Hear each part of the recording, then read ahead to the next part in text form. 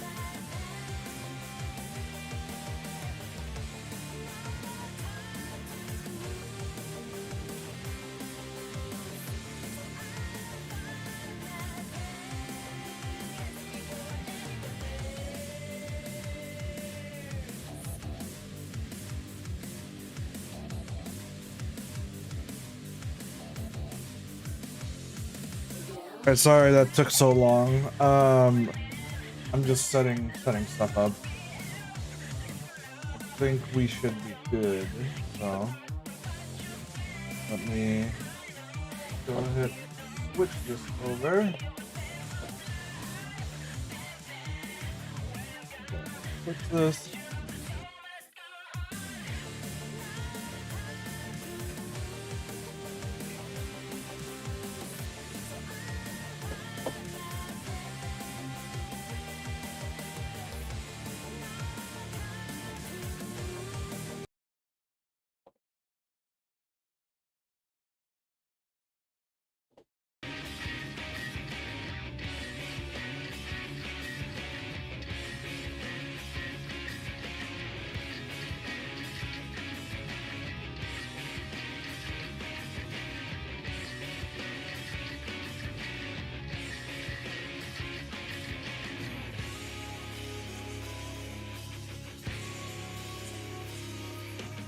Okay.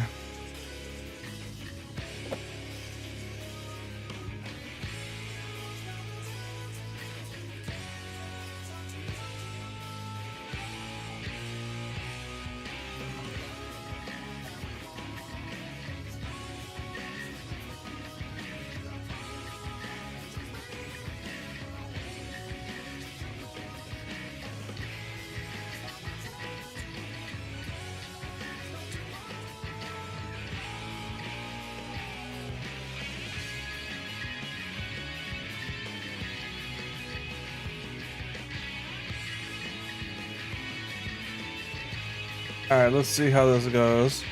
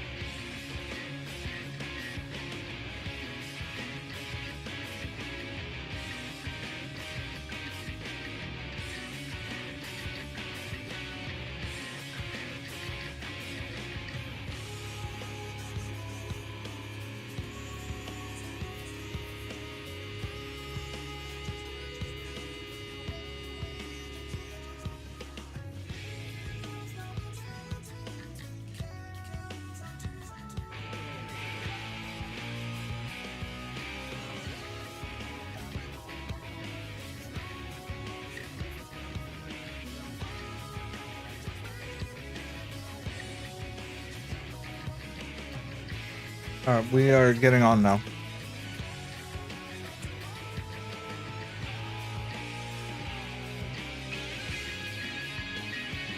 I almost started RPCS3 twice.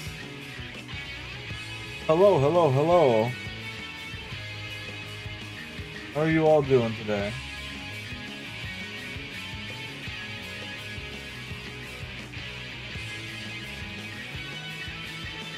I hope you guys are having a good week, good weekend.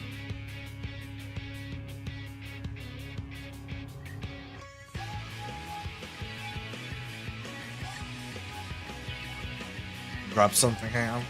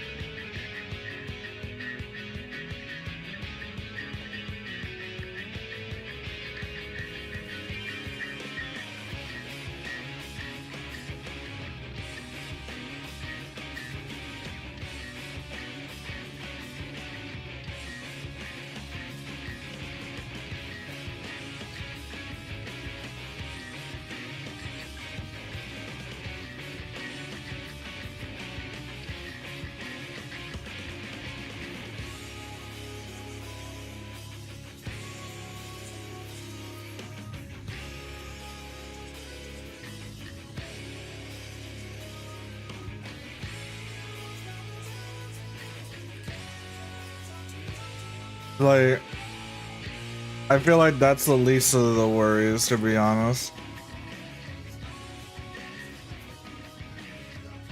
Honestly, I don't like whatever. It's whatever. Like,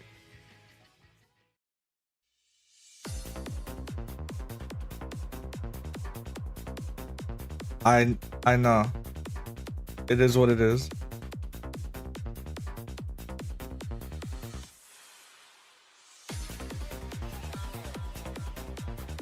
Well, it's not gonna stop me from pitching it. Exactly. So like, yeah. Man, I'm not gonna keep paying attention to that part. It's like if 3 clicks is too much for you, then that's fine. But I'm gonna keep asking.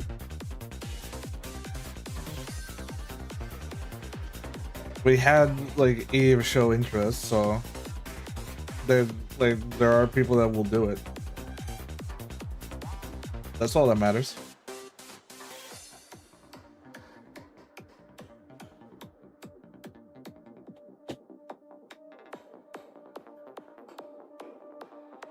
Hey Yuffie, how's it going? Let's see if we can get the lobby going tonight.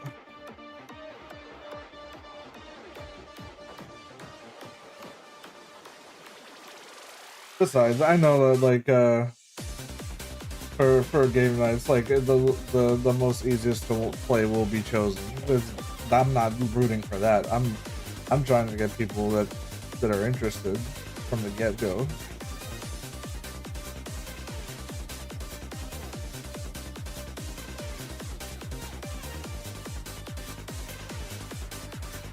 And so far I have maybe like at least 2 or 3. So we'll see.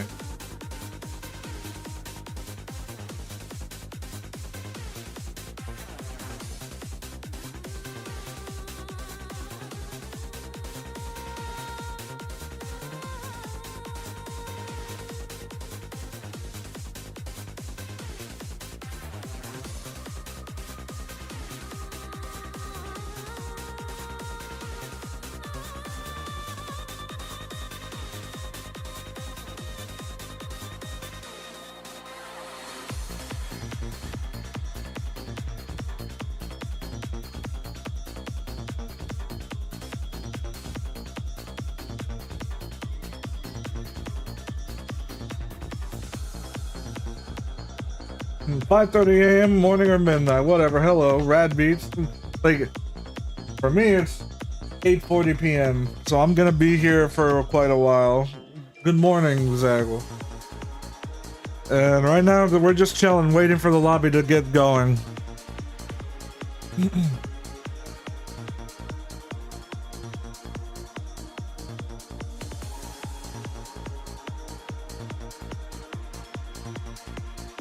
Let's see if we can get some activity tonight, because I know later we're gonna probably have Robbie come back.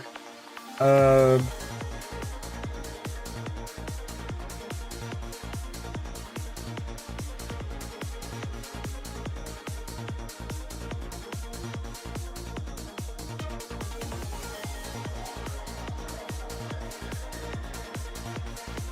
also, Zyro, for your return, I will now just throw.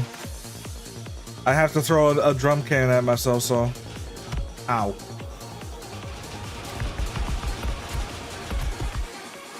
So now we got that.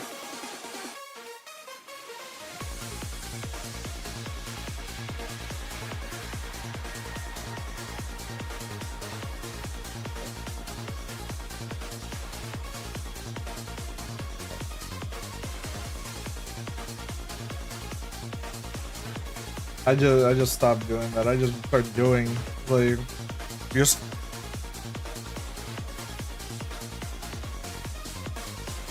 Yeah, I've noticed a lot of that going around lately with that, because every time I tried to suggest anything, it's like, I don't know, it's gonna be a lot of setup and we don't have anybody to do it with. I'm like, we don't need anybody else, we can just do it.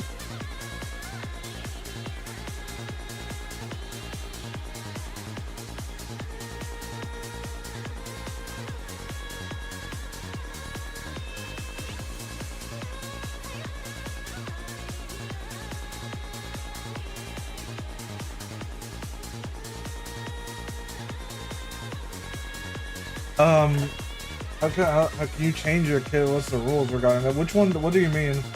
I know. Also for the throw item thing, you have to. It's all together. Like it's all together and it's all lowercase. I don't know if ignoring case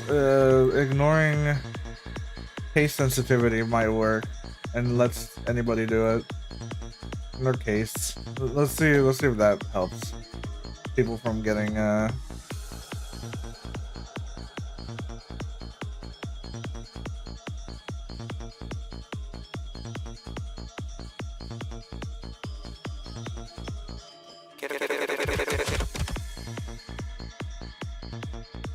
I am already on stream with MGO, so I cannot join, but I would otherwise.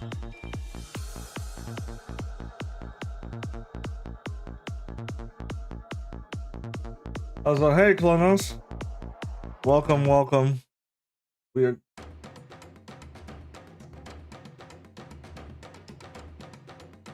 A weapon set, pistol side items, and does everyone go with a cardboard box? Everybody starts with a cardboard box and the knife. You can change your primary, you can change your secondary. You have like support weapons that you can change. The only one that can't do that is Snake. Snake can't do that.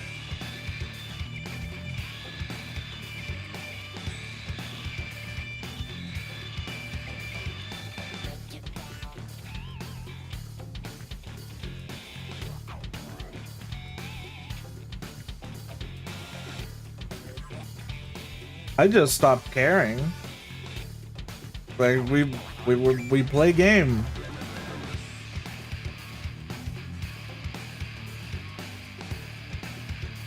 We play. Like right now.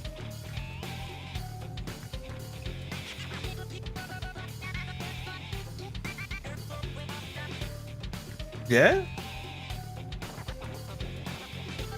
I mean, I already did that and it didn't work, but if you want to try.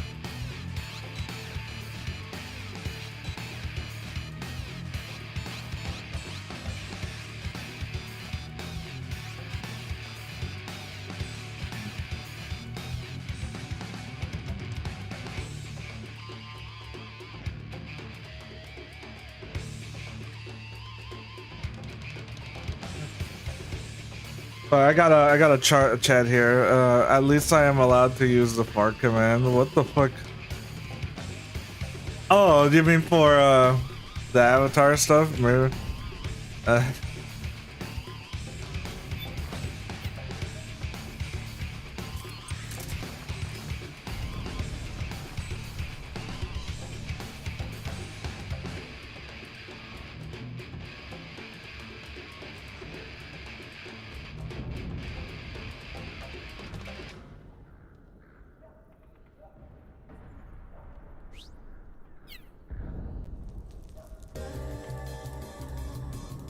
So for now, we're still kind of, very mature.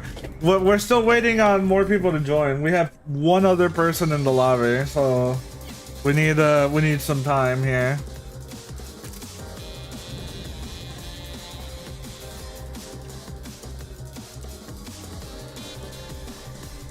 Basically, yeah, they use AI to scan for keywords, and you just do that. You just do the same thing back. It's a never-ending like battle of where technology keeps improving to screw each other over.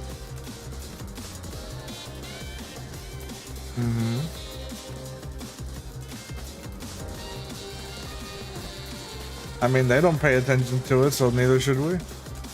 I like the concrete, the dripping water, very nice. That's how it is. That's how it's like. That's why like these days, like getting a job is like really more about the people you know than anything else.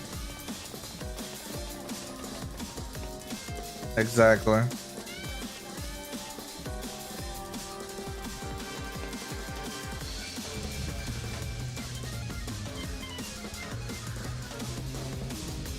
The only people I know have jobs in completely unrelated fields that I have no skill set in.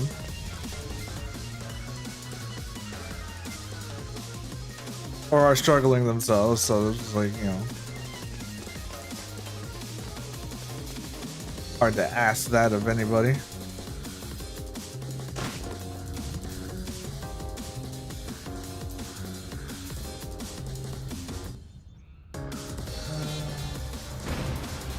Oh god.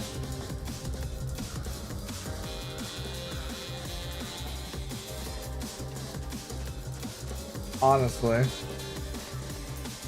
Yeah, so I'm sorry. I have another. I'm in a Discord chat. So if I suddenly go off on random topics that nobody asked about, like it's because of that. So to loop you guys in, there were some of these guys were talking about like, oh, I should probably use Chat GPT to like improve my resume, and they're like, oh wait, don't they like use AI to like filter out resumes and stuff? And I'm like, yeah, so fuck them.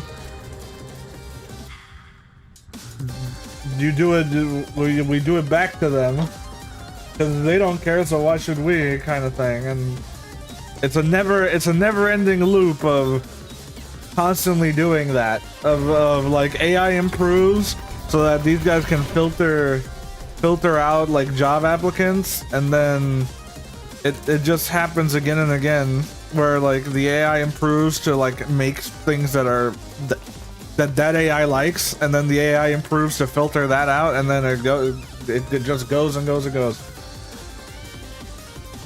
Why not make the other guys hearable so it doesn't sound like you're talking towards your schizophrenia? Because they don't like being on stream, and I don't want to ask that of them.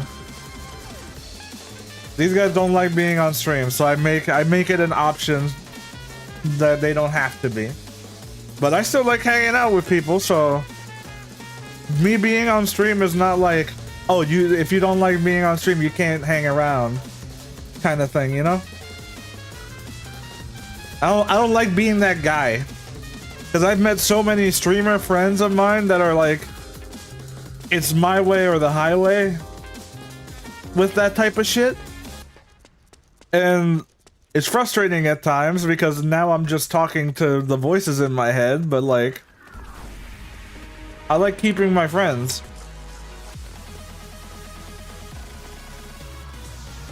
AI really should be taken out of HR. With its bad accuracy, this most likely won't bode well. The thing is that with the desperation that people have in the job market, now HR has to filter through hundreds and thousands of applications when they don't even know the actual requirements for the job. They just have like some bullet points that they look at, and that's it. A real solution would be to have a person that actually understands the role that is being requested to be filled for the recruiter to like actually do it.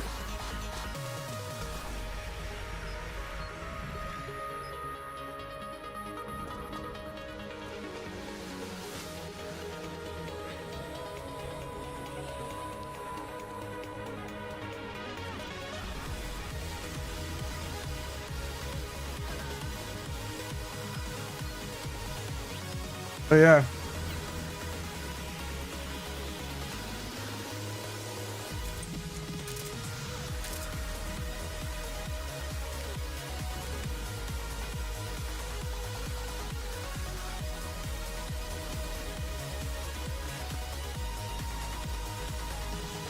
Like you're never gonna get a perfect solution when it comes to that kind of stuff, because it'll always be changing. Like like it's all a game that these people are playing. It's like the job market is a game, and people are making hella money off of it.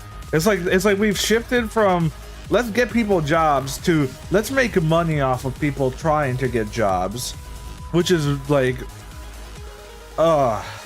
this stuff is completely unregulated in some cases. It really feels like we need to do something about it at some point, because it just feels unsustainable. That's bad, really bad. What happened to the skills of the HR manager? It feels like they went to the scariest thing in a firm into a kid with a robotic daddy. I mean, that's like part of it. Like, let me give you this. It's not that this happened like on its own. It's that people came in offering services to fix a problem that wasn't a thing. So they created a problem and are selling the solution. That's all they're doing.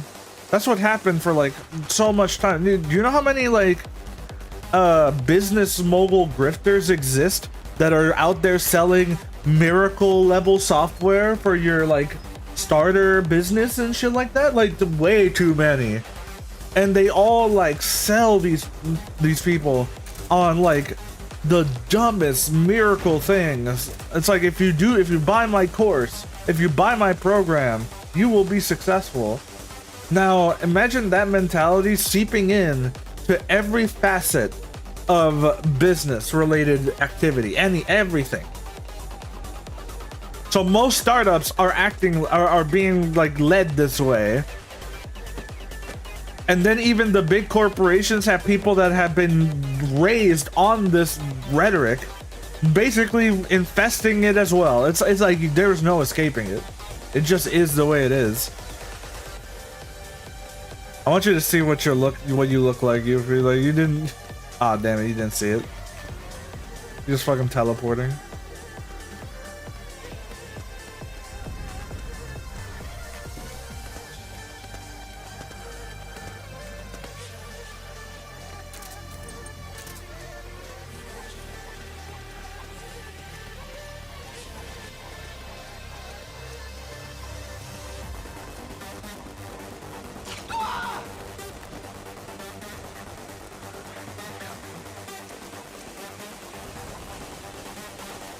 I did not think you were gonna die in one hit.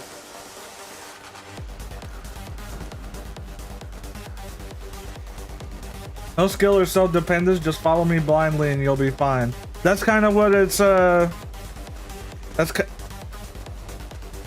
kind of how it is. Like I said, it's unsustainable. This is just leading. It's gotten to the point where it's the blind leading the blind. And only like, this is why you see so many like, a lot of conspiracies surrounding it. In more ways than one, because there's like more, like it's more than just one thing. There will be a crash and it'll be massive. You know what's funny? Is that there should have been a crash already. It's just that we didn't have the balls to do it.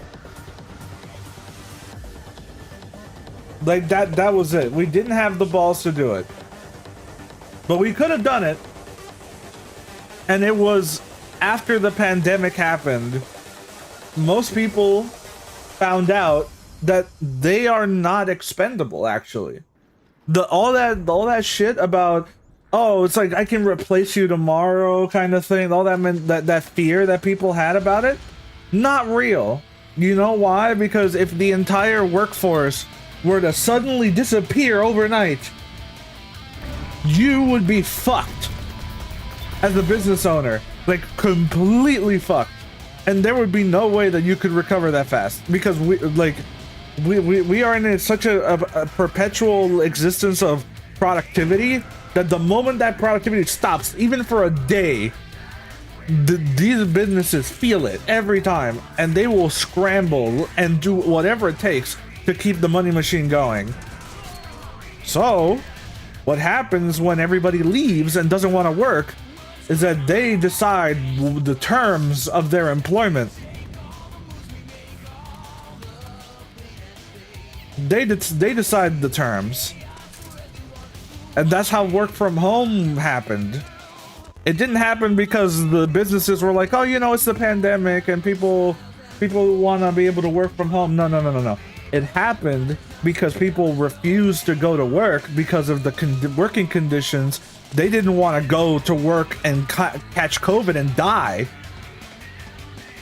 So they refused to go because some places weren't following precautions to allow them to be safe. And so they refused to go to work, and within a short span of time, that shit got turned around quick.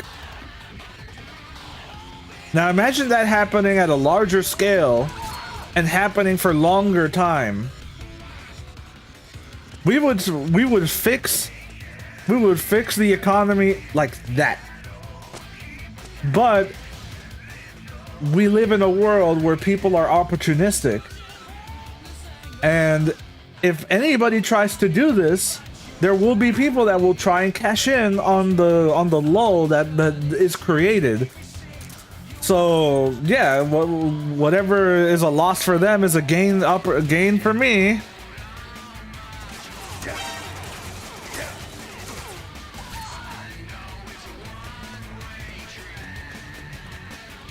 So round and round it goes. So long as that exists, this will keep going. Because all it would take is like, all it would take, I say that as if it's a small thing. What it would take is everybody to actually unite on this one thing and just all at once decide we're not going to work unless these things are done. And you can see how that would change immediately. The problem is that we don't have people that would agree to that. People are afraid. Whether it's because they're afraid of their livelihoods, or they're people that want to be the people that are in control and will take that opportunity to insert themselves there.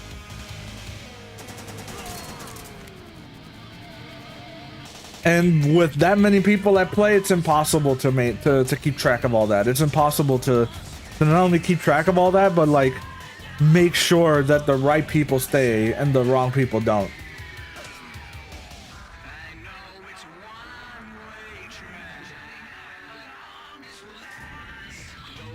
You know how I know this would work is because I've seen it work. Because it literally happened in Puerto Rico. You know, that we had a governor that was so corrupt that the moment people saw his like leaked DMs about him talking shit to the general populace and how dumb he thought everybody was, they went to his house with a guillotine to get him out. Like everybody got so pissed off, they fucking basically did a short revolution in that span of time. The thing is that they won. They got what they wanted, but they became complacent right after. And instead of keeping that energy going to get the long-term change that they were wanting, they got the short-term change instead and got the corrupt guy out and replaced him with somebody worse. So, yeah, the flames of revolution don't stay lit for long. You have to keep them, like, you have to keep them burning by adding fuel to the fire. And the thing is that there is a slight problem in that it can lead to extremism, and it's a tough balance. It's impossible. Like, look at all the current like protesting and things going on now. A lot of them can be seen as extreme, whether you agree with them or not. It doesn't really change any. It doesn't matter. Like, most people would argue go into the one thing I would say that is different between the Puerto Rico protests that happened with the governor and like the American protests I see is that they went directly to the people in charge, while the protests in America are people doing it in places that nobody cares about and won't listen. If they went to the fucking White House or to Congress or to the UN and did that type of shit, you bet people would pay attention. I mean, that's how. I'm not gonna talk about that one, but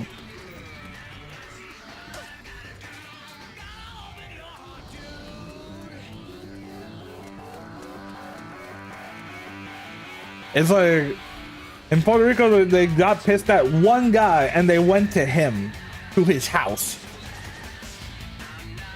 to make sure that to make him resign. That is a very direct and very efficient use of time. rioting in the streets in like a random city, I don't think invokes change. However hot take that might be.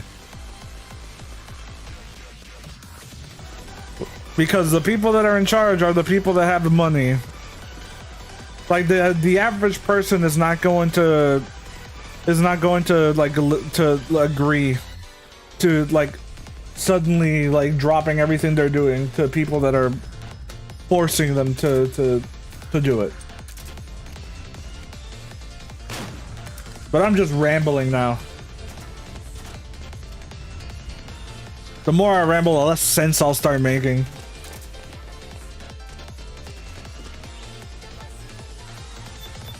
The situation would be very different in Pakistan. There have been cases this happened. The current president gunned them down using her private military group.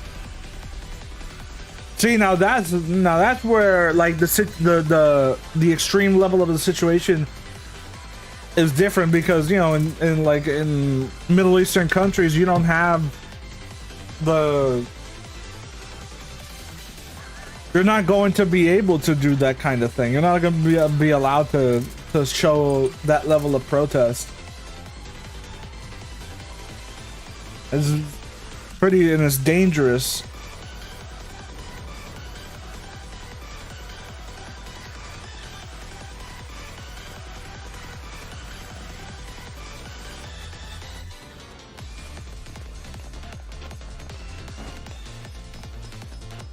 In America, you can get away with it, sort of, depending. Because people see the protests that they do over there as disruptive, and that's the point. I don't know, man.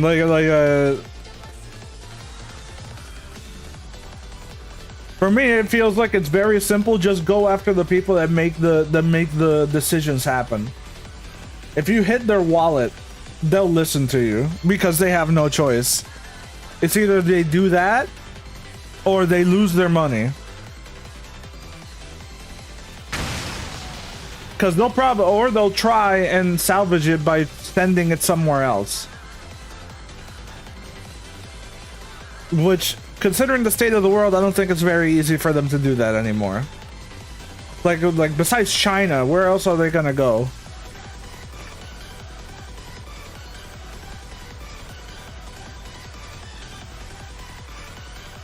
Because they keep trying to move shit to cheaper countries to try and get cheap labor, and the only place they can do that in realistically is like China or Poland, or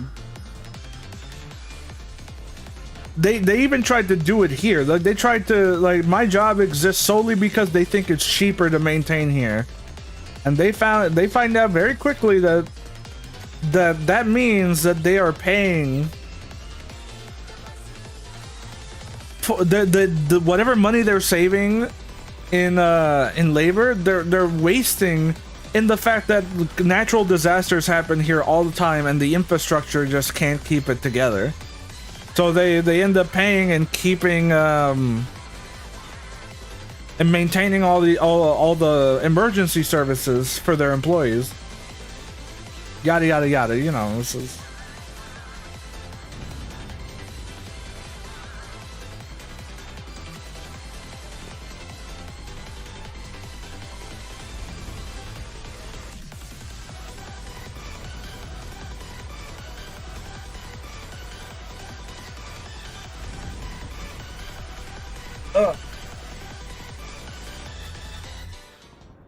Doesn't look like the lobbies are gonna pop off tonight, guys. We might have to join an existing one.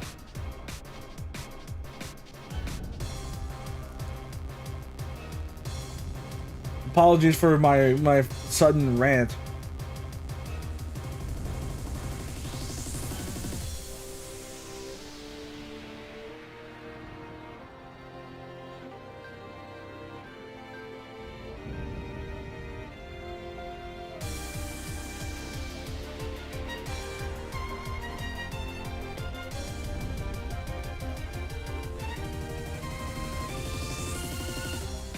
That explains how there are 62 players online according to the MGO League. Yeah, there's 62 people online, but there's other lobbies that they're playing on, so it doesn't seem like they wanna come here.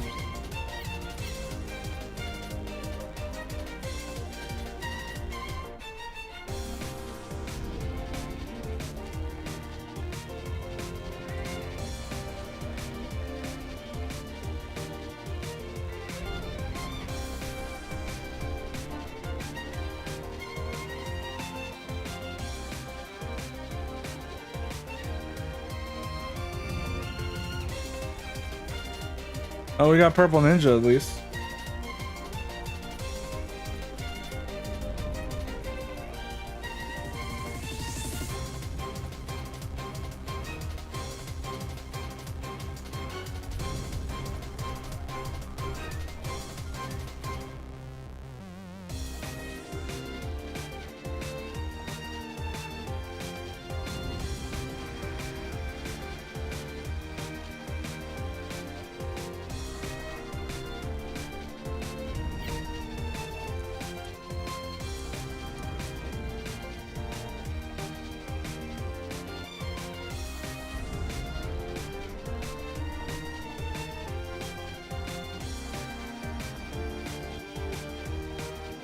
Oh, hey DJ, thanks for filling the lobby up.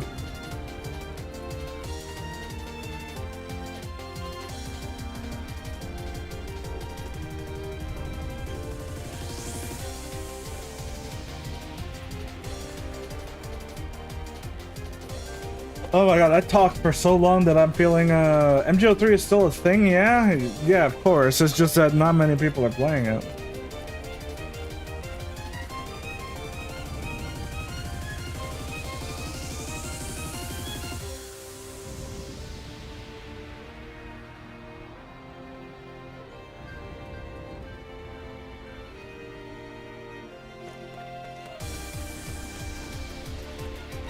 I'm gonna start tomorrow. I mean, if you can...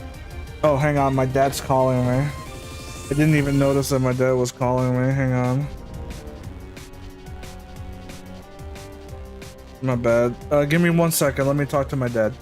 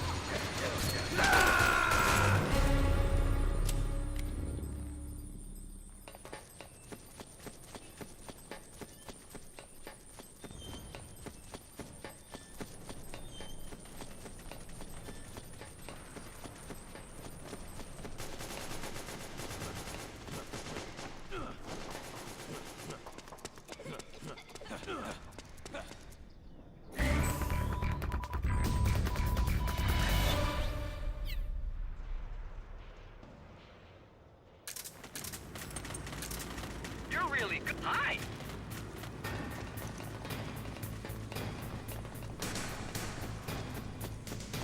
You're really good. Hi. You're really hi.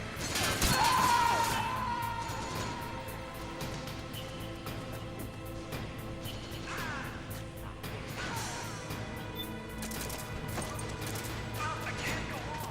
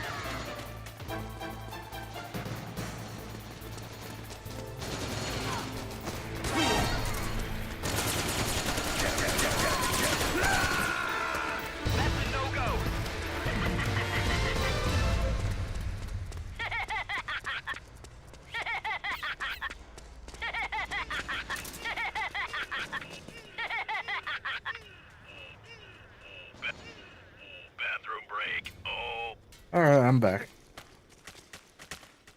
That was a long conversation.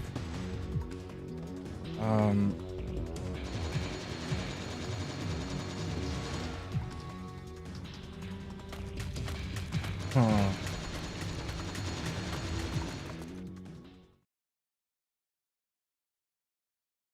Well, that's just...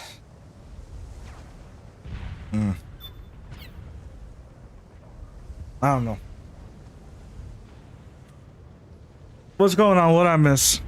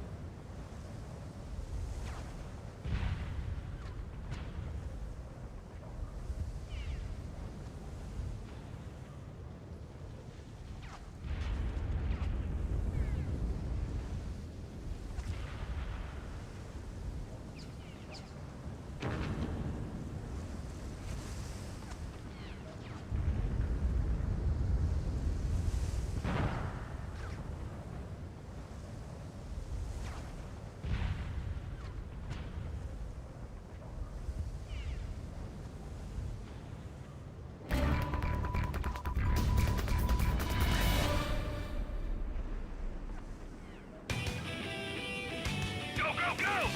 Eye contact.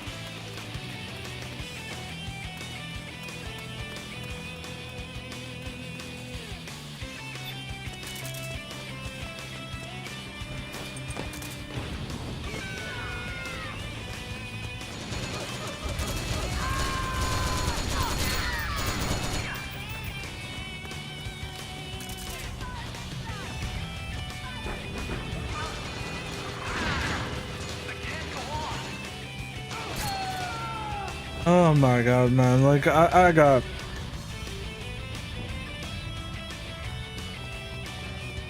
I got hit with one of those... This is an opportunity that you shouldn't pass up kind of deals. Like you guys tell me. If somebody you trusted suddenly came in with... and suddenly dropped on you that if you spend your entire life savings on this one thing, it'll give you like a huge return. Doesn't that sound like something you shouldn't do?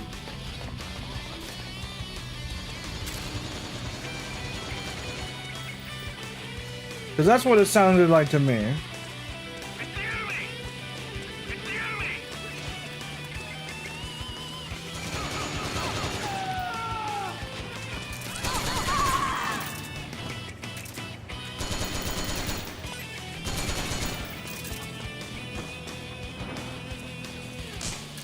I don't know.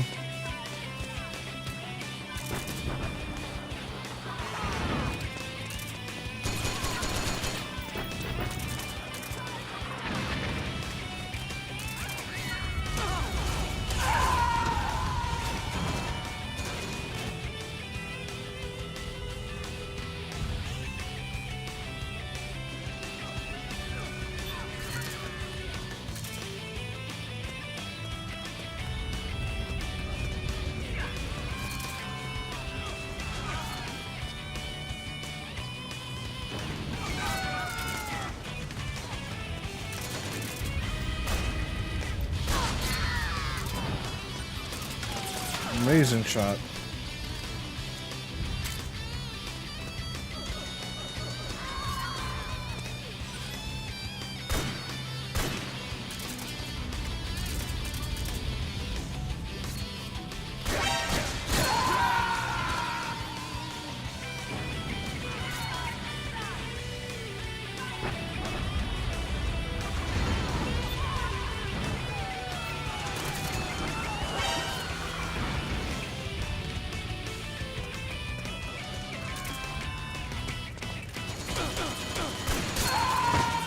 I don't know how I missed that, but okay.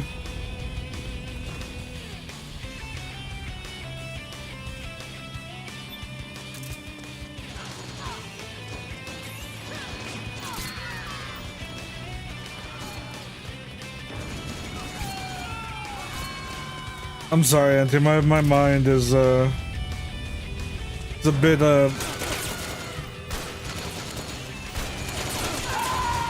bit all over the place right now.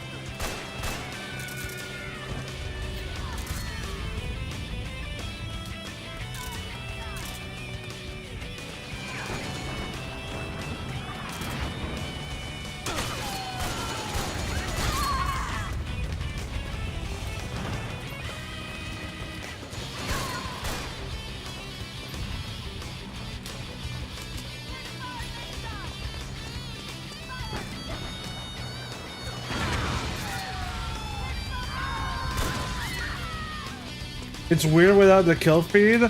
I find it more stealthier. You get to be more stealthy. You get to like actually, and also Snake. Ah! And Snake for one gets to actually hide.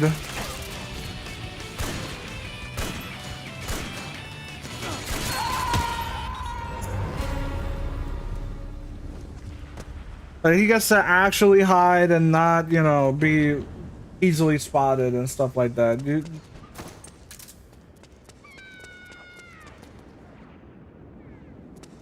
Oh, man.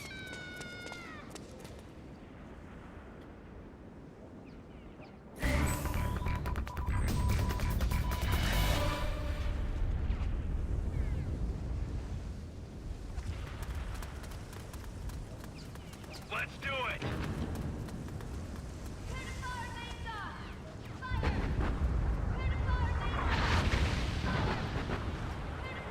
Go, go, go!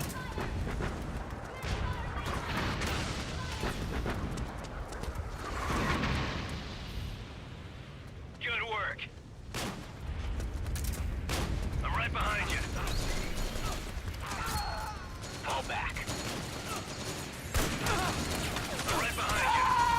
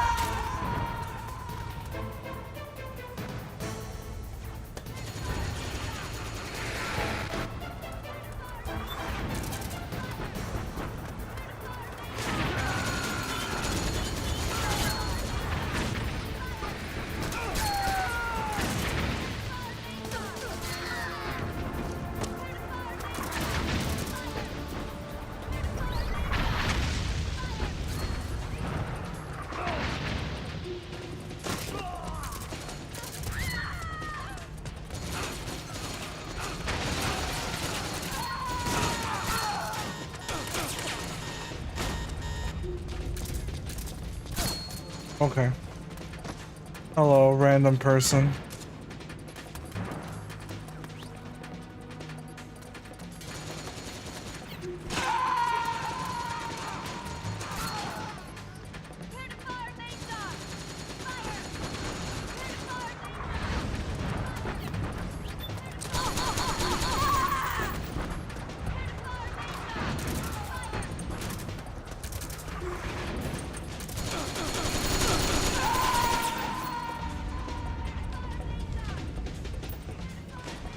That makes so it's for the whole lobby, not just you. Yeah.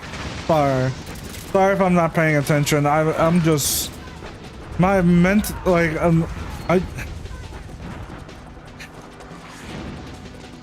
I just got a phone call that just I don't know. I think it might have killed my mood. I ran right into that.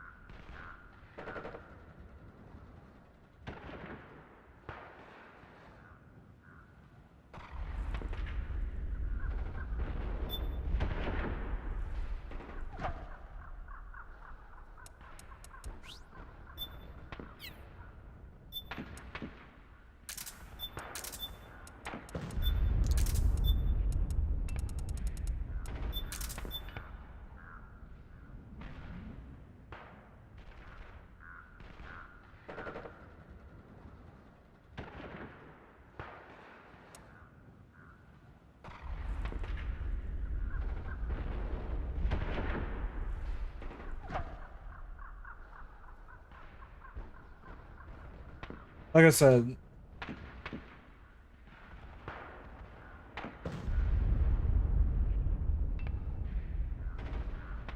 I can't even talk, man. Like I got nothing. I got nothing. Like my mood is just.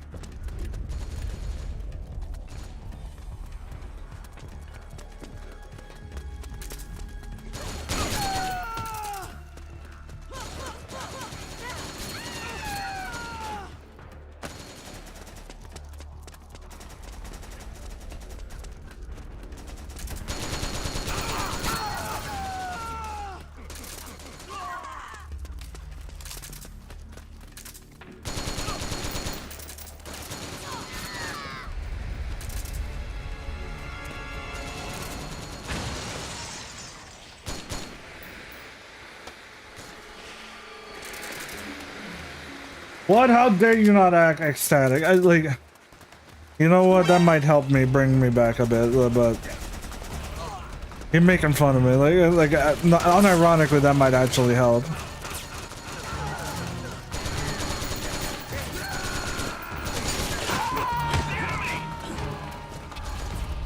Entertain me, make shooting, man. Oh no, that might actually help. That might actually help. Like,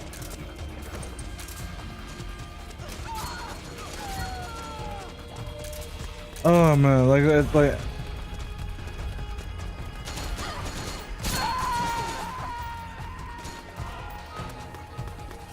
Yeah, it is, man. Thanks for following.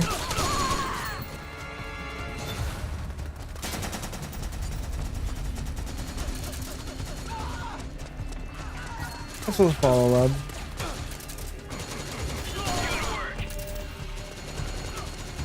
You're too kind.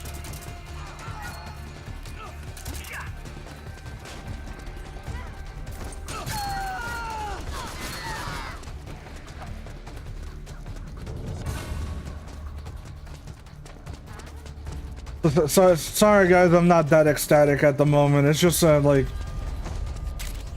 man, like I was mentioning earlier, like my dad called me and he basically told me that he had an amazing opportunity, an amazing investment opportunity that would cost me basically my entire life savings, and it's like one of those things where I like, I basically had to figure out how to say like I wasn't sure about it without it turning into like a whole thing. And just the I guess that conversation just wore me out. I'm right behind you.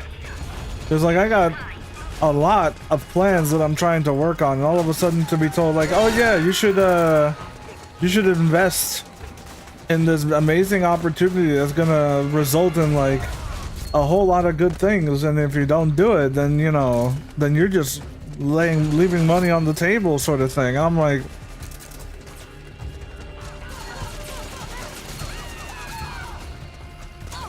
I don't know. That whole thing wore me out. I'm just trying to get back into the groove of things.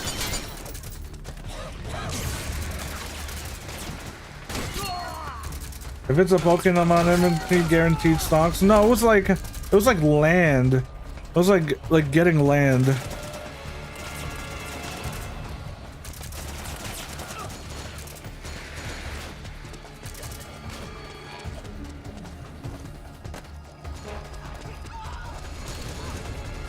It was big land apparently too. I don't know.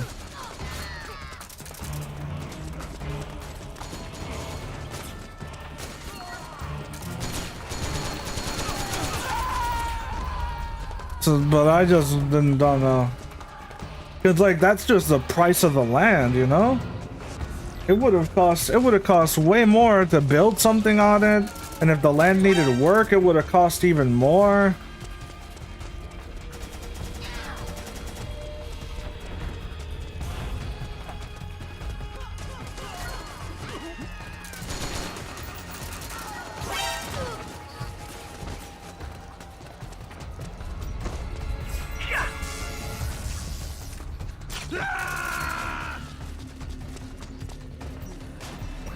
Like there's private money lenders. I don't know if it's the same in Puerto Rico though. And like he said, like he dropped this all on me without giving me a chance to really look anything over.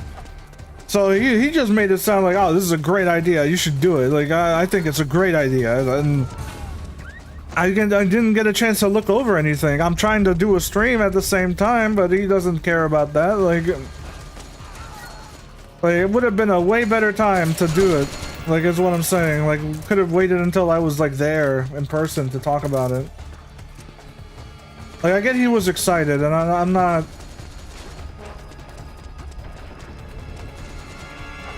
Like, and like, but the thing is, like, it's an empty plot. It's not like it had like anything on it. So I don't know. The thing is that I was already planning on moving and starting something. So that money was being used for that, and if I was to like suddenly invest all my savings into something else, well then I wouldn't be able to do it.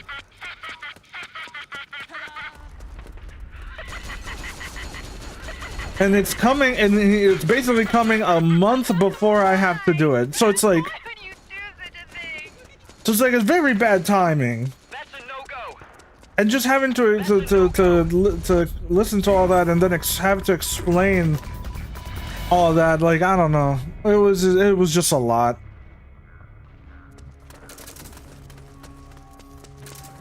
And I say this with like obviously with as much respect for my dad as I can possibly say.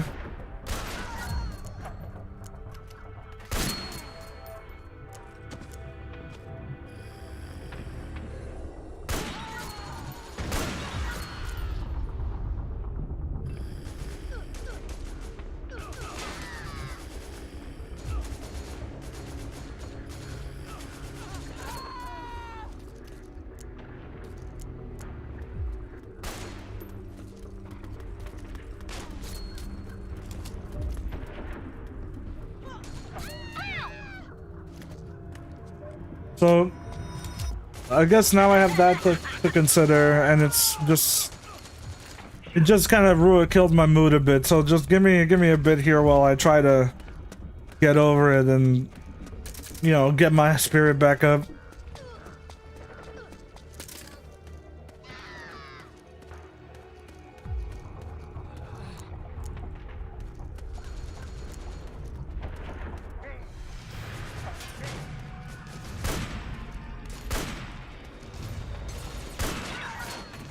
I have my priorities straight, Trillion. I got my priorities straight, don't you worry. I know who to fucking shoot.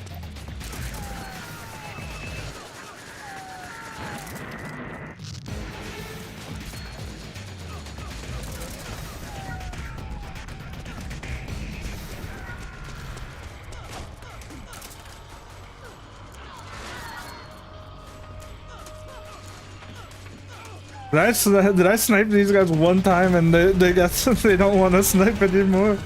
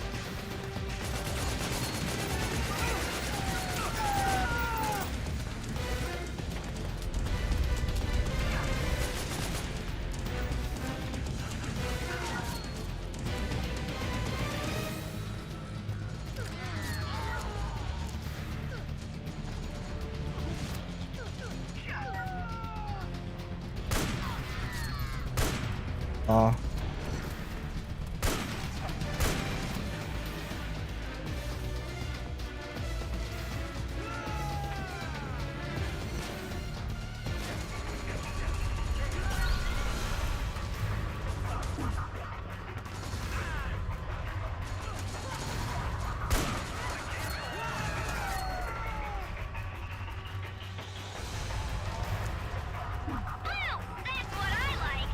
Red. It's pretty bad. Red!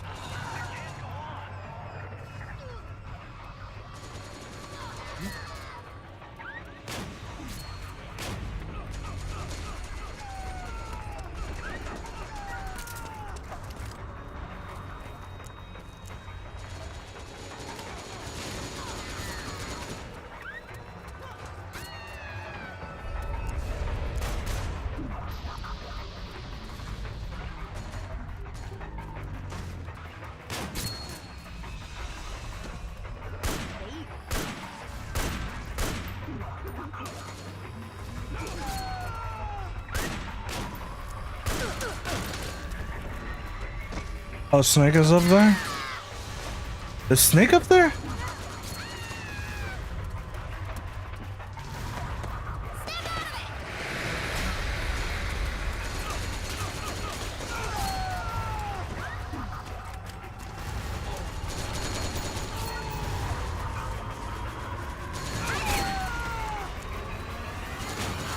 Showtime! You got it!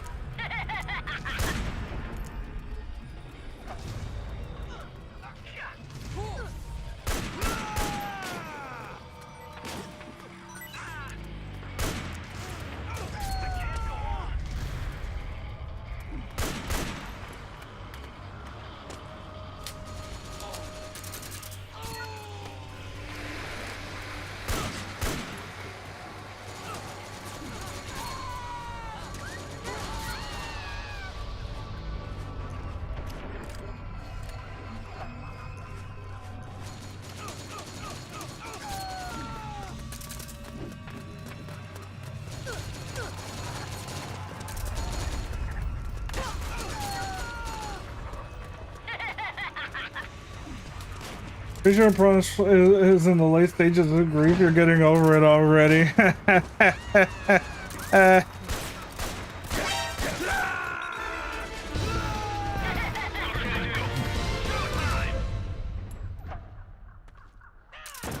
Yeah, we're getting over it.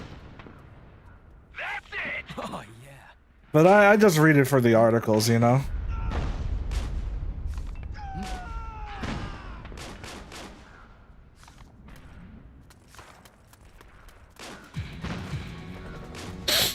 I'm reading it for the articles, that's it. Whatever, because the infinite pages are pretty cool, but it gets kind of boring quick, because it's the same one.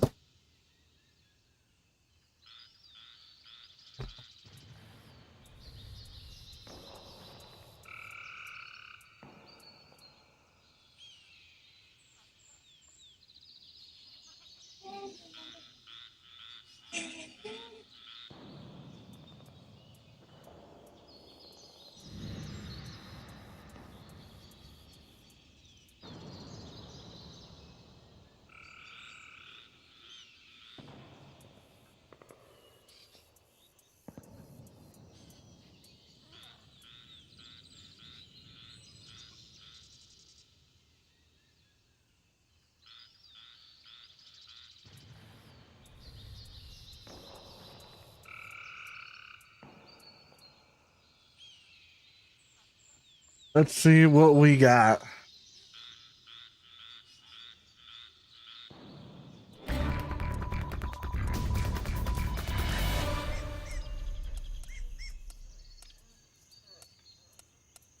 Right. It's me. It's me. It's me. Right. Okay.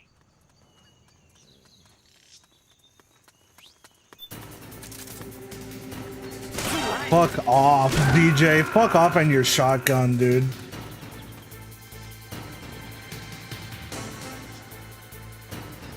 I wanted to grab that grab off so bad. Nice.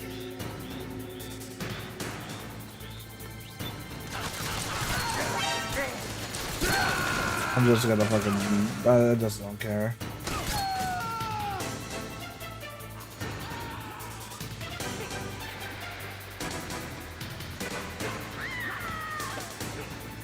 Ah, man. There's no point.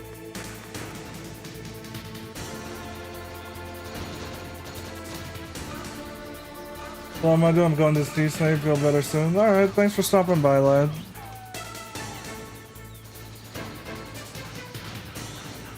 Right.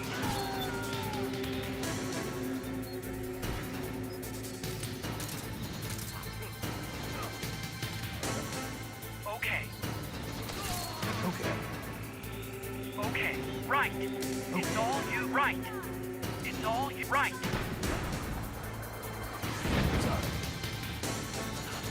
Right. Sorry. Watch out for the enemy. Yeah. I can't go on.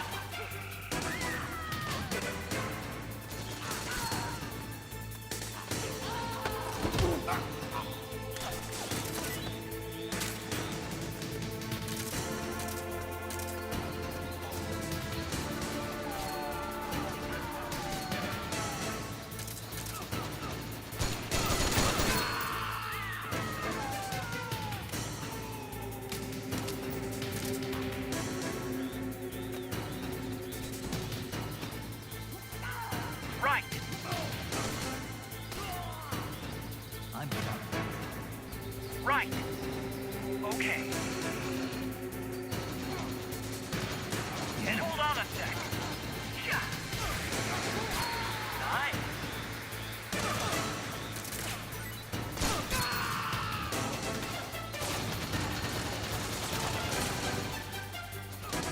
Nice.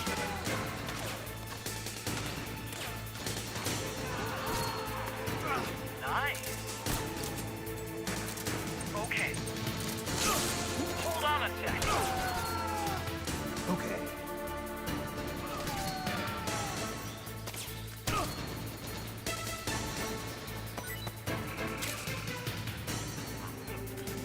Hold on a sec.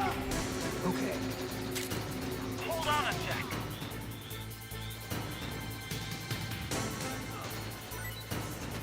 It's all you.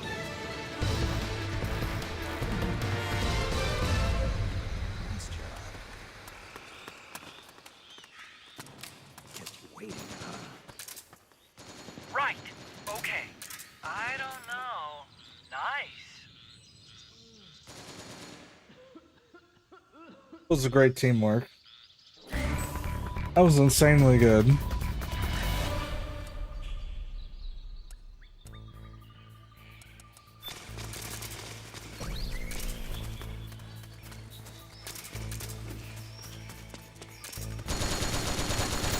Nobody saw that?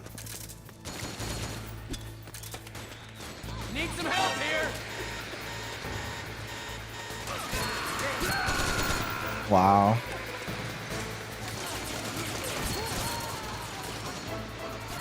The other team stole it. Okay.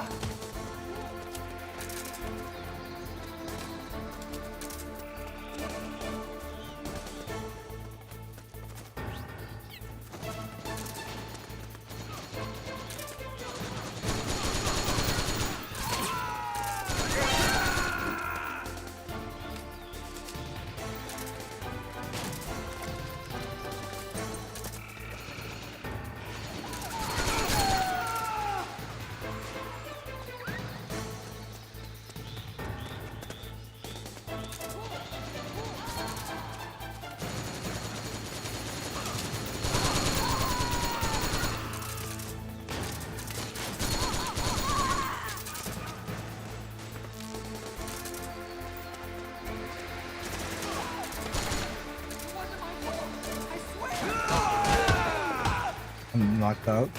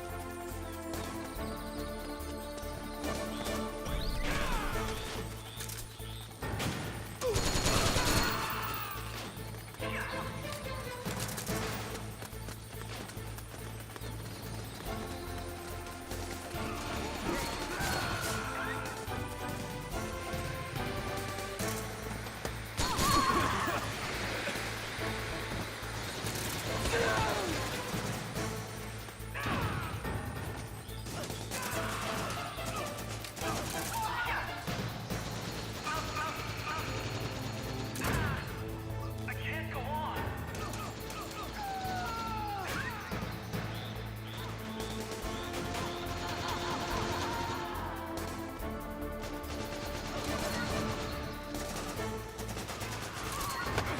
Oh fuck. Well, I did not expect. It's always EX whenever I least need it, but okay.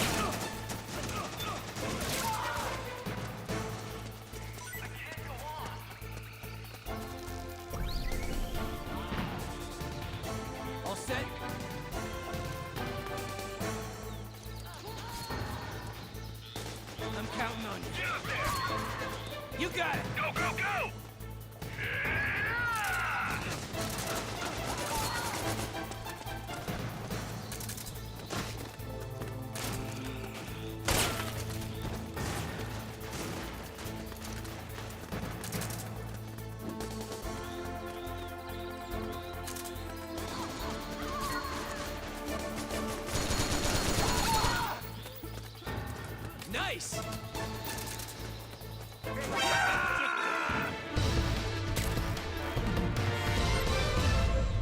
Ah! Sweet. Thank you. Hey, what are you doing?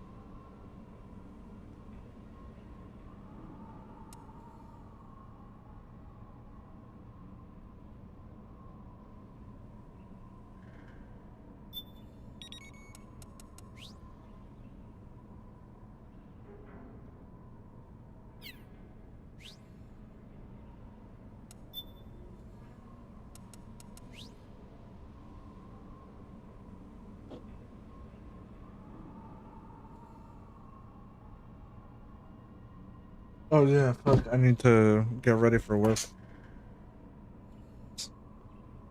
I forgot. I forgot. I'm just a little guy. I kind of forgot that.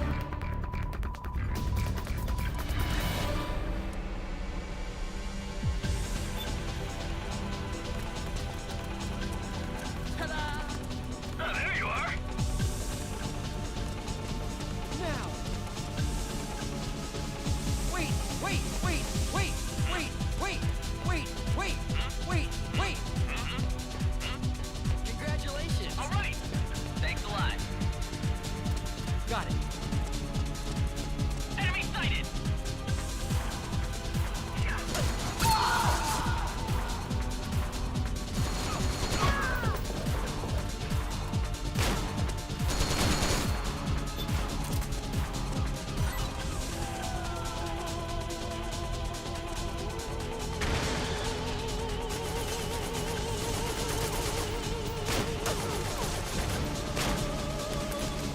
The match is going actually pretty good. I'm just down a bit down.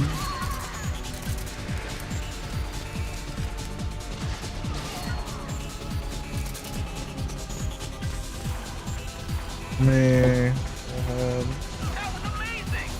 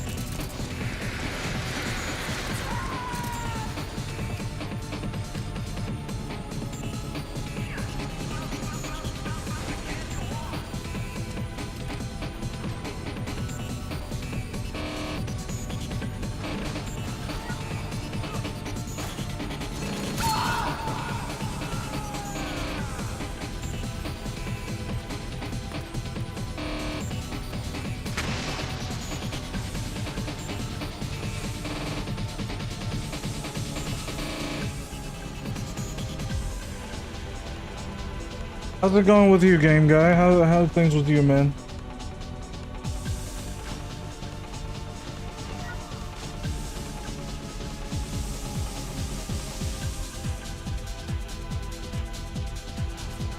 Enemy sighted.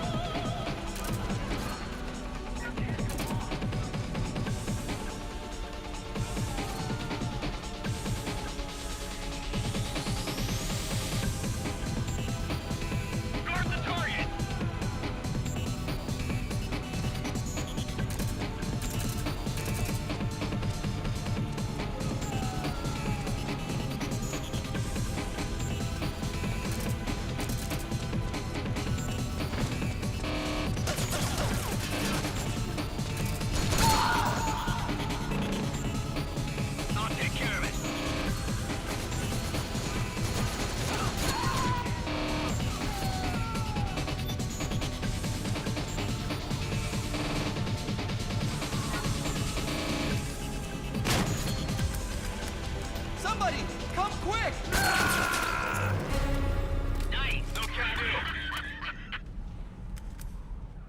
Adios.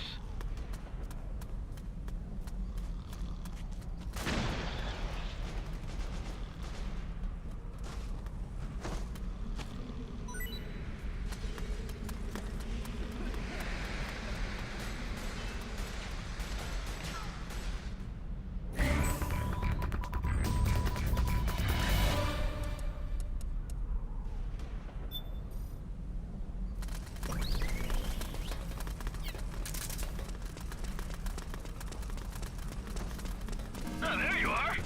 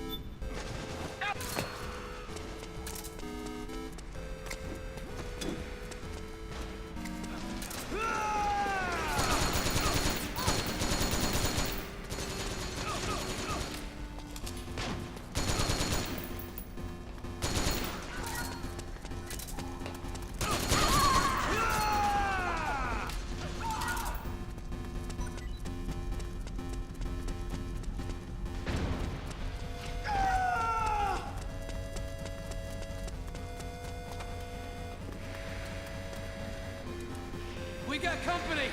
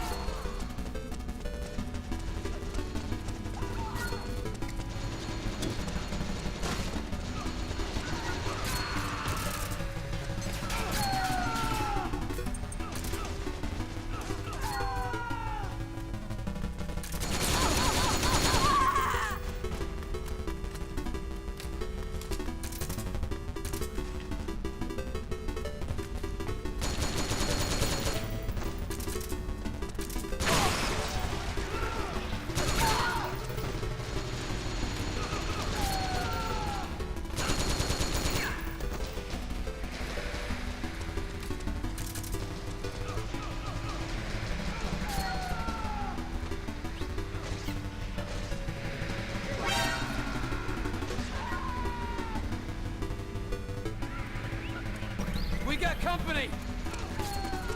All right.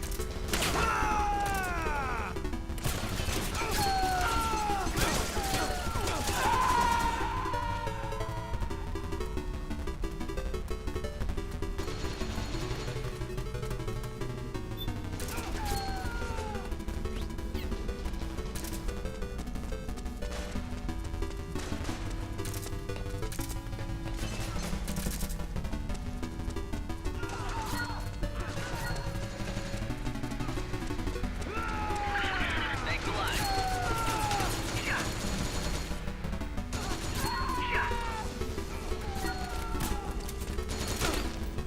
Oh yeah!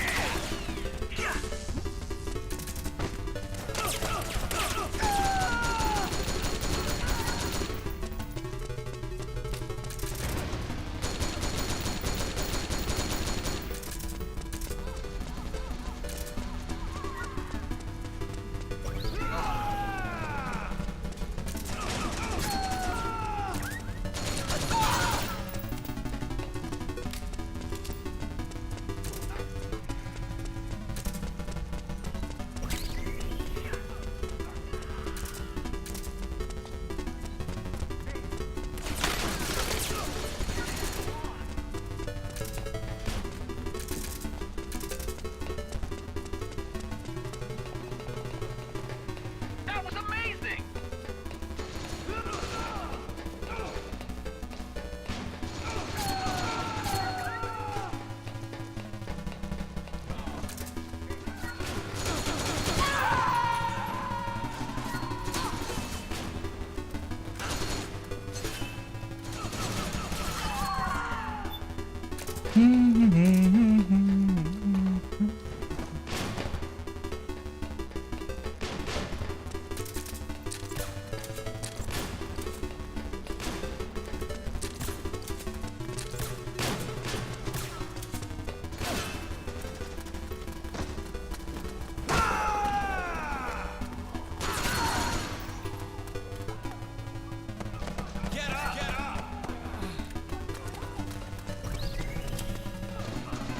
Why do a lot of snakes play this music?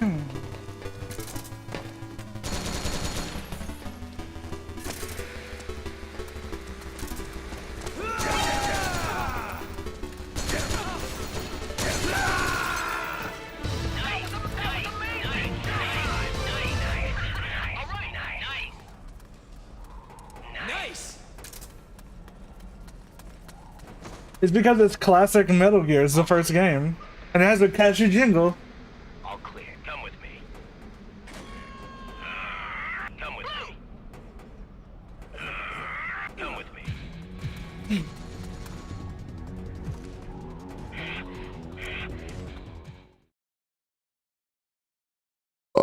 Oh my god, sorry.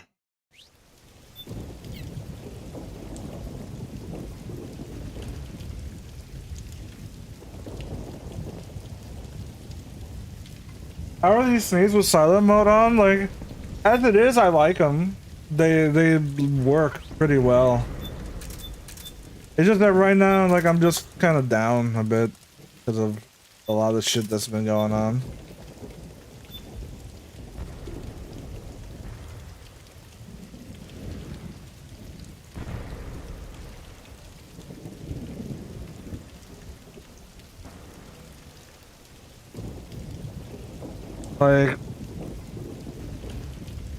Like, I was feeling good, but then I got a phone call today, and like that conversation just drained drained me completely.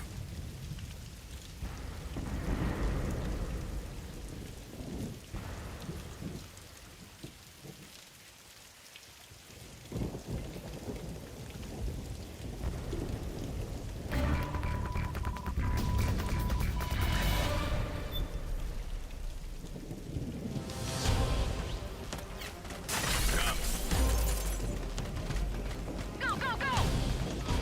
Good.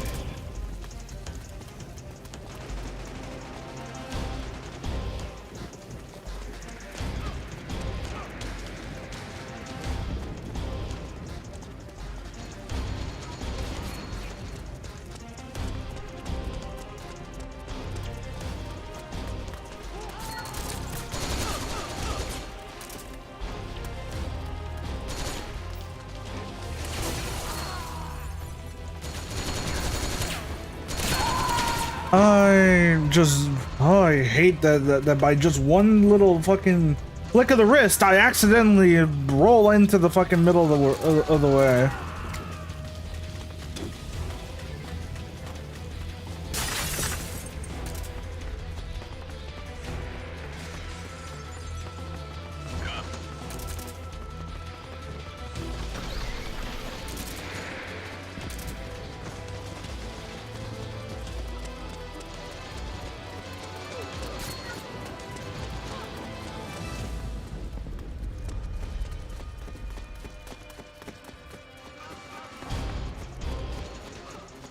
Hello?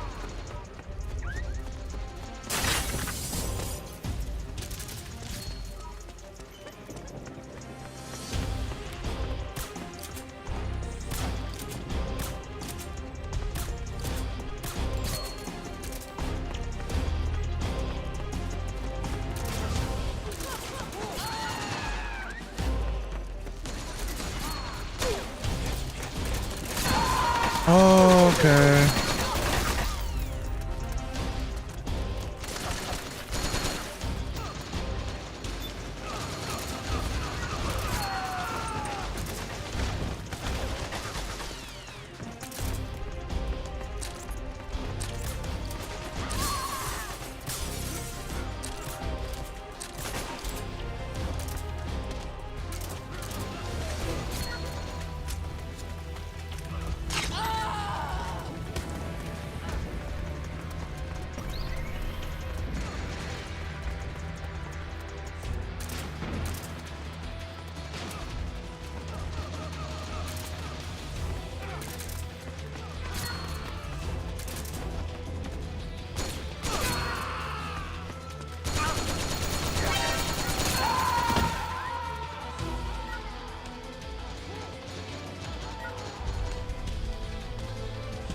Go, go, go, go! Need some help here. Need some help here. We got company! Roger.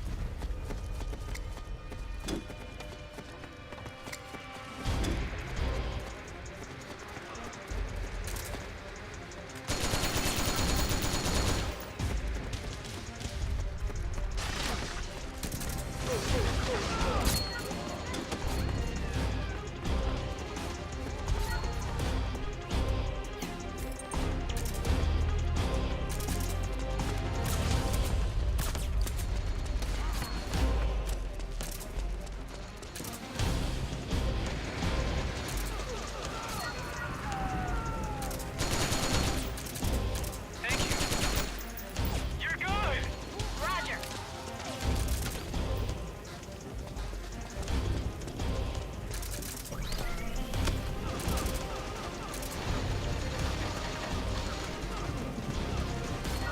Need some help here! We got company! We got company! We got company! We got company!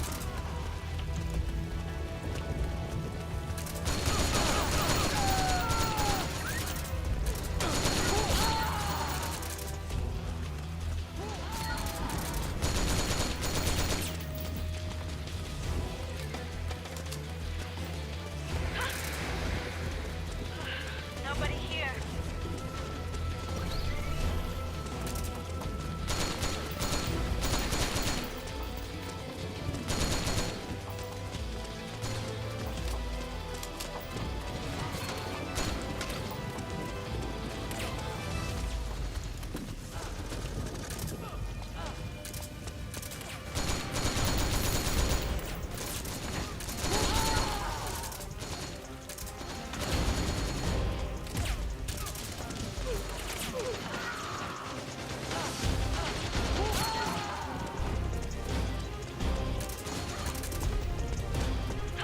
I'm so sorry. Roger.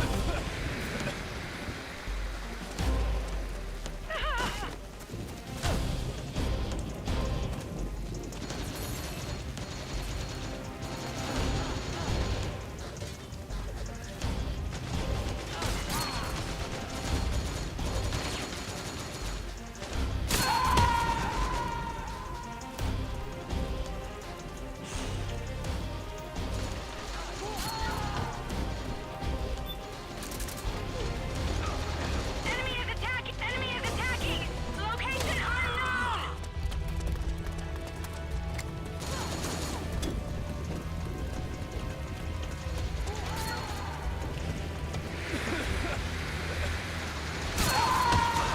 Oh, I know where he is now.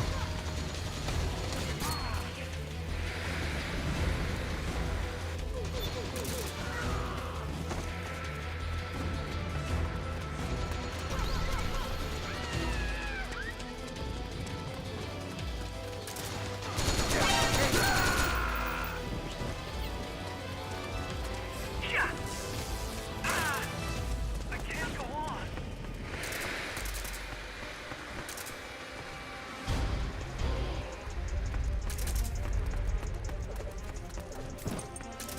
It took me screaming at the top of my lungs for most of my team to actually come over.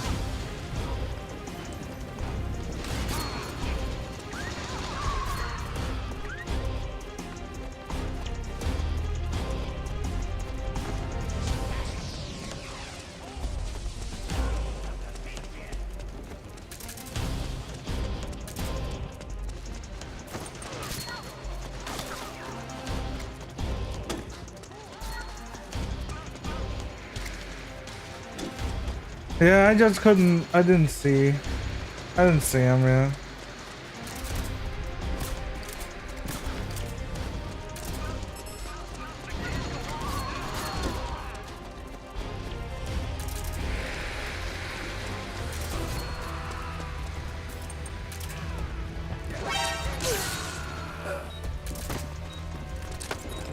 God, every time I backstep, they always grab me out of it. It's so fucking annoying.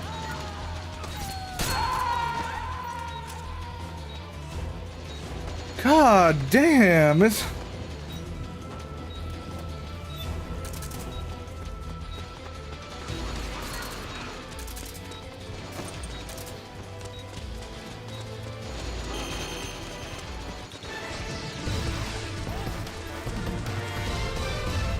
No, it's not that there's always two people, it's that the second person runs in after me and always grabs me no matter what I do.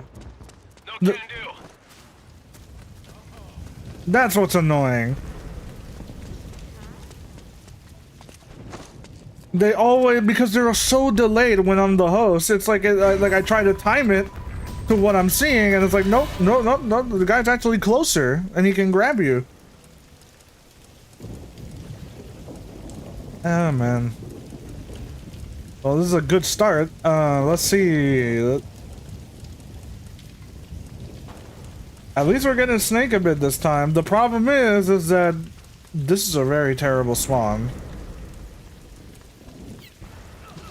And I don't think I'll be able to live that long from here.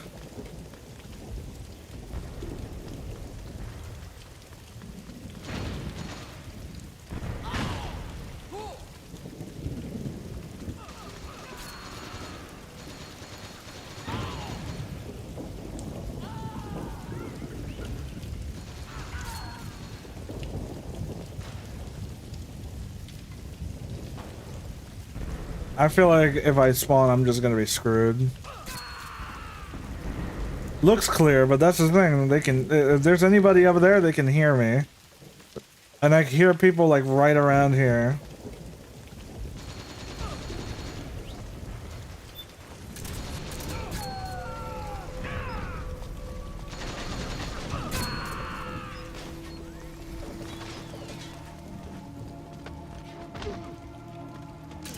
I don't have a Mark II either.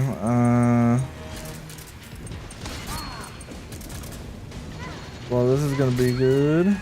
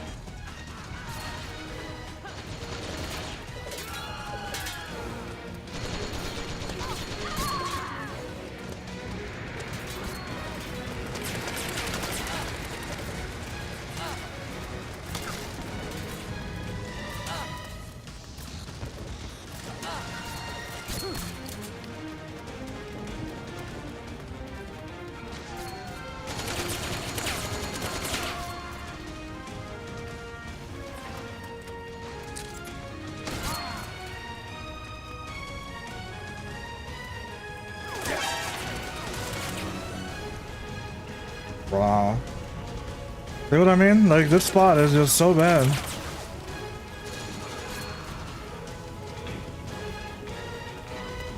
Like, I'm going to be killed here.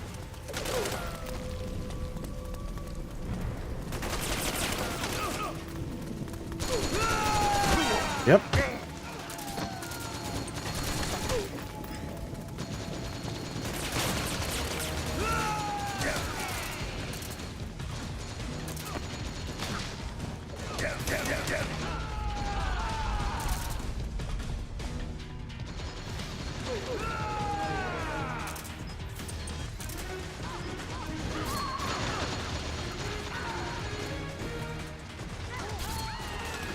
I'm so screwed.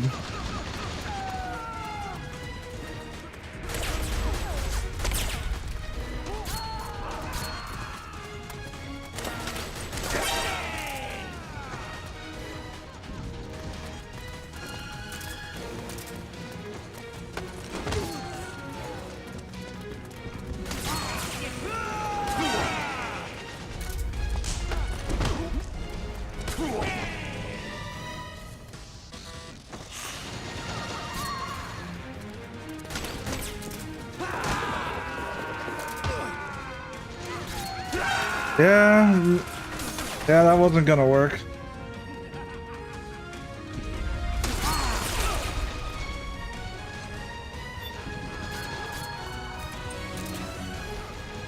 That makes sense.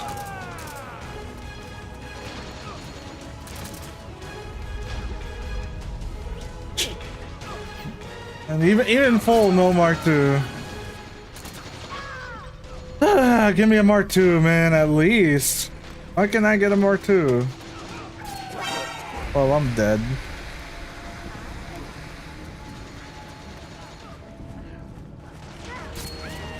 Okay. Did I really walk into that?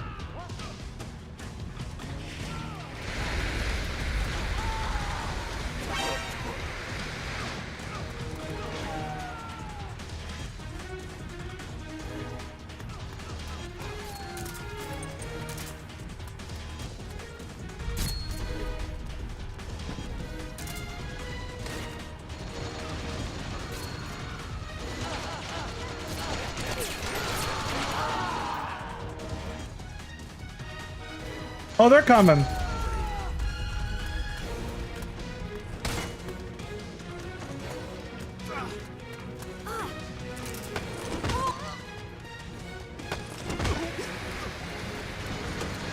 Yep, of course I miss.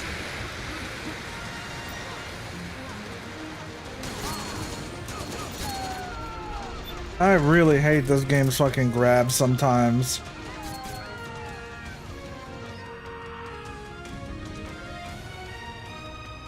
That hold-up range is crazy? Yeah, but what screwed me over is that Vamp got out of it way too fast. Oh, they saw me.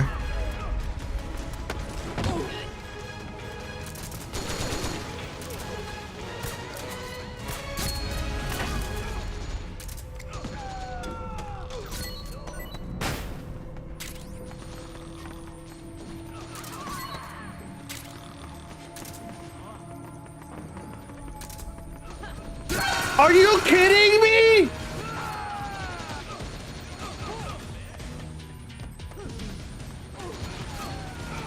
Fuck right off, dude. My man fucking spanning 10 feet behind me and fucking killed me. God fucking damn it.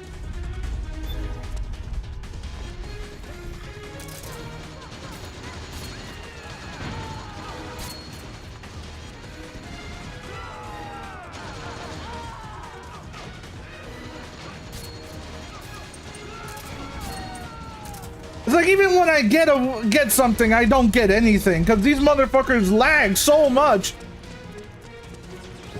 that they, even when they're fucking dead, they kill me. It's so fucking ugh.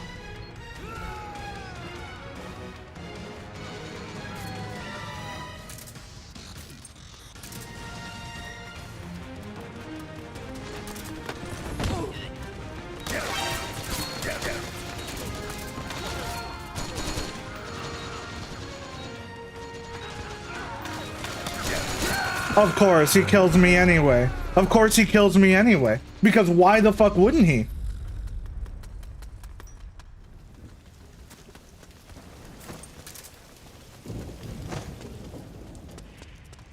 Fucking no Mark II on a shitty ass map. Fucking no.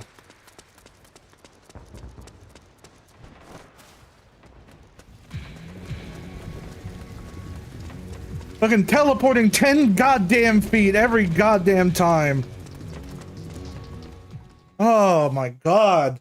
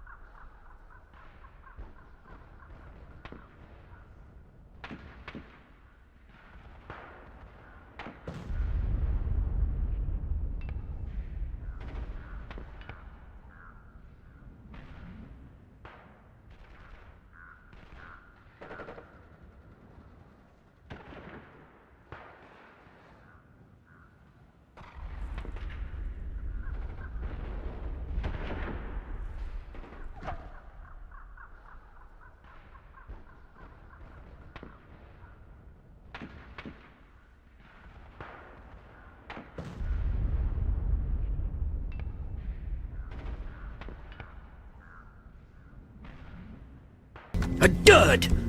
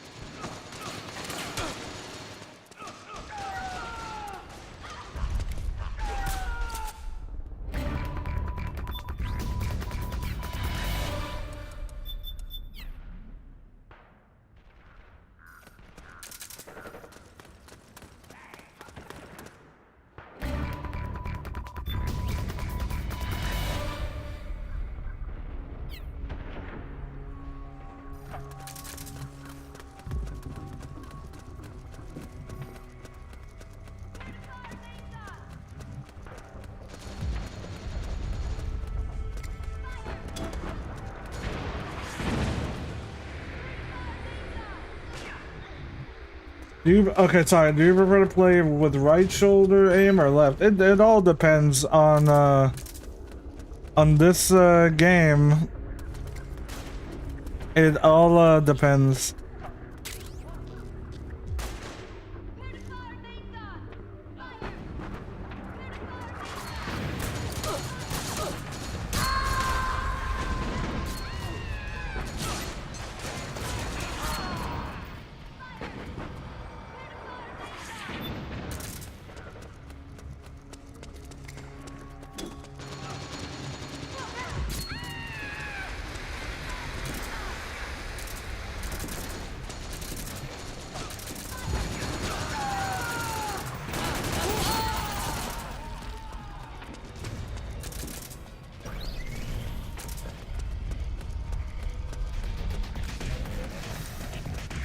Like, I think the left shoulder for a lot of people is way better.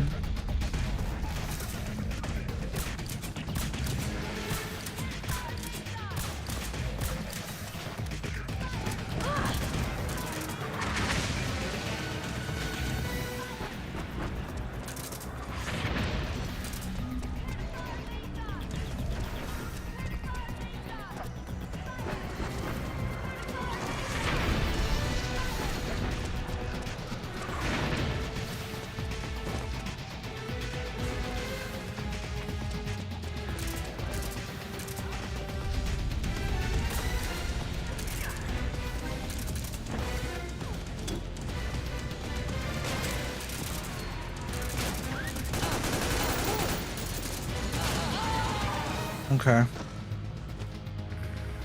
It's like you can see how laggy they are with the narc. Because they're even when they're not aiming at me, they're aiming at me. Like it says so.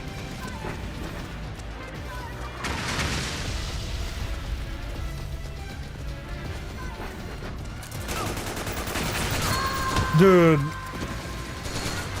Even when I have the drop on people, they just absorb headshots like it's nothing. You gotta be fucking kidding me.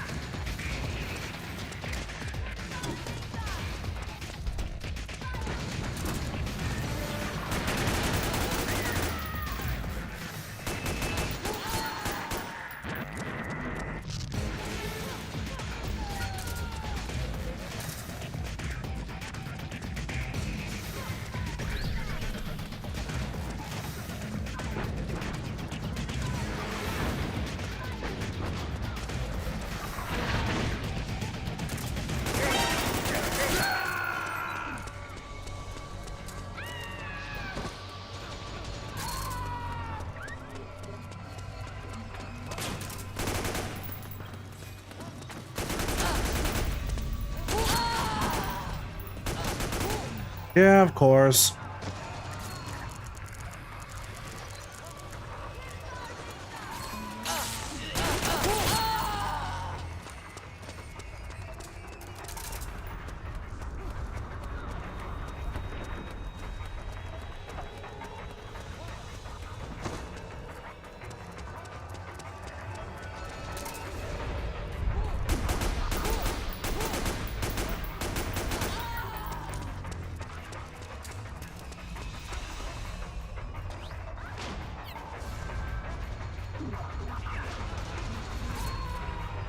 What the fuck is everybody?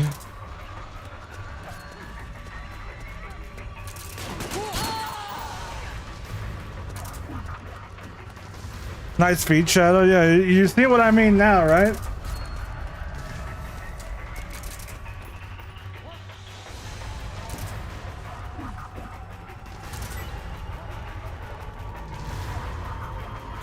The whole feet shadow thing isn't just like me making it up. You can see it if you look for it. You can see it.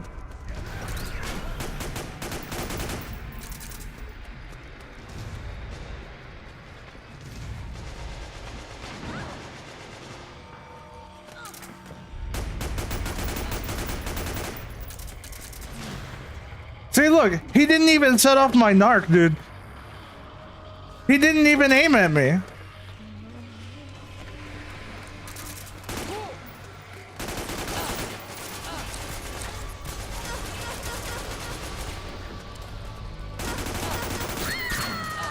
See, that one did. You can see it. Like, it literally shows up.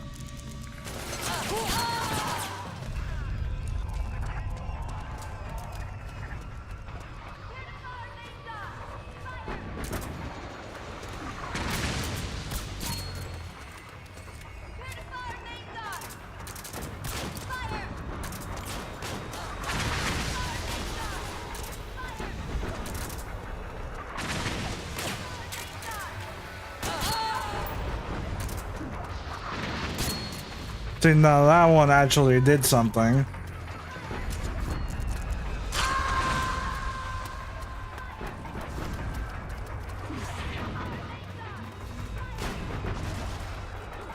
Makes no sense, but either way.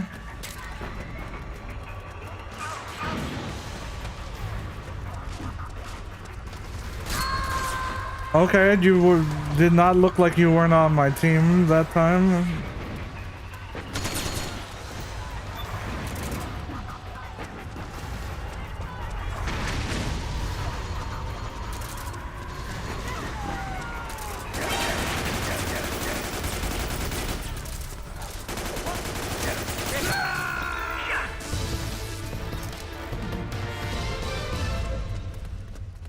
They still got the win, so that's cool. But now I do it again without a Mark II. Snake camo noise snitch? Yes, it did. Yeah, it really did.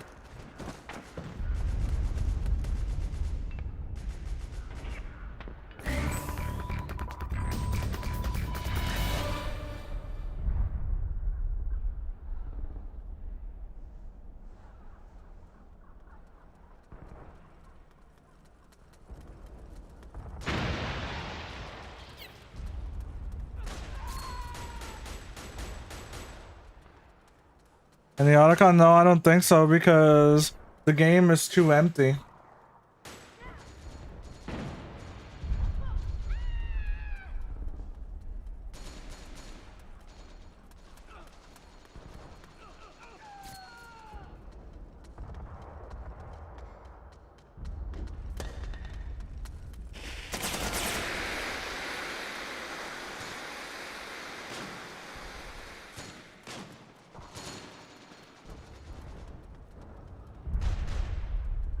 I want you to understand, like, I am basically screwed here.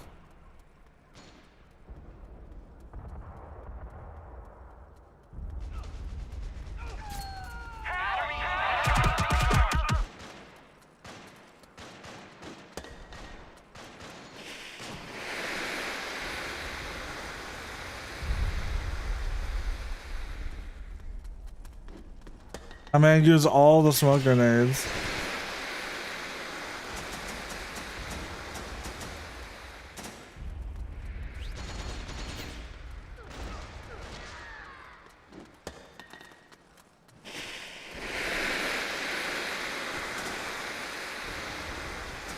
What do you think? You think it's stream sniping at this point? I feel like that's like an excessive amount of spawn checking. Excessive.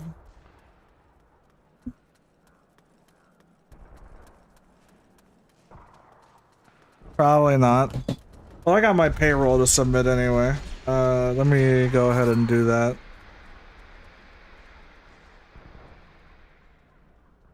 Either way, like, I can't do anything from here, like...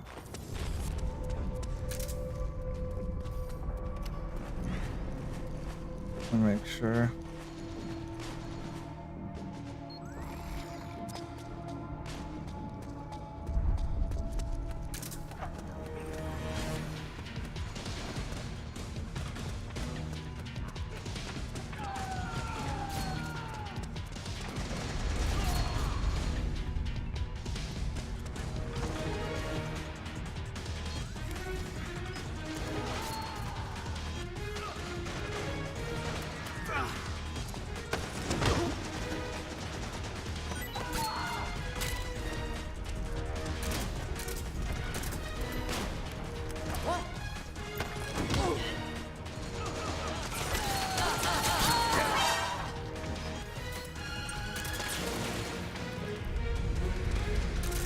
Oh fuck.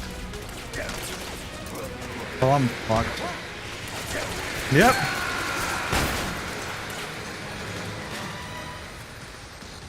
Ah, that was like, there was no way out of that. Like, I just ran into the worst situation I could have possibly asked for. But hey, I was deep in their spawn, so who the fuck cares? That was just, there was just no way I could have gotten out.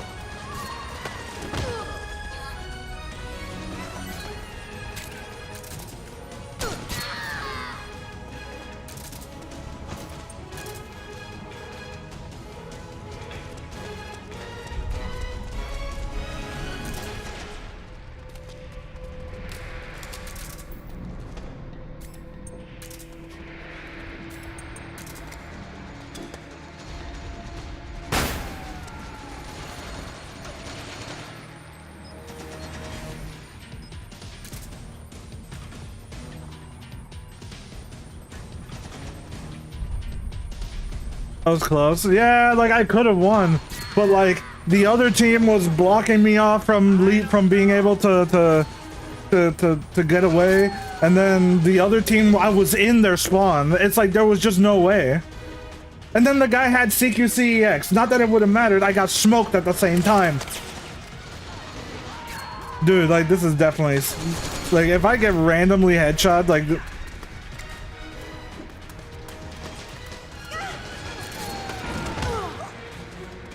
I'm dead. Why did I do it? Like, why did I do it? Oh, it's like, it's so frustrating that it takes 50 years to fucking do that.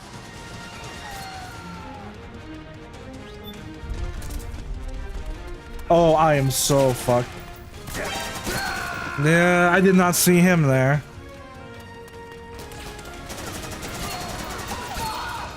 Oh man. Oh, look at, we're back here in the worst spot possible. Oh my god, look at that.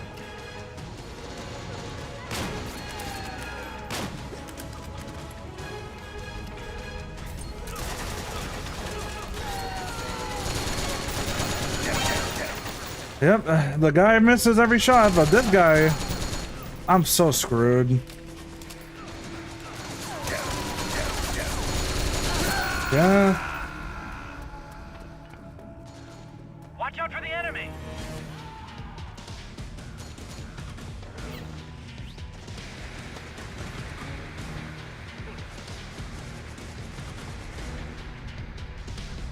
Yeah, Otacon is here way too damn late. Not that he's done anything, it's like, oh look, they're right behind me.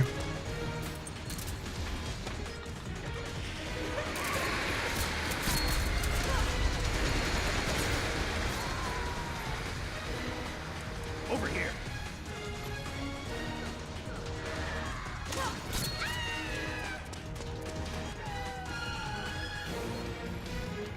Right.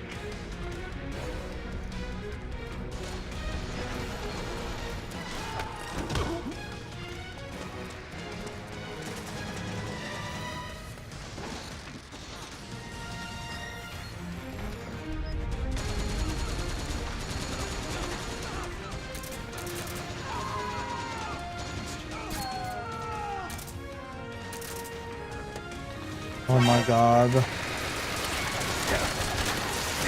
Look at that. They get one lucky smoke grenade that I can't see.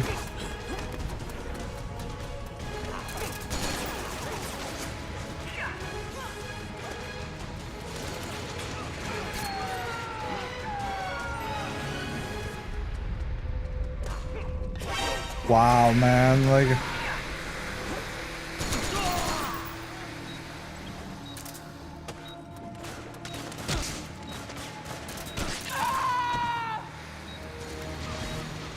I think it's about time to get out of here.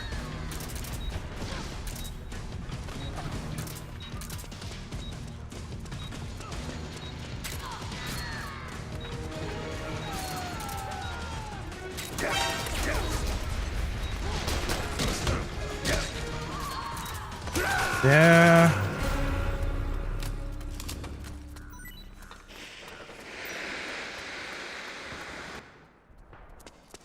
Sorry.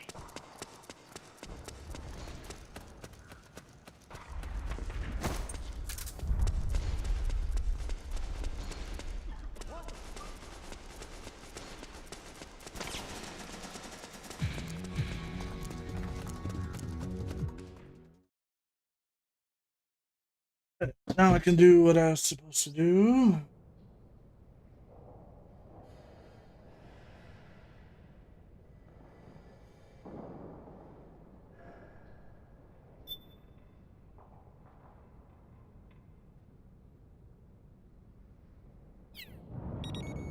Oh, am I Mark II again? I think I might be. Because there's no way I can be Snake a second time. It's me.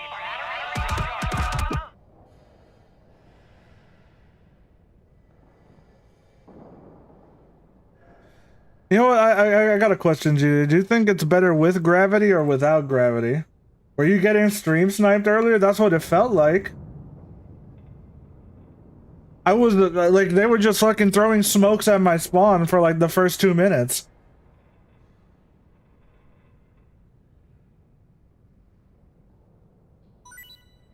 And then, well, because I was already in their spawn, I couldn't get out. Like, it was so fucking tough to get out.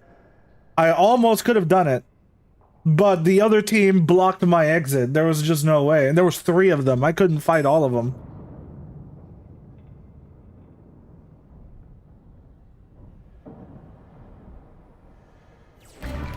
It was a good attempt, though.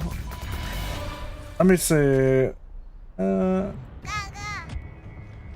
I wanna hang on. I wanted to check that out, but I won't be able to.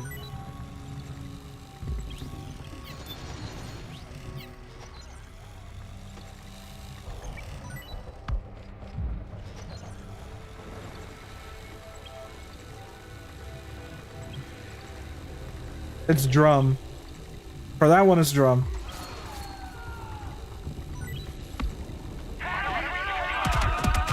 So Tommy, do you think it's better with or without gravity? I think it's better without gravity on some of them because you can see the items a bit more clearly.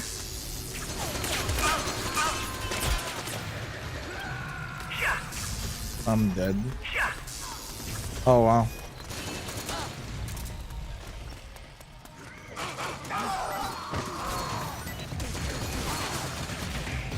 Drum it funny, like which one, with gravity or without?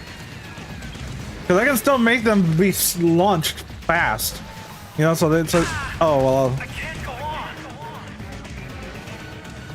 This with gravity, it's funny.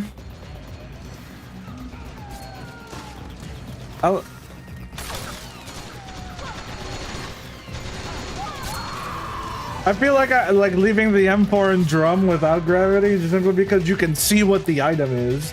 Because some of them like are so obscure that you can't see what it is. It's just like a random thing that you just fucking launch at me.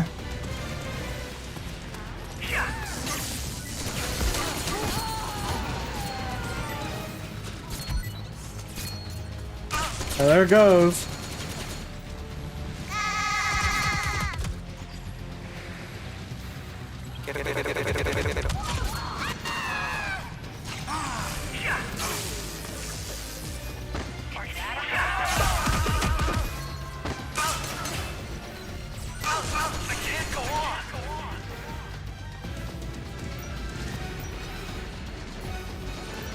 Oh yeah, no, gravity is better. Huh. I like it because they linger sometimes. For those two. Okay, you know what? I accept that.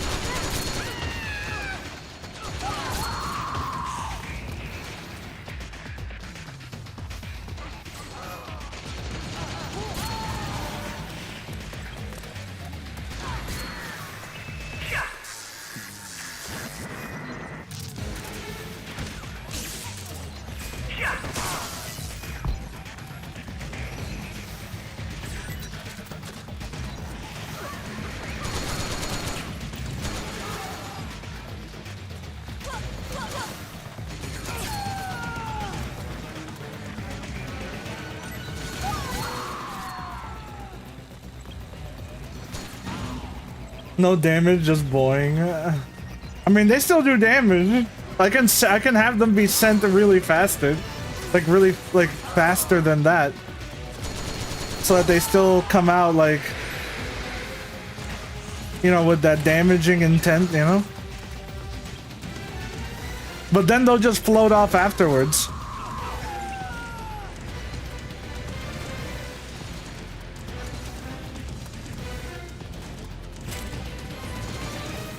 Wee!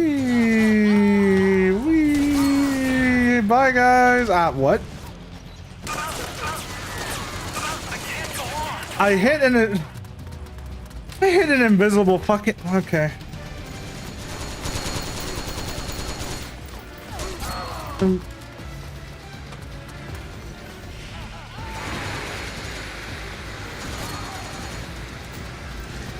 Anytime I'm having fun, I have to suffer somehow, so...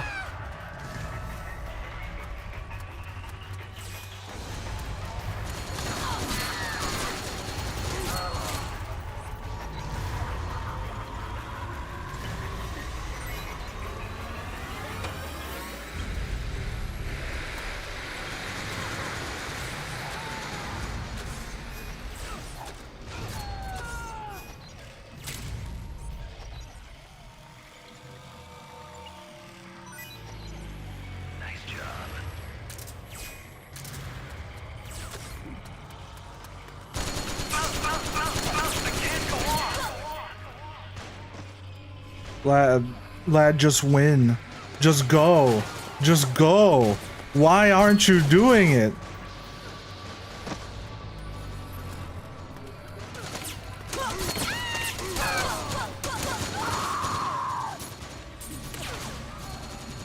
I'm literally just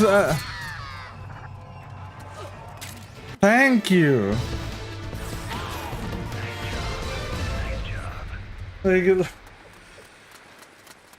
Like I'm just sitting there just snake.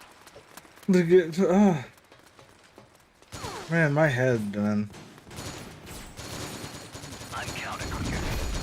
Well. That was fun.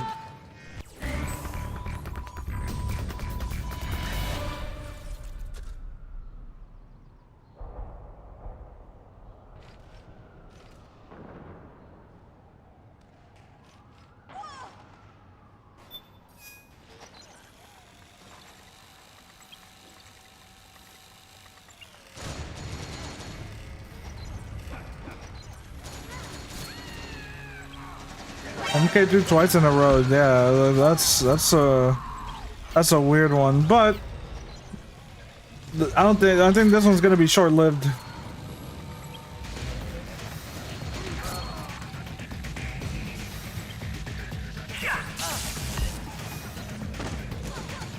You gotta do the thing.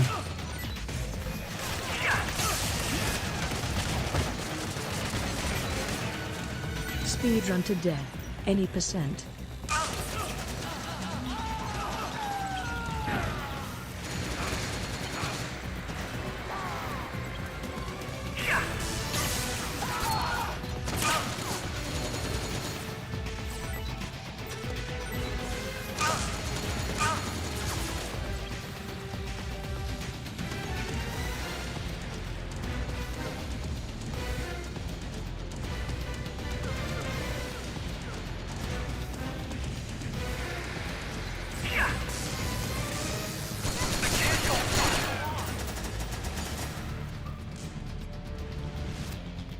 You know what? I'm just gonna I'm gonna make that command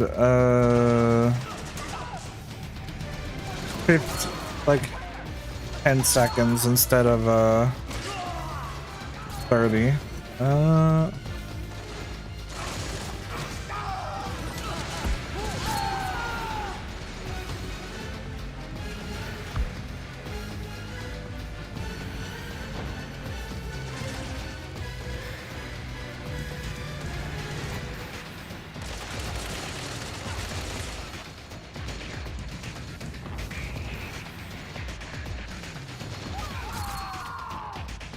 Do you think forcibly do like trying to damage me versus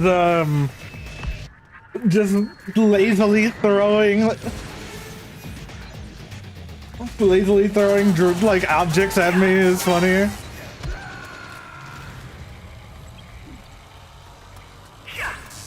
Oh, come on.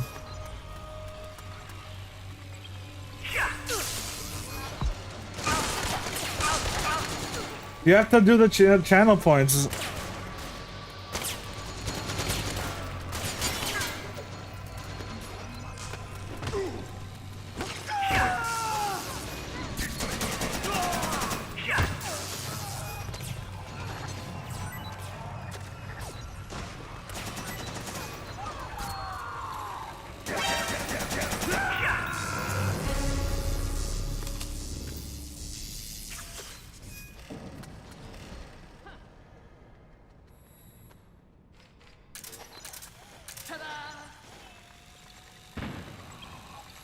No camo snake. He had no. He didn't have fucking face camo either. My man had no face camo.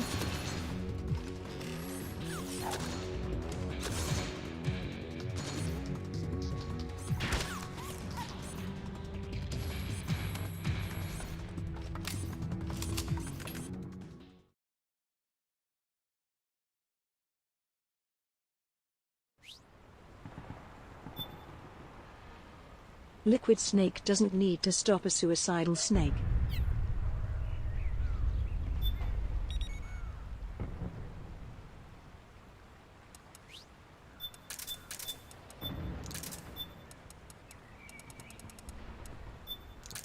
I'm gonna have to use one of them, yeah. Like.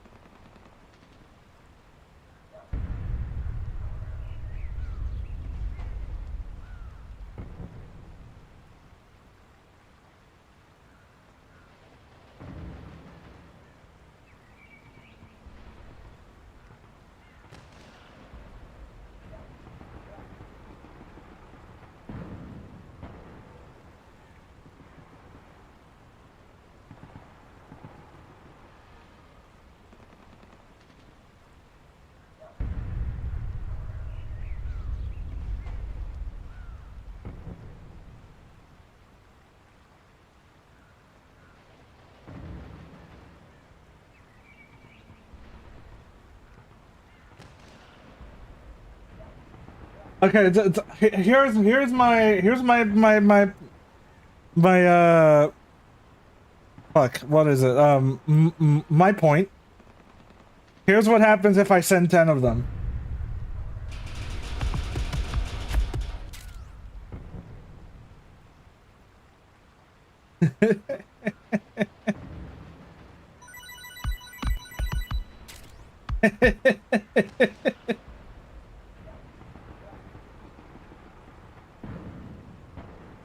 What, like, one of them is cool, but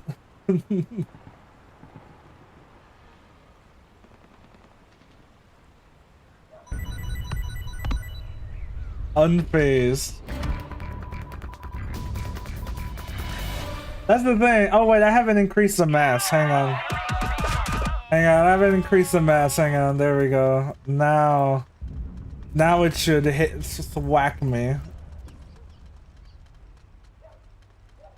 Now it should actually, like,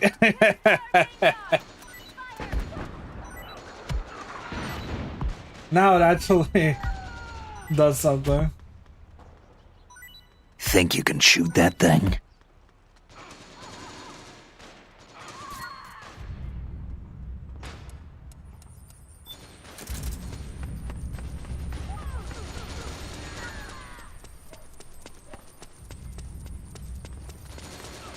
Oh, that frame rate is not good.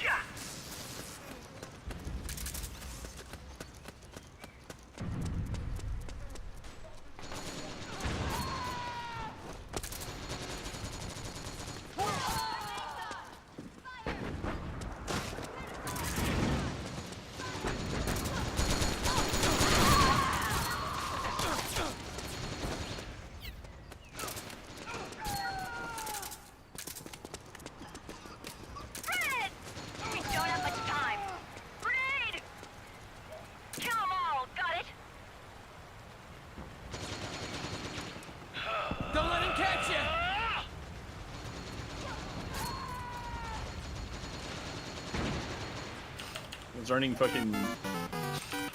There he goes. Super Mario Brothers 2. Oh, Super Mario Brothers.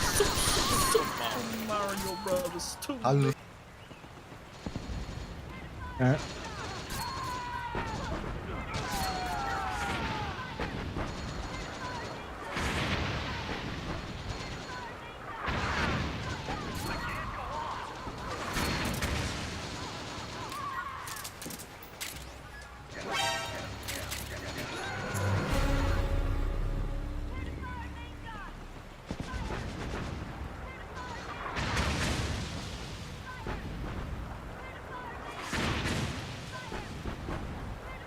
Snake still won.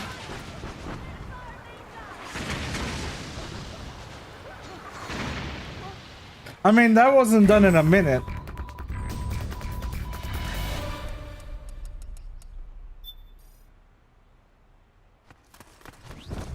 But now he has no Mark II, so let's see if he can do it again. There's no time.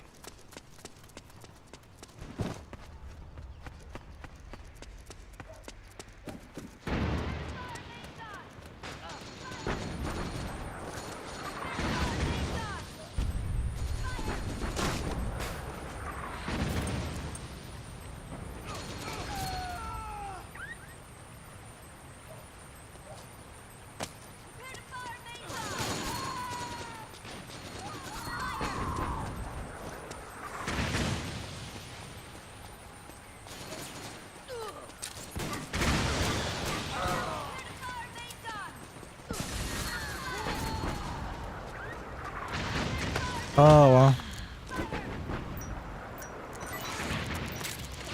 Oh, he was ready for it, too.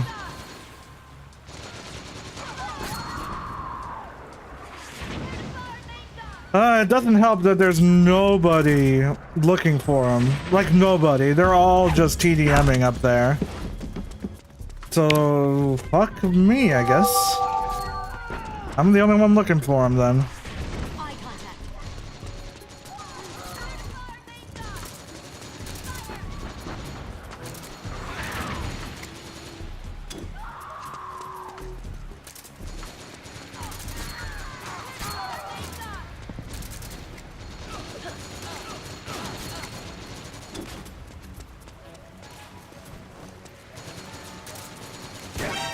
Are you kidding me, dude? And there's nobody here. And yeah, he's just gonna win. He's just gonna win. There's nobody else going.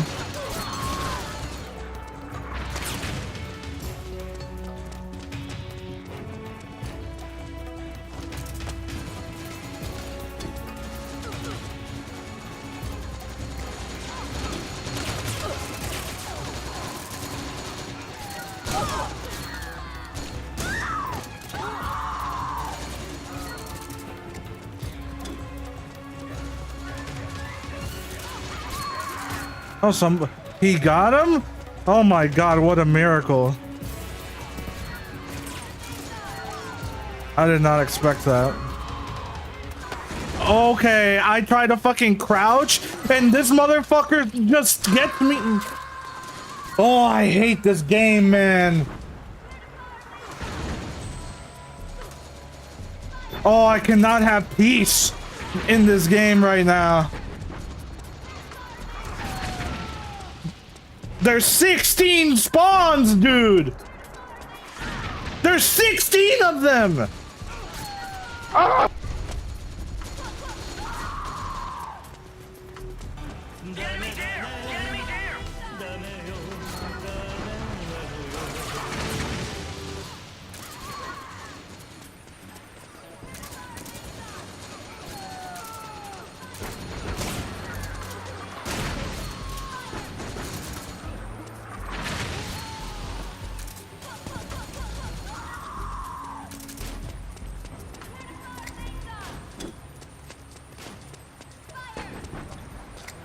I'm the only one looking for him, dude. It's just it's ridiculous.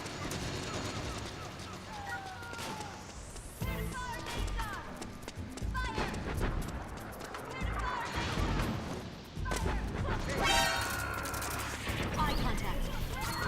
And like everybody else just kills them by sheer coincidence.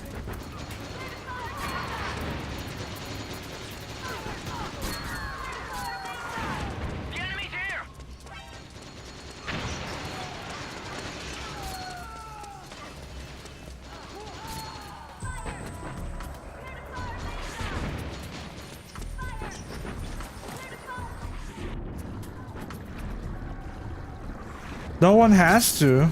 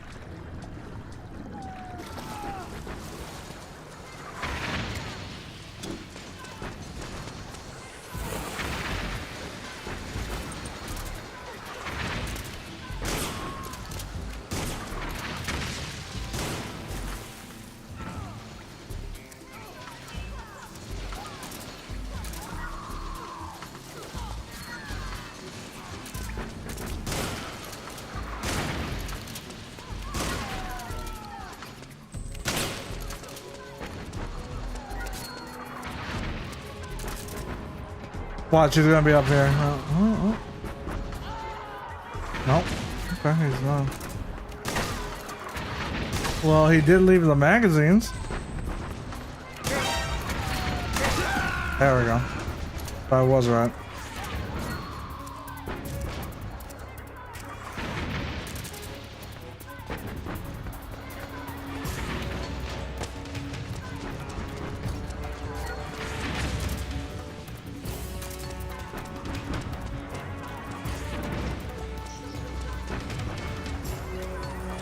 And now he's in the other spawn.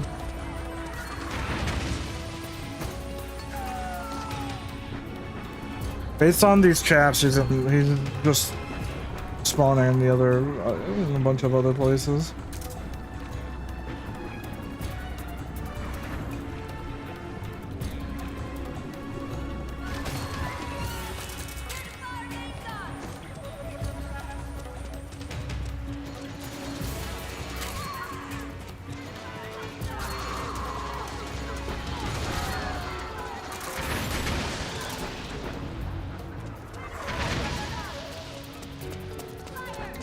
I think he might be downstairs.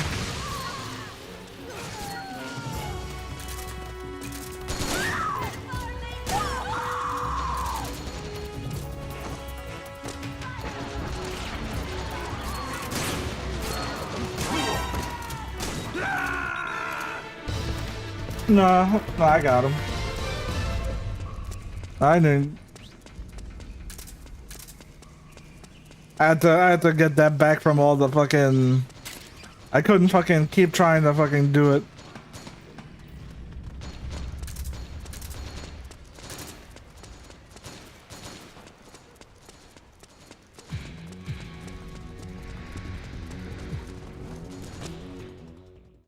That was like the one time it needed to happen. Even if I don't get Snake, at least we did that. I wonder when Robbie's gonna be. When Robbie's gonna be coming back, because ooh.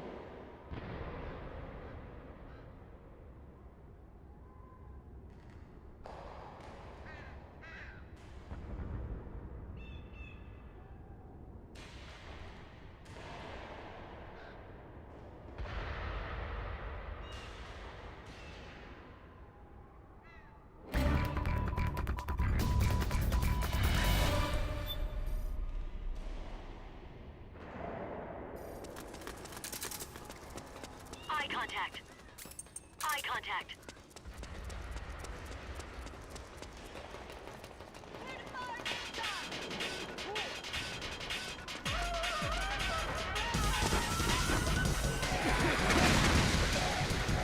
I don't know how that hit me, but that...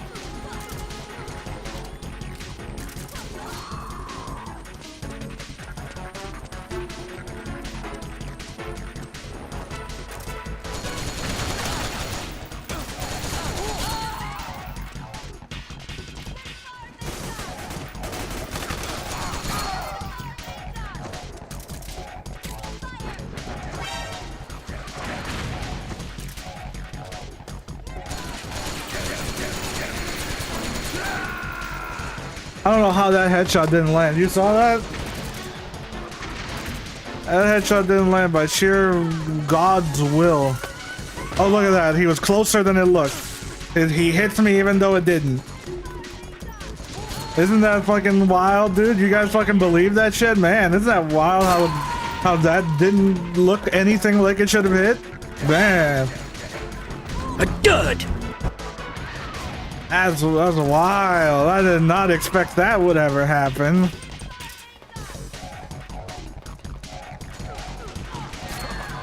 Oh. Thank you for hiding that with your box. You know, you could just... Okay. We're gonna shoot it instead? Alright, so I'm just gonna leave.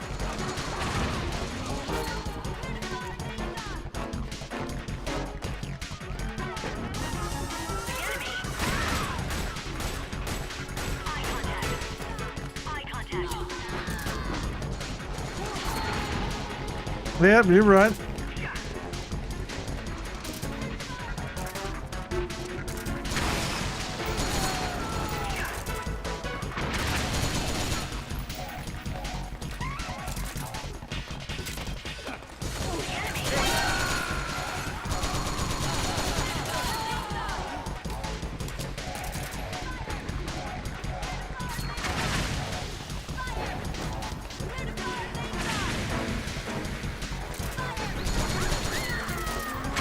Oh, it still hit me? Okay.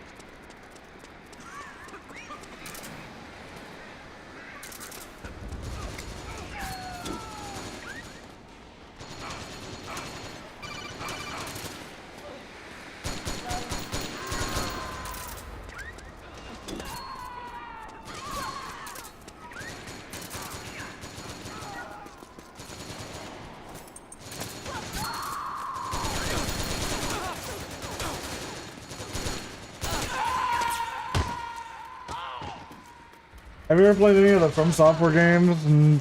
I have, but I don't really find them that enjoyable. Probably for that same reason, how the fucking hitboxes in that game make no sense. Like, janky distorted hitboxes is somehow supposed to be like something that you just fucking deal with for the whole game. Nah, dude, like if I'm gonna be randomly touched and die.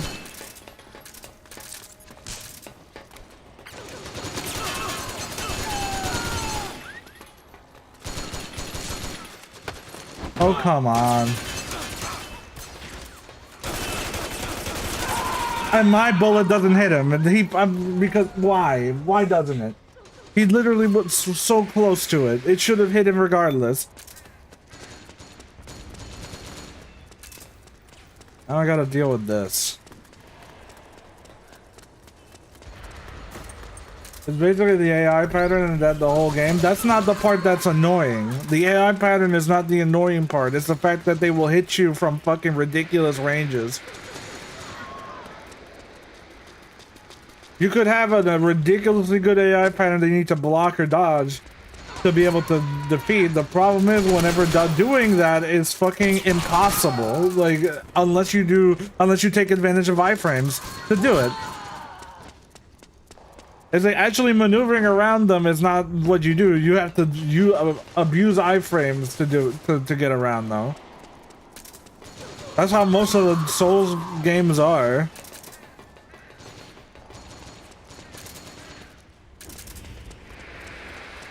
Is there room in your lobby yet? Not yet. Okay. Okay, now we're doing this. Cool. Hey man, throw away the shield and picked up a fucking shotgun. Oh, Auntie's lobby filled up too?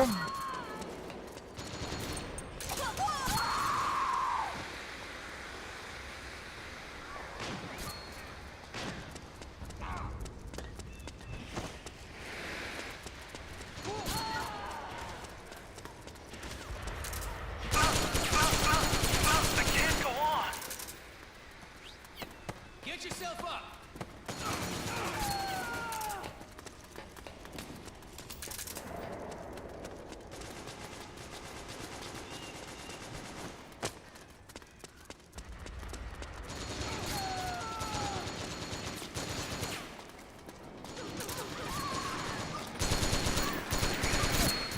Dude, I love how he can do that.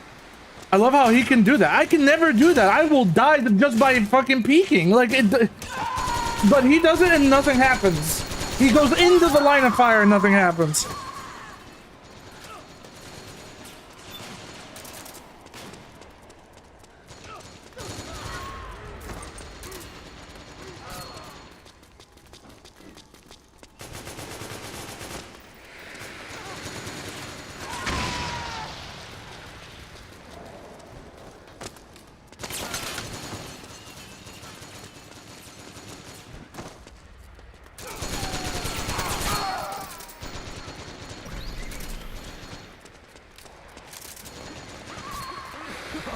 Oh my god, I am such...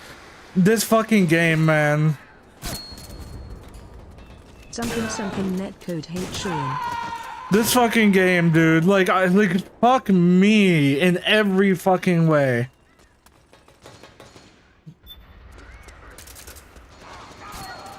Can't see it because of the smoke, but my character sure can.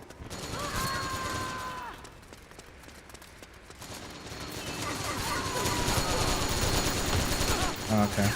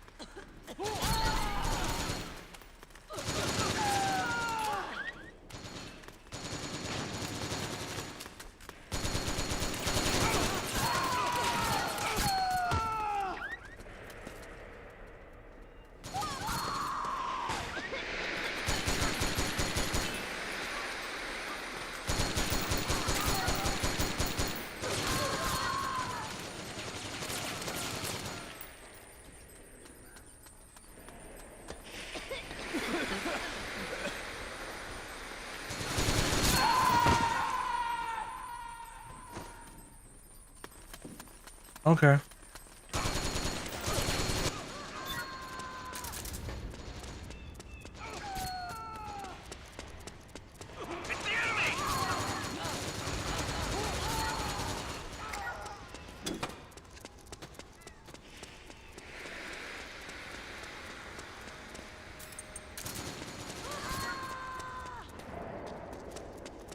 I know, I noticed that you have a fucking soundbite of me saying that. Well, JJ does. Oh, yeah. Or was it yours? I forgot. Oh, yeah. One of your Discords have it.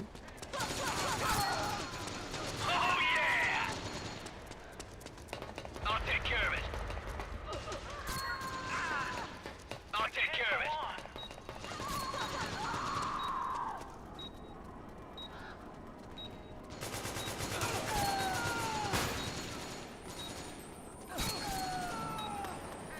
What?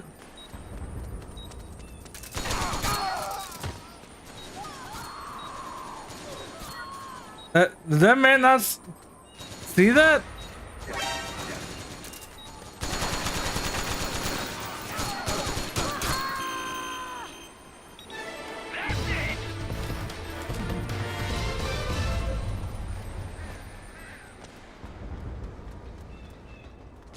I was just like, my man just was, he was probably like, right? Was he like back there?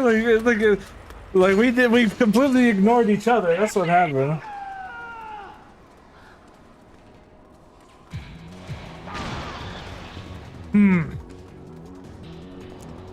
But, yeah.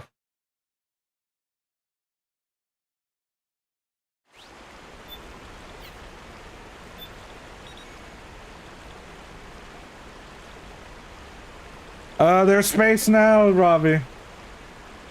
There's space.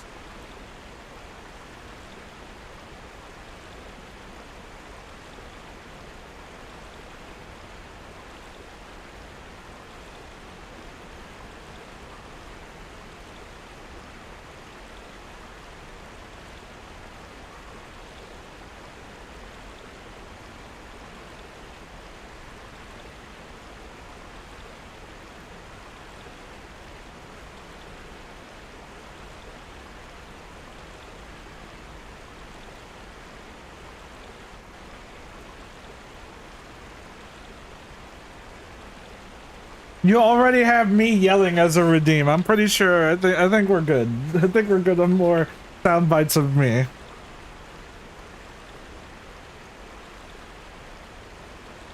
That scream is probably the best one.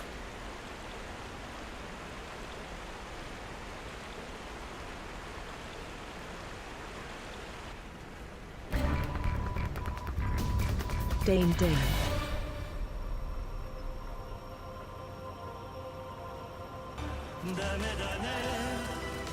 Whatever. I could probably add my own head as like a throwable object and have it say a bunch of those fucking sound bites.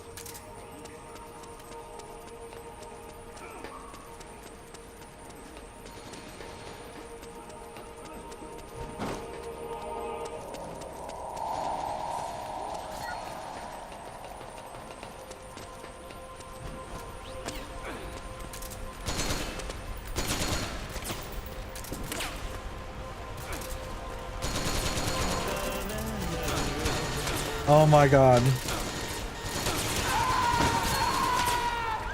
At least somebody else might kill him. Never mind.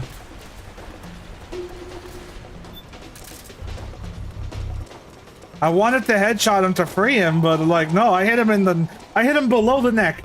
Somehow.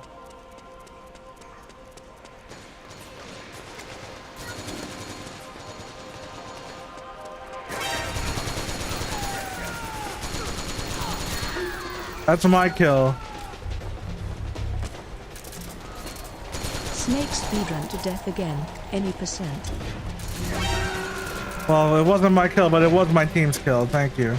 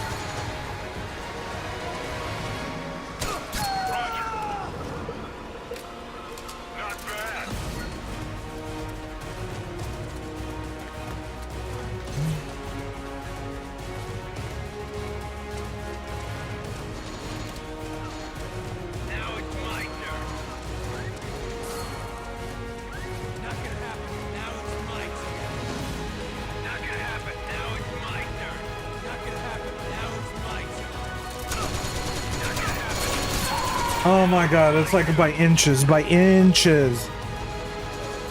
Every time.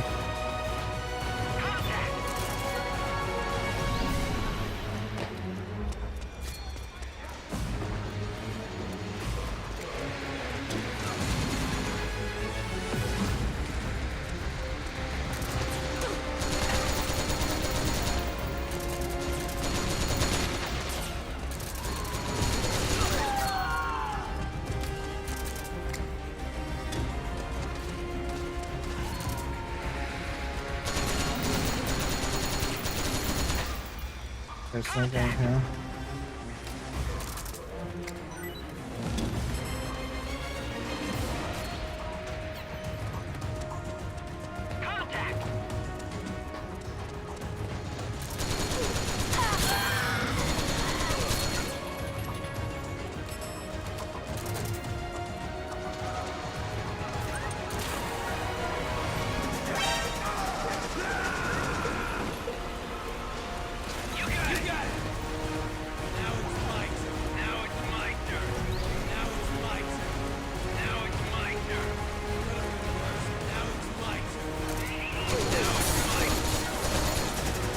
What exactly are you up to? Now it's my turn.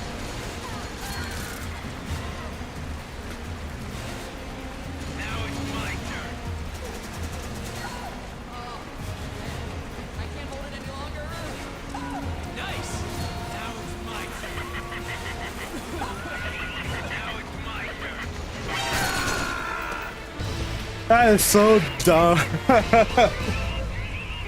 Now it's my turn. It wasn't my fault. Not gonna happen. Now it's my turn. Not gonna happen. Now it's my turn. It wasn't my fault. Now it's my turn. It wasn't my fault. Now it's my turn. Careful now. Now it's my turn. Now it's my.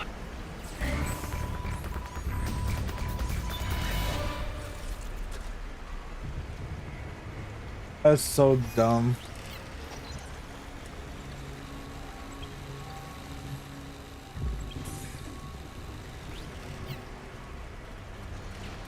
Good luck.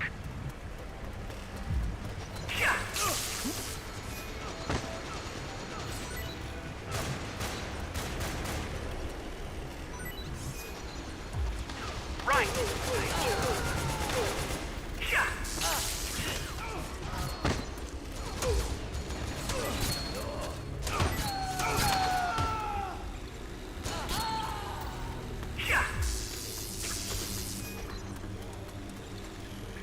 Let's go this way.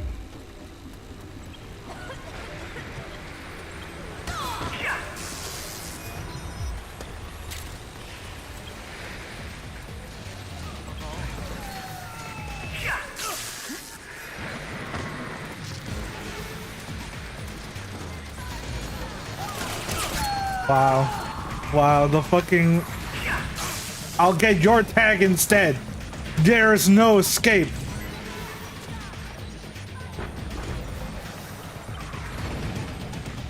Hey, buddy. Hey.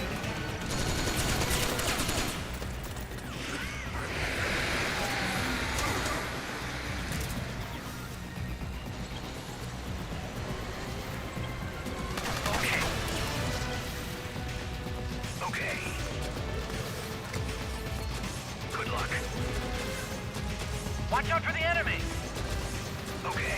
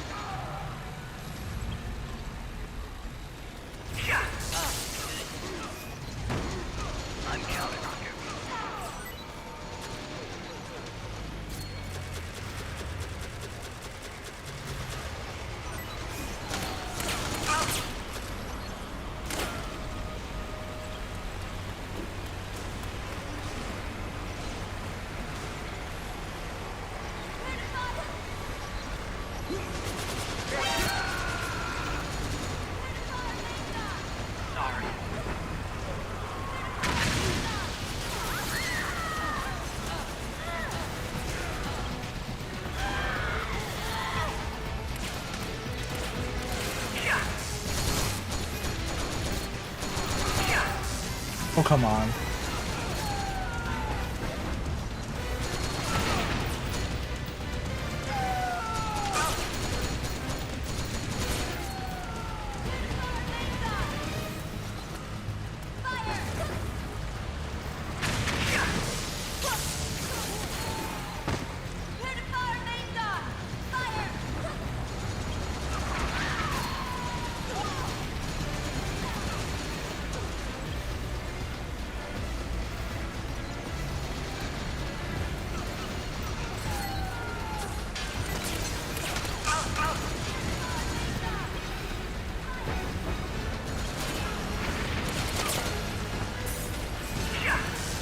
Dude, the fucking delay.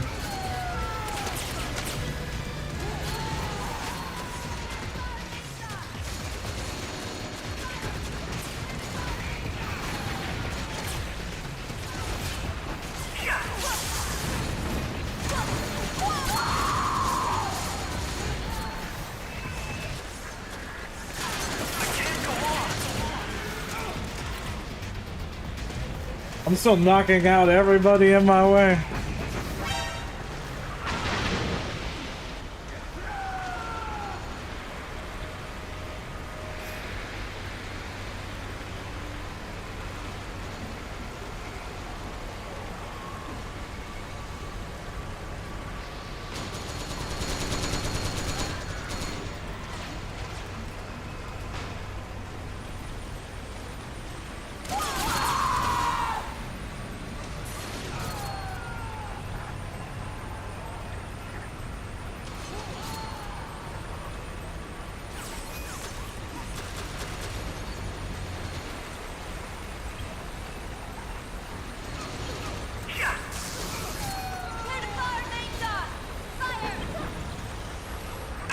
That still hit?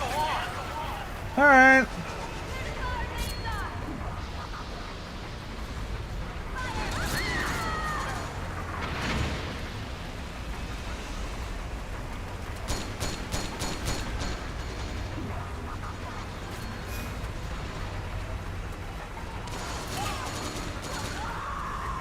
I can't grab any more tags. If I do, the rest will disappear.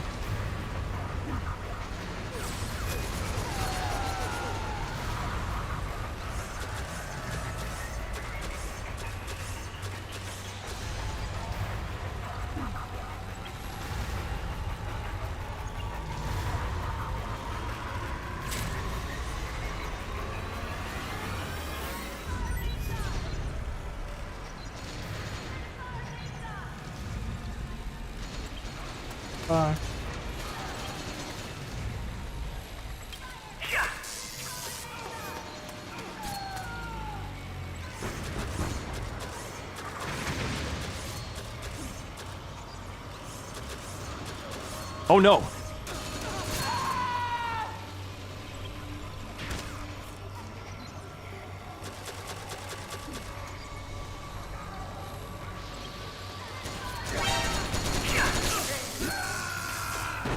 Sorry.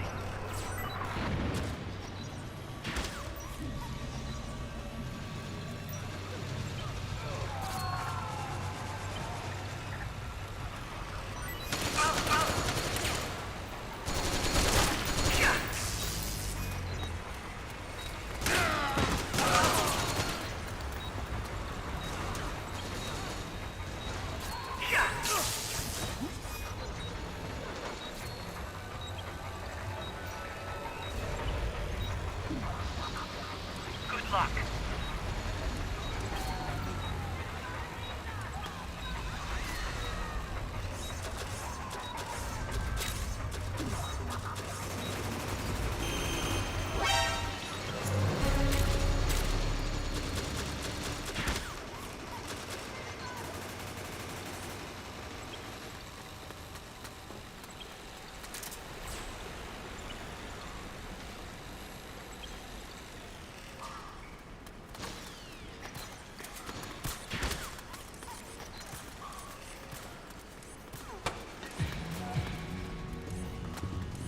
I got 10 stuns.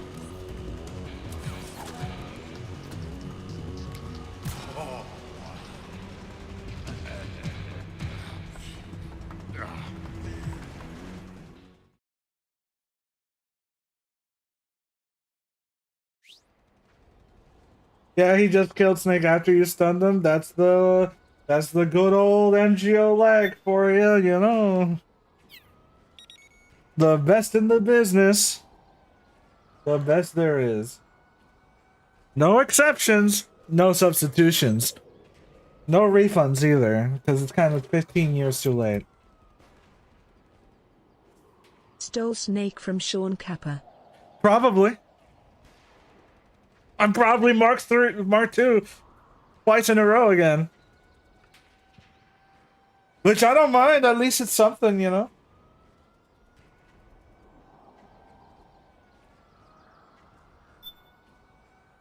Yeah, I think 10 seconds for the Gakko and Keraton work pretty well.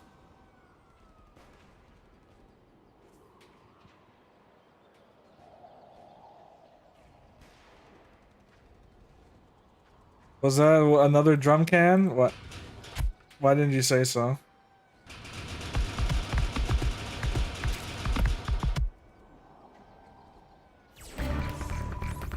Yep, Mark 2 it is.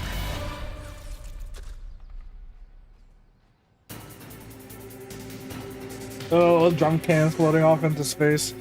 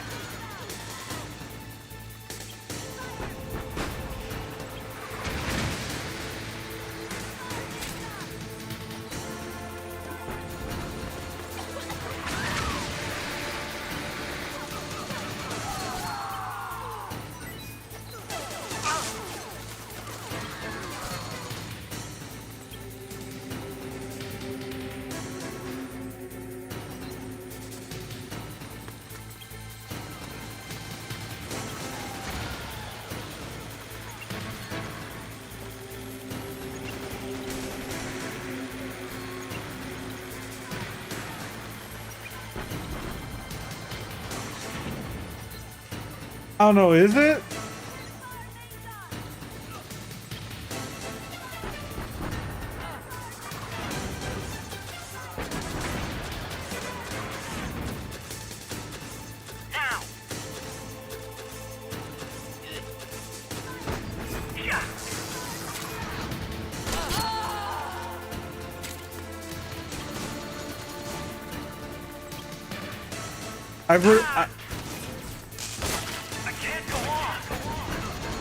That's not what I meant, DJ. Fuck. I used the wrong codec.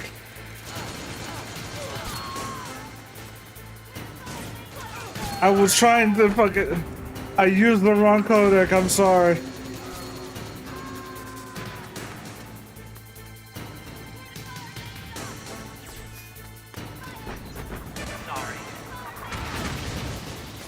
It doesn't help that two people have fucking shotguns. What the fuck was that jitter? God damn it. It doesn't help that Mark II is slow as fuck doing anything. Like, attacking, you have to have a delay first. I am so fucked.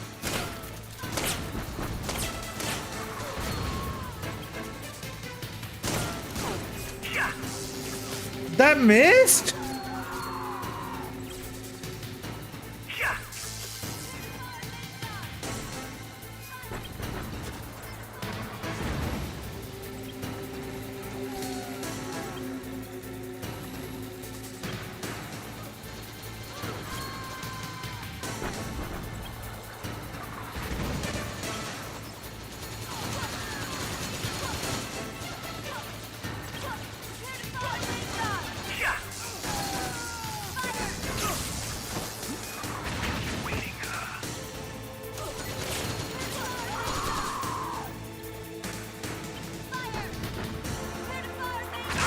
Oh wow.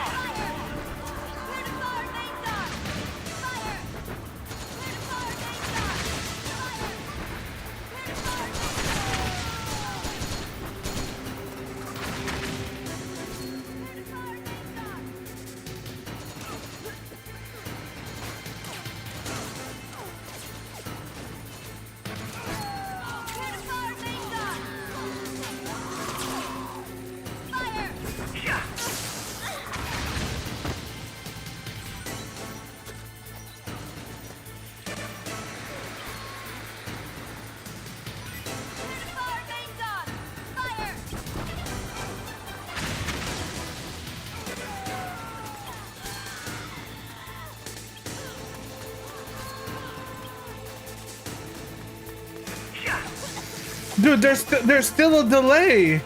Even if I fucking have it readied out, it still has a delay. I hate it. I hate that slight delay that where I have to stop first and then he can fucking do it.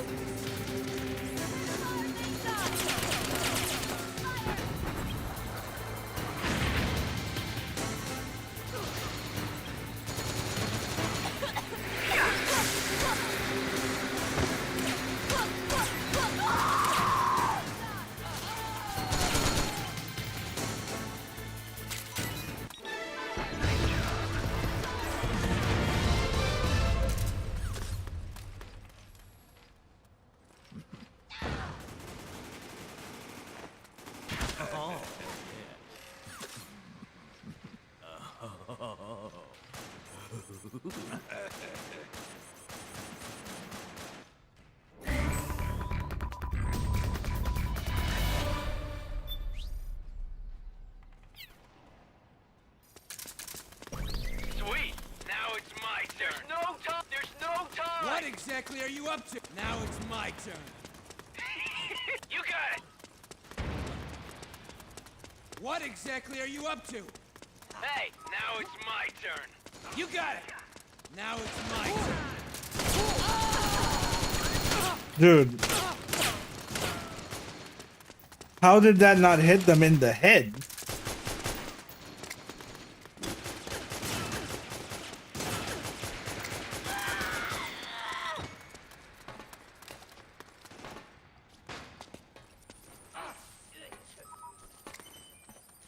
I'm dead.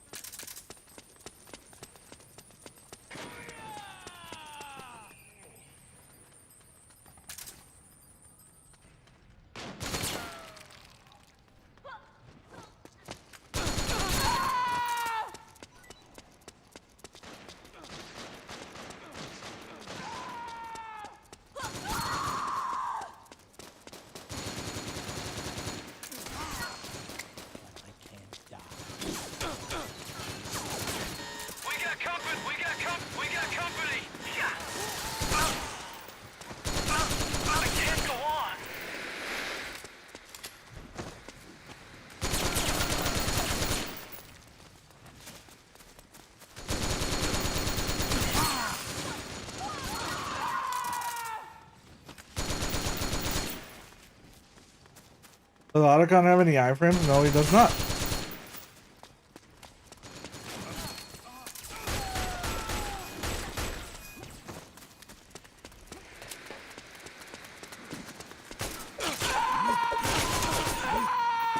Oh, I did not even hear him behind me.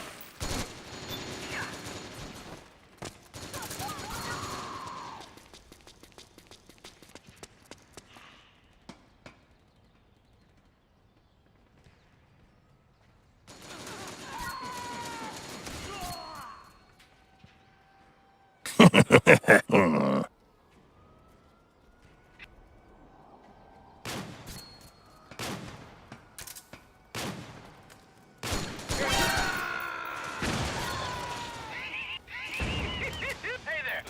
Hmm? There's no time!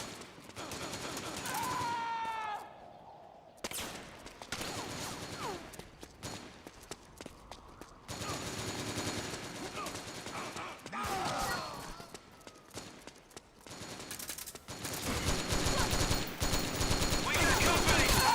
Dude, like all these people do is wiggle and they avoid my headshot. It's so weird. All they do is wiggle. And just like that the bullets don't hit.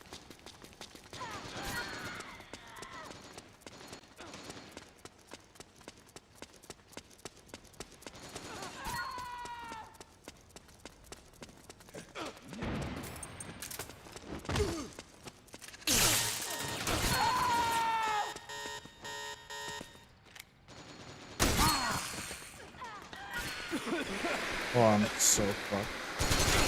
Now it's my turn. Oh, I did it.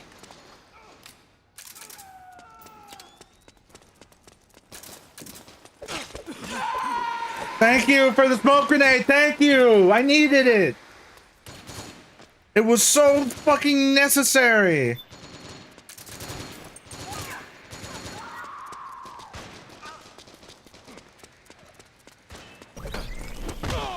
Time to go! Now it's my turn. Ow.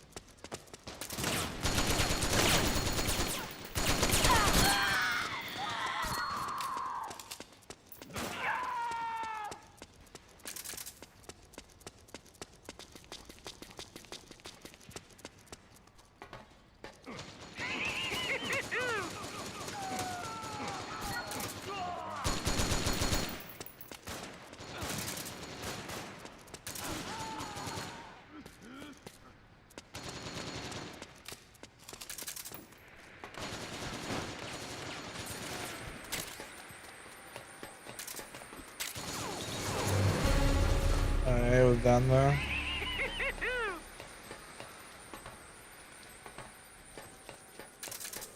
Time to go! Now it's my turn. Now it's my... Give me a sec.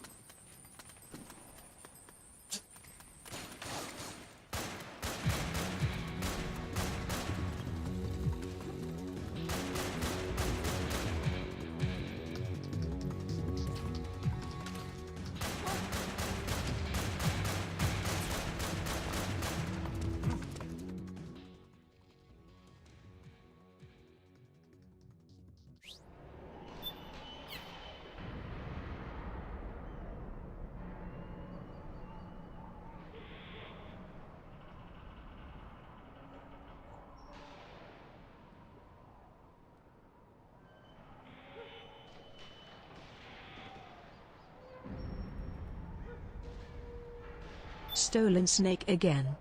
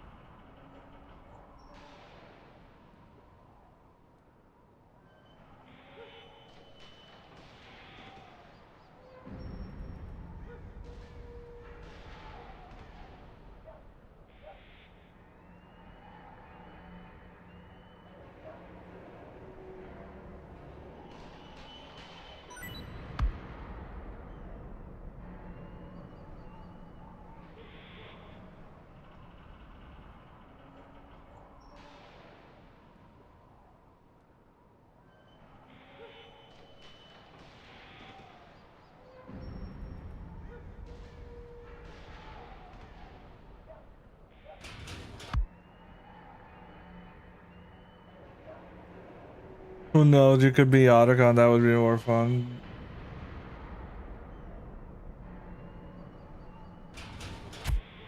Do we have, are the two sneeze popping off? Is that what's going on right now? Because Robbie didn't come back, did he?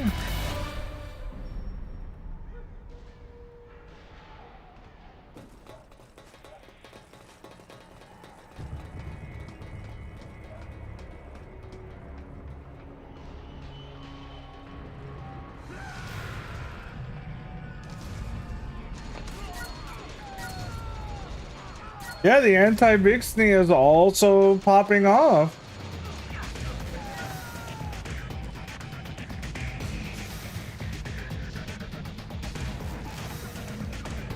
We got two sneeze popping off tonight. That's wild.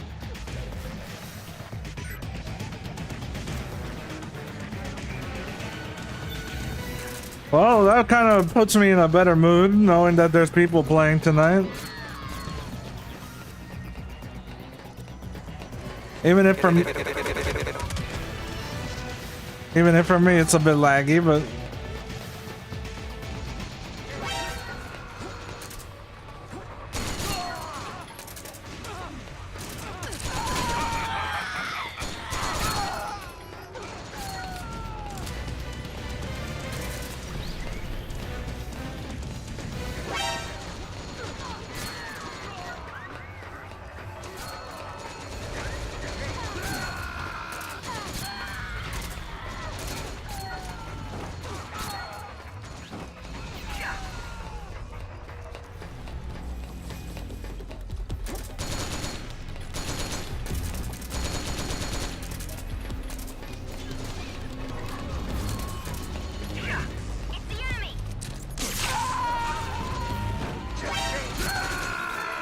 oh, we tried.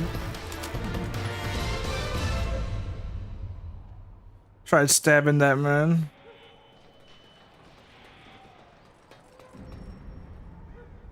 I haven't been snaking this map yet.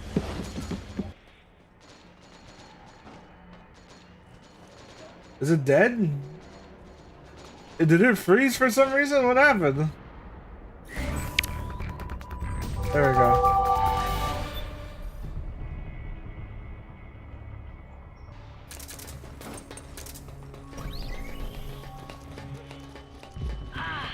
Eye contact.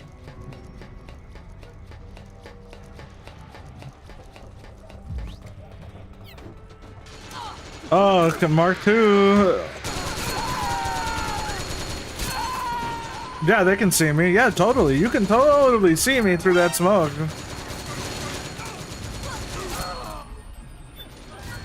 Made perfect sense.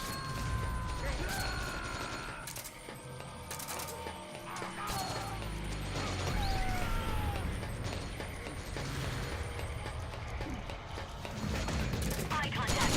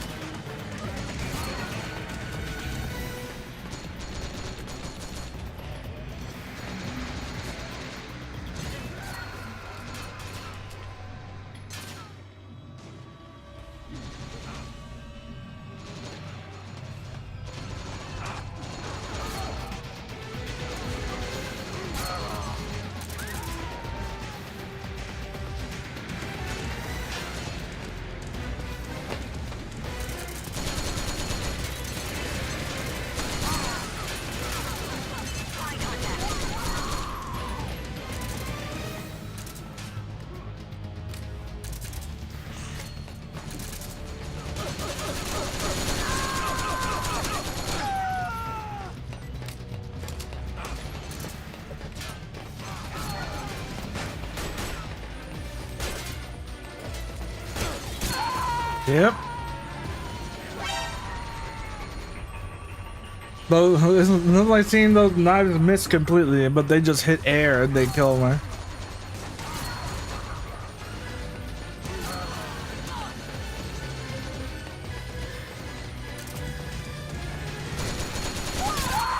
You see that? Walked right into my line of fire, didn't do anything.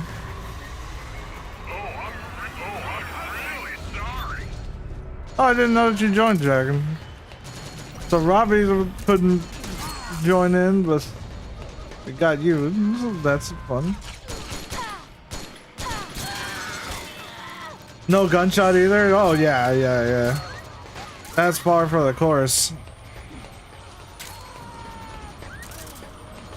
Excuse me?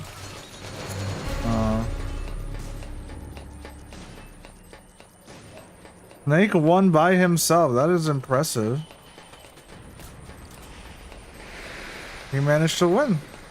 Granted, no kill feed, so you couldn't see what was going on.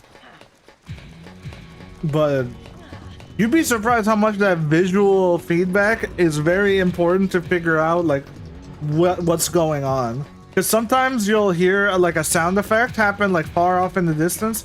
You don't know that it's some guy being knocked out. It sounds the same as anybody else being CQC thrown. So if you're not really paying attention to every minute detail, like you can miss what's going on like very easily, even me.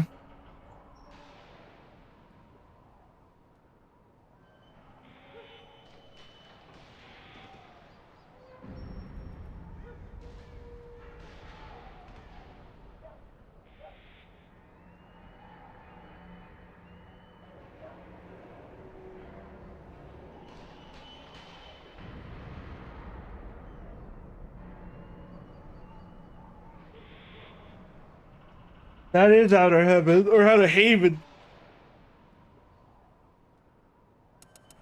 Like the portion of it.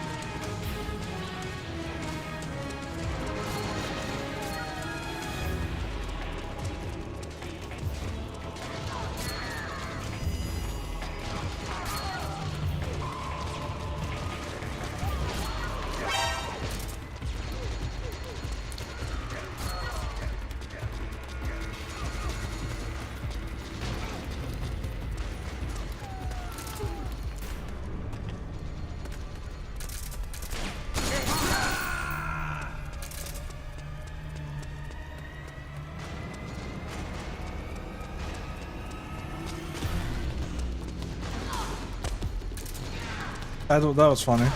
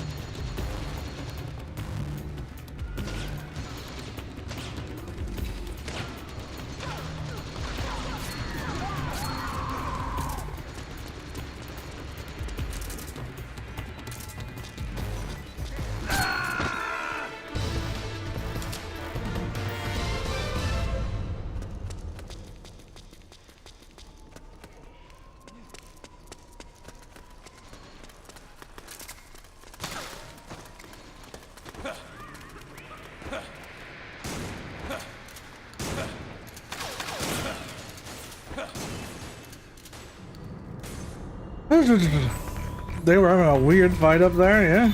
Well, I get to be Mark II again.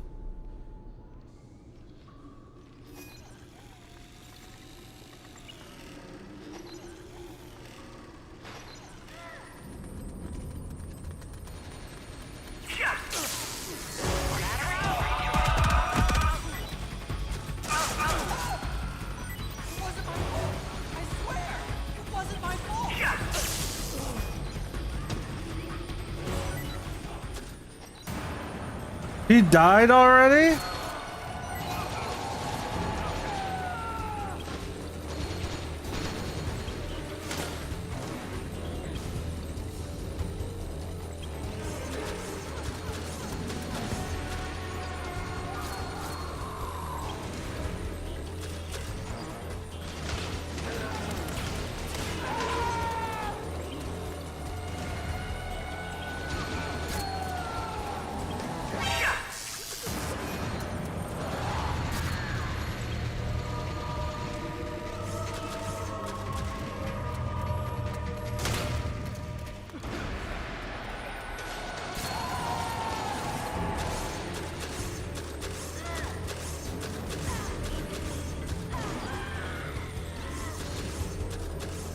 There's two shotguns, man. There's two of them.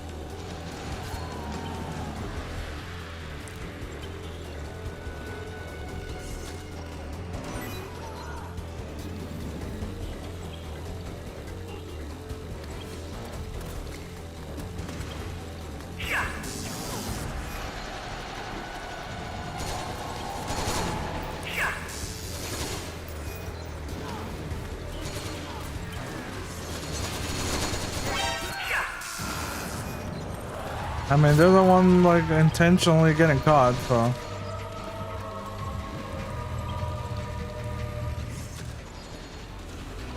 He really spawned back up here again? Okay.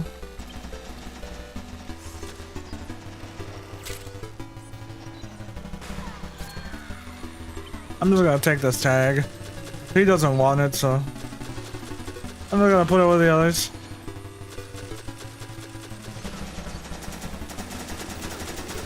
Hello. That's all I needed. It's down there. That's all that matters.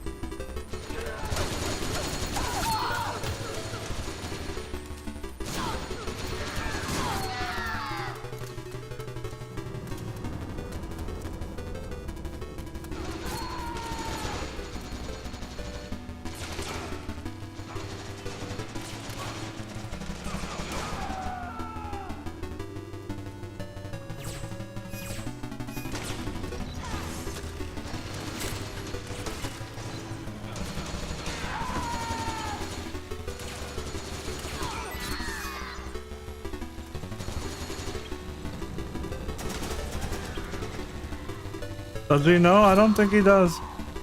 I don't think he cares. Like, but hey, Zivko, we try. We do what we can. We do what we can, and we fucking put those tags where they need to go. He fucking knocked that guy out. I'll grab the tag for it, and that's it.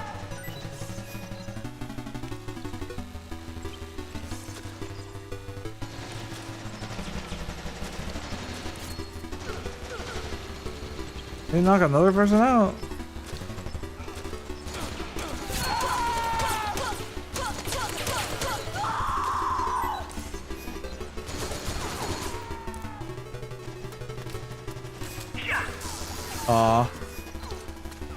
What?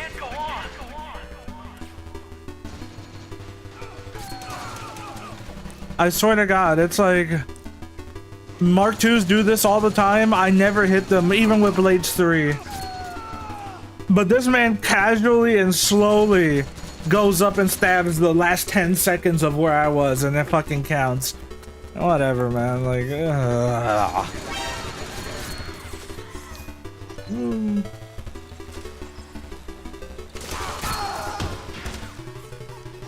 No, no. Why?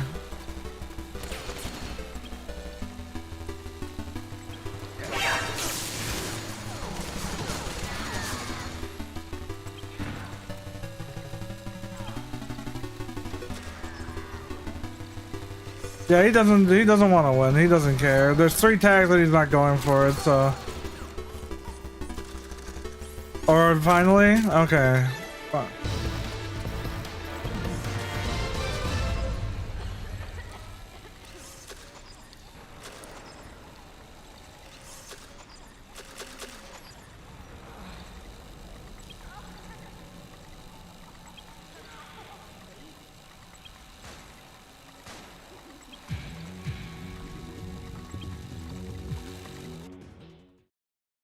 I wouldn't know what his game plan is either, but that he did it. That's all that matters. Who cares? He did it. That's all that's right. Yeah.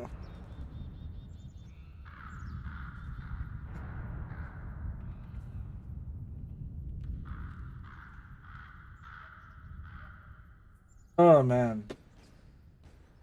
I'm being too much of a fucking dick today.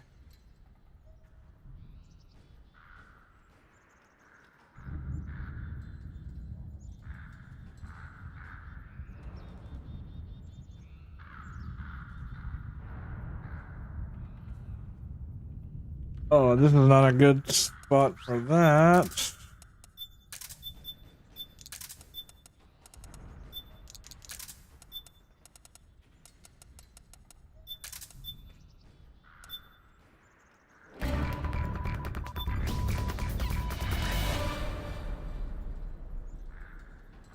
I should have camped Sean Kappa.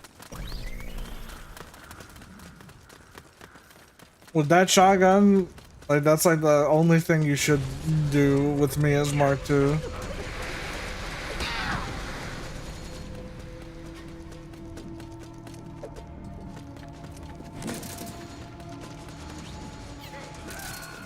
Man's dead already.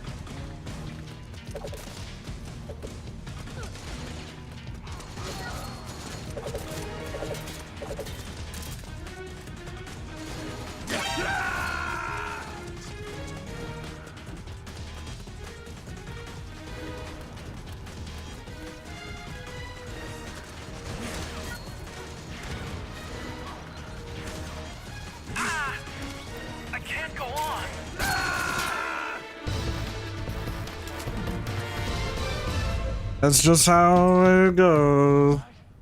And yep.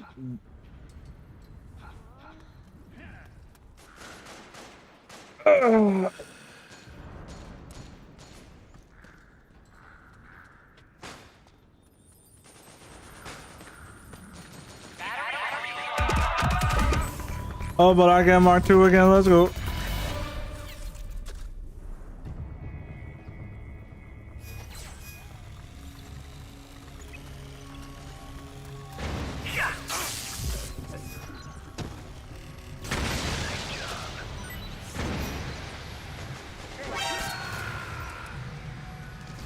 Right.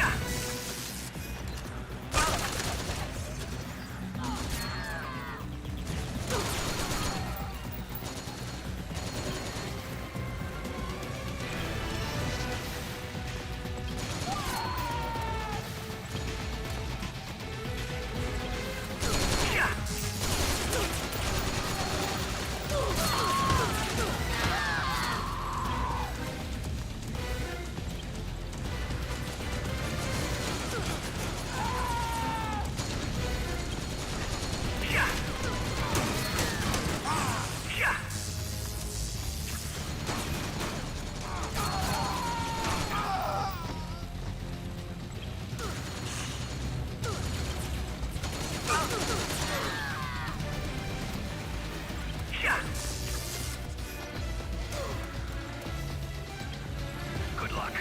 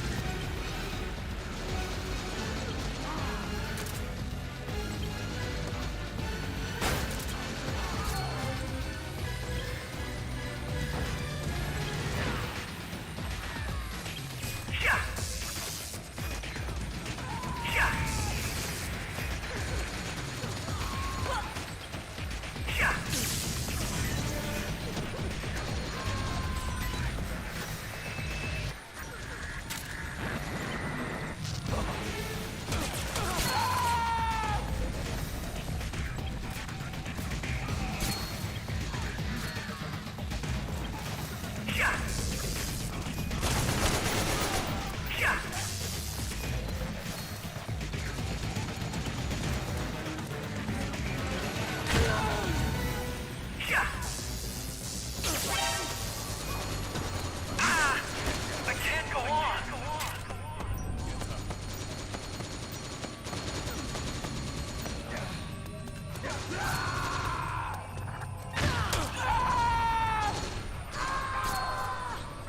Well, that was funny.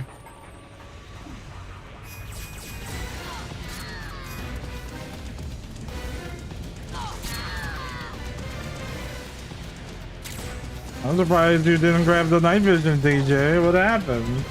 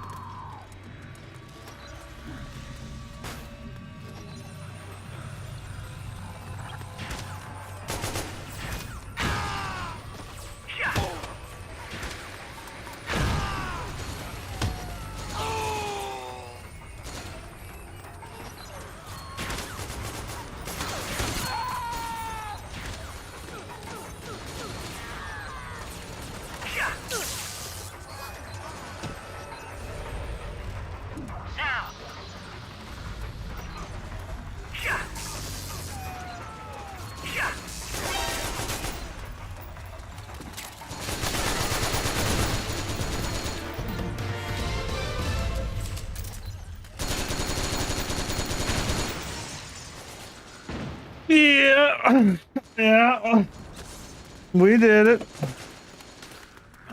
Good teamwork. I can't deal with MGO tonight. I feel you, brother. Don't worry about it. You're good.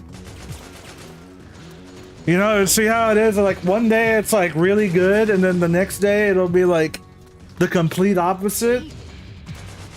Just can't deal with it. Like I'm just like I am feeling the exact same way.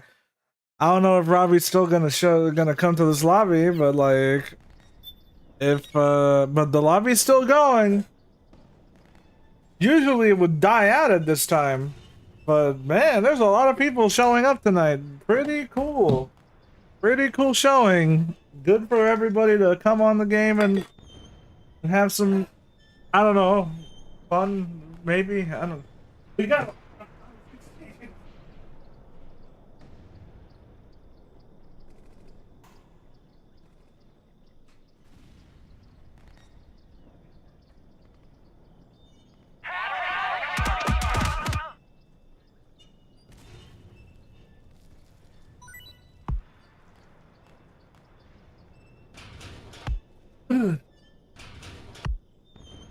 Drum. I don't know why, but the low gravity. You know what? I'm gonna switch the other ones to low gravity real quick. Let me just do that. The only one I'm not gonna put low gravity on is the dog tag one. Battery is recharged. Let's see.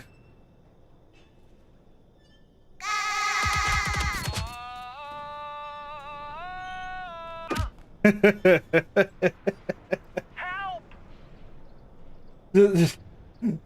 I need to make them faster. Hang on.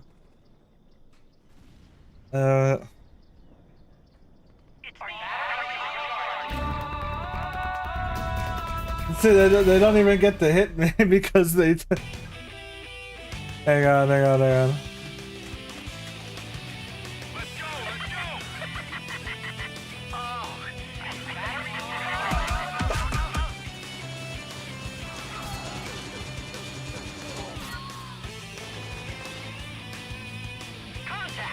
Try now. Contact. Contact.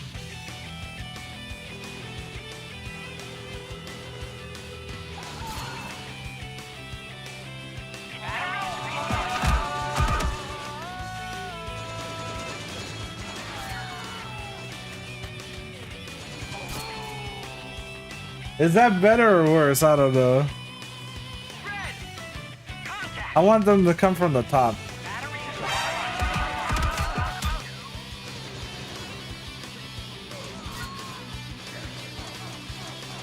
The little autocon fly. I haven't made those float yet. Give me another round here. I'll change it in a second.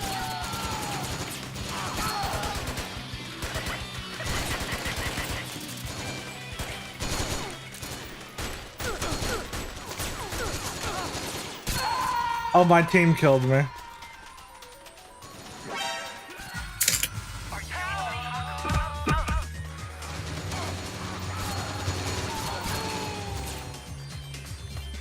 I think low gravity is an improvement.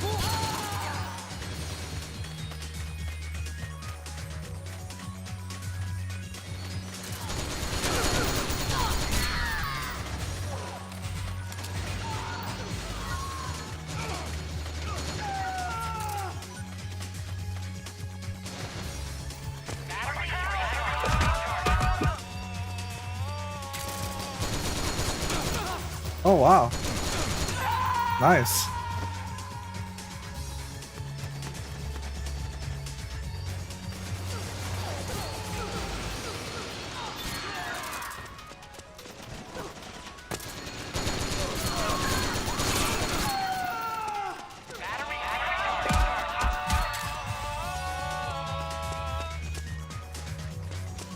The fact that they linger is more entertaining.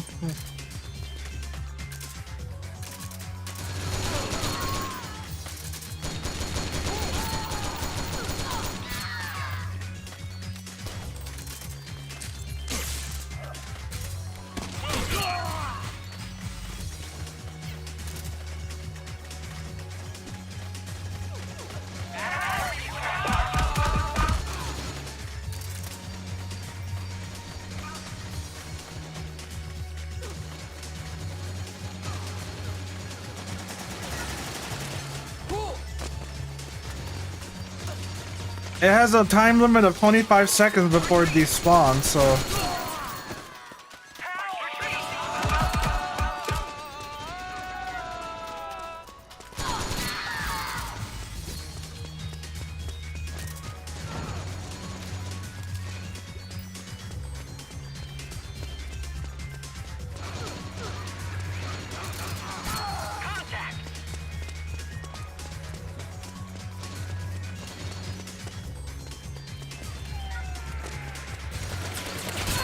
Oh.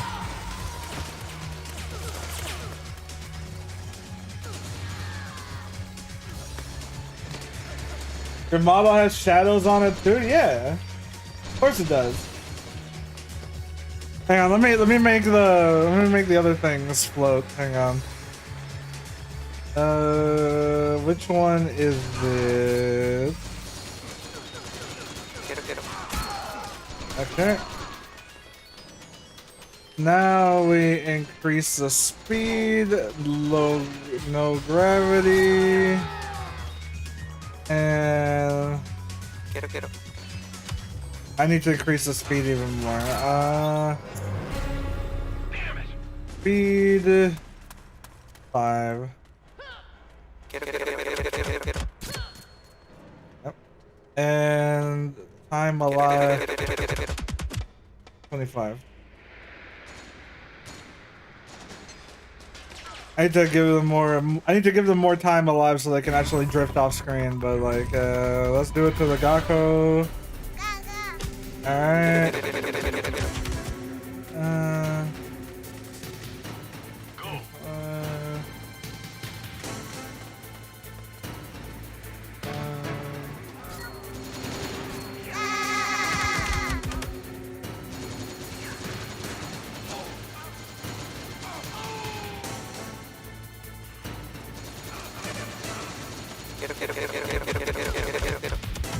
Just so you guys have the enjoyment of me getting smacked. They actually hurt. They actually hurt, so. Ow! That's violent now.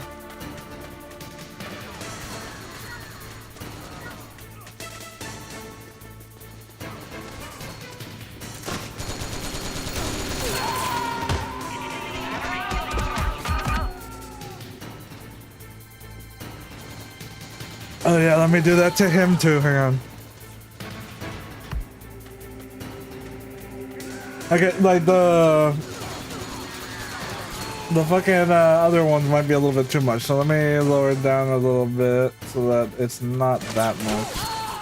And Otacon can be a little bit more, you know.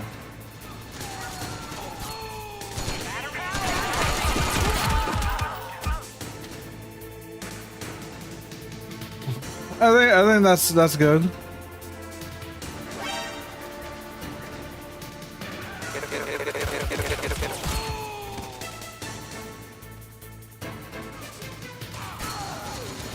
I think that works.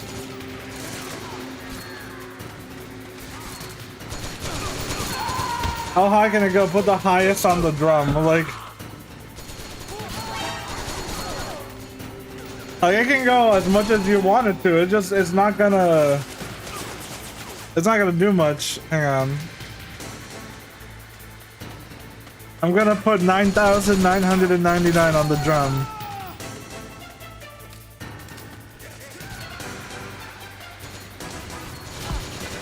Yeah, that's what happens.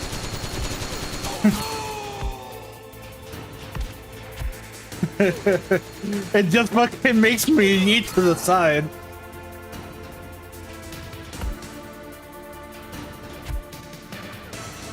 Is that better, or do I like put it to like a more reasonable? Because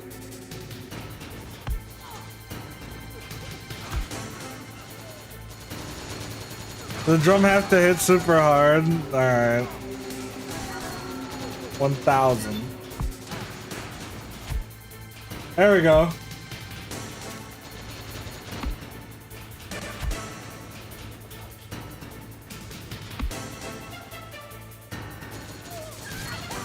There you go.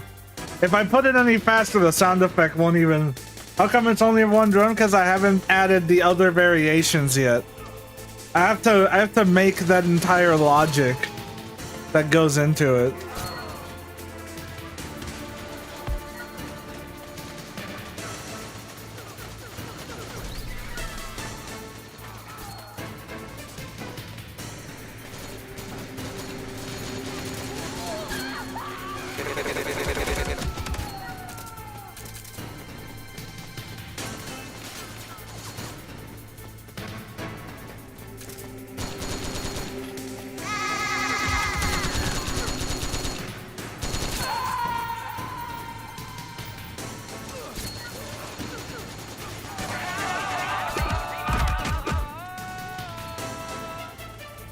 There he goes!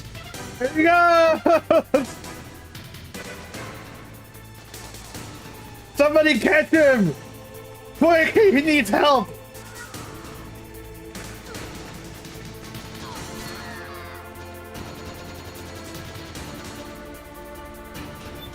Ow!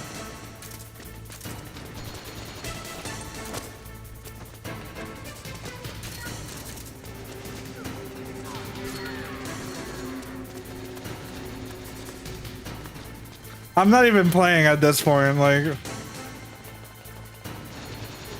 I think I should spectate. Ow!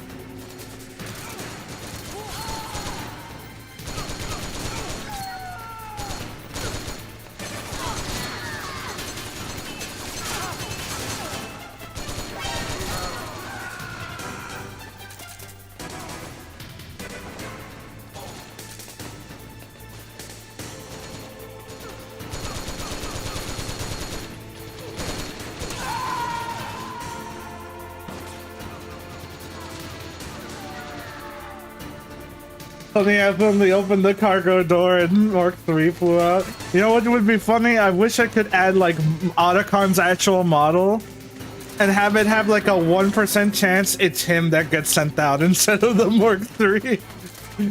That'd be funny. But I don't know how to make that happen.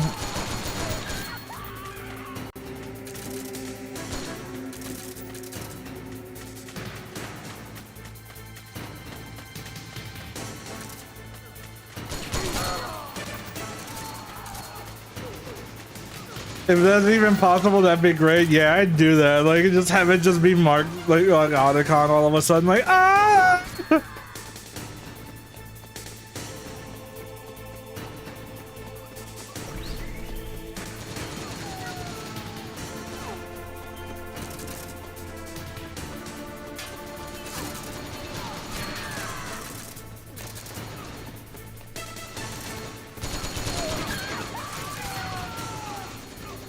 Where is Snake? Where is Snacky?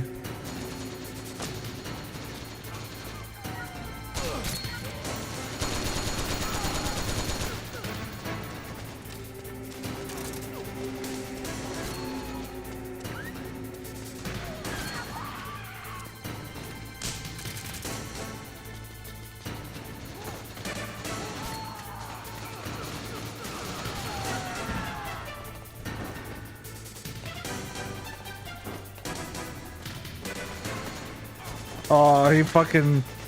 I thought he fucking fell.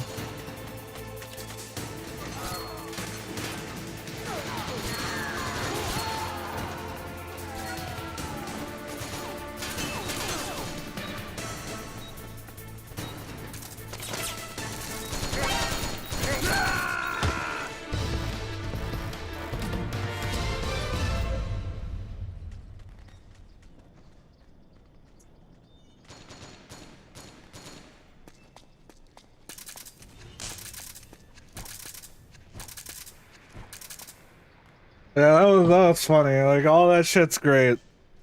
I need to add in more. Ow, ow, ow. I think I made the Gakon shit too fast because they just fucking fly off the screen. I want them to like linger a little bit, like. But I think this works out. They're less important. You'll Deem Suicide by Sean Kappa. There they go. Quick, somebody grab them. We need them for later.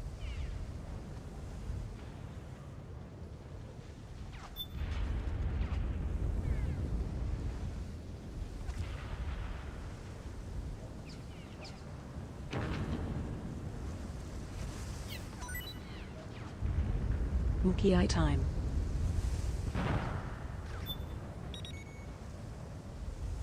Man, it's like now you're getting the Mark II a lot.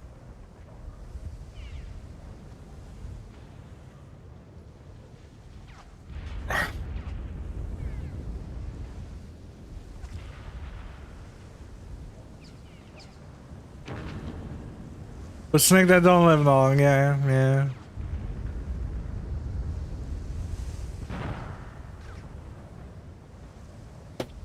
Lad, I've lost most of my snake lives to your shotgun.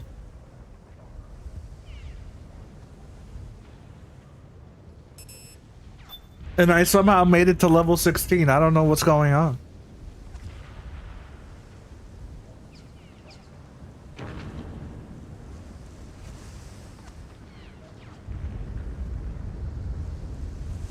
Road to 17? Dude, if I make it to level 17 from SNE alone, I don't think I know what to do.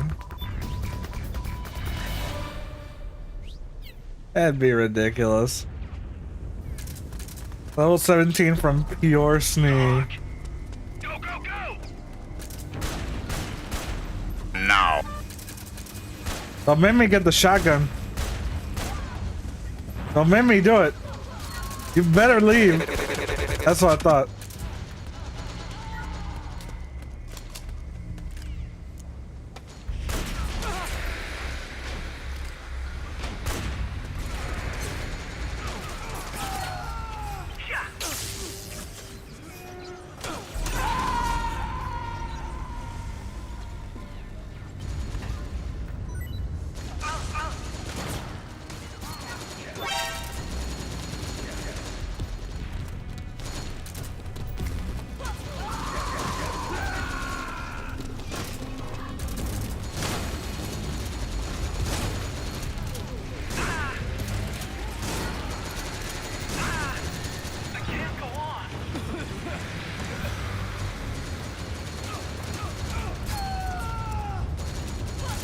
I did warn you.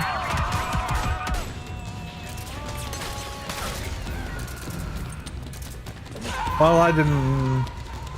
Yeah. You have declared a war. You're the one that came. That you have done it first, my friend.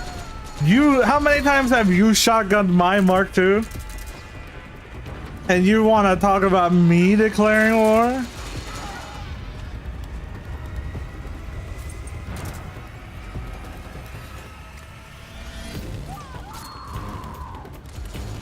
Lad, you've been doing that the entire time.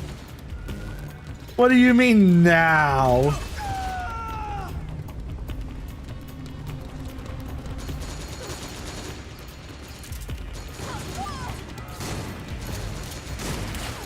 I don't know why I'm trying this, but you know.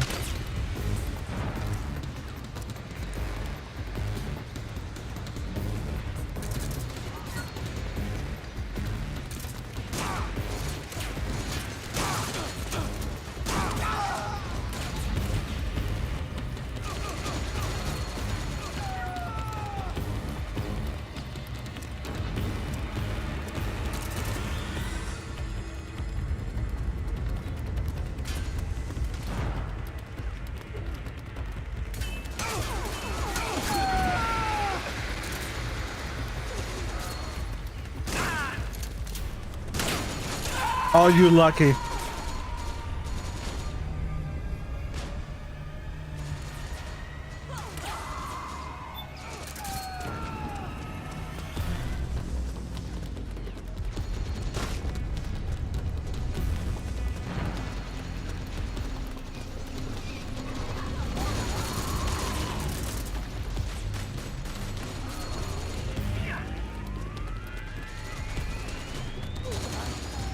That's the funny thing. In fucking Metal Gear Arcade, they made them super fast. And there's no iframes. Well, I missed. Okay. I don't know how, but I did. So they made it work. Like shotguns can be balanced if the game didn't have iframes and hit detection issues. They'd be fine.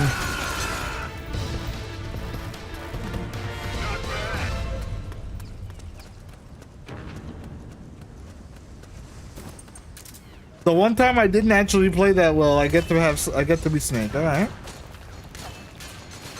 On the one map that I will fucking suffer for it, I will suffer greatly, and I probably won't have a Mark II.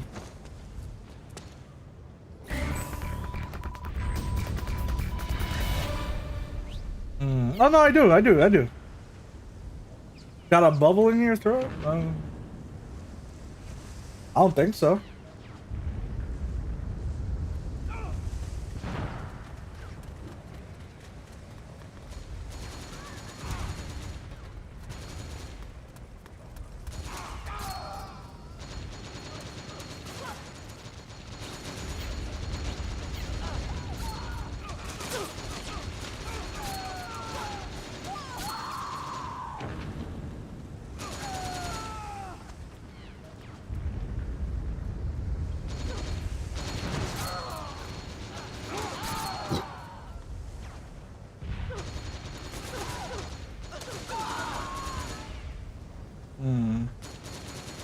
I want to see if Mark II can do something.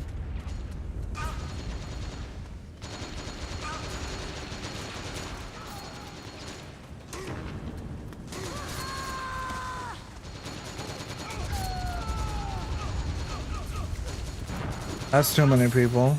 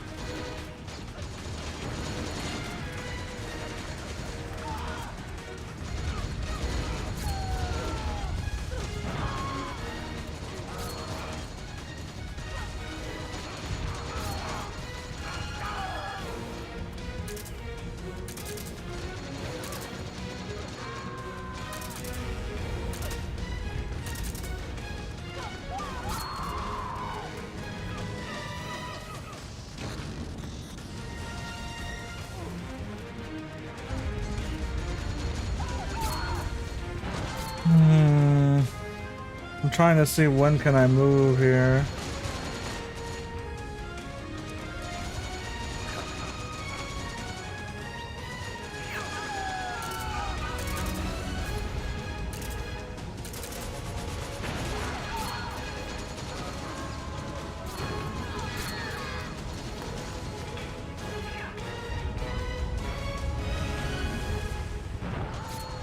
If I get this wrong, I will be dead.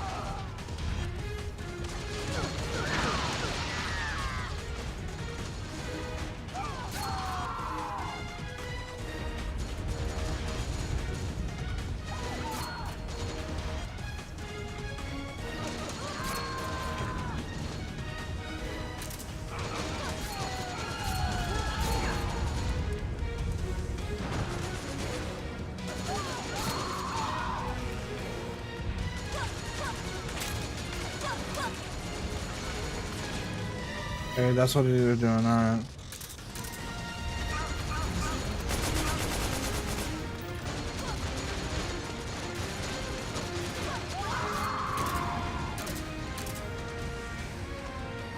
Dude, I am afraid to move. If I move, I'm gonna have this so wrong.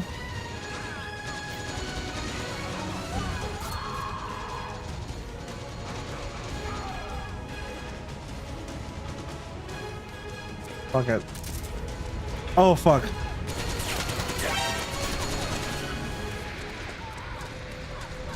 I am so screwed.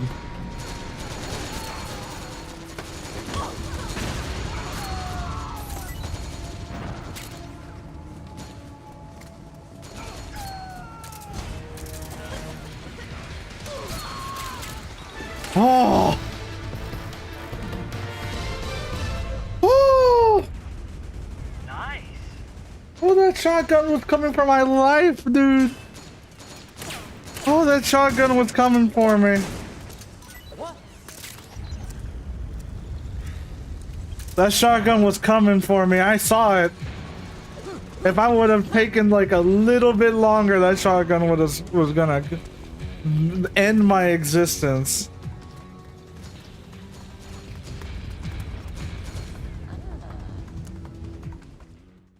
You're right. Yormki, I paid the price, Kappa. Yeah. Well, now we get a just as hard map. And if Mark 2 can get some stuff going, then we might have something, but like... Also, hi, Robbie. Welcome to the lobby. Like, it's amazing that 2 SNE lobbies are going off, or were. I don't know if they still are. Is it still going? Let me see. Yeah, the NT-based SNE is still going. 2 SNE lobbies are going off, popping off tonight, which is pretty cool. Both lobbies are going. Pretty cool.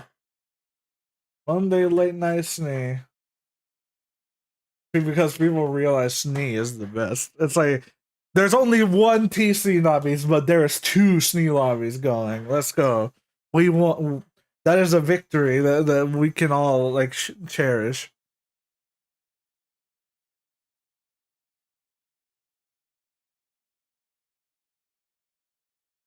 Granted, anti-SNE is normal SNE, and then mine has like the kill feed disabled. So if you want one or the other, then the option is there. It's not the only one, which is nice. Ow! My fucking shoulder, dude. Like, that actually fucking twisted my shoulder. I'm gonna get fucking injuries from this shit. Like,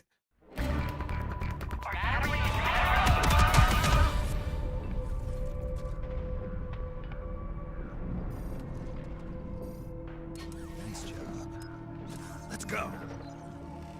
It's all you.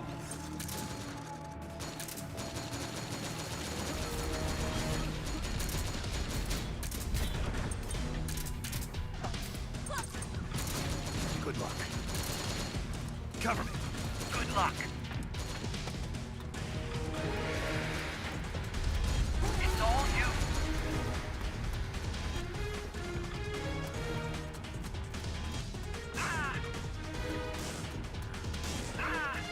I can't go on. Sorry.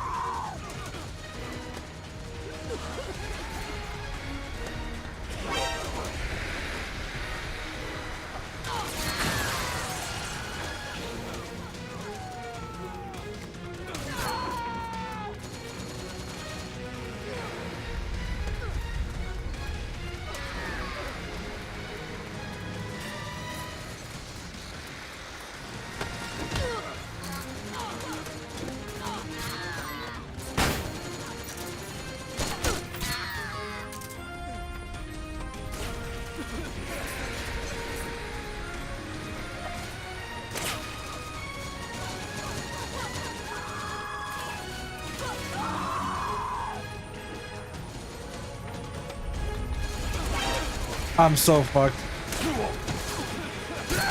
I died anyway? Oh, I thought that smoke saved me. I thought that smoke fucking saved my ass, but it didn't. Oh, cool. I'm still here. That's fucking great.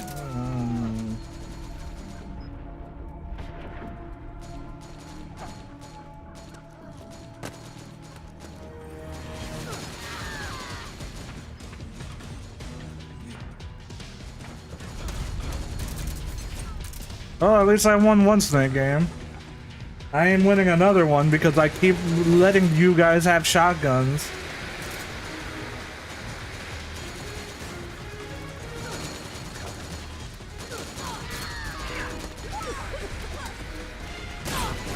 Well, I'm fucked.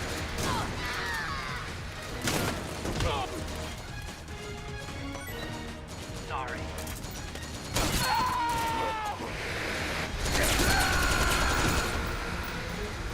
This guy is not helping me at all. Like I'm literally asking for his help and he just won't, he won't come over.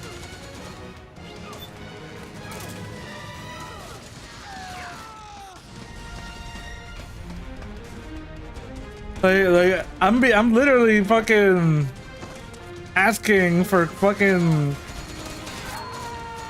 help here. And like my Mark II is ignoring the ever-loving piss out of me.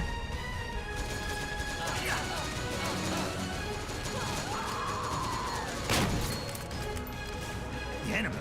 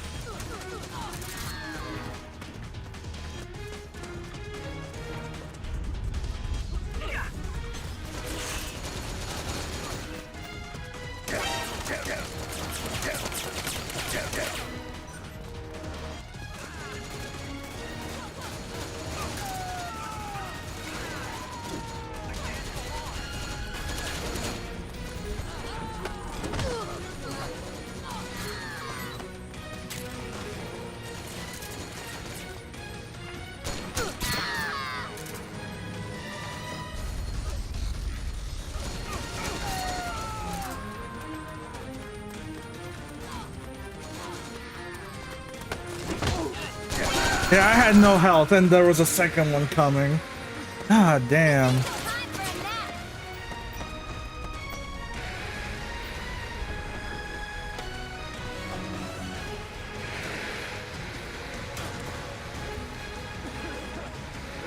Here's the thing, I don't know if there's 3 of them already. And I can't see the map. For whatever reason, I can't see the map, even though it shows up.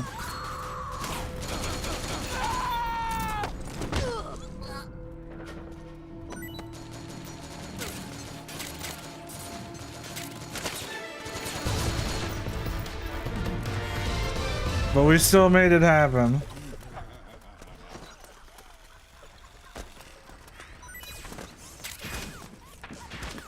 I made that bad spawn work at least, because thank God I didn't grab any of those tags when I died. Because if I hadn't done that somehow, I would have fucking called it. Weirdly sounded like you picked up 4 before you won. I know, right? Okay.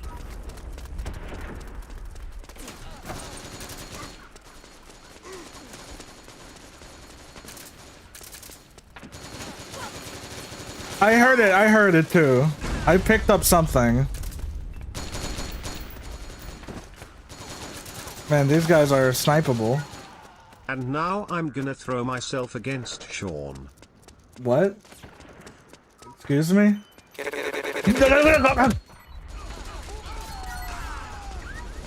That's uncalled for. Keratin 10. Okay. Alright. Sweet.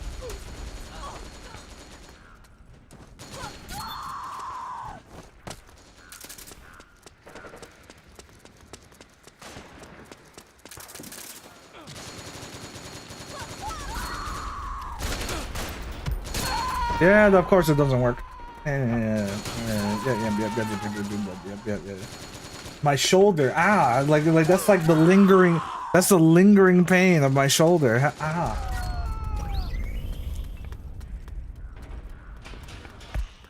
Ugh. We got company.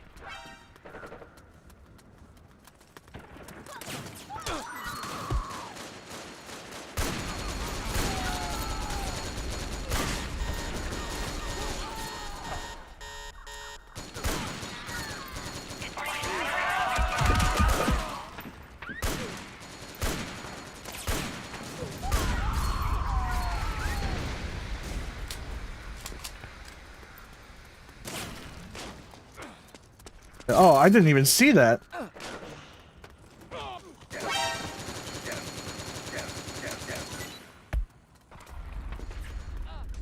M4 didn't get any changes now.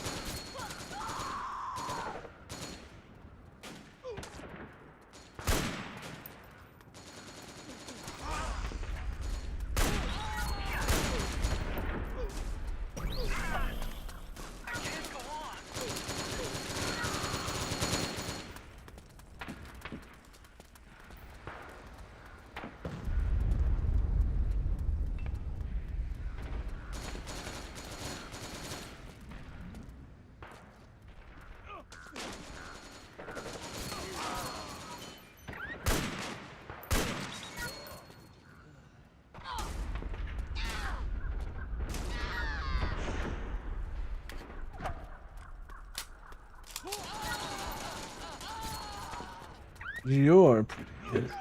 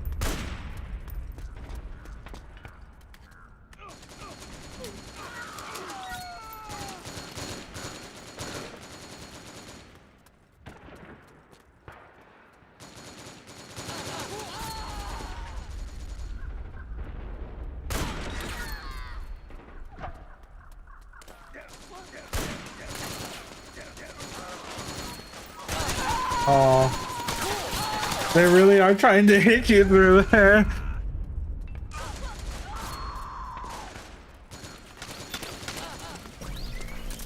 They came all the way over here to get me. We made sure of it. All right,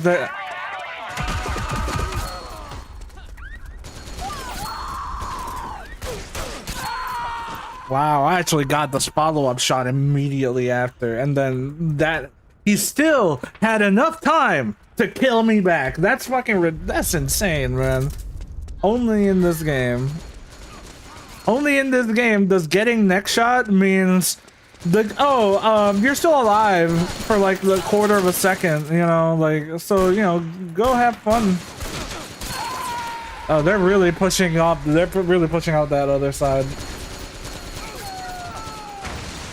I can't even get over there. Whatever gets them to stop coming down here, I guess.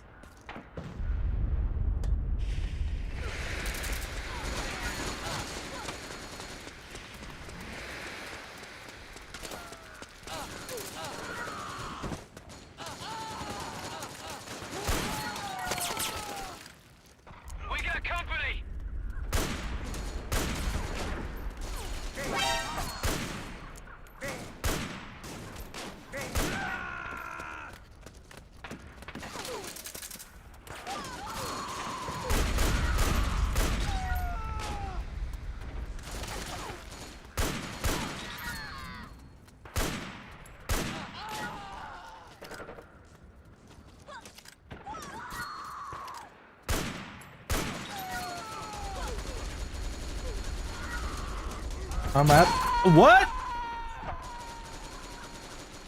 It's like the moment I'm actually safe, that's when we land the shot, huh? All right.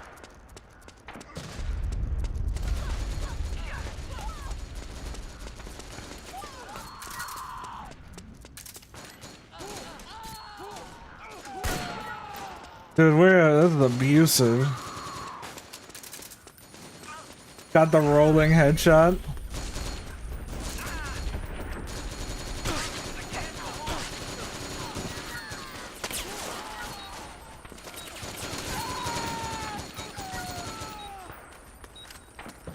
Oh, they saw that. Okay. I was really hoping they didn't.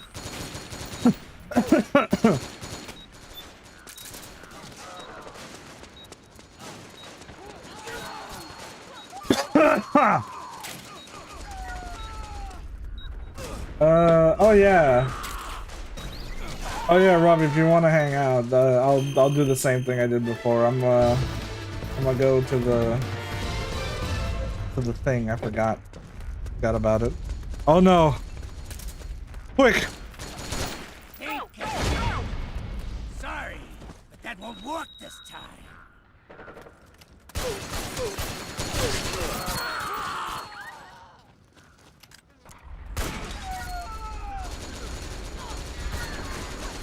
The two people die at the exact same frame? What happened? Do you hear how that uniform like voice yell?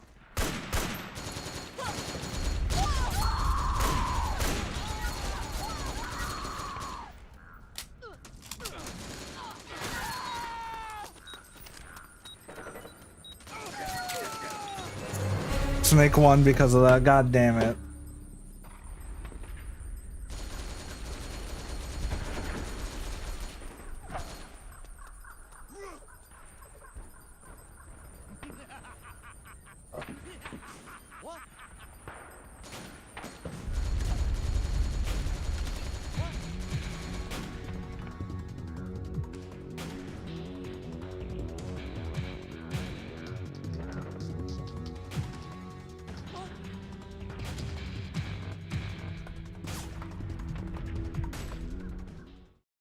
Think again.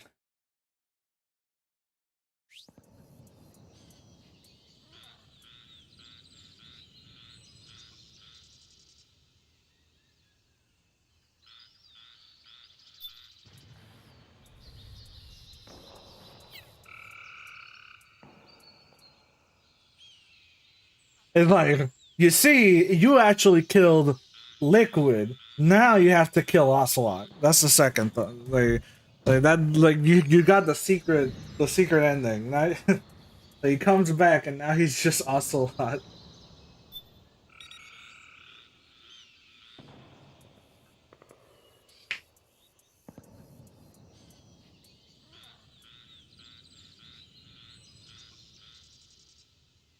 Not of death behind walls. I am absolutely deadly sniping in that.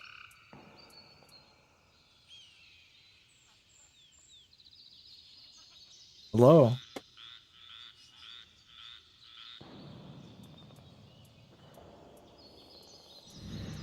Yeah, what's going on, man?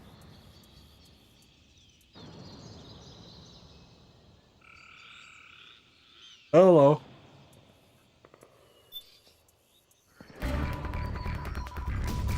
Well, of course, that's why I'm sitting in here. Go ahead. Feel free. Crazy.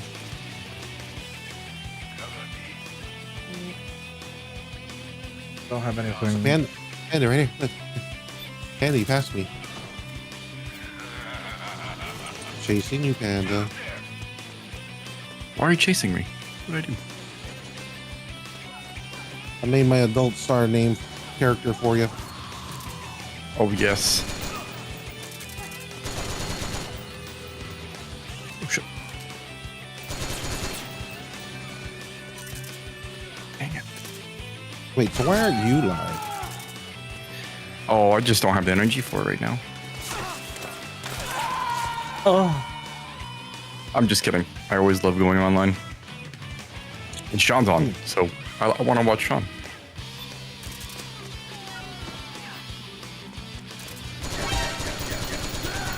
Got him.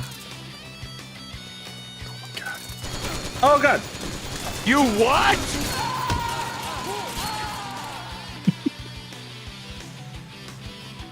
You didn't type in the command right. What happened?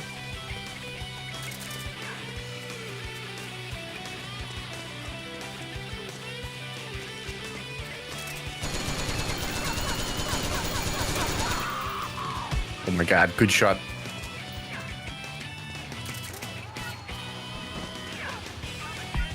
Everybody's throwing drums at me. Like on stream? Yeah. I'm not gonna lie. You probably deserve it. All the drums.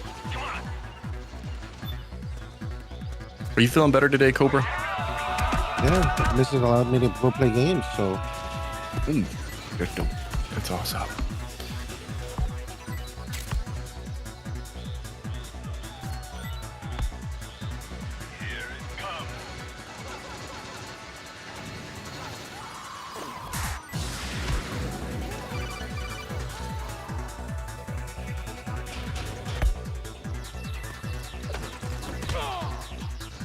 Why are drums showing up like that? What do you mean?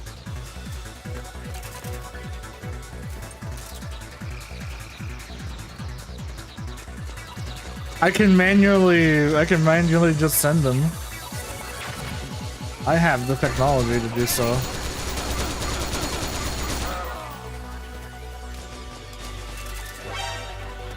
Oh, you.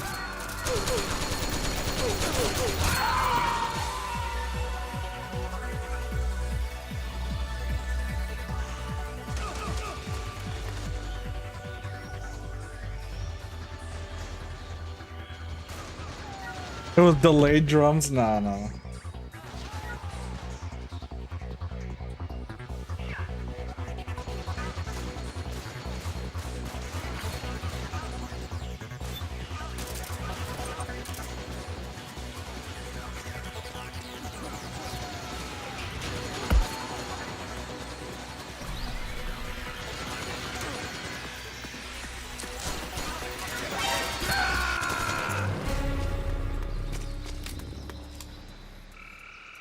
You almost had me. Almost. By an inch. Almost. Go, go, go! I was trying to get that dude up there. He was hanging out. Sorry. So how was the beach?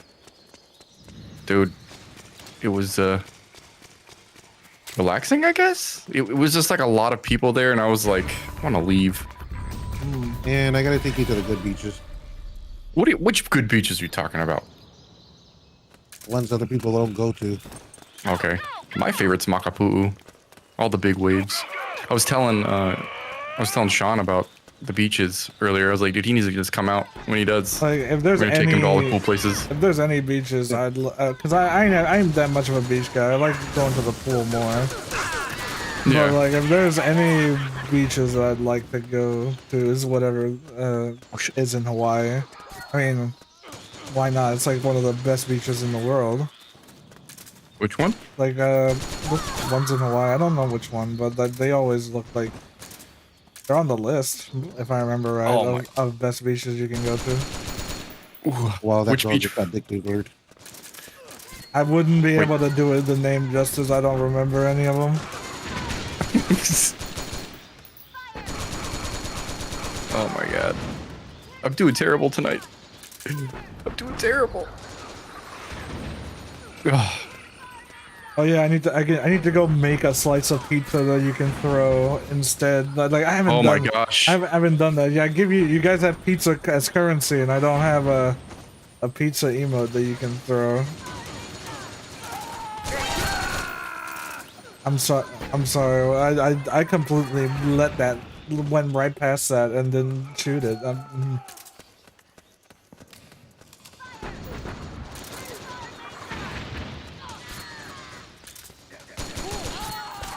After this match, I have to go, but I was excited to show off. Where are you going? I promised Jacko we'd play Helldivers. Oh. Helldivers is going through some drama right now, as I understand it, with the whole late PSN and linking accounts. Yeah, I'm not gonna lie. I don't like what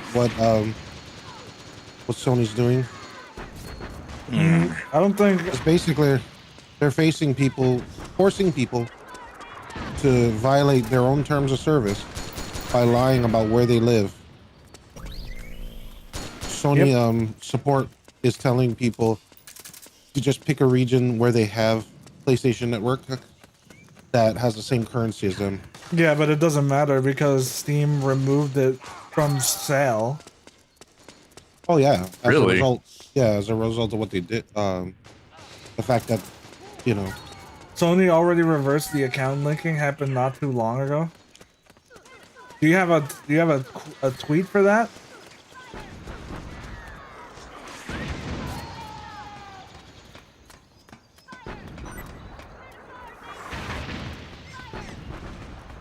Because I remember, because all I know is I saw so many people trying to downplay the issue with that, and it was very telling because it's just a bunch of fanboys trying to say, oh, you can't make an account in 2 minutes. It's like, that's not the issue. That's like secondary. That's like secondary or even tertiary of the issue. That's agreed. Agreed. Because in a lot of these countries, you can't even make a PlayStation account. 170 different countries. You can't. And people are saying the main people complaining about it are all people from first world countries that only bitching about it now because they're pretending to care about the whole issue with the country. Like, just whatever mental gymnastics these people have to do to defend Sony. I hate it. I have a PlayStation. I have all kinds of Sony shit. Yeah, and same. I still say that's bullshit. Don't force people to. And they're like, oh, but you do it for other providers and stuff, and I'm like, yeah, but they have either that was the case from the very beginning, and some people don't have it. Not everybody made an account, or the accounts that you have to make are stuff that actually has purpose. Like for example, literally 1 hour.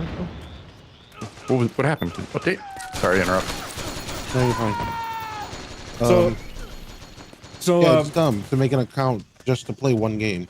That's so stupid. I didn't buy it for that reason, and I hate it. But like, they started using Microsoft as an excuse and being like, "Oh, you make a Microsoft account to play Minecraft," and it's like, first of all, people on console don't have to make a Microsoft account to play Minecraft.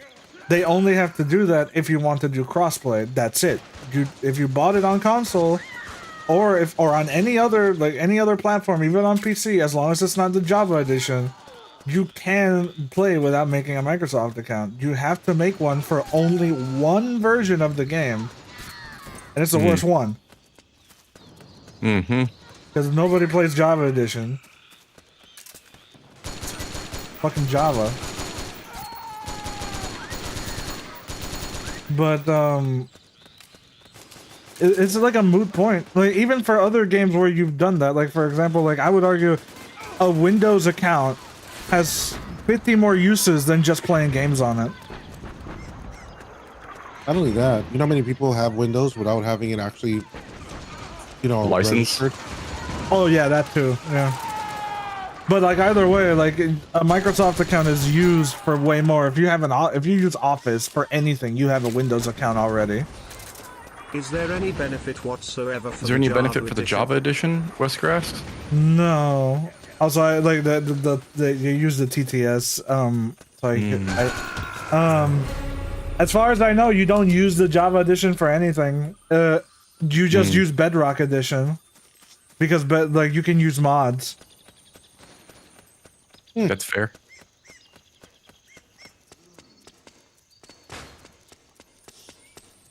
Unless I'm getting them confused, like I'm pretty sure Bedrock edition is the one that with mod support. Let's just put it this way. The simplest argument you can put out there. When Sony people that have Sony, you know, items, products, are saying it's fucking stupid, that's all the argument you need. Oh yeah. And I'm one of them. It's fucking stupid. All right, that was my last match for now. But that was fun. I got my butt handed to me.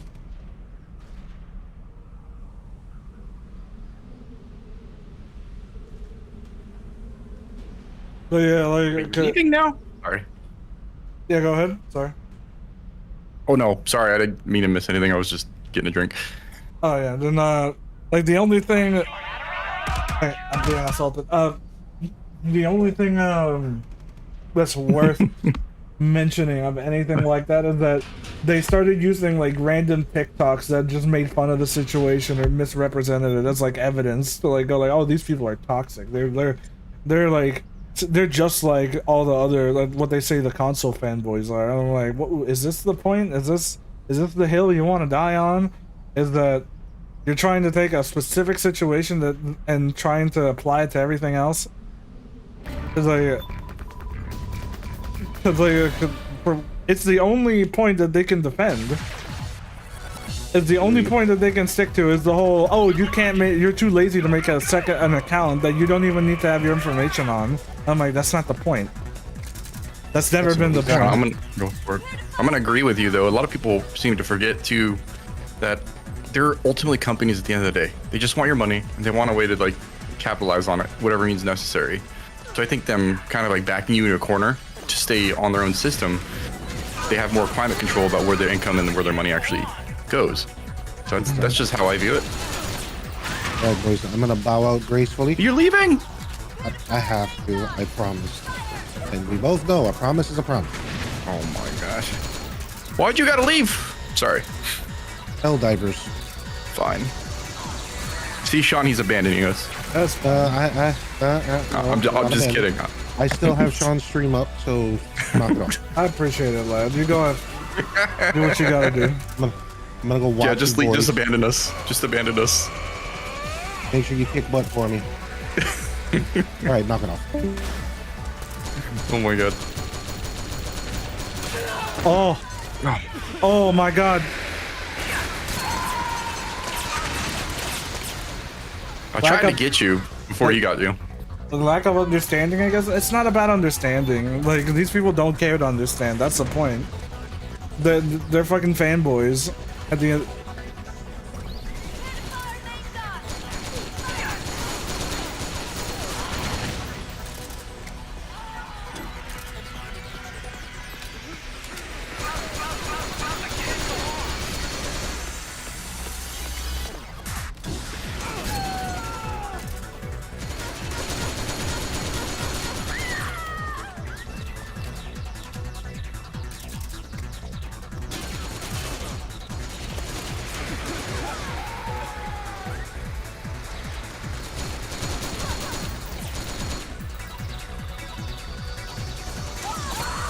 Man, you guys are clobbering the alley, bro.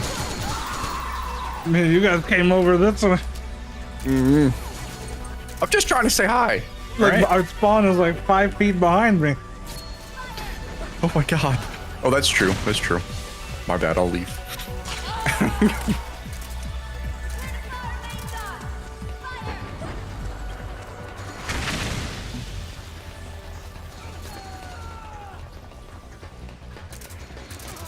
Do you think people are just are making light of the situation, or do you think they're not taking it serious enough? I think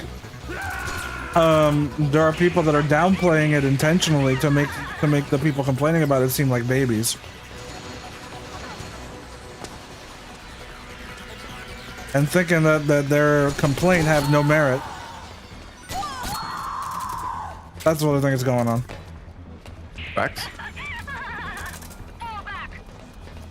And they're doing it by sticking to the one point that is the weakest among all of them, is that they don't want to make an account. They're like, why do you want to make an account? It takes 2 minutes. Are you lazy? What? Are you just a baby? You just don't want to make an account? Why can't these places make PS accounts? It's because Sony doesn't allow them to. It's not available.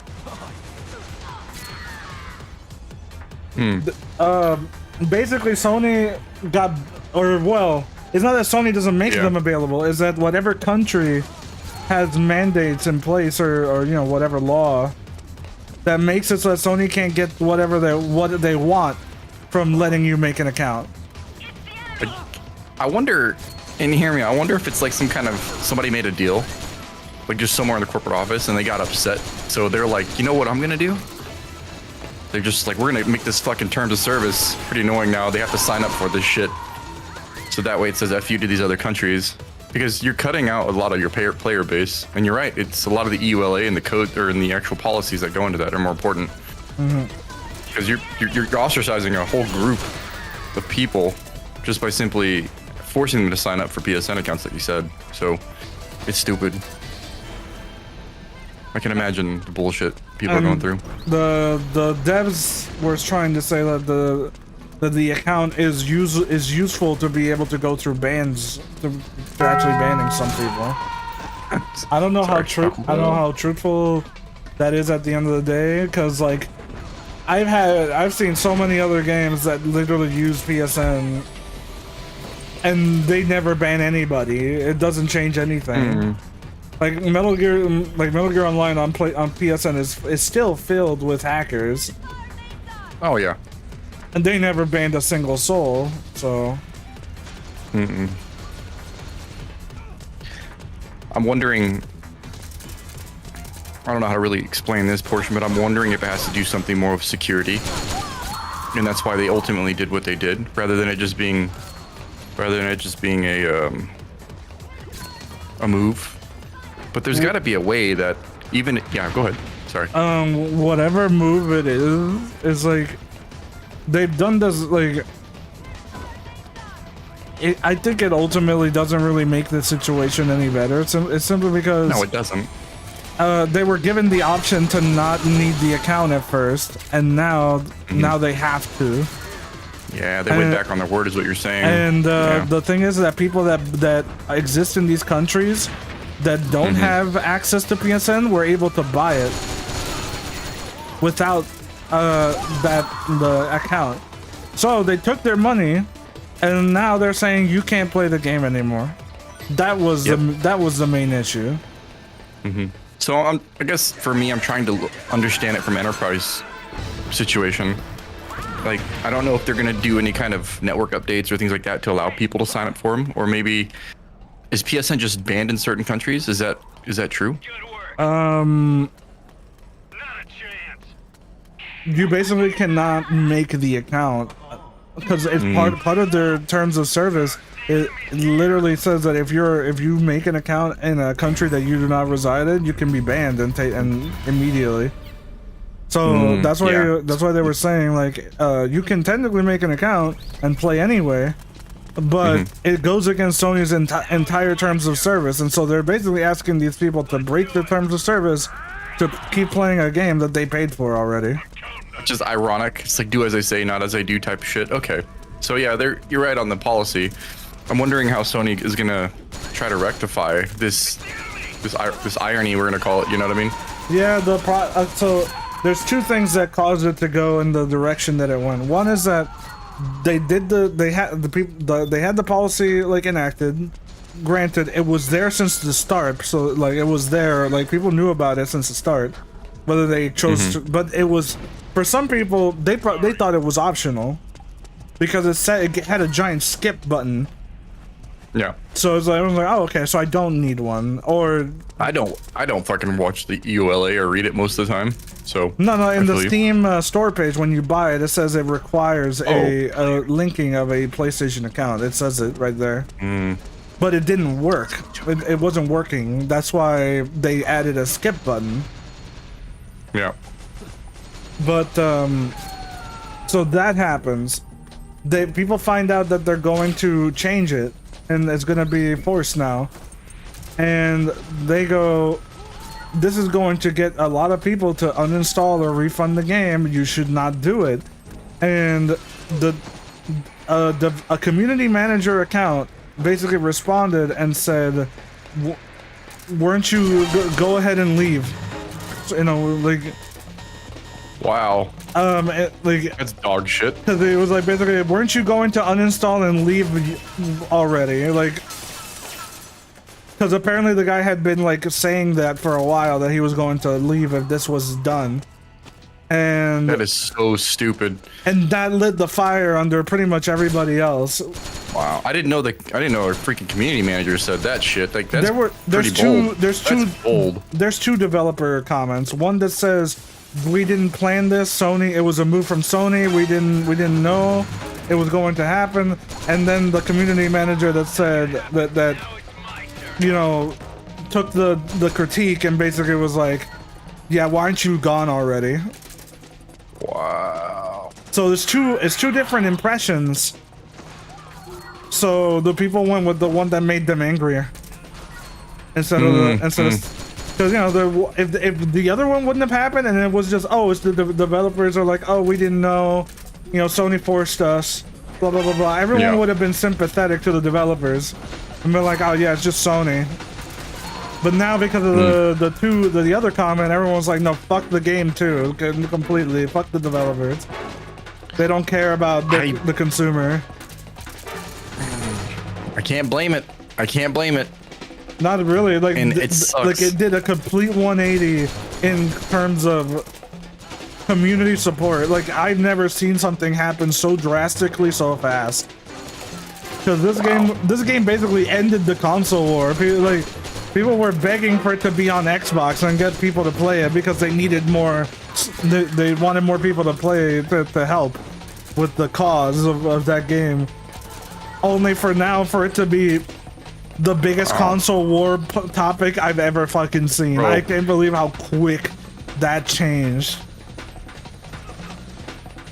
I think it just came down to fucking greed at the end of the day. Yeah, because Sony could have like just allowed it to. Yeah. Like they were still making money. Yep, they sure were. They could have just shut up and accepted it, like instead of breaking their own fucking rule. That's just, that's frustrating. Yep.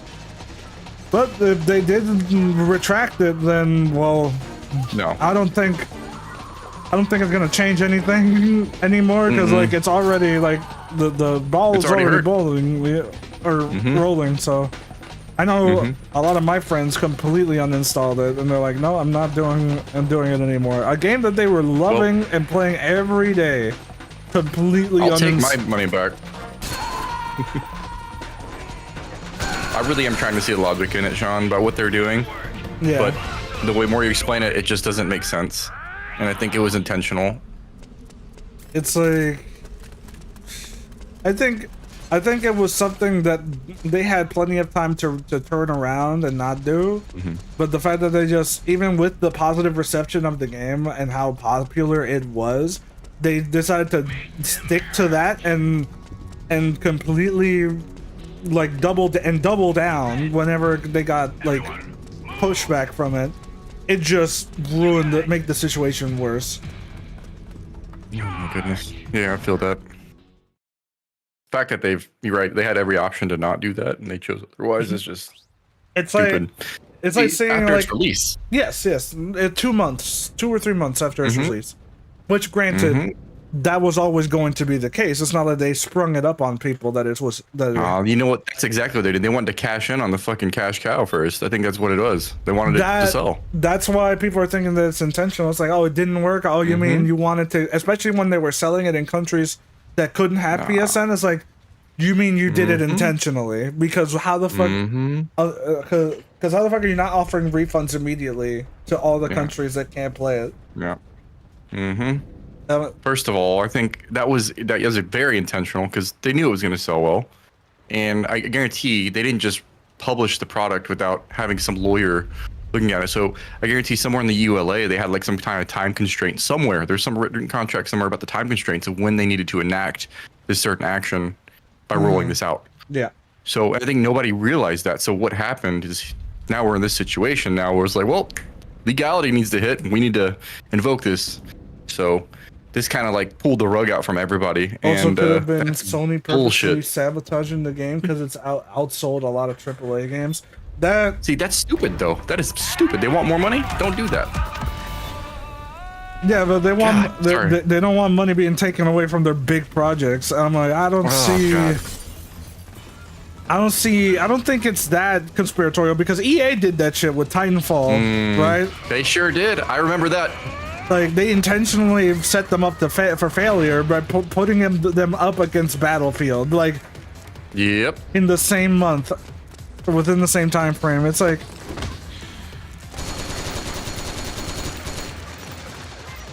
what a time to be alive.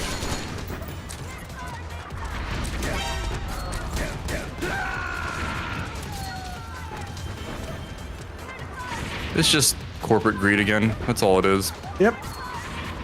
That's really the crux of it. I think one of the main points too is people also need to realize too, or keep in the back of their mind, is just at the end of the day, they're a company. They want your money. That's all they want. And it doesn't matter the branding of it. The developers matter, the publishers matter, but rather, I guess, the owning company. That's kind of where I have the issue at. That was badass, by the way. I don't know if any of you saw that, but like, ooh.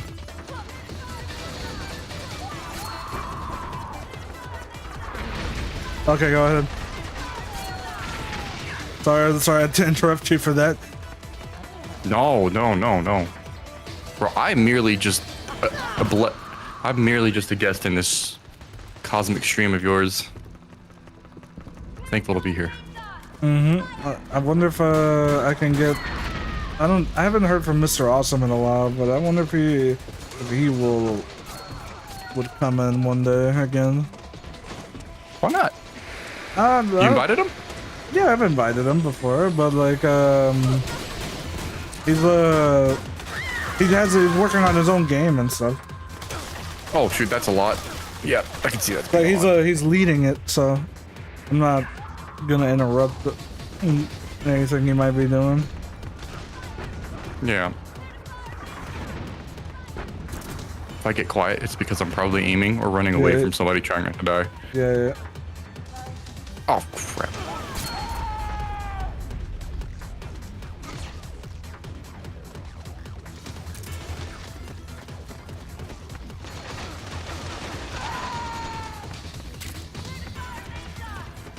Oh shit.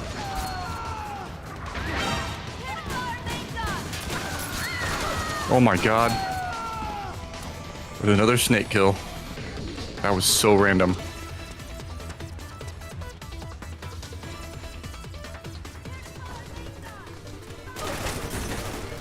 I got like 1 HP right now.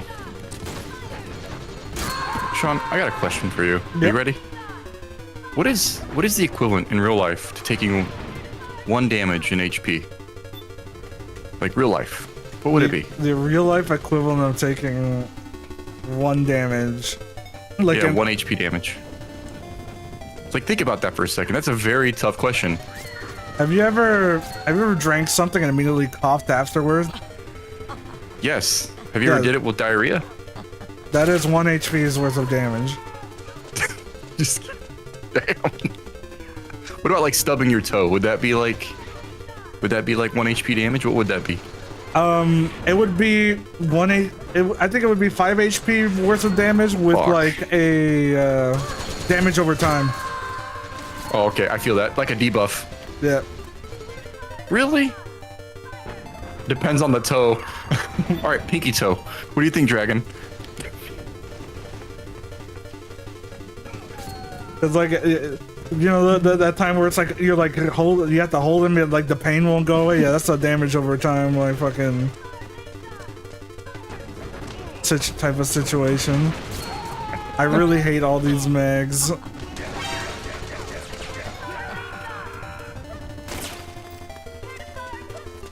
There we go. A paper cut. Paper cut is 1 HP and then bleed damage. All right, paper cut between the fingers. Okay, that is a strong damage over time. All right, that is definitely strong over time. That is 1 HP Damn, every but he second. says -10. How is that negative? Okay, sorry. Shinobi said -10 on the toe. -10 on the or toe. -10. I don't know. I think -10 would be like a punch. Like, we've all played Yakuza here, right? Like, we all know that, right? Yeah. So, judging from that perspective, wouldn't it be like 10 HP, just like a punch, like a 5 to 10? So, I can't justify a toe being 1 HP. And to be fair, in Yakuza terms, a gunshot is like 35 HP. That's true. That's true. That's why I'm saying I'm having a hard time. I guess we didn't really kind of specify the rules. What game should we go off of then to base the HP damage? Honestly, like I don't think we could find a good consensus because some type of damage doesn't exist in some games. There's no like for example, like Fallout has radiation, right? And radiation. I love it. Yeah, I feel it. So radiation damage would be hella high. But that kills you over time, though. That's like a painful death. That's like a slow 1 HP damage over like weeks. Yeah. Like, you know it's coming. Like, once the threshold is passed, man. And not only that, but the pain level. Pain level.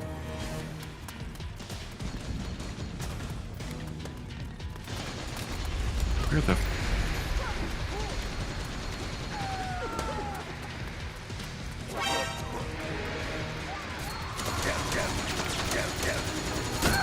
Dude, like, that I coughed 4 times. God damn. God bless. Have you played the newest, Like a Dragon? Yep. Already? Yep. Oh, that's nice. I don't know how that hit, but yeah. okay. I don't know how that hit. I got lucky. I will say though, I lasted for 5 seconds without dying, so I'm dead again. Here we go. So I'm gonna say this: since you've beaten Like a Dragon, the newest one, there's a lot of real life equivalents right now, like Hawaii. Yeah. That's Waikiki, and it looks extremely accurate. So if you ever come here, we're gonna have to go to some of those places, and I want to take you to the Shave Ice vendor here in North Shore. They sell Ichiban shirts here at the actual Shave Ice place. It's in North Shore. Yeah, I noticed that it was. I heard it was pretty well. Yeah. Accurate. Sadly, they don't have a Majiba shirt though. Sorry. I like how dedicated the Yakuza team are for the things that they put out. So when you visit Waikiki, you're gonna see a lot of these same places like you did in the game. It's bonk. I haven't beaten the game yet at all. I'm probably like chapter 5, I think. But you're gonna see a lot of the similar places. It's so cool. Oh my god. Oh my god. The hit rich gods are not on my side today.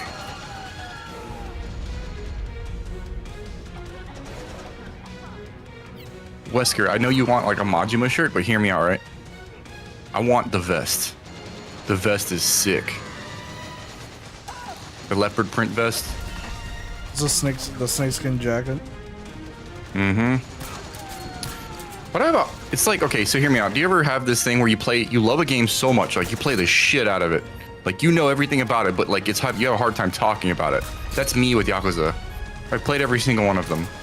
Beat them all, with the exception of the newest one. The newest Like a Dragon. But I have a hard time actually talking about how much I love it. Because it's like Metal Gear, there's a lot to it. And if you're talking about something specific, I feel like I can chime in on it. Mm-hmm.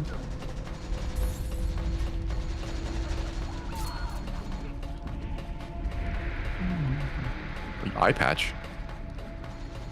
The Mad Dog Majima?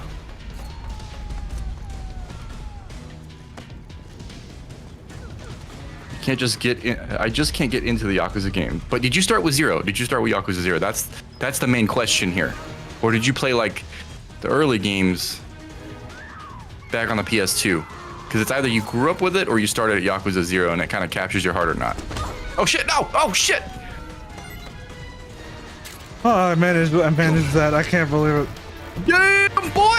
Sorry, good job. That was pretty sick. That was a good grab. I didn't even know you were there. I had to run away from like the worst spawn imaginable and then like go all the way back. That explains why you were so quiet. You were hunting your prey. I just can't get into the Yakuza game, but the story is great. I mean, oh god. The remake of the first one. Damage. The remake of the first one is it has its issues, but like Zero, it's like if you don't like Japanese dub, then you're just it's gonna be hard. Cause like, I mean, I fall asleep to some of the Yakuza games dialogues, but Zero is definitely like the better one to start with.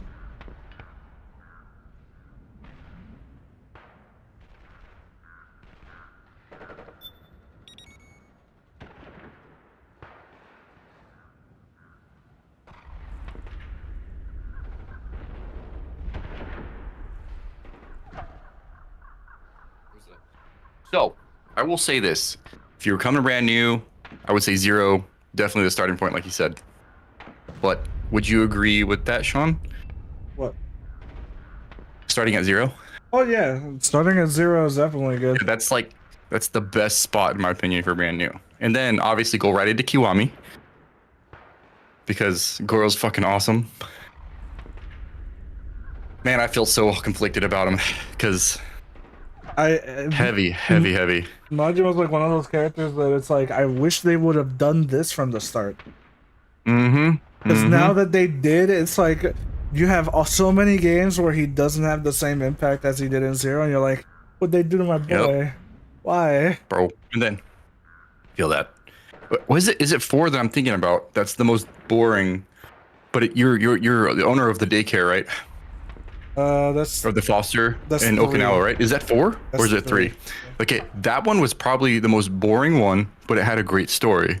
That one is boring at first. Mm-hmm. But then when it gets going, it gets really going. Mm-hmm. And it probably has the most emotional villain. Yes! It's probably the best villain and best soundtrack.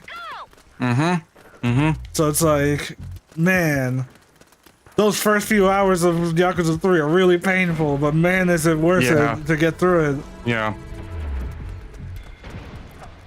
Wait, man, I'm trying to remember what was the last one. I think it was the newest Like a Dragon. Infinite Wealth. Yeah, Infinite Wealth is amazing. I can't remember, but no, it wasn't that one. I played Like a Dragon Gaiden recently. I beat that one. That one fucking hurt, man. Oh, dude, I have a video on my reaction of that game's ending. Oh my god, when he was explaining everything at the end, and then like you see, spoiler warning. 3 with the best soundtrack? That's debatable. What are you talking about? What are you talking? No, I disagree. Highly disagree. No, I will say 3. No, 3 has the best boss theme. I will settle for that. Who's boss? Which boss? The final boss. Oh, okay. But the final boss cheating though. I mean, but the final boss of 0 ain't that interesting. Like, Okay, you're fair on that. You're completely fair. Like fly as a song just kicks so much ass, and the other overworld fight themes kick a lot of ass as well.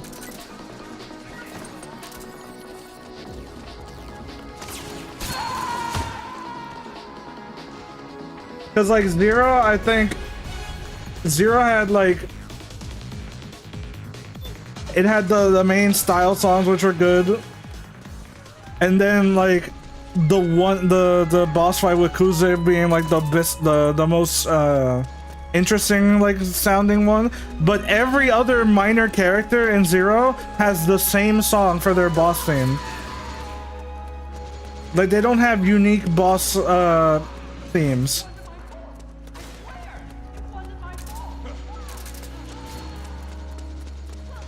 So I'm gonna go out on a limb and say 3 has one of the best soundtracks.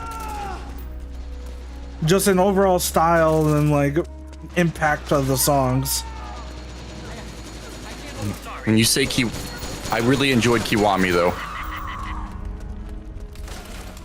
Is that weird? No, Kiwami's good, but I feel it's like some people would say that the remixes of certain songs were butchered, but I don't know. I think they're good. I love hearing Majima sing Friday Night though. Not gonna lie. Yeah. That's always good.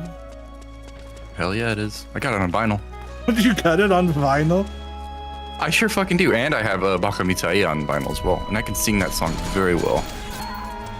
That's gonna be something to go to Japan for. I mean, you know Hawaii is like a second Japan, right? Yeah. But I mean, like, there's so much Japanese here. No, I figured because that's why it's the setting of the game. Mm-hmm. They are really really on they're really relevant with the settings that they use, to be honest. I'm so excited for you to visit though. You got no idea. Receive You Reborn was amazing, yeah. Like it was.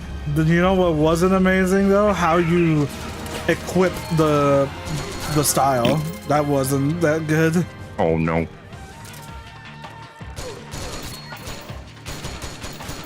Sean, are you thinking about doing another Yakuza playthrough on stream sometime? Oh dude, playing all the games again? I mean, I could.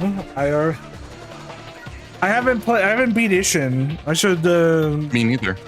I need to start Ishin. No, I beat Gaiden, but the samurai one, the spin-off. Oh yeah. I didn't feel connected to Ishin. Oh, because Ishin is like it's like if all the Yakuza characters went into like a really orchestrated play as themselves. There's nothing wrong with it. You're right. There's nothing wrong with it at all. I like it, but I didn't feel a part of it. But I know why they did it that way. Yeah, I miss styles having their own themes. Yeah.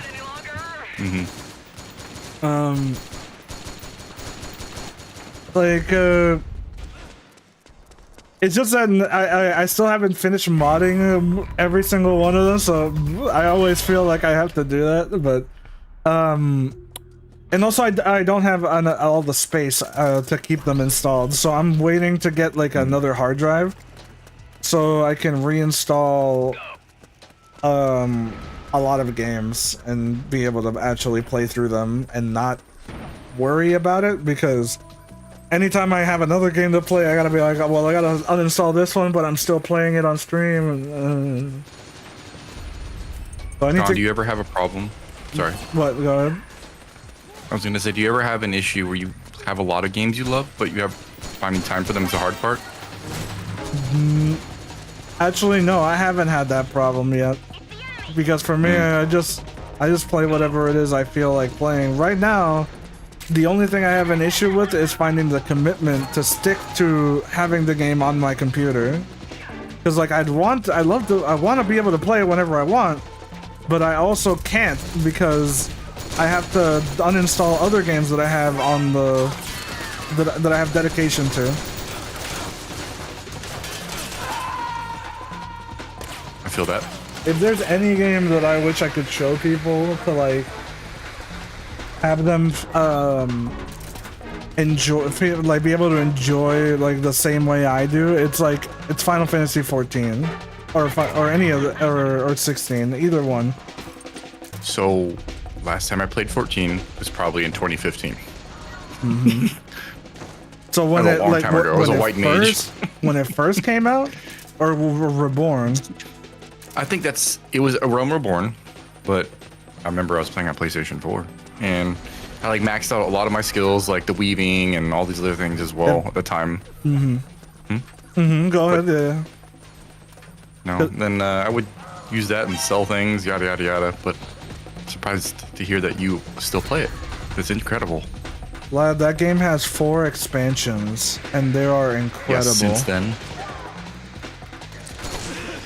They are. Is the story still very good? The story is ridiculous. The first Realm Reborn wasn't that spectacular because it wasn't voiced for most of it. They fixed that in subsequent expansions. Wait, it's all voiced now. Most of it is, and each expansion, most of it is more and more voice. I did not know that. Yes. See, I haven't played anything past the Realm Reborn. I seriously recommend it. Damn it. Like, no, you have no idea. No, it's a good thing because you don't have to wait. So the way you're feeling right now is, I'm sure, how we feel about MGO or Metal Gear and Final Fantasy and Yakuza. Like, you're so excited to share it. So that means I need to go try it out again. Oh yeah, there's 3 series right now that I would put, well, outside of like fighting games. Like I put fighting games in like their own category, but like because the interest I have in that is a completely different one. But anything that's story related, right now, like the best games that I played in that category is anything Metal Gear related. Right now, I'm getting introduced to Final Fantasy, and the 2 games I played are all incredible. So 14 and 16 are incredible games, and then the Yakuza series, which is like every game is an incredible story. Even if yeah, absolutely. So I do not exaggerate when I say 14. I played it during like the pandemic and got through like it basically helped me get through that. Wait, you played, so that's how you got through 14, is just the whole pandemic? Yeah. I started around then, and then I got through all of it during that time. Holy shit. So that's how you kind of chewed through that story. I know it's not short. Oh no, it's not short. Every story is like its own game, respectively. Every expansion is its own game. Unless you want to blow right through them, in which case you can. But you'll get through them pretty quickly. Though. But like I remember I love Ishtola a lot though. Remember the whole Scions and everything. Oh, I loved it. And she only gets better. I'm serious. So you're telling me that's gonna be the new waifu? I mean, there's other ones that show up, but like she's still number 1. Damn. All right. One thing I am proud about that I have that probably everybody has is the stupid lightning event costume. They eventually made those available to like buy off the shop. Oh, you can buy them? What the fuck? Yeah, you can buy them. Oh man, I grabbed it straight on the time. Yeah. Eventually, they had a Final Fantasy 15 event, and you can get the car. What? And with Noctis and everything, like the actual regalia? Yeah, you get to have his outfit too. What? That's fucking cool. You can have 4 people sit in it too, like they do in the game. Then that's badass. And recently they did a Final Fantasy 16 event where you can get the main character's outfit and his dog. That's amazing.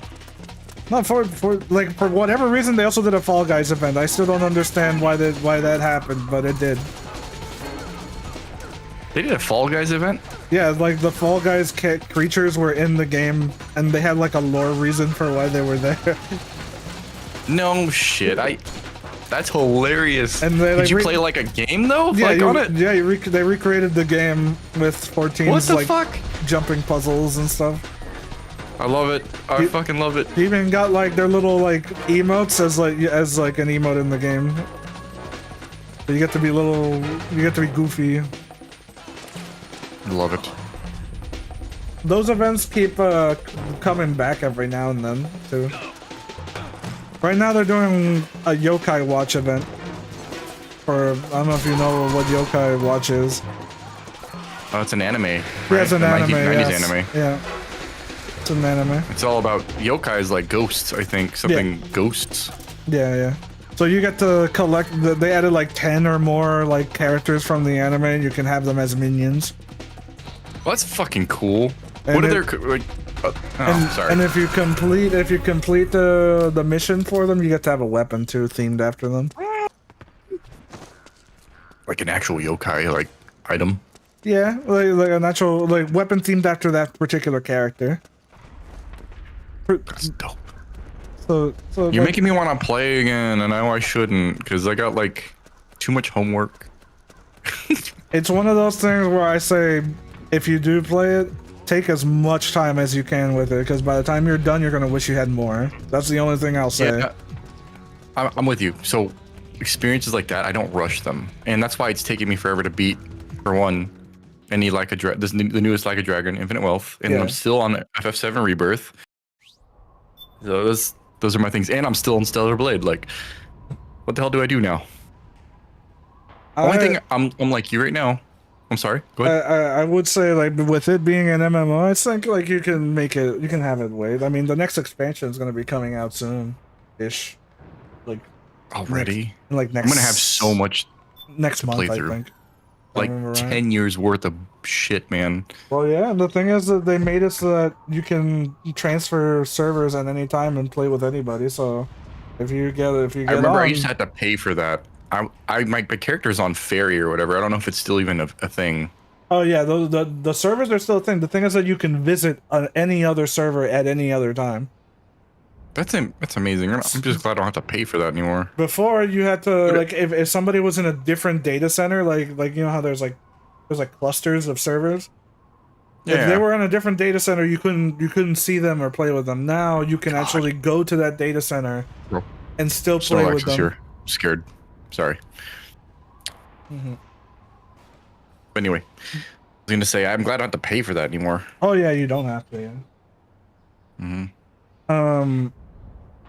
But like, I will say, because A Realm Reborn was when you finished it, the immediate story right after that starts that leads into the next expansion, it gets really intense.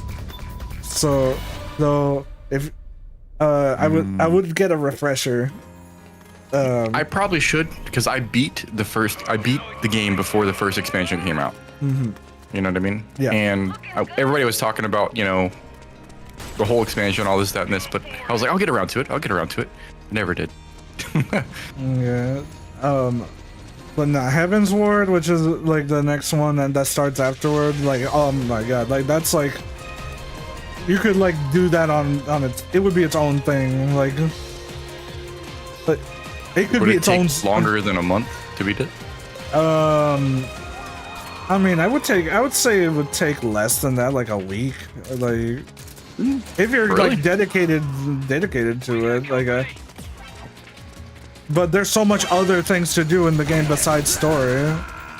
So you gotta get wrapped up in that. But if you're just, and also there's like level requirements and stuff like that, so you're constantly doing that. Are fates still a thing? Yes, they're a lot better 'cause now. I was wondering, they're a lot better now because I remember I get cheesed out of those bitches. Yeah, I used to grind at Costa del Sol. Yeah, they change how they work a lot. They also cut a lot of the fat from A Realm Reborn, like a lot of unnecessary quests and stuff. So they cut a lot of the bloat that A Realm Reborn had, and the fates now are a lot more streamlined. You'll get gold for completing them a lot easier, and there's like other ways of leveling up. There's so much content. Like, you have no idea. There's so much you've missed. You're making me feel like I'm kind of scared to pick it up because I don't even know where to begin. It's like a big giant pie and I don't know where to start. The thing is that it introduces everything to you pretty fair with every expansion. So you'll see. Like, you'll be introduced to all these different things. Okay, I'll probably pick it up after I beat some of my games, and I'll hit you up because I don't want to be alone. Yeah, no problem. Does the level still scale if you're in a dungeon? Yes, and they made that. They've since made it so that you don't need to play with other people if you don't want to. Oh shit! So it scales like as far as like party size. No, you can literally get AI party members to do it with you. They did that because they wanted 14 to feel like no different than a normal Final Fantasy story. Okay. So literally that makes a lot of sense now. For the first few expansions, all the way until the very end of the game, you can play entirely alone if you wanted to, except for like the major fights. The big boss fights you have to do with people. But it's like one time every few hours, I guess. You know, so the big trials with 8 people.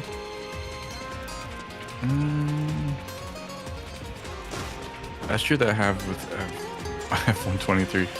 Dragon says, I love the game, but at least 2 hours per race. Yada yada, I gotta say through the start of 14 is boring. Go tech X from NPC from my experience. I can see where you're coming from. Oh yeah, 14 is like very boring at first. It's the way I see it is like it's like the same thing as like the start of a very long anime. Like I compare it to Naruto a lot, where it's like the first few like episodes are just nothing but introducing you to characters and like nothing major goes on until you reach like a certain point, and then like the major war arc starts happening, and then shit gets real. Right. When does the metaphorical Akatsuki arc start? Like when does it all go down? When it all goes down, that's fucking Shadowbringers. So Heaven's Ward, I should just rush through. That's what No. you're telling me. Heaven's Ward is like Heaven's Ward is a different thing. Heaven's Ward is the I wish I had a story to compare it to. It's like a everything went down and now you have to start over. Oh shit. Like you are. So Heaven's Ward is kind of like the global reset of everything. Like the whole universe got reset. Like Heaven's Ward is like you fucked up. What? So you're telling me all this time I spent in the first timeline before the DLC hit, it's all pointless? No, that all still happened. It's just that shit went down. And you have to fucking, it's like it's your training arc.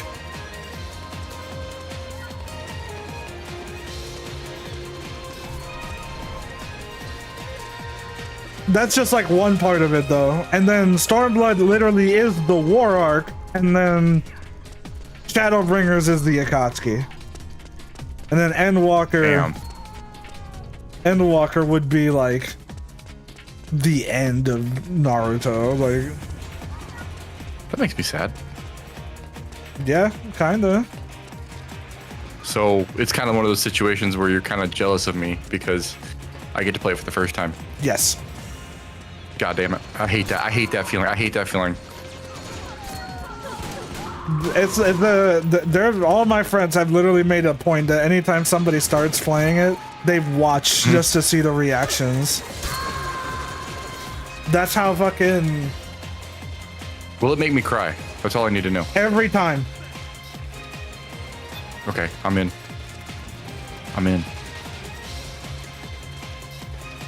For every expansion, literally, there's nothing I don't think that wouldn't work, that wouldn't do it.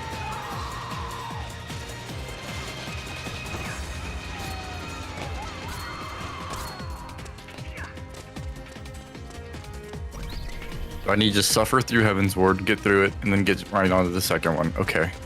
Oh, actually, I got a better way to... I got a better explanation for Heaven's Ward. Heaven's Ward is like you need help, and the neighboring allies are gonna give that to you.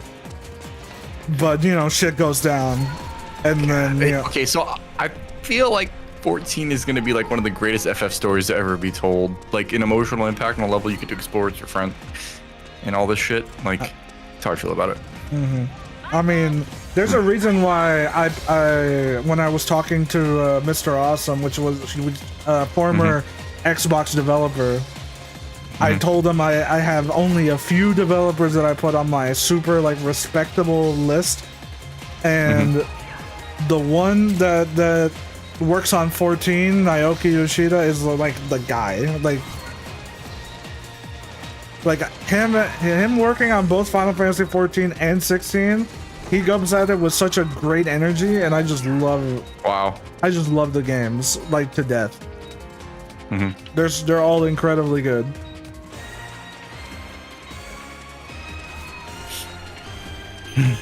All right, Sean, you've presented your point. I'll think I'll pick it back up. Like after I beat FF7, Stellar Blade. I'm gonna get back into it, and then I'm gonna see if I can just like hop on a new server, because I won't know anybody if I log in at all. Like I think all my friends have either died, moved on, or did something else with their lives. But I'm willing, because if you're saying it's gonna break my heart, I'm totally in for it. I like things that hurt me. I like things that make me feel. It's like Nier Automata, man, or any kind of Nier game, or games like that. Like, you know. If you don't even know what happens in Heaven's Ward, it's going to definitely. It's going. I have no idea. I've been avoiding spoilers for the past 10 years. Can you believe that? I'll give 14 another shot re-downloading it now. I mean, how far did you get into it, Dragon? Like, how far were you into it? Because yeah, like if there's anything I'd say, A Realm Reborn is definitely like eating a Popeye's biscuit without the drink. Like, it's very dry, and it only gets very dry, and it only gets good like once you're done with it. So you're telling me I enjoyed reading it, so now I'm gonna have it talked to me. So no, the performances get insane. Bussin', just straight bussin', fam. Yeah, like. If you thought A Realm Reborn was good, fuck. The rest of it is just insane. Then, yes, I thought A Realm Reborn was good. Then yeah, but you're gonna 2014 me. Then you're gonna fucking love the rest of it. Heaven's Ward alone. Let me explain to you, brother. Okay, I played this shit when I first started on a PlayStation 3, and I was just excited to get a freaking unicorn mount for once, okay? I was traversing the lands of Costa del Sol, grinding fates. I had no idea that the game would get this epic, and I had no idea it would get this nuts. I ended up beating 14, as far as the first part at least, and didn't play any of their expansions. So now you're telling me all this shit, I'm just like, and it's voice acted? Yes. And it's still got a heartbreaking story? I'm in. So if it's anything like Yakuza, oh god, I'm in for it. Like the lore is there, I get to play as my character, oh dude, I'm there. If I was to tell you how good Shadowbringers is, like it would not do it justice. Oh, I kind of have this kind of nostalgia for OG RuneScape for sure. Like, so you know how the Ascians are treated in like in the end of Realm Reborn, like very mysterious. Yep. Like you don't know what's going to happen with them. That's why I said that's why I said they're the Shadowbringers is the Akatsuki, because it's all about them. Oh shit! Like they actually flesh out the Ascians a lot. Yes, in every expansion you get more and more from them. Hear me out. All right, so that's the way I felt about Mass Effect. All right, we get to learn a lot about the other fucking races and shit. Like, so you're telling me it's that kind of epic? Lad, or go better. to the origin of everything. When I tell you that Endwalker leaves no stones left unturned in everything. Oh my god. That's what I'm saying. And the thing is, Cobra, we're playing this. And the thing is that Shadowbringers makes you sympathize for them. Oh my god, it's abuse. It's abuse. Yes. Why? You wanna know one of the quotes that I feel like I can tell you without telling you who it's from and what the context of it? That's fine. Go ahead. One of the quotes that one of the major characters ends up saying at the end of Shadowbringers is,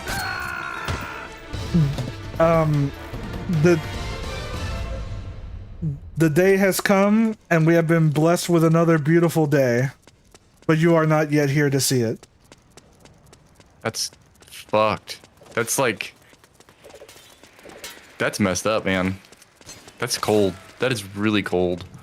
I love it. Okay, I'm with it. Why you get me hooked on this man right now? Because that's the reason I want to make a video on that game. Anything Mr. that I gush about, John. I want to make a video about. So I'm gonna make you feel... So I've You got 10 years. I've kept it all like inside to like one day, like I'm gonna pour all of that out into one video.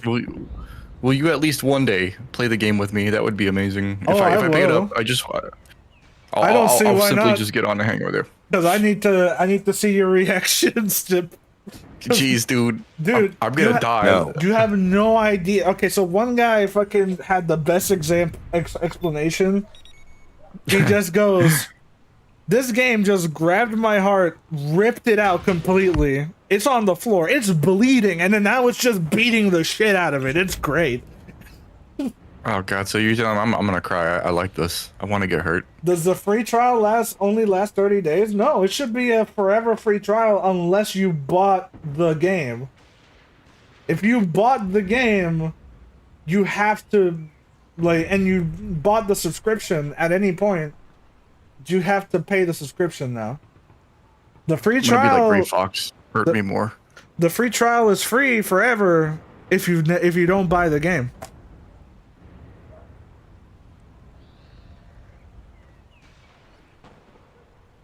I've never bought it at any point, then yeah, you have the free trial, and they also expanded the free trial, so now you have 3 expansions that you can play. No, 2 expansions, sorry. You got Heaven's Ward and Stormblood along with the main game. You can just play it all for free. Make a post real quick. Hey yo, everybody's... Sean is streaming. Hop in the chat. We talking about FF over here. You know what makes me happy, Sean, is that you enjoy Final Fantasy as much as I do, and you're a lover of it, and Metal Gear. So, truly god tier taste. Triple S plus tier. But the main thing is I'm experiencing Final Fantasy a lot right now. I still haven't played anything besides 14 and 16. Really? Yeah. Really?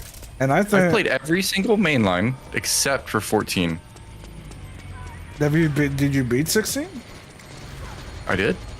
What did you think of it? I loved it. I 100% loved it. I do feel like there's a couple things about it I didn't like. I didn't like I got dragged through a wall low. I didn't like how excessive the side quests were. Side quests felt more like fetch quests to me for the most part, but the story was awesome. Yes, so like with the same team that wrote the 14 story. That explains everything. That explains everything. I didn't know that. I did not know that at all. Yeah, it was the same. The same team was in charge of that game. I'm trying to avoid spoilers, but if you haven't played 14 or 16, go play it. Just saying.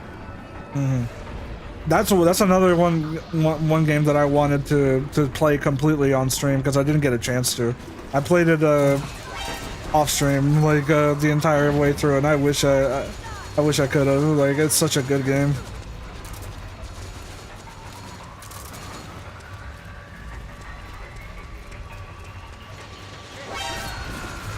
Like, Clive is easily one of my favorite characters right now. I think it's ironic though, right? You say they're 14, but yet their aesthetic style is very similar to that of 14. 14 and 16 share that very similar style. Oh yeah. That whole medieval thing with the crystals. Yeah. I'm a big enjoyer of 7, 9, and 10, and 8. So sorry, I'm trying to concentrate. I'm not trying to die. Oh shit. Dude, I've since lost the plot when it comes to like what I'm doing in this. I just want to sit around and talk about these games right now. Yeah, that's how I feel. That's how I feel. That's why I'm doing like absolute dog shit sometimes. So I'm sorry if I'm distracting you. I'm purely fascinated because you love it as much as I do. I've already lost it, dude. Like I stopped paying attention a few maps ago. I mean, Shinobi, I think he loved it just as much, or as well as JJ as well. Like I think a lot of people in here probably find love in it as well. So I think it's cool. Oh no, yeah, like I just think it's cool to be able to explain how drastic it was, because especially if you're already a fan. Because I've had to explain how good it is to people that have never played a Final Fantasy game and they just didn't get it, but you already know. Mm-hmm. So when I say like it's probably one of the best like stories I've at least experienced. Like I don't say that in jest, but I also haven't experienced the other Final Fantasy games, so in that sense, it may not measure up, and depending on whichever Sean, one is your favorite.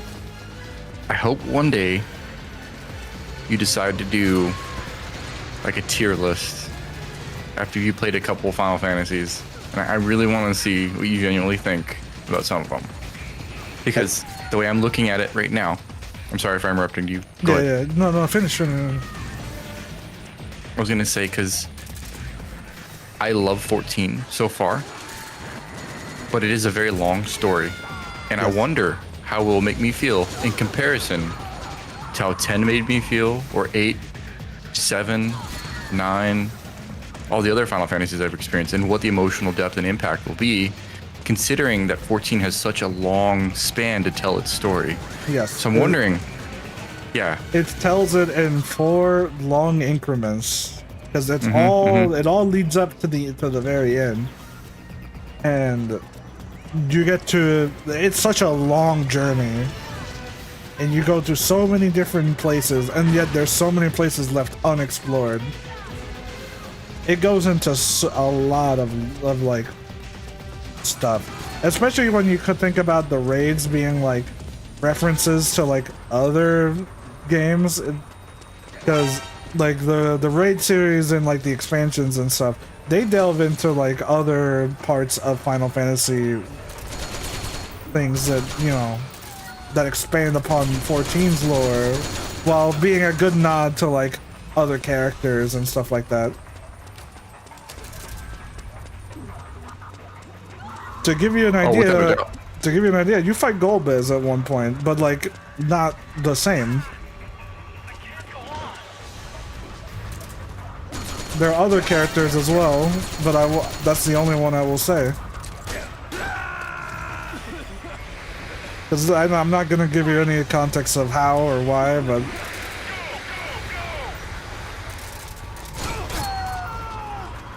nope, completely agree. I appreciate the honesty, because for me, I really appreciate that you're trying to keep the spoilers out early, especially for people that are watching the stream right now that also want to play. Like Dragon Shinobi, I don't know when his last time he played it as well, but he says we're installing it. So he didn't get that far. He said. Oh god, he's gonna have to slog through the entire first act. I feel that, but back then I didn't know any better though, so I wanted to bring that into focus too. You know, 2013 me, 2014 me was playing 14 when it first came out type of situation. I didn't know how crazy it would get. So to tell me that it's even better now, and then you're saying all these things, it's gonna make me pick it back up, 100%. Fucking the developer labels 14 as like the Final Fantasy theme park. Where if you've played any of the games, there's going to be something from those games that you enjoyed in there's 14. Something for you. There's something for it. And that's true, because you have Materia, which is from 7, and then like they reference like a lot of things, like, and you got the Magitech and all that stuff. They've referenced all the icons in different forms, and you get to experience, and they've referenced pretty much almost every single boss from what I've known. But So like, cool. like the only thing that's missing is like maybe like more stuff from like 7, which from what I've heard, once the remake is done, that's on the table. Which is what a lot of people have been waiting for, to be honest. They want to fight Sephiroth and stuff like that. That'd be crazy. They can't mess that up. Like, that's a lot. That's a lot of pressure. Oh yeah, well, considering how strong you actually get in 14, that's another thing that needs to be handled with care. Yeah. Because you get really pretty strong. Oh wow. Sorry, I'm reading Shinobi's comment. He said the only FF game I played was 10 or 10-2 on the PS2, and even then I didn't really like it because it was hard for me. That's fair. I'd say the dress spheres are pretty hard in 10-2, especially if you didn't know what was going on. And in 10, you had the actual sphere grid itself. I'm still trying to play 10. I'm only I 10 think is one of my favorites. I went through the temple, one of the temples in 10, like Which temple? The Summoner Temple, like the first one. Oh wow, were you Yuna and Besaid? Yes, that's how far I've gotten so far. I'm like, what? No, you're lying. What? You're lying. Are you kidding me, for real? No, like by yourself. You go by yourself. Because she's doing the ritual and stuff. Like you first visit the town and you go to the like talk to the priests and stuff, and they say that they're performing the summoner ritual, and you go in there because they haven't come out in a while. Oh, okay. So I think you're talking about the. Is it the first town, or are you talking about when you kind of go? Yeah, Besaid. Yeah, that makes sense. Yeah, let's just say this story gets really lit. Do you like love stories? I mean, do you like anime? Do you like getting hurt? Yeah. Then yeah, you probably love it. Oh my god! Whoa, I mean, I like Stranger of Paradise, and apparently that didn't even have much of a story. Wait, Stranger of Paradise is you know which one I'm talking about, right? Yeah, I absolutely do. The one with Garland. Oh god, I feel that. It's pretty cool because you fight the Warrior of Light in the DLC. A cool nod to that. Yeah. I think the worst Final Fantasy that I don't like, it had to be Type 0. Type 0 was the worst. It ran off of like some kind of like weird card system, and it was originally came out on the PS3. Yeah. But the story was so doggy doo-doo. I was just like, what happened to this? Maybe it's just me. You played Tactics? I love Tactics. Yeah, you're gonna like 14. I'm just saying. Don't tell me freaking Evilise is mentioned in there. Oh, I'm not gonna say anything. If I tell you what gets mentioned, I could have a list that goes on all day. I feel like you're setting me up for failure right now, and I love it.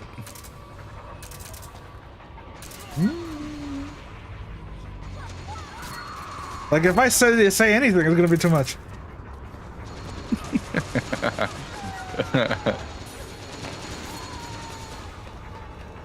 Yo, so hold on. Apparently somebody else is streaming in here, but they don't know that you're stream. We're popping off in here. We're having a better time. Just saying. We're having a good time. Yeah. We're having the best time. Also, appreciate everybody stopping by and enjoying me and Robbie just gushing. Come on, man. You're hurting me too much. I love it, dude. Like, oof. I'm trying to hold back my excitement because like I may come off just a little too like happy about it, but when I say I love it because I grew up with it type of thing. Dude, there's only 2 games because I can't hold that back. Like, there's only 2 games that I've ever said I wish I could erase my memory and experience it again. One of them was Yakuza 0. And Yakuza 0 hit hard. And the other one is 14, the entirety of it. Oh man, both those are so good. Not even Metal Gear? Metal Gear? No, I don't have that. I have like bosses that I wish I could re-experience again, but not like the whole story. Because the whole story for me is good every time I play it. Like, it doesn't matter if I know what's happening or anything. They're all such a good time that it doesn't matter. That's completely fair. That's fair. Like, because Metal Gear never gets me in that way where it's like emotional. Metal Gear gets me hype. Really? Yeah, Metal Gear gets me hyped up. Like I I'm not gonna lie, I feel the same. Like, I like seeing all the fights and all the all the mechs and Snake and Liquid fighting at the end of 4 and all that shit. Like I'm here for that. To the point where I don't need to, even if I'm not being surprised by them anymore, I just like seeing them again. Like, I like seeing all these different scenes and hearing the dialogue and hearing and all that shit.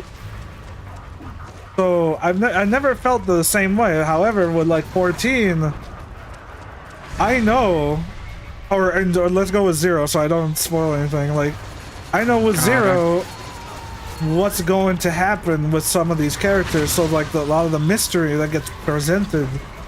And wait, did you play Type 0? Are we talking about Type 0? No, Yakuza 0. Oh, okay, all right. I was just like, oh god, I love Yakuza 0. Yes, I'm But tracking like, now. but like with Yakuza 0, I know what characters are going to die. I know what characters are going, like what's going to happen to some of these characters, and so the mystery in the game itself, like I don't have the same feeling because there's gonna be a lot of setup and a lot of what's gonna happen with this guy, and you're like, well, I know what's gonna happen.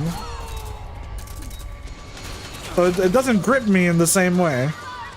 And the same thing happens with 14 because I just like some of the impact of some of those scenes is just so much better when I don't see it coming. You don't need to present your case to me. I believe you, but I'm here for the passion. Because it's like I feel like I would be saying the same shit 100%. Hell, I don't think I would even have the words to describe it, and that's the hardest part. Yeah. Like, those are the few games because with Metal Gear, I think I would like to forget the Sorrow boss fight, but that's because that's like the most unique fight that you could have. That and like maybe the end, but like they're gameplay reasons why I would want to forget the game. But not the story. For me, the story is so good and so relevant to this day that I have no reason to forget about it. Like, the lessons that I took from MGS's story has stayed with me forever. And I would not trade them. I would not trade it for anything. Agreed. Even if it meant re-experiencing the game for the first time. Because I feel like I would forget the lessons that I learned from those stories. You hurt me with that one. You are hurting me with that one. So I feel that way about Metal Gear, and I know my brother's probably gonna flame me for this, but Final Fantasy VII as well. Man, it was a good time. Because all the stories you go through that too, as well as there's like a lot of mini short stories that you learn about them. I think that was one of those games that helped me develop and kind of see how friendships are formed and how relationships are formed and how you view that. Metal Gear, though, however, I looked at Snake kind of in his own concept of how he was as a man. And I saw that, you know, he didn't have the perfect life. He was never given anything. He was kind of born into this world out of his own. Yeah. I was on record from Les Terrible's project or whatever. And when you look at it, it's like, anybody can make a decision. Anybody can be who they want to be. only you can be your own man. And Snake ultimately he chose to be a better man for the world. So, despite all the bullshit thrown at him, so I think that's one of the most inspiring things to me. Like the way Kojima wrote his character too is just amazing. I think Snake has so much empathy that it hurts him. Yeah, and the thing is that he just carries it. Like he doesn't really. The only time that he gets like kind of a bit sad is in 4, simply because like he knows his time is running out, and he just and he just kind of like lashes out a bit about it, you know, like not like that hurts, dude. That hurts so much. Not like a spiteful way, but he tries to crack jokes, and you know, it's not everybody can see the guy's dying, and he's like, come on, like he treats it like it's nothing when you can tell it bothers him. Yeah, I think one of the biggest things is when like what's her name? Oh my god, not Mei Ling, fucking when she finally sees him for the first time after a while. When he sees Meryl. Yeah, that's when it really kind of sets in. You're like, holy shit, you know, he's going through it. So I'm trying to get shot right now. But I'm there with you on that. And a lot of the misconception with Snake, though, is a lot of people are like, oh, it's the fox dye, it's aging him. No, it's not. He was genetically designed to age faster. I mean, Naomi told him it's his natural lifespan. That's just, it sucks. And that made me so sad. Yep. And, you know, Snake is thinking about it because he's just... Shit, it feels like you look at his life and he only got to live so much of it. He only got to experience so much of it, and it's robbed of him. That's why I like the novel, the novelization of it, because they kind of give you a little bit more insight into the final days that he had. Yeah. And it's all written in Otacon's perspective, which is pretty nice. It's like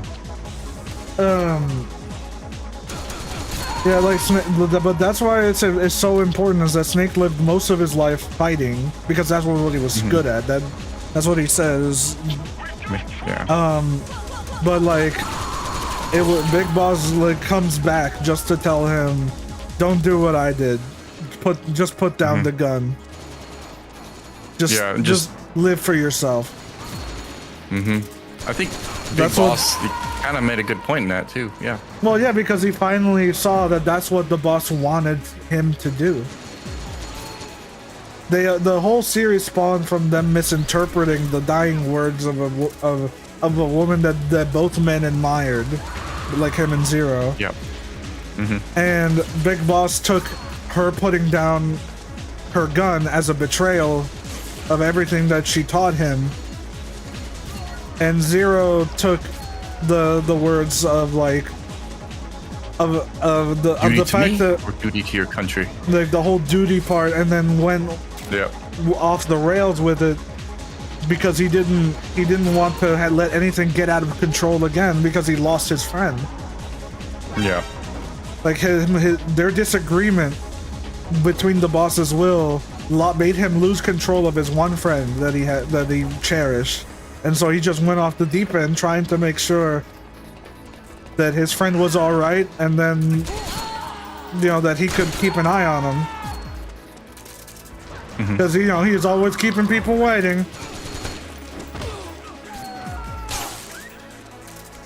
Kept you waiting, huh? And that's the sad part about the whole thing, is that this is it was all a huge misunderstanding that could have been cleared up if those two men had simply talked to one another. But that's ironic. But Big Boss being a drifter, going from battlefield to battlefield, and Zero being a recluse, secretive entity, made us like a foil to each of them.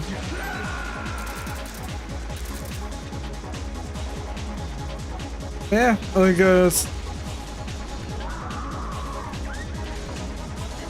with MGS1, it's like genes are not what make you. In MGS2, it doesn't matter what the memes of society are telling you what the truth is. It doesn't matter at the end of the day what information is being handed to you. You parse through it on your own, and you come up with your own truth. At the end of the day, that's what you do. You parse it yourself, and you decide what that means for your future, not what you're told it should be. And then 3 is the scene of everything. It's how oh god, my throat. Okay, go on. Enjoying it. That the scene of everything can dictate how history is remembered.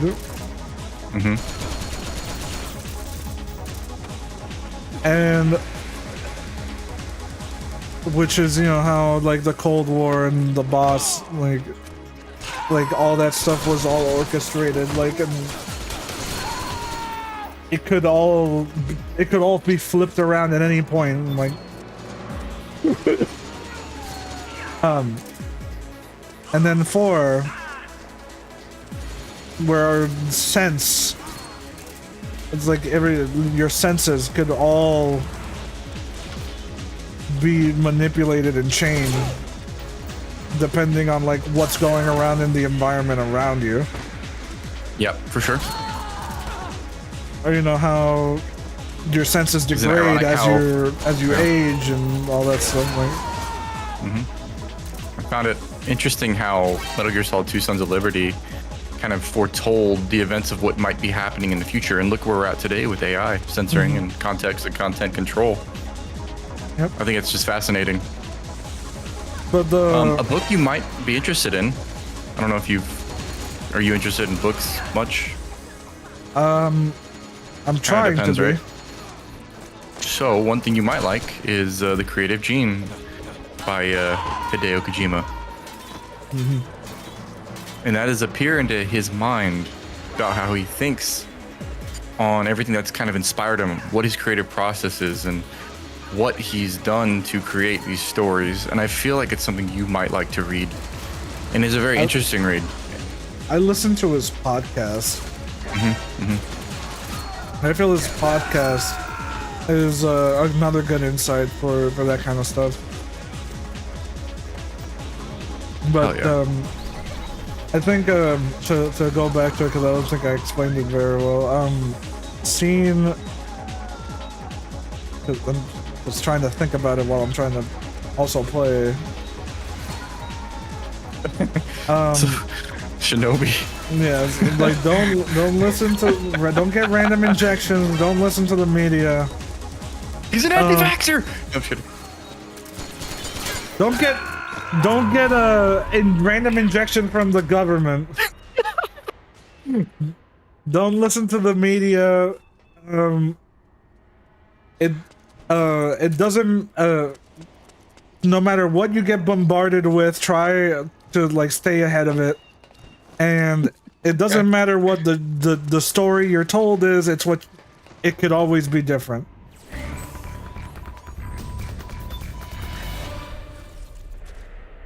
It's like, and also the first one, which is like the way how you're born doesn't make who you are.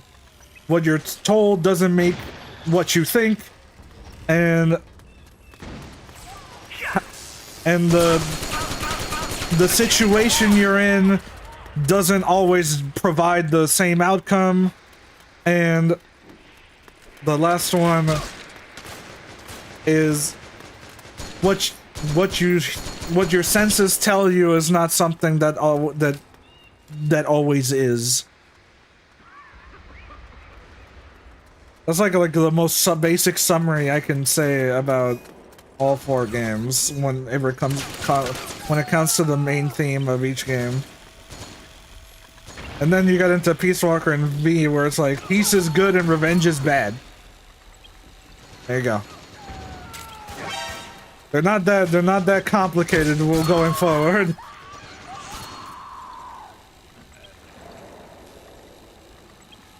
He's good, revenge bad. I got something to say on that topic. Give me a second. I'm going upstairs.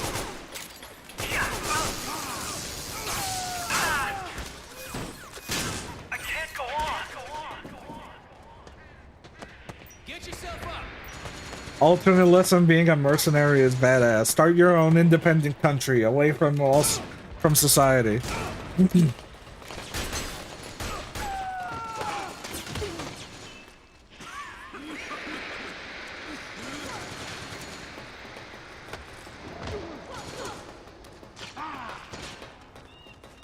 You know, it's funny. I think it's incredible that you actually mention those things, right? Talk about them. I think that you're actually, Sean, you're really interested in morality and philosophy, ultimately at the end of the day. The reason I say that is because, yeah, 100%. So I think you have a healthy love and respect for how the world operates and how people think. I think that's cool. I need to send you a video later about talking about moral objective truths, reasons, and philosophy itself. And it goes over how people view the world and how they enact their actual morality and how they define it. I think you would find it actually fascinating.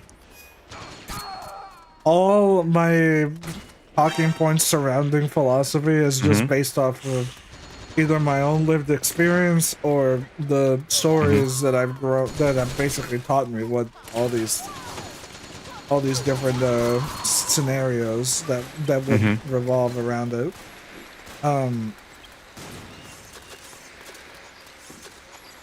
I mean, just anybody would be able to learn anything by just listening to the boss's speech. Agreed. It's like, what even is an enemy? Is there even such a thing as... It's defined by the times, right? is there even such a thing as an absolute timeless enemy? There never has and never will be. Nope. The defined by the times. The enemy is defined by the same thing as always. It's the times. I wish more people would give Snake Eater a playthrough. And just to hear that one speech over the codec, because it's hard to actually tell the gravitas of that situation and how it's explained.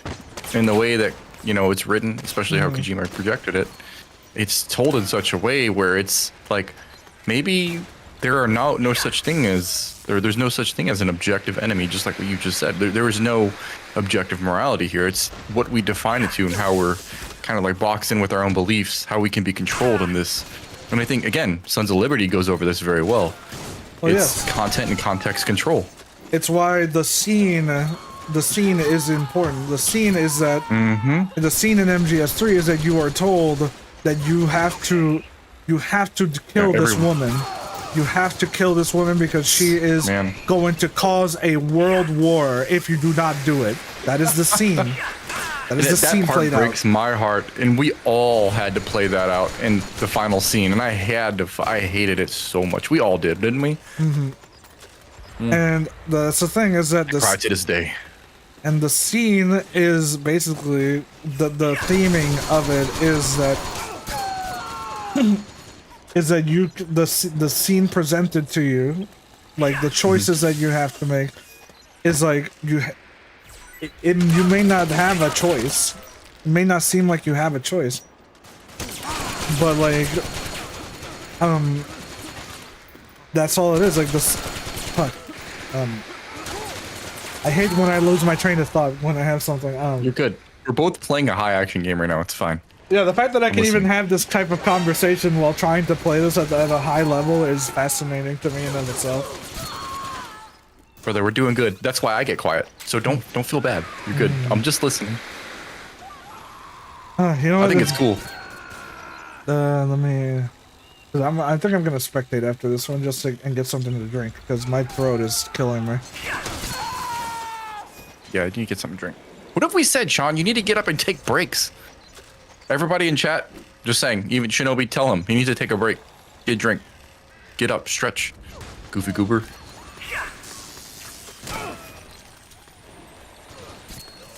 Yeah, Sean, we're mad at you right now.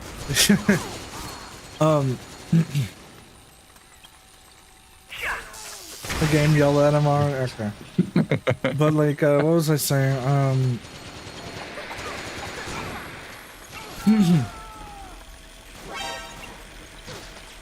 The scene in in MGS3 is basically something like you might be forced to play the part in something that you might not fully agree with, and the thing the thing is whether or not you choose to continue to follow your part. Do you follow your part, or do you ad-lib and try and change some things? And you see what happens when you don't. Granted, it could have potentially caused a war. It could have potentially done a lot of things. Like killing the boss was set up so that it had to happen. There was no choice. So that is the scene given to you. So you have to play it out. But the thing that just because you're given that scene doesn't mean you have to, you know, enjoy it. Like take it as gospel. Take it because there's always another story. There's always another story that led to that scene. So it's more like a play. Snake was just merely in the play. Yeah.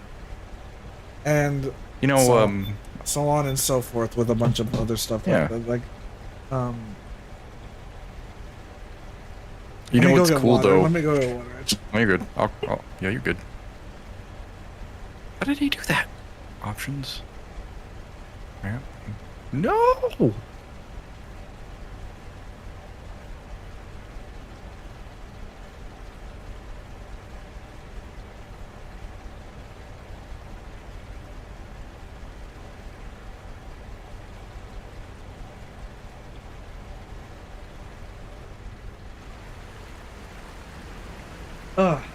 Yeah, I'm back.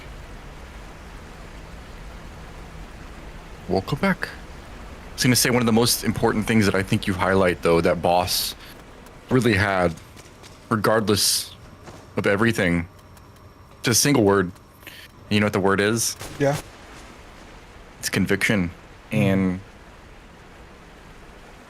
boss, she was diehard about it, and what she believed is ultimately her objective truth. And she wasn't afraid of what anybody thought. Nope. Regardless of that. And it's incredible. The boss was a woman that literally knew that she was going to be forgotten by history. Yeah. Makes me sad.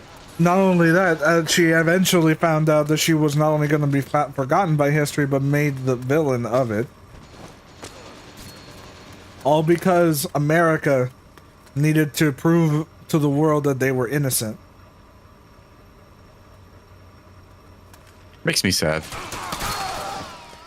And it's like how Eva says at the end of the 3, it's like any other person would have been crushed by such a burden that they would have had to carry.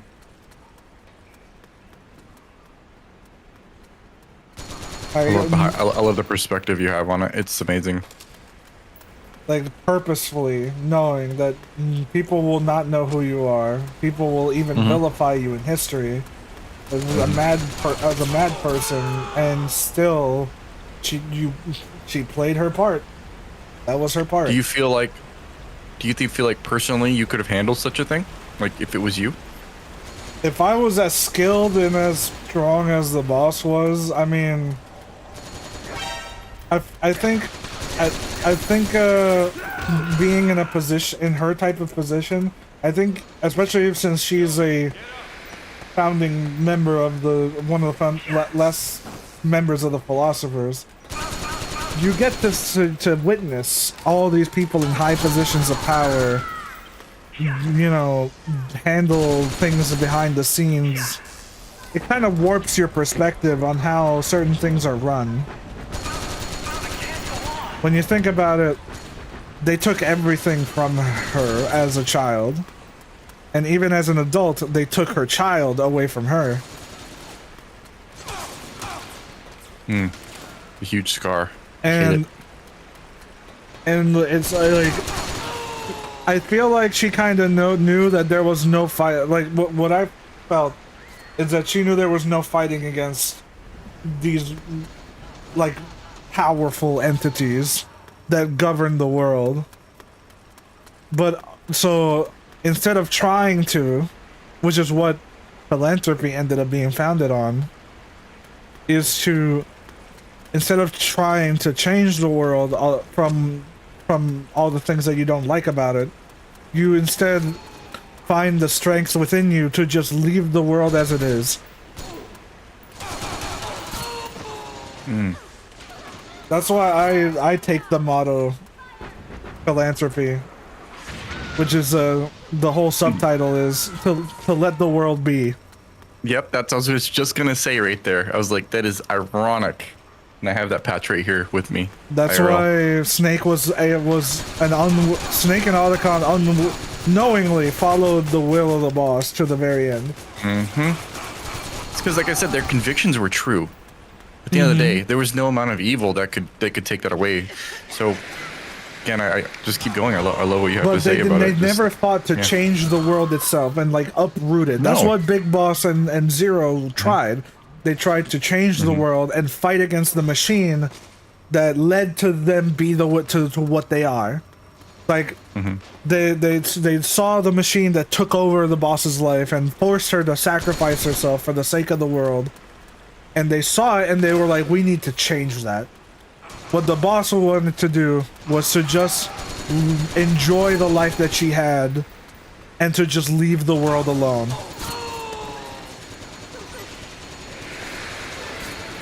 No! Sorry. Yeah. Otacon came right up to me. No. Just leave the text somewhere else. And those are tough decisions because every villain in Metal Gear has been a person that wants to uproot the status quo that exists within the world. Okay, so hear me out. Solidus. I think that his intentions were actually true and justified. Again, I think that people may disagree with me, but Raiden was ultimately the bad guy. He was carrying out the will of others until he realized he was a weapon. He was being used by the Patriots in order to do it, but the thing is that so was Snake, and so was everybody else, like unwillingly participating in the grand plot. At the end of the day, what Solidus was going to do was going to be destruction of the system, and the thing is that the system defends itself. By having all these by setting the scene to make it so. The thing is that 4, the same thing happens, but instead of it going their way, they unwillingly cause their own demise. The irony in that, though. And that's the main difference, yeah. But it still results in all the players with deaths. They still got what they wanted. Fox and I still killed Liquid and everybody else that could have been a threat to them. But they didn't anticipate that that taking out GW and taking out the rogue AI within the system would have affected them. Man, you're making me feel nervous. Like, it's just like all these things that you're talking about, especially like with AI and all that. It's funny. Like, we're finding ourselves 25 years later, even after Sons of Liberty. Look where we're at. That's why I feel like, despite people saying that 4 makes 2 like not be as good in hindsight, or like it ruins 2, I don't think so, because it goes to show that even with a powerful entity such as the Patriots controlling every aspect of society, even down to how wars are fought and for why, even with the right amount of crazy, you could get around them. But yeah, that's what the Rat Patrol Patriots Twitch showed. Yeah, it was that Meryl's entire squad was a entire pawn in the Patriots game. Their entire reason to be there was to throw the Snake off. Like, throw Snake off to and have him do the things that they wanted him to do.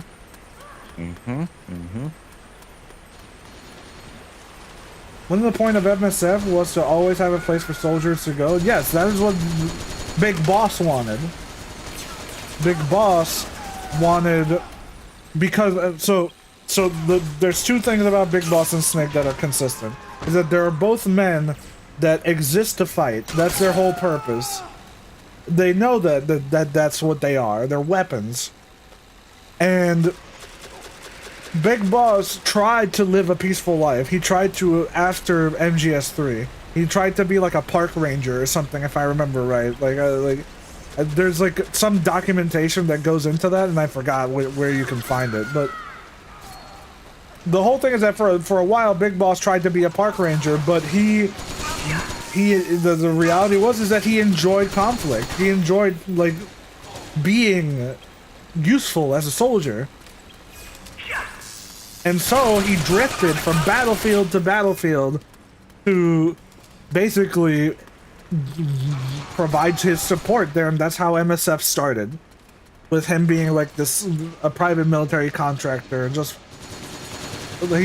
people would because of his charisma would flock to him and want to be a part of whatever he was doing. And it eventually grew into MSF, and the entire thing is that yes, MSF was to give soldiers a place where they fought for reasons, not for country, but for themselves.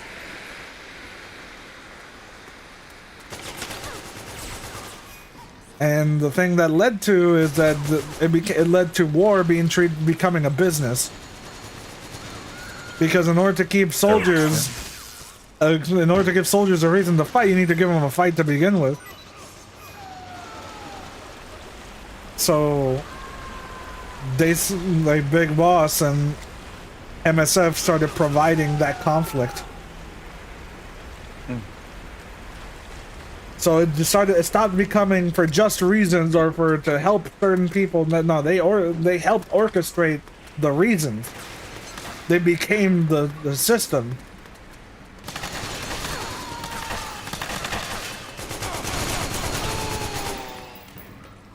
So, however way you want to think of that.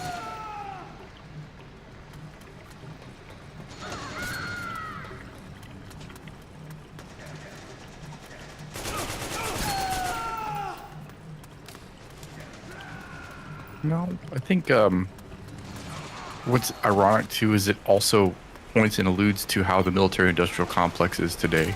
And I think Kojima probably loosely hinted on it, but I don't think he was expecting to hit the whole fucking nail on the head when it came to it, because ultimately it came down to getting people. Yeah, absolutely. Like it's crazy to see how, like, when you look at it from a large and you zoom out on the whole perspective, like how ironic this story is. It's almost telling a story that is kind of true, but in its own kind of set of events. And that's the part that always kind of scares me, because you have people like Boss, you have people like Snake, you have people like Liquid, you have everybody here going through these types of situations, and you'll never know to the extent of the sacrifices they actually made and how deep these relationships actually went. And I think that's one of the most beautiful things. So I think it's really cool. Oh no, really, I love talking about Metal Gear. Mm-hmm. Like the impact that Metal Gear has. It just goes far and beyond. Shinobi or Zivko goes above and beyond what most writers would, most designers would try for, like something like that. Because like here's the thing, like other games can do it with like a fantasy setting to give you like allegories for like a lot of this stuff, or like, but not Kojima is like, no, this is America, like America fighting for like specific things. Like we got shadow government affecting the entire world, and all of it is for an anti-war message. Mm-hmm. Because ultimately, like these conflicts are born from people of ego that, for whatever reasons they may have, want to change the world as they see fit.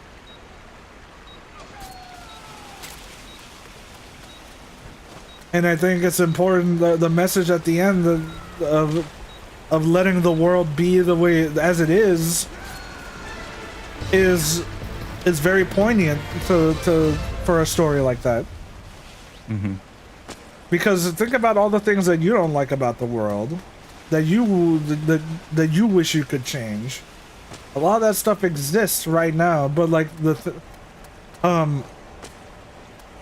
the whole point is that the solution should never be trying to uproot the system and be the one in control of it.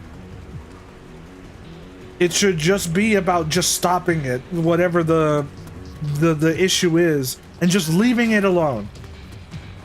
Like, that's it. We did it. And making sure nothing else takes it over. I agree with you on that one. And you're right. I think ego is ultimately the thing here. It's ego. That's why it's the way of things. That's why yesterday I was talking about how I was talking about jobs and how the whole thing with resumes and stuff, where it's like we have an AI that can help you make your own resume, only to then feed it into another AI, then judges if you're worthy enough to pass you along to a human to then go through the actual job process. No, I'm so sorry, but it's not developed enough to. It's not developed enough to make those decisions at the back end. It's just my opinion. No, it's not. What I know. But that's the thing. They still use it as the ATF, the ATS system or whatever. They just look for keywords. That's all it is. So you make an AI that gives you those keywords to then pass you through the AI that passes you to the person. The thing is that this is an ever evolving game where the AI keeps being better to detect that, to then make another AI that fights it. Blah blah blah. Sean, let's back it up here. I know you're talking about AI, and it's funny that you mentioned it again. I'll always back it up to Sons of Liberty again. Like, look where we're at right now. Look what we're talking about. And look what we're going into, just based off of job selection now, and how it's affected how you get a job, or how other people are going to get jobs in the future too. It's weird that to think 25 years ago, this story was told to us, and now we're sitting here talking about context and content control again. Yes. To this extent. And I think that's the most ironic thing. I found it incredibly ironic as well that because I remember it being brought up on conversation before, where it's like people that play like where a guy was pointing out, is like, I find it very interesting how some people are not able to see all this stuff that's happening because they never played MGS2. You're lying. Are you for the people don't actually really? Like, there are people that don't understand like what is happening in the world currently, and they don't understand the concepts of AI and all that stuff, simply because they never played MGS2.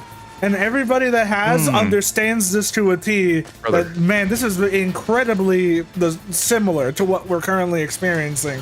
It is wild. I will say this. I am 100% with you on that. And like I said, I think MGS2 is one of the main benefactors of the reason why I got into wanting to study what I study now. It's just funny. I think that was one of the main reasons. It was just like, well, what do I want to do now? Because I was thinking, surely, I was like, artificial intelligence won't get that crazy. It won't get that crazy. But in the past 3 years, it has gotten that crazy. A fact is, now we generate more text to this day, like every single day, through AI usage, like things like ChatGPT or any large language model. We generate more text in one day than all of humanity has developed and created in the past thousands of years. We do that in one single day. We have written more information in a single day than we have in the thousands of years. Every single day, we continue to do that. Can you imagine the amount of information that's passing through that, and what kind of information is actually being, I guess, monitored, recorded, and used? When do I get captured by the shadow government and get to infiltrate the oil spill to clean up the place? But yeah, like that conversation, because it's so interesting. Because like anybody that brings up the whole thing about AI and anything like that, they will always 100% mention MGS2 at some point. And anybody that's never understood like anything that's going on around it, they are immediately told, play MGS2. And I feel like MGS, because Kojima is a person, and he says this in his podcast, is that he doesn't try to make games about technology as it currently is. He tries to see what its future evolution would be and how humanity will adapt to handle such things. That's which is what he ended up doing with MGS2 with the World Wide Web. He did with Death Stranding to talk of when he was talking about how people stay connected, and he ended up wanting to do, and he said he's going to want to do with AI, with generative AI as it is now. Like he says he wants to predict what generative AI is going to look like in the next 10 years, and he's going to make a game about that. It's impossible to think about now, which is, I guess one of the things I need to tell you right now is, or ask of you, is do you think that we are writing our own demise with this generative AI and this conceptual AI with these large language models now? No. That's the more important thing to ask. You don't think so? I don't think so, no. Because ultimately, like, it's by itself, it doesn't do anything, right? It is a thing that requires consistent input to be able to learn any more than it is, than what it is. And ultimately, the problem is how people are using it, which is the main problem. But I feel like those problems would stay there whether AI would be created or not, because it's ultimately a human problem. We have people that want to uproot certain things, and they think that AI will be this ticket to doing that sort of thing.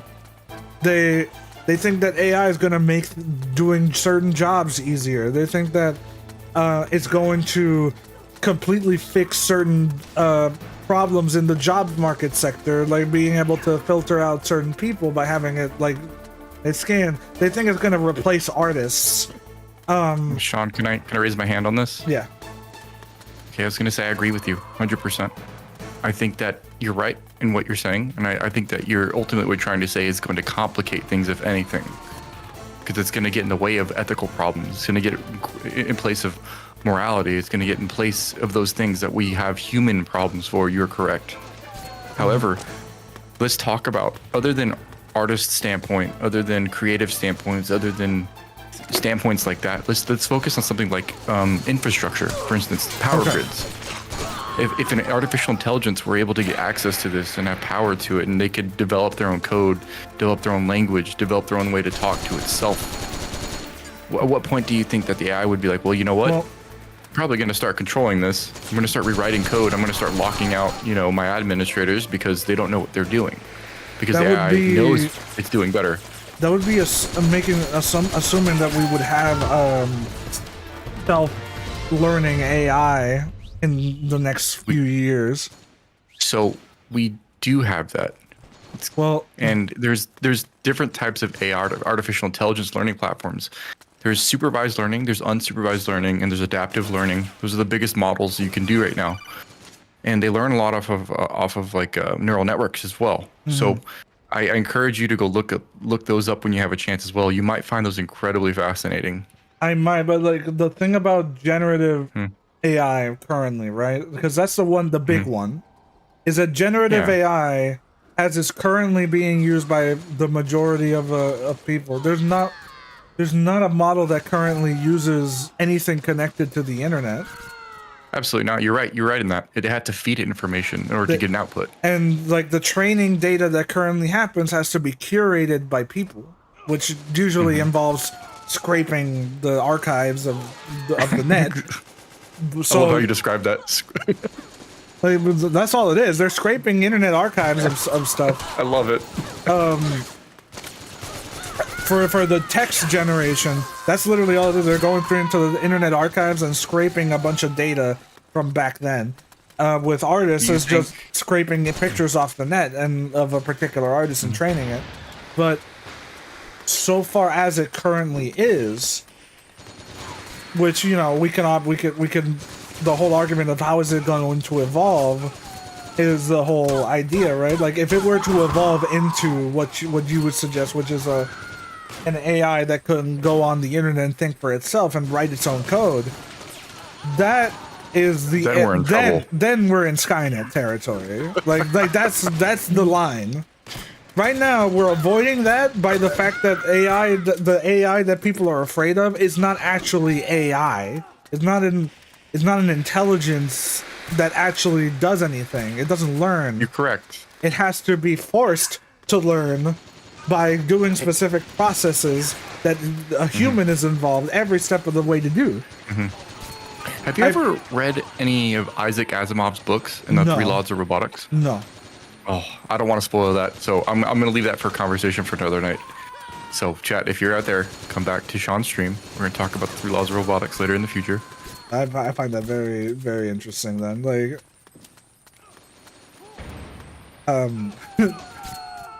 when I move, I'm gonna have access to like a really good library, so I'm gonna need book recommendations to start taking them out when I'm over there. Dragon says, Rule 4, if a robot turns evil, make eyes red. Skynet is online.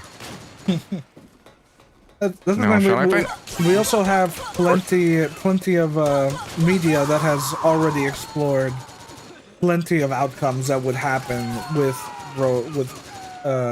artificial intelligence in like various different ways. I would 100% agree with you, but look in the timeline we're at right now.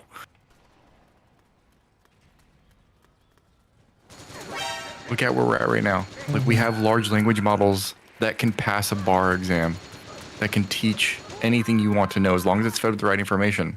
It can entirely replace and surpass human input and output. The way currently Kojima looked at it, and I think was a very good starting point for this conversation, is that he doesn't see AI as like something that is a problem for humanity, but it will force them to evolve in a different direction. And he doesn't know what that direction would be, but how we communicate, how we process information, how we just function in our daily life, AI is going to change all of that.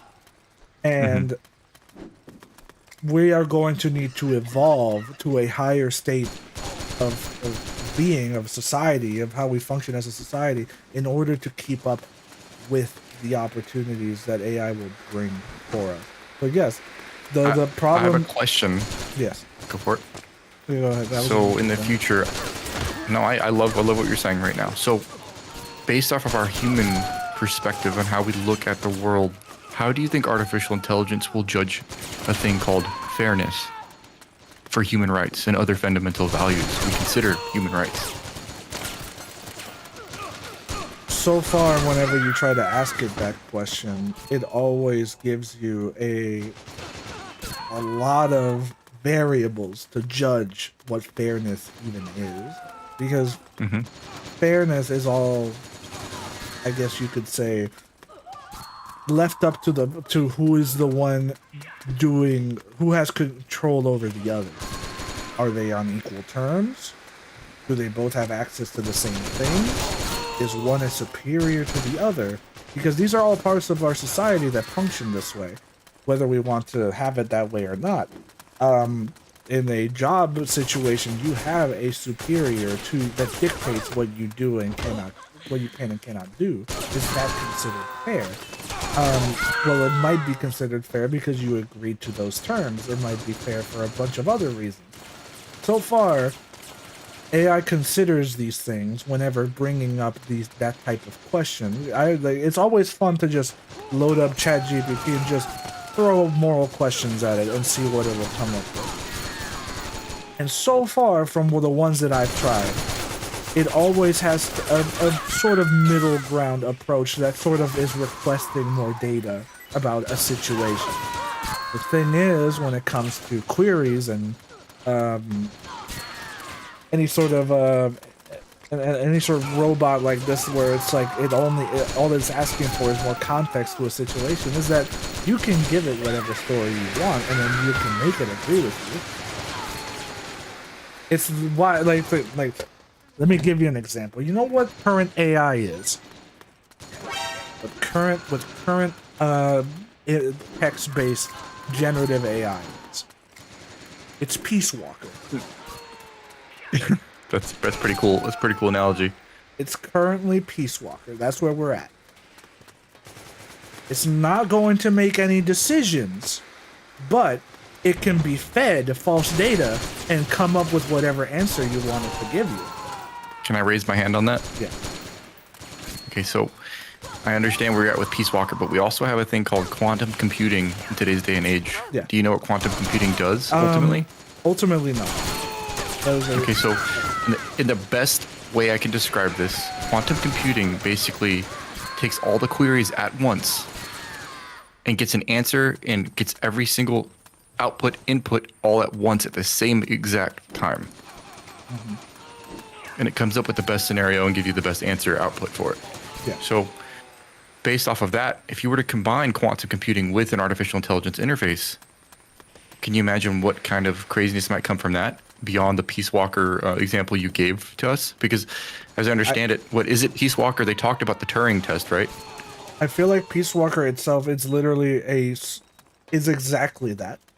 It is because what Peace Walker was in a nutshell was recreating the best tactical mind that was known at the time, which was the boss, and give it and have it decide whether or not to nuke a country. Ooh. Oh man. Oh man. Because they didn't want to have the human element decide to eradicate lives. I'm gonna say this again. Through and through, you are a man of ethics and you are a man of philosophy and you are a man who's interested in how technology is affected by it. At the end of the day, you're just like me, and I find that so cool. I love it. But the whole thing with the human element is that even if faced with entire annihilation, the whole idea for Peace Walker was that a human would not press the button to eradicate lives, even if theirs was at stake. Like they would not. The blame wouldn't be on a human. But they have the Peace Walker to decide what is the best course of action for. Oh, my game crashed. Oh. No. It literally just said PS3 application has likely crashed. You can close it. That's wild. But we can probably keep talking here. No, you're good.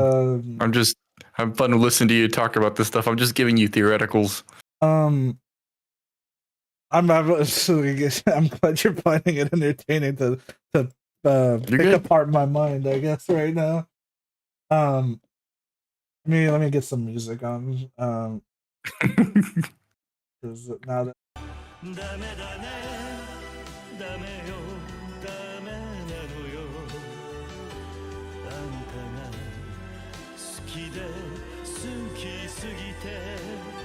answer on, at least to some degree, just to see how you feel about things. Yeah. Sorry for the stream, by the way, that I accidentally fucking love it. Never apologize for Bakamai tell you. I hit it by accident. It was the thing. What was I gonna say? That Peace Walker.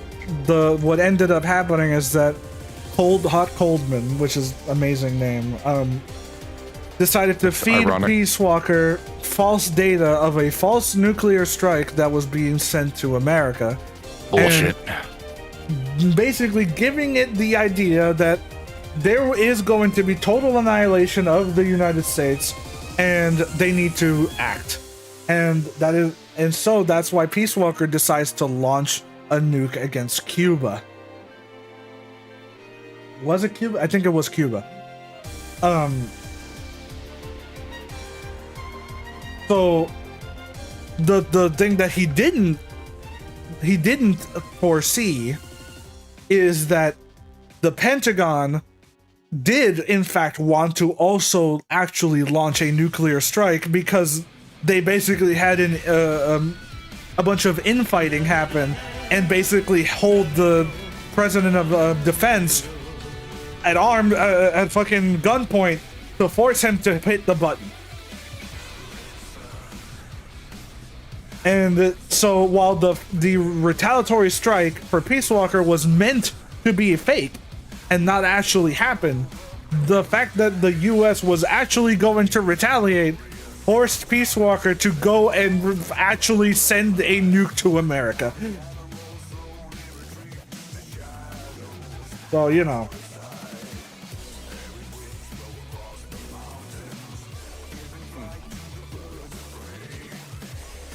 I have a paper I want to share with you later. Mm-hmm.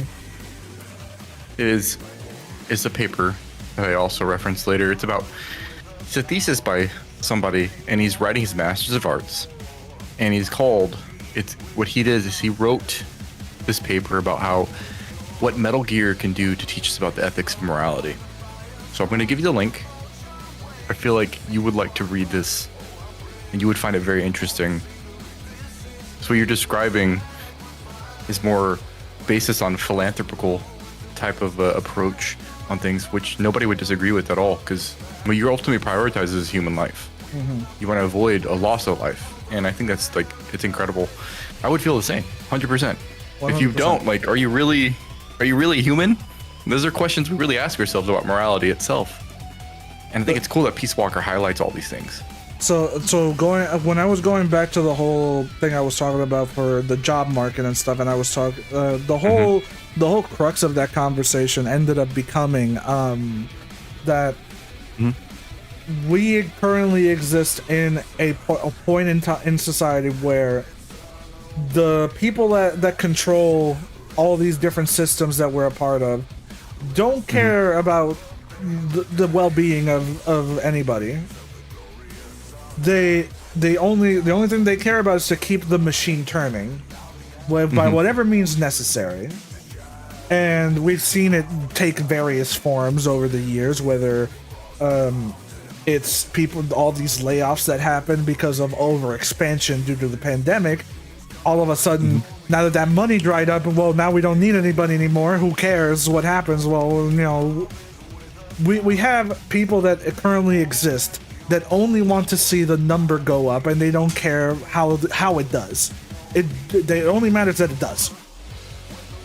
And the funny thing about it is that a lot of people want to change it by going about it in very roundabout ways, instead of going to the actual source of these decisions and going after them. Because they've made it so easy to to have a scapegoat in other things and point it to that. And the only reason I said that is because I've seen it at work.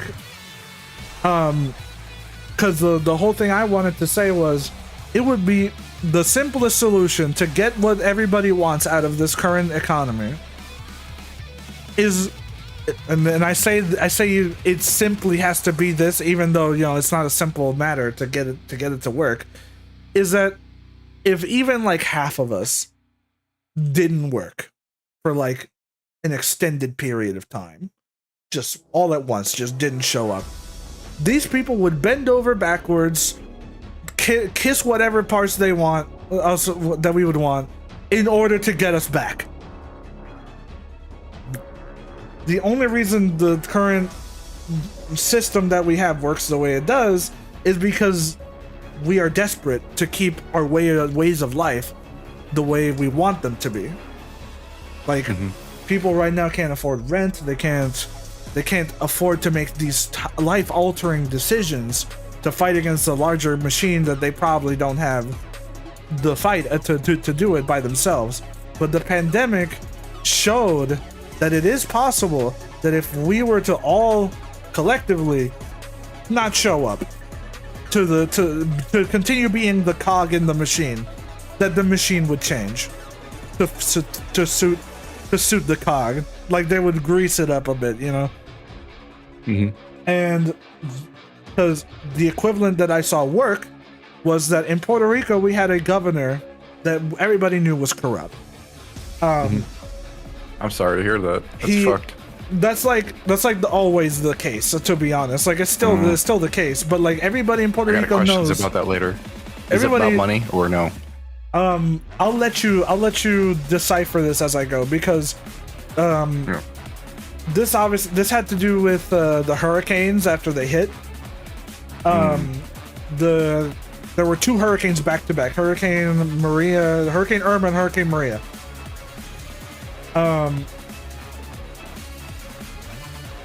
The whole thing that happened is that there were supposed to be humanitarian aid sent to the island, and people we received it, of course, most of it, but eventually somebody found a shipment of hidden cargo that was all humanitarian aid, water, food, everything, in a warehouse somewhere, and it was months worth of food, if I remember right. This got brought up in a private group chat with the governor and the rest of his other, like, you know, I don't know who else was in it, but You're good. You don't need to worry about the names. Just talk about it, bro. And his response was to demean the populace and to call them stupid. Basically, brush it under the rug. The populace responded to that by getting a fake guillotine that they painted with the colors of the flag, and go to his house and basically ask him to resign in the most nicest way possible with said guillotine.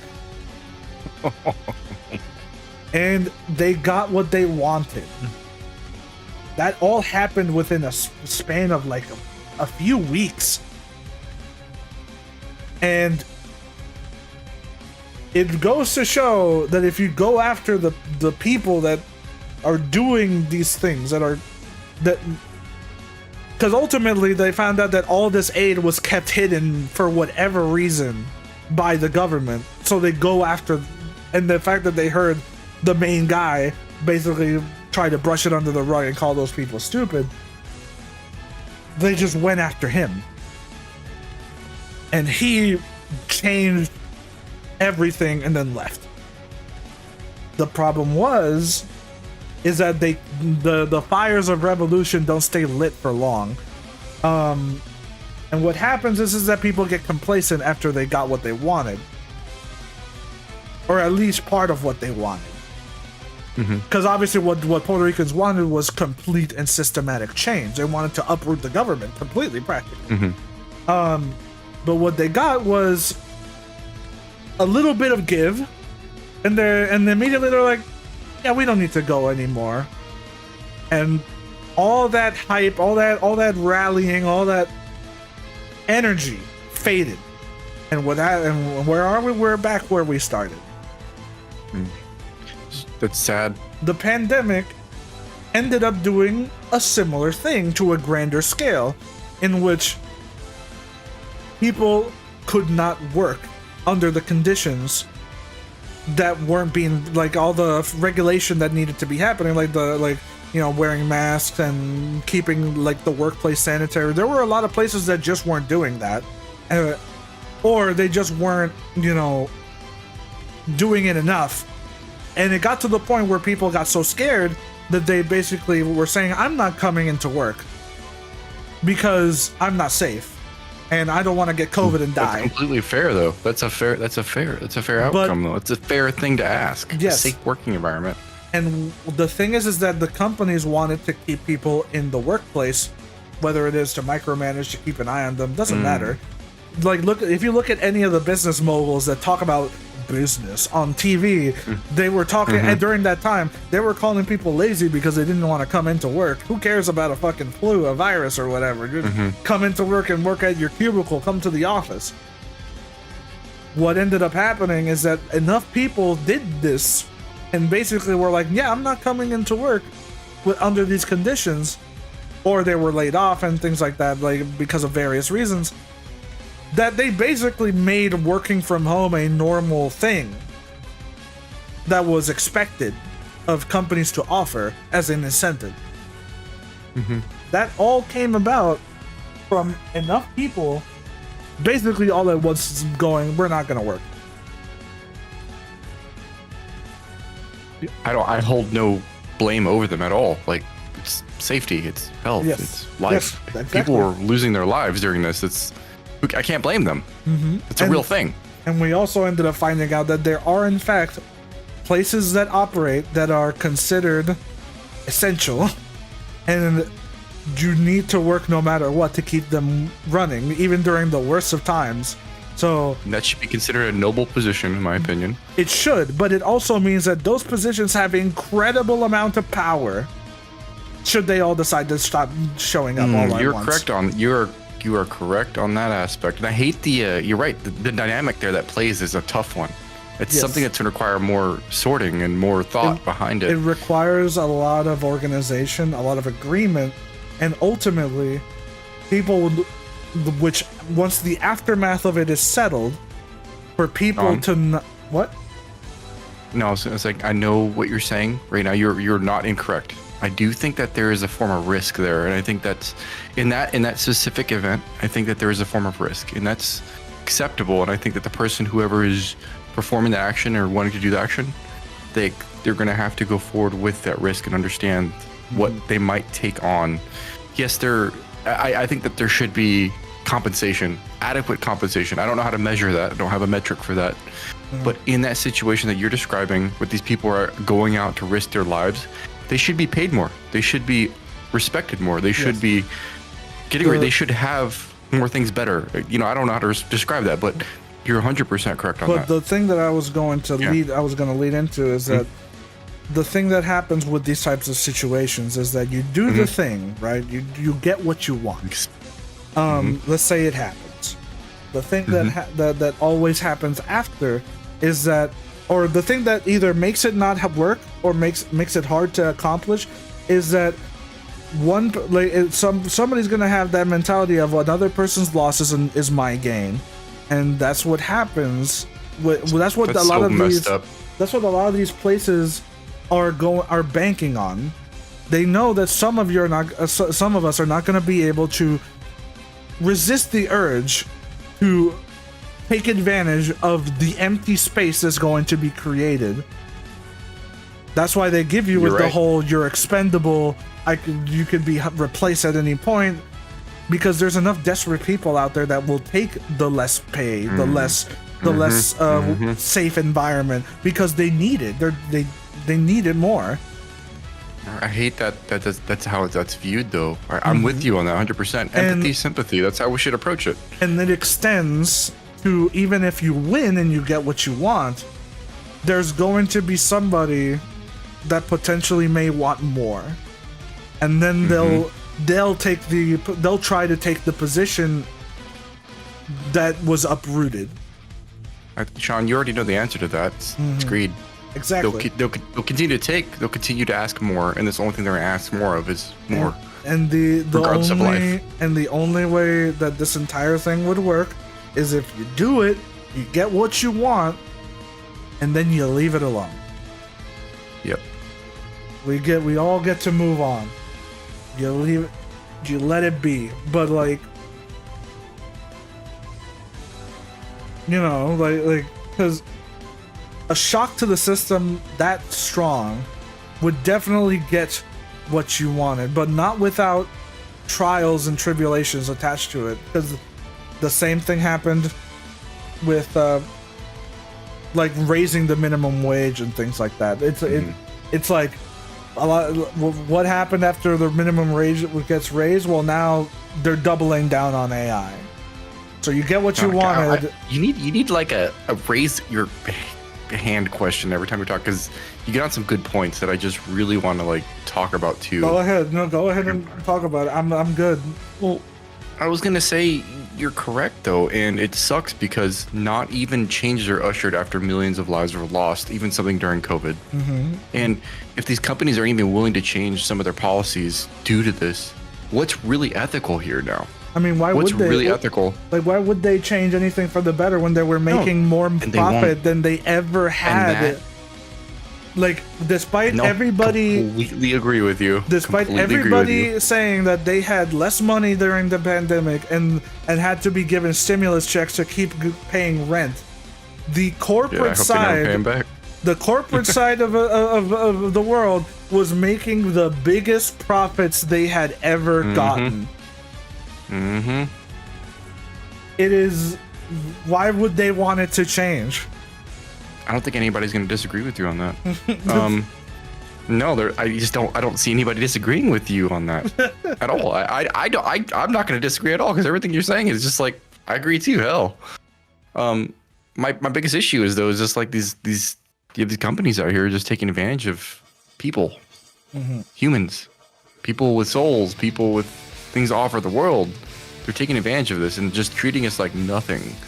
And that's the most horrible spot. That's the most horrible part in it all. It's just, it's gonna, not even millions of deaths will make a difference. So, hell, I at the end of the day, like if you're gonna make a profit as a single person, whoever you are, like take your profit and leave. The company will be fine. Don't feel guilty about leaving. Don't let them guilt trip you and try to stay. If you're gonna make better money somewhere else, do it. 100%. The whole concept of loyalty to, like, showing company loyalty, that thing doesn't matter anymore. Nope, it sure does not. Because I know my dad felt the shift. Like he talked to me about it. He was like, because it was like back when he was working, like he knew that if he dedicated enough time and he did enough work, that he would be rewarded for it. That it would mean something. Now I'm sorry to hear about that. Now it's like if he works harder, he's punished for it by being given more responsibility, but no difference in his compensation. He doesn't move up in the company because they need a workhorse. They need somebody to do that menial work, and since he does it better than everybody else, well, we're not going to promote you for that. We're going to keep you there because you do the best work, and we need somebody there. Why would we get rid of the best person that does that job just to have you in a different position that doesn't do that level of work? It's no. It goes to show that you are like as a worker, you provide a lot of value. Sean, I'm gonna say this too. Like, you respect to your dad, 100%. Respect to anybody like is in that position. You know, those companies, they're going to look at that as the base minimum. If they're performing at that level already, the company is going to expect that. They're going to remove that and increase. They're going to increase the expectation and probably remove the bonuses and expect you to keep performing at that level. Oh, whoever it is, I have so many examples. Yeah, yeah. Because same here. You work in IT. You know how it works. Yes. You're smart. You're not stupid. You are. You don't need to prove anything here. The thing is, though, is people are going to take advantage of people like you and I and your dad and your family, just based off of what we know, off of our intelligence. And I think the most moral, objective thing that we can hold on to is to gatekeep that and only pass it on to not companies, to people. Yeah. Like, keep these skill sets important. What's up, Jacket? Oh, hey, hello. If you can, please. Yeah. Jacket, you follow Sean right now. She's always in my chat. Welcome. But I was gonna say, yeah, absolutely. Just make sure you're guarding that, and you're only sharing the information with people who deserve to hear that kind of thing. Because the companies are gonna take advantage of you. They're gonna remove those bonuses. They're gonna remove those things from you, man. Like, don't let them take advantage of you. You know that better than anybody, Sean. Oh no, like right. Thanks. Because when I was giving examples, I said, like, when I first started at the company that I was at, I did IT tech support, whatever. Like, it was a call center, and the whole thing was the only way to be considered that you were exceeding at that job, it was to beat the record of the previous person's call history in a day. And to do it consistently over the course of a year. That record was about 50 calls a day at the time. And when I was new and I had, drive, and it was my first job, I was like, oh, this is easy. I can do that all the time. I do it for a year, and I'm given the exceeds expectation sort of thing. What I'm given is a 6% raise and a pat on the back, basically. Do you feel 6% was adequate to how you should have been treated? Like the thing is that, okay, so legal, that it was, I felt that 6% and a pat on the back. Hold on. A 6%. Before you go on that, I'm Yeah. gonna say that is something that is objective to you. That's okay. Mm-hmm. And I don't feel even just based off of 6%, I can tell you already the way you're approaching that question is the answer is no. No. 6% is a slap in the face. Well, that's the thing. With the greater context of what ended up happening later on, that 6% doesn't mean a whole lot. It sure fucking doesn't. Because here's the thing. So the 6% and a pat on the back was basically just like it wasn't a good enough acknowledgement of the work that I had done, because I wasn't making much as it is. So 6% of not that much was not going to be like a revolutionary thing. The one time I think I was given appropriate response to the type of work I did was one day I worked 24 hours because nobody was coming into work, and they kept asking Holy me, shit. would you stay? 24-hour fucking shift? Yes, there was a time That's where more difficult than. Oh my god, I'm sorry, man. Shut up. My manager kept asking me, the next shift is not coming. Would you stay? And then I was, me and my friend at the time that we were working together. And he goes, fuck it, we're both here. We're both having fun, and we're like, because it was a very slow day, like not many calls were coming in, and we were like, fuck it. We're like, I live right next door. I can stay awake 24 hours. And so we did it. And the response to having done that was basically a bunch of credits in the company that essentially paid for a Nintendo Switch. That's what I used it for. That was the only time where I was given something like extra for having done something at work. But the thing with a pay raise is that contractually or by law, they have to give you a bare minimum 3% to keep up with inflation. At least that's how it worked in that area, right? So you get Don't give any specifics, so you don't need to. So Sorry. Did they give you a pizza party though? Oh, you bet your ass they did. Good check, cat. But after, obviously the pandemic hit, and not only did the pandemic hit, but then the presidency after came in, and we suddenly lived in a world with a 10% interest, inflation rate. It almost didn't matter or match at all. And nothing you were doing in that time mattered at all, because now everything blew up, but not your pay. And so you were expected to do twice as much work, because now I needed to be my own record as far as calls, while having to deal with 10% inflation. Speak, bro. Speak. And they wouldn't adjust for it. And that made it very clear is that this whole shit is just to try and get you to work more for nothing. 100%. At least I feel that way too. I agree with you. They want you to work more for less, and when you do work more, that becomes the new normal for everybody else to then have to measure up to. So you never win. You just keep raising the bar until it's unreachable. And what happens when you can't reach it? You burn out. They replace you and get somebody that's hungry that will do it. And the thing is that they always last about a year of doing it because they realize the same thing. That's why job hopping is the new thing to do. I would definitely be doing that if I could get another job. For someone like me, for whatever reason, in the past 5 or 6 years that I've been trying, even with my credentials, I never have been able to get anything. Like, I've been stuck here. That's why I think it's, yeah. That's why streaming has 100%. been my chance. Streaming has Sean, been my content it's creation. not your fault. Yeah, no, I know it's not. I know that now. It's not your fault, man. I know that now.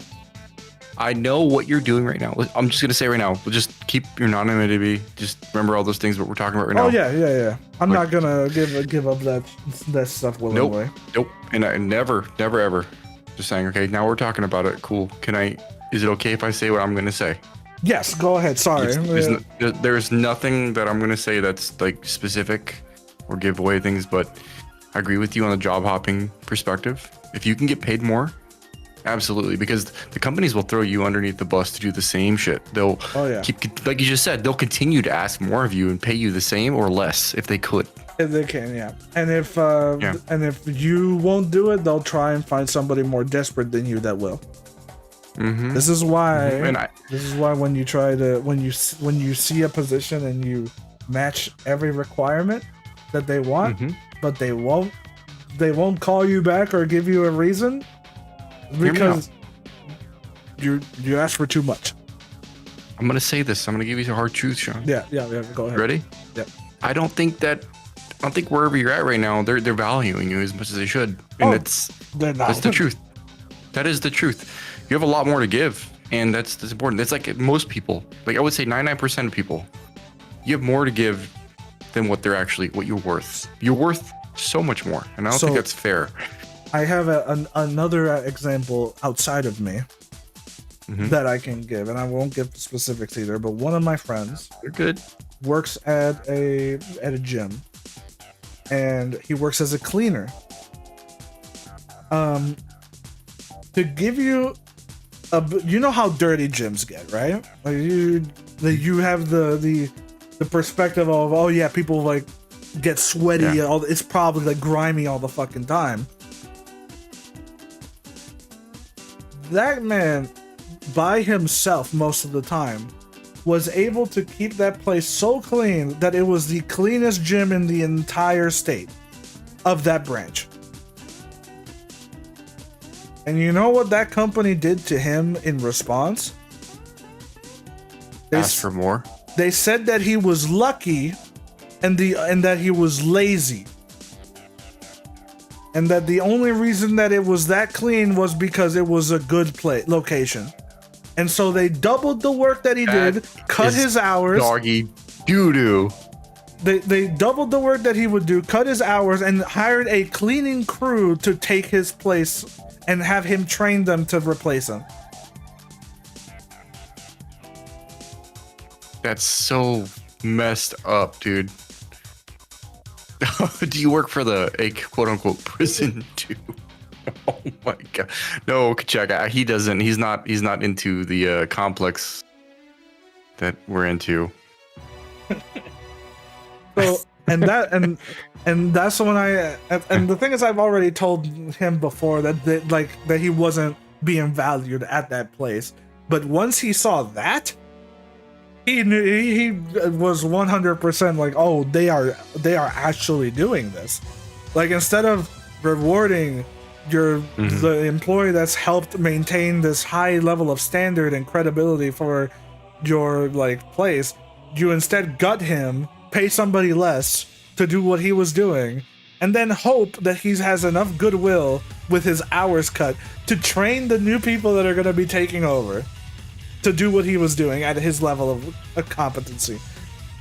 I'm okay with this whole quiet quitting movement. I'm on board with it at this point, because it's something's got to give, and it's not going to be the people. I'm never going to ask people to give up their skills and compromise their skills and abilities for a corporation that makes millions, billions, brings in. They can afford to pay people more. They can afford people to have a better lifestyle. It's greed. It's greed at that point. So I'm with you, man. Yeah, like, it is absolutely insane. And so far, I have examples that are good and examples of more of that. But so, because at least I know a few friends where they do incredible work and exceed expectations all the time, and they actually are being given better conditions and are actually rewarded to stay. So, but the thing is that those are far and few in between. Spike winning is all I've ever known. 2 weeks notice, who? Lamau. That's what I'm gonna do when I when I'm gonna leave. I'm just gonna say I'm gone, because I don't work call center right now, but I do server monitoring. I'm technically on shift. Don't save too much, Sean.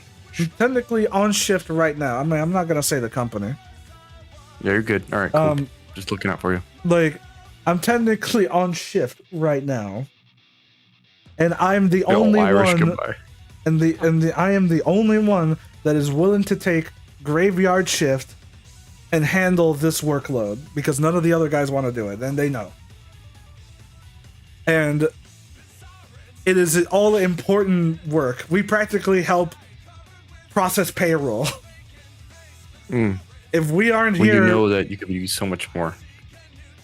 And like without us, like people wouldn't get paid. And it's like the only thing I've ever requested is to allow me to work from a different state. That's it, because I already had everything set up. I could already move. I had nothing else really going on. I had done all the due diligence, and what I was basically told, because also I was going to be homeless during that time that I was asking. I feel like that's a detail that I don't mention because I forget about it. But during the time I was going to be homeless, so I requested to let me move to the other place that I had in another state, and they wouldn't let me because, and this is what HR told me, is that the company's like budget is more important than your well-being. That's dog shit. Sorry. Because you could ask all you want, but it won't be approved because it's cheaper to keep you here. And at the end of the day, that's all that matters. Because if you move, they are going to have to pay you more for that state, and it didn't matter if I said I don't care about my pay. I just want to be able to do this. They're like, no, that doesn't matter. Because if we offer it to you, we have to offer it to everybody else, and they're not going to let that happen. Wow, that's a cop out, and you know that. Yes, but that was the reason, and it's something so euphoric when you hear it from the horse's mouth that it's better profit wise to keep you here. Check it. We ride at dawn. We ride at dawn. It's like yes. So to keep it simple, I am waiting for a specific thing to happen in like this month, where I'm just gonna go ahead and tell them, hey, I'm gone. Well, when that specific thing happens, you know where to specifically reach out and specifically to travel to. I'd love to specifically talk to you at specific geographic locations. That'd be really fucking cool. You know, I'll tell you what. We could specifically play MGO. I'm telling you, because I'll give you that. Like, I talking with you now has definitely made me curious. I have to go to Hawaii. Like you have no idea. Check out. How do you feel about Hawaii? I have to go, but and like I said, once I move and I'm settled in, and I've done all the things I need to do, which shouldn't take me long, hopefully, I will see how the prices are for that and see if I can do it either before my Evo trip or after. It's up to you, man. If there's any financial issues, I wouldn't mind helping with a donor or two. That's the thing. If you want to help out, watch my videos on YouTube and watch the ads. That pays me more than you need to. Have YouTube 100%. Pay. Have YouTube pay. You don't need to pay. That's all I could ever ask. As much as I would love financial support, maybe if I made a Patreon or something and you guys get something out of it, I don't want to just ask for anything when you could instead keep enjoying the stuff I'm doing for free and just watch an ad off of YouTube or something. Oh, I can watch, but I can't do the ads. I can't stand ads. On Twitch, I don't blame you. But like, the YouTube ones actually pay me. The Twitch ones don't. If I could turn off the Twitch ones, I would. But they don't. But they won't let me. But if it's easier for you to donate than it is to watch an ad, then so be it. I would rather you not have to open up your wallet, but if you think your time is more valuable, who am I to tell you no?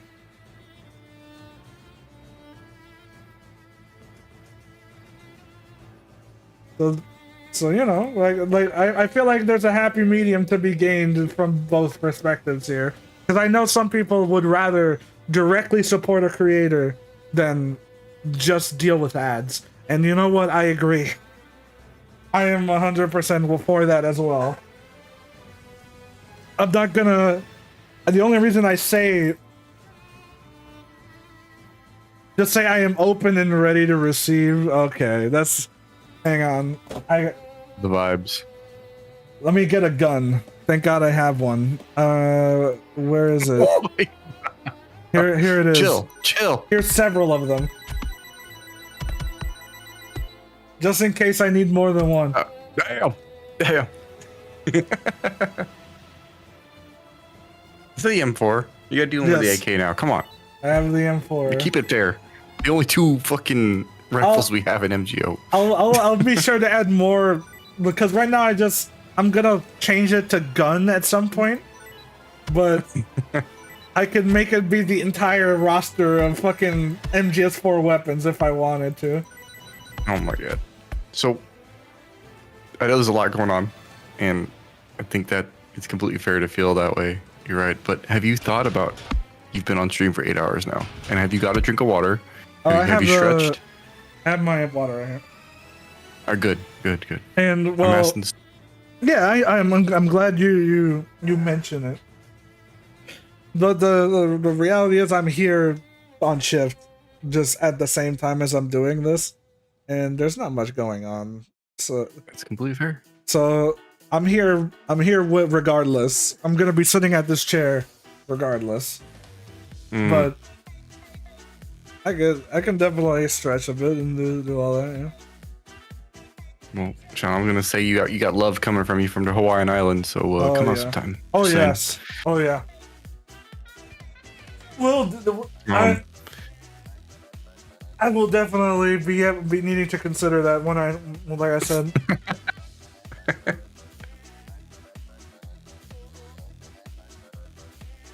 Oh, you know, Cobra might want to say hi too. Just saying. Hello.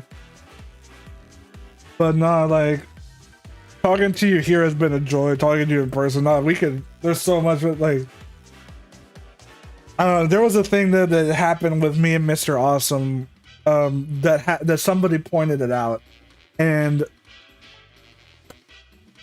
it was the fact that because we both started talking about Metal Gear, because he noticed that my Discord sound whenever I join a chat is the Metal Gear 1 like intro seat sound, which nobody points out that much whenever I'd show up. But when he did, I was like, it was like somebody described it as, I am seeing two men bond so heavily, so intensely in front of my very eyes, and it's very cool. I've never seen like bonding happen so like directly because of how me and him would talk. Because like for me, Mr. Awesome and me, we have this connection of the fact that we both are very creative individuals. And I have the experience of wanting to be in the gaming industry while he has it. And we both have the same kind of perspective in a lot of areas when it comes to creating games. So the moment Metal Gear became a central point of discussion, and he found out that I was working on like the MGO stuff, it was like a 90, like the man lit up. I've never seen anything like it. It was so cool. It's all you need, man. It's just somebody with the same love as you, and that's literally what'll make it. Yeah. Because it doesn't matter what background you're from, kind of thing. You know, like you find a common bond, you find something you love, you're gonna meet the right souls and the right vibes. So I agree with you on that, man. Yeah, like it was very cool. Like, and I get the same with you, the same thing. But obviously, Thanks, it's more bro. game, but now philosophy. My thing is, I can keep talking morality and philosophy, but I don't believe in overshadowing somebody else, because that's not my thing. Like I literally look at it perspective of empathy and sympathy. I want to know why you believe what you want to believe, and try to make me feel that way too. Because if I didn't approach it from that perspective, I wouldn't learn anything. I wouldn't develop as a person. I wouldn't understand the world better or view it as more beautiful. Because when you're talking to people with different perspectives, you gain more of an appreciation of culture, of life, humanity, love, and you start to view the world from that perspective. Yeah. There was a preacher that I remember listening to that it was about a particular topic. It had to do with like race and like specific like issues between like black and white communities, and the guy was a preacher talking to both groups. They were segregated like down the middle, and they were both, everybody was saying their points of why they don't like a particular like individual, like, and the thing that ended up happening is the guy kind of looked at it and he just goes, you know what I think is happening is I think there's a communication issue. And because if you listen to what you both are saying, to what these two groups are saying, you are saying the exact same thing, but you're using different words. And the reason it sounds different to you whenever these people talk about it is because the way they're using the language, the same language that we all share, they're using it differently. And the thing that they say mean differently to you than what you say means to them.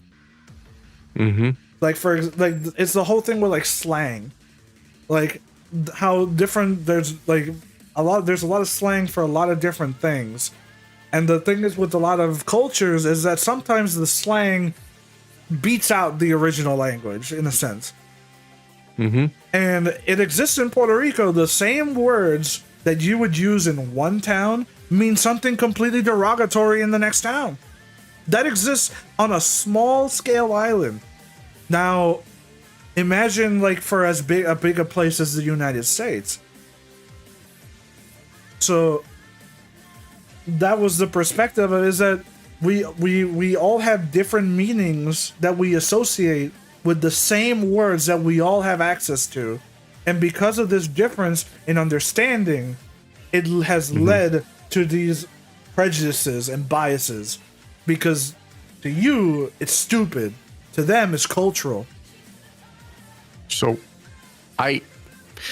oh man, you gotta bring it up to me. So, I'm not disagreeing, and I'm 100% agreeing with what you're having to say right now. So, there's a 1967 film, and it goes over this. And do you know what that film is, or that movie is? No. It's called Cool Hand Luke. And one of the most famous lines that is said is, "What we have here is a failure to communicate." So, yeah, right. Here it is. And you're wondering, well, what the hell does this have to do with anything, right? So I'm going to say this. When we talk about communication, right, and why it falls down, why it kind of like just disintegrates, I think one of the number one reasons is people assume other people already know what we're going to say or what we're going to feel. So based off of those assumptions already, people are going to have a negative bias when they come into these conversations and just assume. So open communication is probably one of the most important things you could do, just like what you mentioned. And I think one of the second things that we also don't consider is some people are kind of scared of conflict.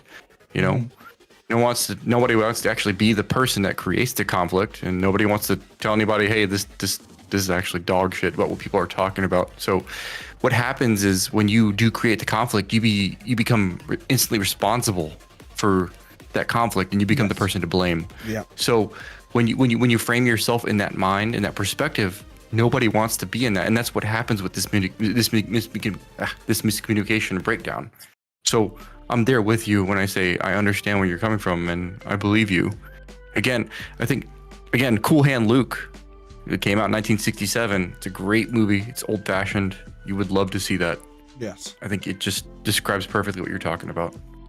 Yeah. Sorry, I'll shut up now. But it's just wild that like other people have pointed this out several times. It's not revolutionary to make these assumptions. It's just that it goes to show that like life really is a cycle sometimes, and a lot of these lessons don't get passed on every time. No, they don't. The gene. Then they change and they flow, and sometimes we have to relearn what we already learned before, and it doesn't help now that all of it's buried under a bunch of junk. So it just we can go in circles about it all day, to be honest. But I think do you feel yeah. I was like, do you feel that the lack of communication is more of a response to being concerned with certain things? There's the lack of concern on certain things when we talk about situations like that. You know what I mean? Because it's the problem, because we don't focus on the response to the actual concern itself. Well, when we're talking about concern, like I guess like I would need something to frame it with, because just anything. Could be anything, because people like to just kind of fill in the gaps, and they like to assume and not take responsibility and not provide a solution. And one of our I'll be quiet, but I love it because you and I are on the same wavelength when it comes to these things as well. Well, so let's say I'm with you on it. If we bring, let's use an existing thing that we've already talked about. So like the Helldivers situation, we had people show concern about a particular thing, and we had a group of people take that concern and demean it because of assumptions that they have and biases that they have about the people bringing up the concern. Is that something that you were leading to, or is that? No, you're correct. Okay. So Shinobi says it's easier to point out the problem and not find a solution, and you're correct on that. Well, yeah, because that brings up another issue: the people that see problems everywhere. Because that's a thing that ended up developing and I've heard it's phrased a bunch of different ways, but like the one that I saw that people like to say is there are a lot of people that have nothing else going on in their lives besides fighting for something. Hear me out. I want to raise my hand. You ready? I'm going to back up. I'm going to back you up on that. You ready? Yeah, go ahead. One of our most famous presidents. You ready to hear this? His name is Teddy Roosevelt. Everybody knows him, right? Okay. He has a quote, and he says, "Complaining without a problem, without proposing a solution, is simply called whining." So, what are people actually complaining about if they don't actually have something valuable to add to the conversation other than just talking about it, saying they have an issue with it? Yes. Like, they don't offer anything. They don't offer anything. That's the issue here. It's like, if you're not going to think about these problems in a context like what you're thinking about, Sean, with offering solutions to the world, why does it concern you? Why are you worried about it? Well, there's a reason why we have those people more now than probably ever before, is because it's profitable to have these people do this, to complain. Profitable. Think about how much, and this is goes into the whole thing about why I don't like social media, and why I think social media is probably the main crux of a lot of these issues, is that your eyes are currency. the things that you pay attention to and react to online, whether you actually engage with it or not, is currency. And everybody wants a bit of it. And the thing is that humans are very simple in that they really gravitate to specific things, and positivity is not one of them. Because think about what it means to be happy. To be happy, like a lot of really specific things have to be going on at the right time for you to essentially be happy, because there's always something else that might not make you happy. And you know, being happy is relative to whatever else is going on around you, but being angry, being vindictive, being hateful, those are very simple things to grasp and like point to, because anything that frustrates you or pushes you in that direction can happen on happenstance. It doesn't need to be something direct. So it's easier to make somebody angry than it is to make them happy. And the thing is that people that are angry tend to focus on the thing that makes them angry, and they don't let it go very easily, because that requires patience, understanding, and what is it? There's a third one.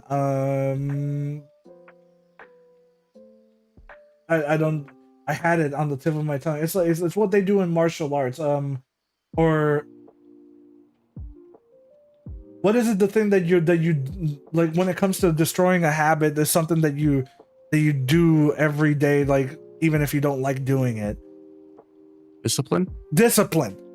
There you go. I don't know how I lost that one, but it requires. No, you're good. It requires all these things to not let the emotion take over you and dictate your actions. So, since we are that kind of creature, it's easier to make money off of it, of outrage, because we know if we can get one guy mad, he'll get the next guy mad by talking to him about it, and so on and so forth until you have this mob of people. And for some of these guys, that's all they know, because there's nothing else in their lives that can take them away from that perspective. Like, if you stopped going on social media, the world would seem way better than it actually than it was before. Yeah, because there's so much negativity, death, destruction, like fucking like negative like views constantly being bombarded to you, that you think the world is on fire every waking day. But if you shut it all off, suddenly it's not so bad. And that's why the only reason this is perpetuated is because the outrage keeps you glued to your screen, so you'll see the ads that pop up, and that's the only reason outrage has been more profitable than anything else. Think of every other outrage creator that the only thing that they do is whine and complain and try to say all the bad things somebody is doing, is because people like the drama. They're glued to it, or it makes them angry in particular that it's being that it's done, and so they perpetuate it. They give it energy. And on it goes. Okay. You can do it with everything when it comes to the internet, but that's why it's there more than any other place. You don't see this kind of shit that much in like other media. You'll see it on the news, but the news, it is more, how is it? More curated. This is why Fox News, it's tailored. Controlled. It's tailored because they know their demographic. Yeah, for sure. Like Fox News will give you tailored outrage that suits the American conservative of whatever like area that they're trying to pilfer this to. The same thing with any other place of media. they want you to click, they want you to watch. So how do they watch? It's by giving you content that you'll pay attention to, whether it's positive or negative. They'll give you some positive ones, but the positive ones are not seen as that often, because think of it. What happens when people have good things going on in their life and they start talking about it? Like what is the most common form of thing whenever somebody is really verbose about the good things that happen in their life and all the things that they have? How is that like viewed? you're kind of reaching into the moral standards of this now.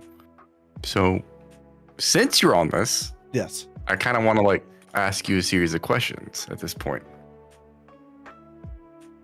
Are you okay with that? Yeah, let me answer the first part at least. Okay, so you're only gonna have to answer agree or disagree. That's only the mainly two things I have to ask. All you. right, go ahead.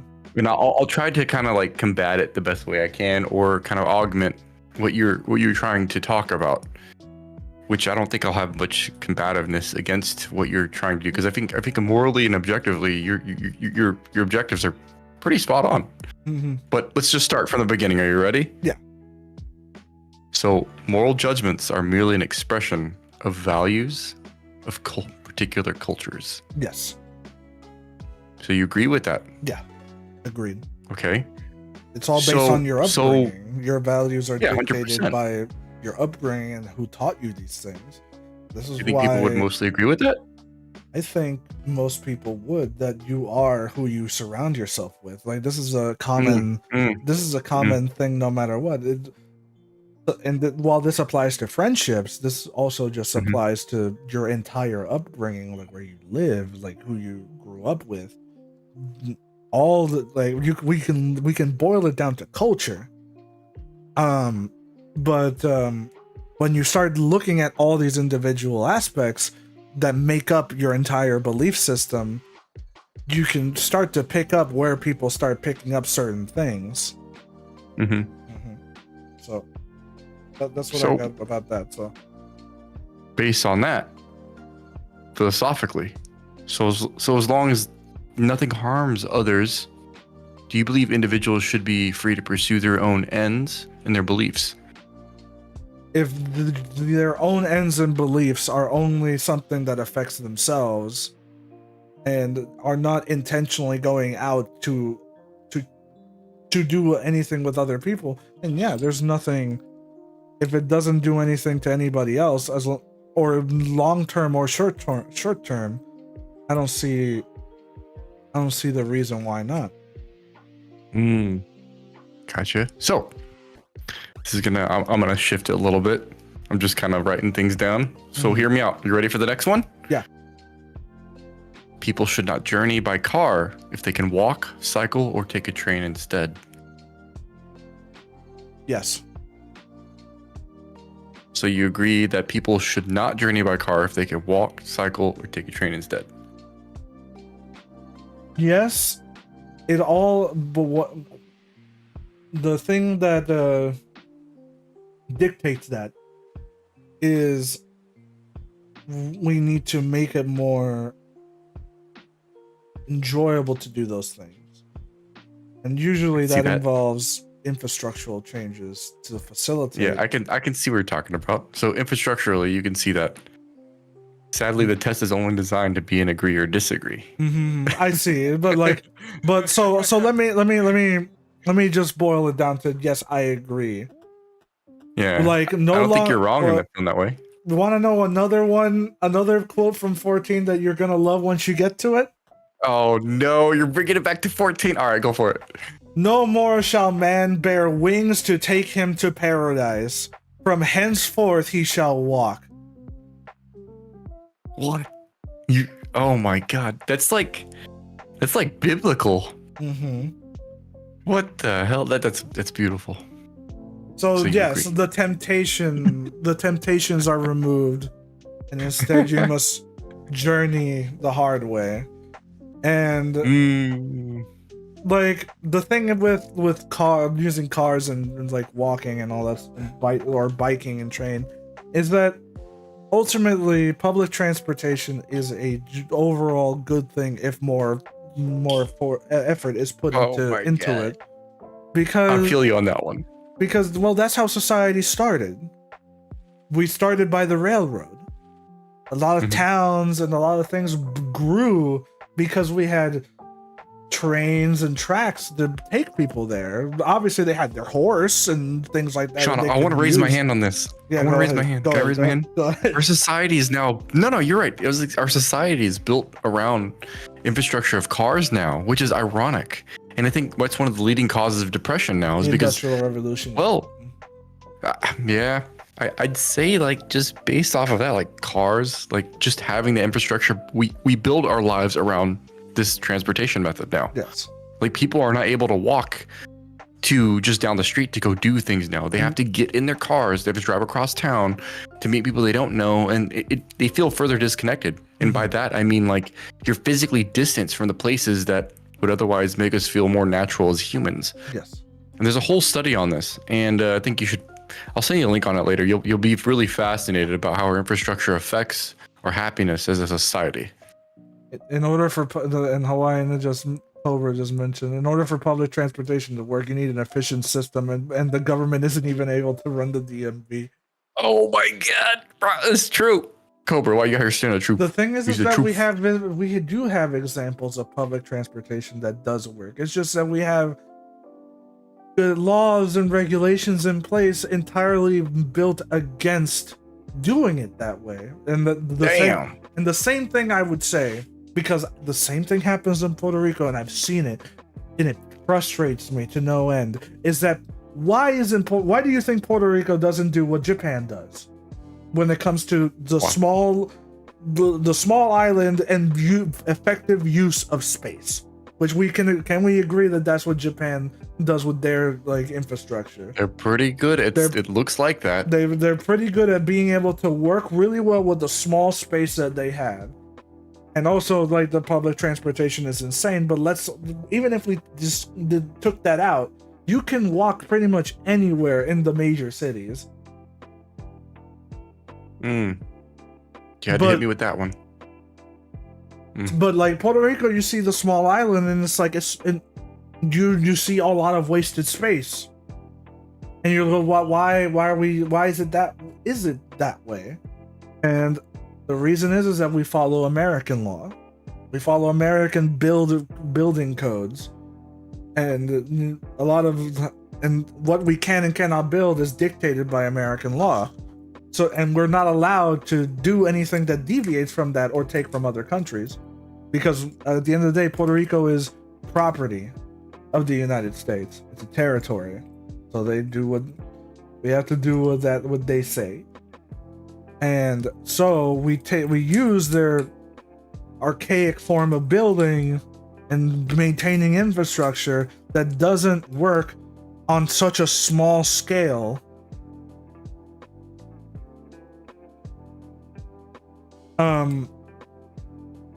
Japan's success with public transportation due to things like nuclear power, but like, yeah, even if we discounted that, even if we discount the public transportation angle of it, there still comes the part of they're way more efficient with the space that they have, that they build things in. Everything in Japan is like not even that far in distance. There's like a 7-Eleven in every fucking street corner. Because it's more convenient that way. And even then, every building is they're always building vertically and not horizontally. So you don't have to go that far to go to specific places, and everything is compact. You might argue that there's an issue with space and you're not given that much.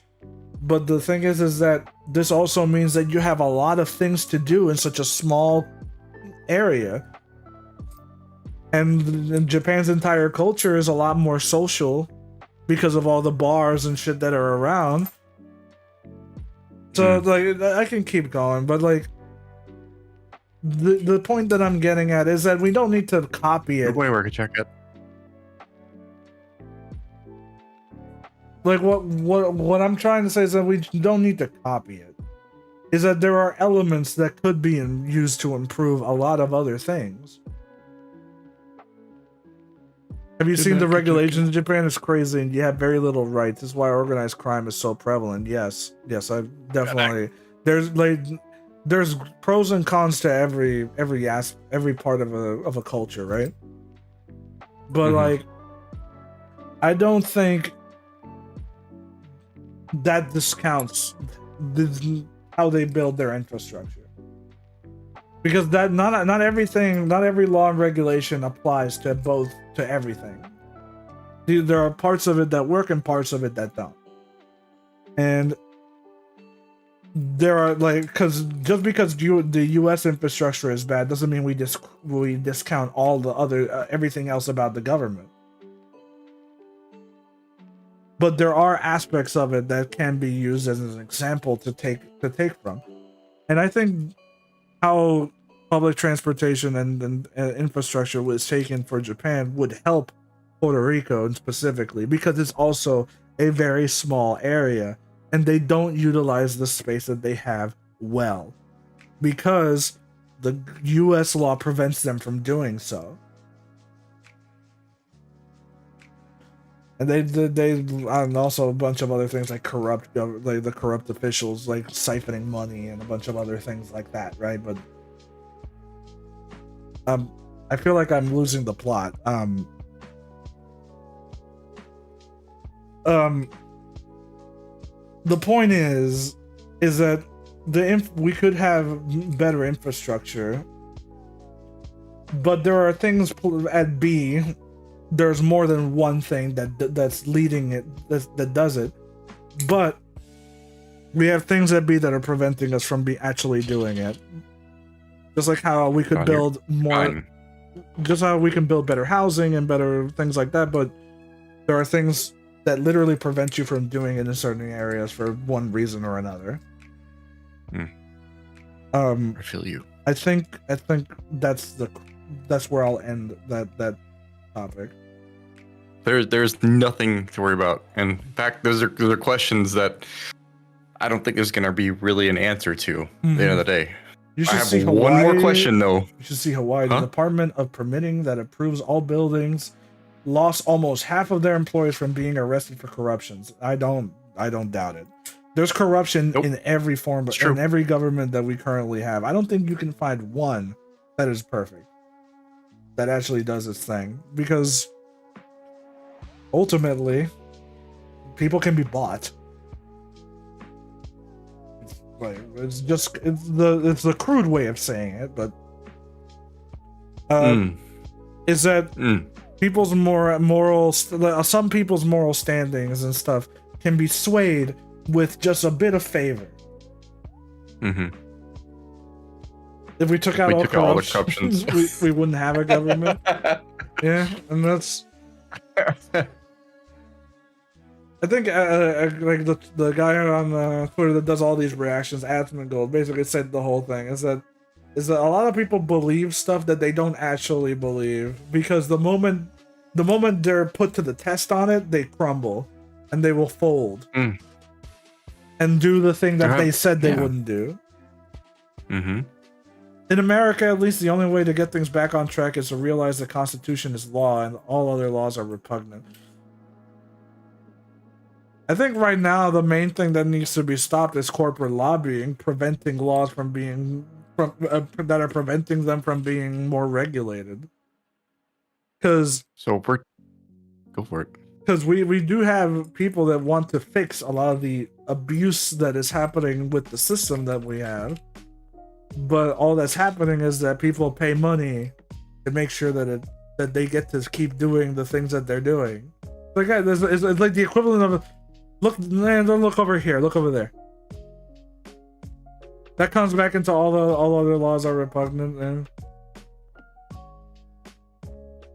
so, Sean, you're speaking of lobbying. You're talking about black and like just basically yes, no, right from wrong. I'm sorry, we took away Just from gonna- your test. I'm sorry. Go ahead. No, you're good. I was just gonna kind of guide the statement into it, like based off of that logic and that logic alone, since it's kind of like let's say a 1 or 0, like a computer, right? Like you and I we deal with these systems. They're very plain, black and white, yes or no, finite, and we give them direct, objective answers. Yes. Okay. Are you ready for the next question? Sure, go ahead. All right. So on this question, I ask, and it has to be a disagree or an agree. You can talk about it later if you want. All but right. the question I won't go ultimately on a is, tangent this time. Let's go. no. That's why everybody's here. We love hearing your tangents. Go on for it. I already have a feeling I know where this is gonna go, but I'm ready to ask this. When you're ready, let me know. Yeah, go ahead. It is always wrong to take another person's life. Agree or disagree?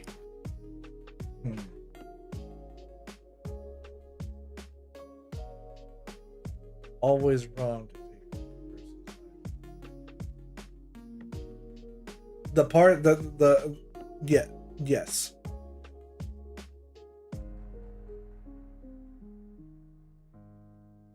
I would say I don't think anybody would disagree with that. I mean, we just had 2 people disagree, but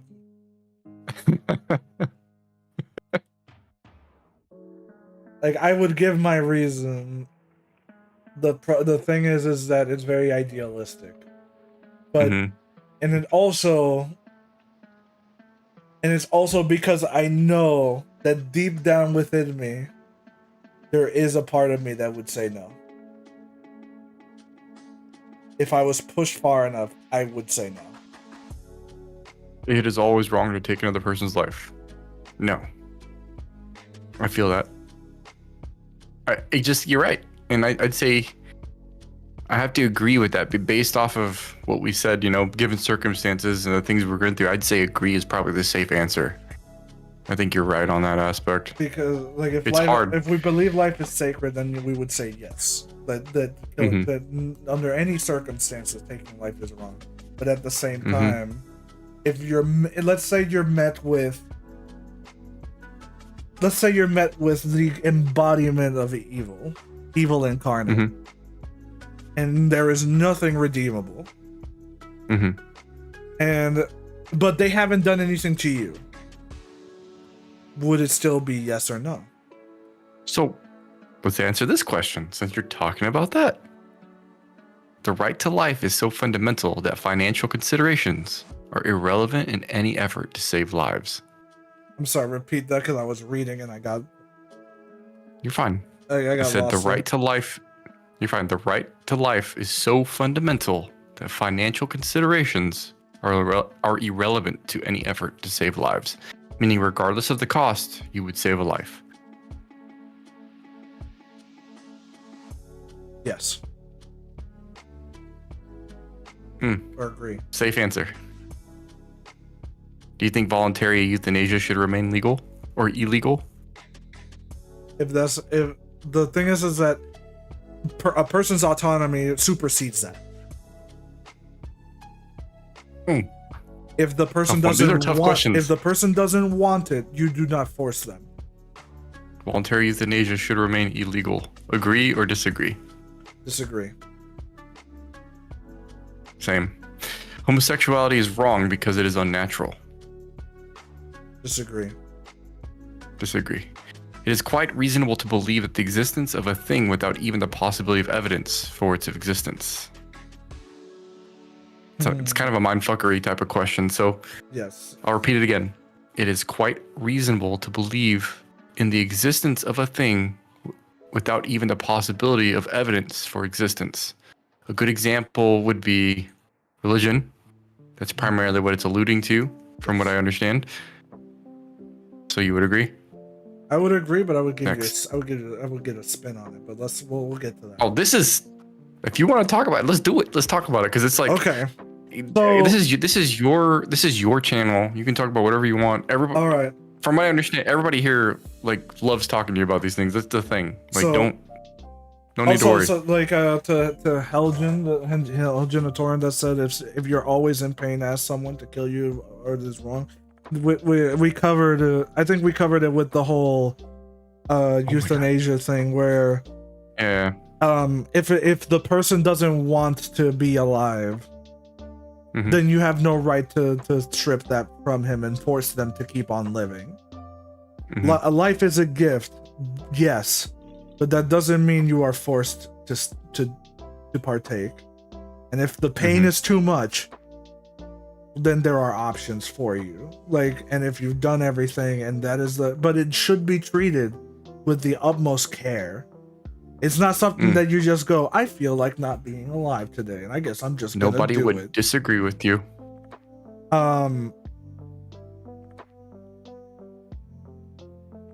But if all life is sacred, then how can that be correct? Is that it's sacred in the fact that life exists. It's the fact that you are able to be alive that is sacred, not that being alive is sacred and something that you need to protect at all costs. Is the concept of life. Life happens because of the right things happening at the right time. That's how life is able to be born in this place that we call space. If the Earth was just slightly closer to the sun, we would not exist. That's how it be. That's why life is sacred. It wouldn't exist if it wasn't for the perfect situation to happen, or we would be amoebas. I don't know, like however you want to justify it. So in that sense, it is sacred, and we should be able to protect it. However, we are conscious beings able to make our own individual choices, and if that choice is to not be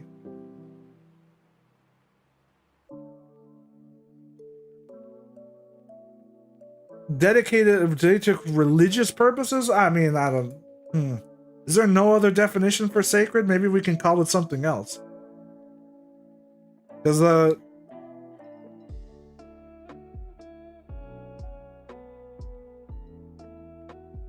so many lurkers. I mean, yeah, but that's okay. We're here for the vibes at the end of the day. Religious rather than secular. Question: the possession of drugs for personal use should be decriminalized. As long as it doesn't exceed, it becomes a problem. Like that's always a line. All definition point the same way, that it's religious. When I always heard the word sacred, for me it always meant that it was just important. Like to say sacred would be that it's important. Like in the same fashion. Maybe a more emphasis on it, but like to say that it's worthy of like veneration. And Sean, some of the philosophy questions that are coming up are let's see, are religious based, so I'm okay with skipping those if you are, because I don't want to start any kind of thing on there. Like I get it. Like trust me, like I'm willing to say that you're right. Then that it's not sacred. I would like to rephrase it into being like it's important. That it's, but I don't think it's for a religious reason.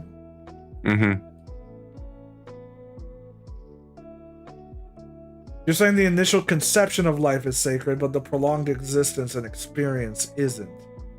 But that's the thing, is that when you say, what the whole point is that it shouldn't be squandered, is the kind of the whole thing, right? Like that's like the line that we're going down here.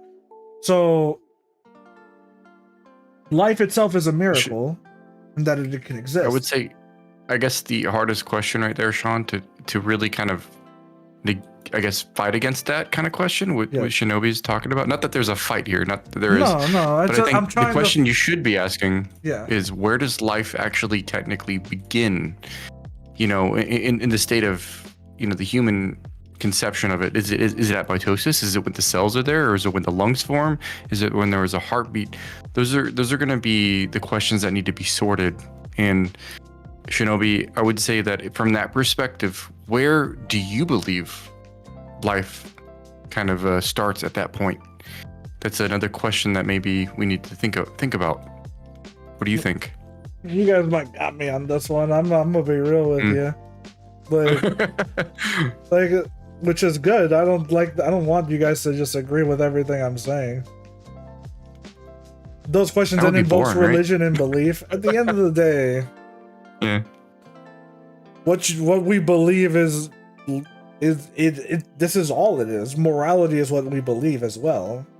100%. What's an objective truth, right, Sean? What is an objective truth? And that is what we aim to answer here. Mm-hmm. That's kind of hard to believe, and you're right. And at the end of the day, you're like, if your faith is strong enough, I mean, I don't want to argue about it. It's basically what it boils down to.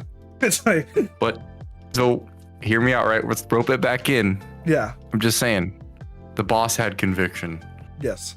She made those choices. She made all those things. We made it back to Metal Gear, everybody. Okay, we made it back.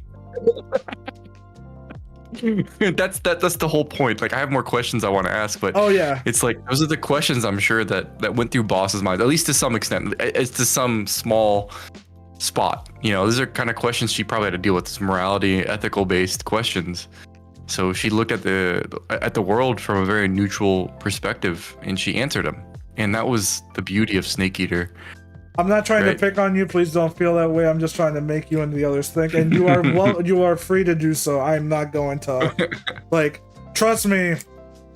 I would rather you do this than not at all. It's just as long as as long as we can respect boundaries, right? Like, as long as if we go down a line where I go, okay, I don't want to do this anymore. If that's respected, then we're good. I mean, I will say this.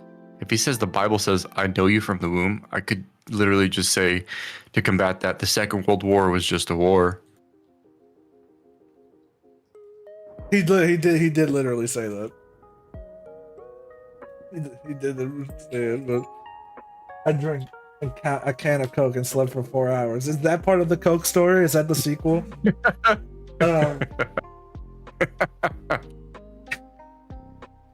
Welcome everybody. My RPCS3 crashed about an hour ago, and now we're talking about philosophy. Welcome aboard.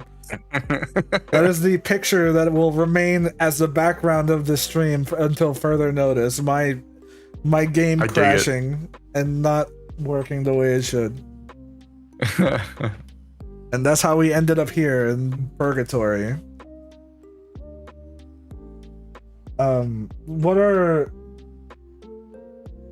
It was just a war, though. Time we just had wars, but we assigned names to it to make remembrance easy. I mean, the Crusades, I think, were like a more significant thing of like that was all about religion, like belief and shit like that. But then we would get into the nature of these conflicts, and the Roman Empire killed more people than both world wars, I think.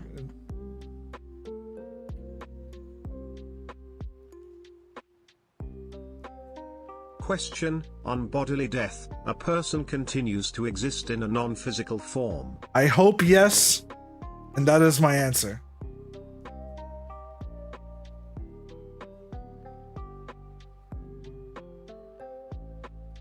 My answer is that I hope that it's yes. I hope so too, man. I really do. And I'm fearful of no. That is the truth. Like, deep down, that is the truth of it.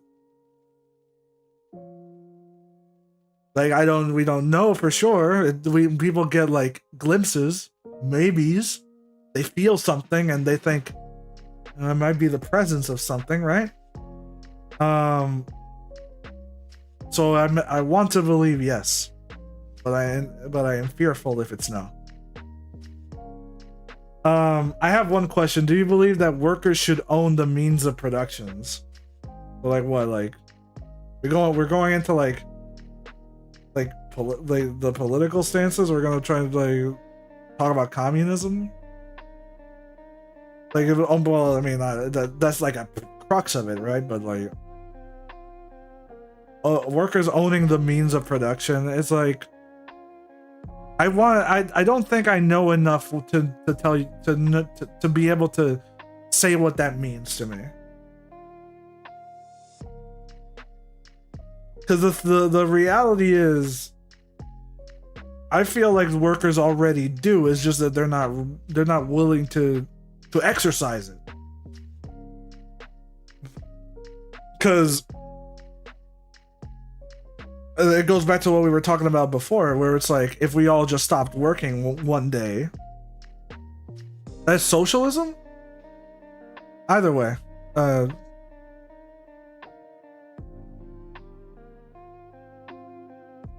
Like, I don't think I know enough about it to really give you a good answer. No, you don't need to have to feel like you answer everything. I don't. That's It's true. always okay to say I don't know. Feel like you don't feel like you have to answer, but I like hearing your point of view.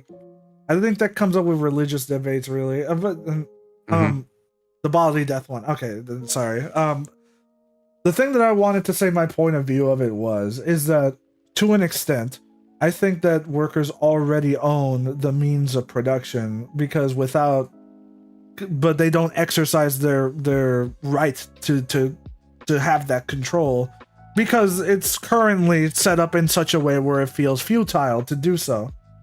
And I don't know if me owning the means of production means everybody shares the bounty and things like that. I don't know if that's what that means, then I'm probably wrong on this one. But the thing that I was mentioning before was the whole thing with the pandemic, where it showcased that if people just didn't show up to work, that a lot of these companies and corporations would bend over backwards to make them happy. We saw it happen. Like, I have a good example. Mm-hmm. Oh, I was going to say, so Helgen, so let's look at it from a logic perspective. He says, do you believe the workers should own the means of productions? Okay, no. So I'm going to say that's a very difficult question to answer, but I will say, from a perspective of looking at it from a technology perspective, like, let's look at a circuit board. Let's say that I don't know, just take any component of the circuit board. Let's say, just choose a favorite component. What do you think, Sean? What would be a favorite component of yours? A capacitor? Capacitor stores an energy, right? Yeah. On a circuit board. So does the capacitor become responsible for the ultimate action of what happens on the circuit board itself? I don't think I know. Or is it a failed component of the production of what ultimately the circuit board was intended to do? You know? I don't think I know enough about components to really answer this. Oh, you're fine. You're fine. Okay, so capacitor stores energy, right? And then it kind of outputs it. So it is only one small component of what the production line would be, which ultimately would be like the circuit board itself. Okay. So when we look at it from a perspective of that, to answer Helgen's question, no, it should not, in my opinion, it should not own the means of production at all. I guess they are part of the production process, but not owning it. It's like, I mean, if they made their own piece of technology, learning what they could, it wouldn't make sense, and it'd be right that they own it. Hopefully, not misinterpreting that. Like, so if I was to like give an example to try and frame it for me to better see it, if I had a guy that designed an entire that designed the blueprints of something, mm-hmm. Are we to say that he doesn't have ownership of that? Like, if he's working for a company, he designed something that they would use. Ownership. Yeah, but like that's like the best the best point I could like point to where it directly involves something that you personally like had involvement in creating. Mm-hmm. I guess it's not production, right? But mm-hmm. if that's not, because for me, like producing content is production, right? Literally, you need a producer and all these things, right? So are we going to? So is the whole thing is that they don't own that? Yeah, I think perhaps maybe the question needs to be answered better or asked better. I don't know. CEO and shareholders are the owners. We are the labor. Okay. In that case, now that I've parsed through everything, if we're talking about like legally being the owners of it and like you're entitled to being an owner, then no, I don't think they should own the means of production. I think they should be compensated well for it, and I do think that workers have more power over the corporations than they will in that sense, because they are also the reason that it's able to be produced in that sense. But they shouldn't own the things that they're producing. However, Sean, I will say the corporation. Sorry, can I raise my hand? Yes, go ahead. Going back to my circuit board and motherboard type of relation, the concept. If the capacitor goes out, the entire motherboard will not function.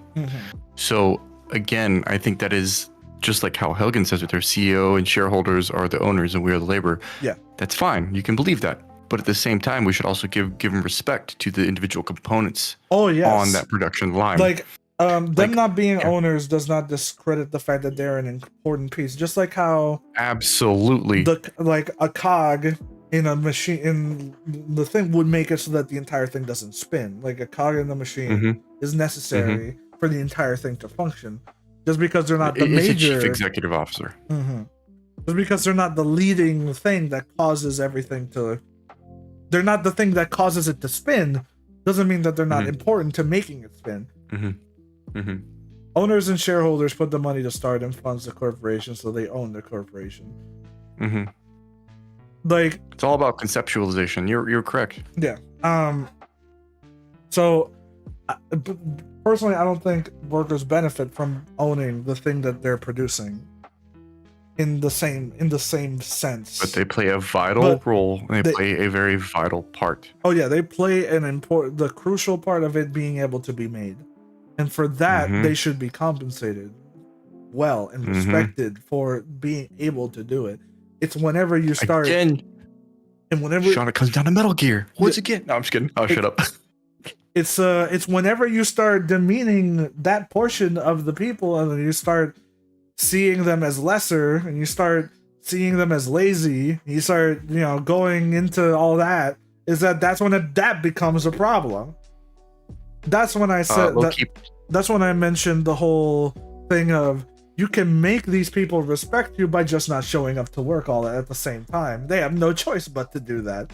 They can say that you're expendable and can be replaced all they want, but if everybody just didn't show up for like a good while, they would scramble they would scramble to fix it. They would scramble really quick to fix it, whether it is hiring more people and letting go of everybody, or actually bending over to demands that you might make. However it ends up happening. Worker benefit to competition between corporations. Our big problems are monopolies. That as well. That is a very good point. Competition breeds innovation and all that other shit that you've heard a million times. When you don't have competition and everybody agrees to do the same thing but not say it, wink wink, then you effectively control the market. And when you control the market, the number can just go up, brother. And you don't need to care about a thing. Though I do think housing prices are so high. Oh God, why gotta hurt us like this right now? Come on. All right, I think it's good to move on to the next question though. If you guys, I think you guys got a good idea of what I personally think about the whole thing. Well, since you're talking almost kind of dabbling on the that territory, how about this question? Are you ready for this one? Mm-hmm. It says, in certain circumstances, it might be desirable to discriminate positively in favor of a person as to recompense for harms done to him, her in the past. Now here's one I have like a follow-up question to it, because so we're agreeing that bad things have happened to the individual. This is not like a passed on thing. In certain circumstances, it might be desirable to discriminate positively in favor of a person as recompense for harms done to him/her in the past. Because this goes into the area of reparations. That's like the ballpark that we're sitting on right now. And if it's like legitimately that's somebody that directly has experienced these things and has directly been the receiver of said things, then yes. But I don't think that extends to the next of kin.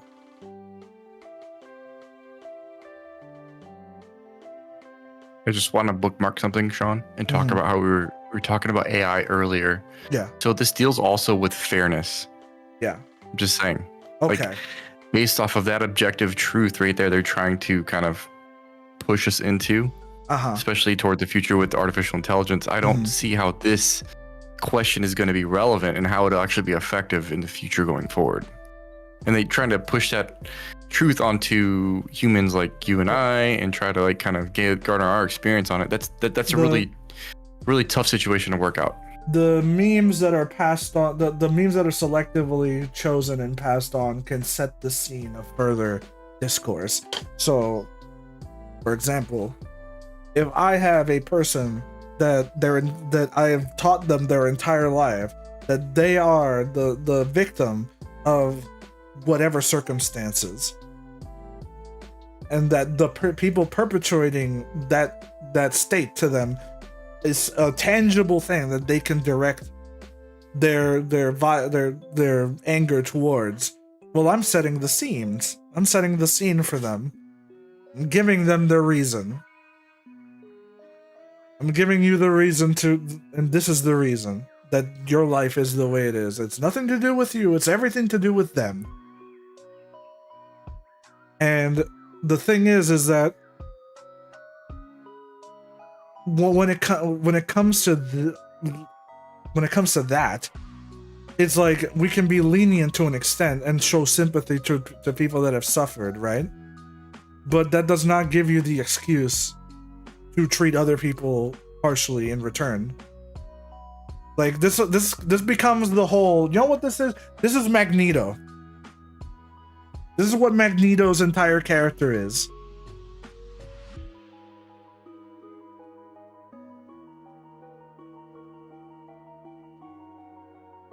Except he wanted to. He's the extreme, the final end, the extreme of it.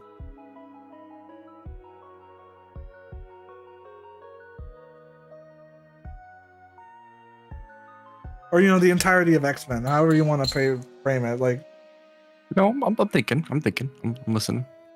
Because it might not be like 100% attributable, but the whole thing is that because this person suffered. It might be good to treat them better. And that part we can agree with. But there's a limit to these things. And if the limit is a person that has that has faced these things, has done terrible things themselves, well, where do we draw the line there? And it's like you said, it's with fairness. It has to do with fairness. And I think the phrasing of the question assumes that the person that has received harm has done nothing of harm themselves. So you think inherently that it's coming off from a positive stance? It says in certain circumstances. So I think it's already adjusting for the fact that if the person is 100% good, has done nothing bad, and has been under the bad end of a situation, that we should treat them better. And the questions are framed in a yes or no type of situation, and the mental framework here is for you to kind of like determine, extrapolate, and walk and talk yourself through it as well. The best part too is other people are giving you input too in your chat. So this is really good. Yeah, that can really be different based on country. America, more people are better off now 50 years ago, even with the bad economy we have right now. That is true. That is correct. So if we go with the idea that in certain circumstances would mean that there's no negative to the person that we're talking about, that we can conceivably point to, and I mean like an actual objective negative, not like biases or discrimination and things like that. Well, it's literally part of it, right? I have a question based off of that. Let's remove the human aspect and the person aspect in a moment after you're done. I'm following it. If we were to go with all of that stuff, then I would say that yes, that would be like, because that is a basic human kindness, is showing empathy to people that have suffered great deals. We are capable of doing that. So yes, you would do it, but you have limits to it. That's why in certain circumstances, if it all aligns, the answer, then yes. All things considered, yes. Okay, go ahead. So, following up, based off of the human input you just gave and how you viewed that, you're prioritizing human life over everything, which is, I mean, I'm not going to disagree with that at all. That's completely what I also view it as well. But let's remove the human ego from it. Let's remove the human need from it. How about this? The environment itself. Okay. Do you believe that it should not be damaged unnecessarily in pursuit of human needs and ends? If we're assuming that it's always possible to do so, then yes. But if it's not, you're right. If let's say, do you ever play in low level lobby, or are you goated? I'm too high level to be in low level lobby. Sorry, that was an MGO question. Hang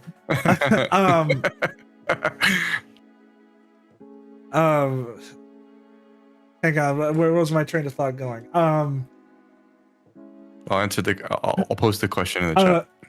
So to go back to the question, let's say if we wanted to travel to another galaxy, the environment should not be damaged unnecessarily in the pursuit of human ends. Okay. If we wanted to travel to another galaxy or break the speed of light, but to do so we had to basically irreparably damage the planet. That is an actual extreme, an extreme form of what that question would look like. I don't think, and let's say that that's the only option. Like, that's it. Like, the only way to do it is to sacrifice this planet and all of all of what it was, and destroy its ecosystem entirely and use all of the resources in order to do it. I would disagree. I would agree that the environment should not be damaged unnecessarily in the pursuit of human ends. Like constant, untold devastation just for progress is not justifiable. Or human ends could be for any other reason than progress. It could be monetarily or anything like that, for the pursuit of profit, for the pursuit of personal gain, for the pursuit of anything, for the pursuit of just cause. It doesn't matter. Like, it's the same thing as, should we nuke another country because they tried to attack us? That's like for human ends. And it also destroys the environment inadvertently, but Okay, I have one for you then. Are you ready for the next one? Okay. Acts of genocide stand as a testament to man's ability to do great evil. Acts of genocide are a testament to mankind's willingness to commit evil, or that's what it was? That's what it said? That's the question here. I'm going to post it too, so that way you can see it. Are acts of genocide stand as a testament to man's ability to do great evil? I would say that is agree. I mean, is at the very least though. That's not a good measurement of it though. What do you think? What do you mean? Because it could always be worse. What is worse than genocide? At like a complete annihilation of a planet, a species. Complete annihilation would fall under genocide. Yeah. Oh well, is genocide purely speaking based on human? I mean, genocide is human death. I mean, genocide is just an eradication of. Hawaiian, get me the definition of genocide, please. somebody chat, find me the definition of genocide. Thank you. So we can objectively look at this. Everybody in the class, that's what I'm saying, is like, bring out your notebooks. Nobody here's arguing with you. You're gonna be quizzed on this later, okay? Like,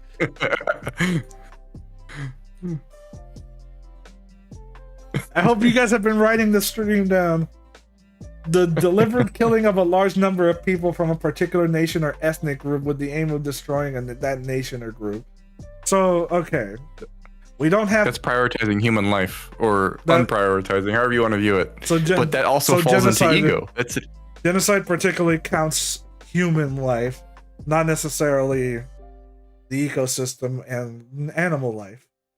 That's exactly what I was trying to highlight. I was like, are you speaking on the human side, or are we talking about a different side?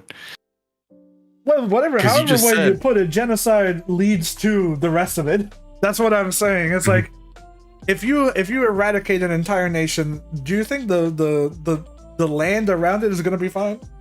Let's back it up. Are you ready? So yeah. That's the other question. The environment should not be damaged necessarily in the pursuit of human ends. So yeah, I can see how those two questions. Yeah, they kind of go hand in hand. Yeah.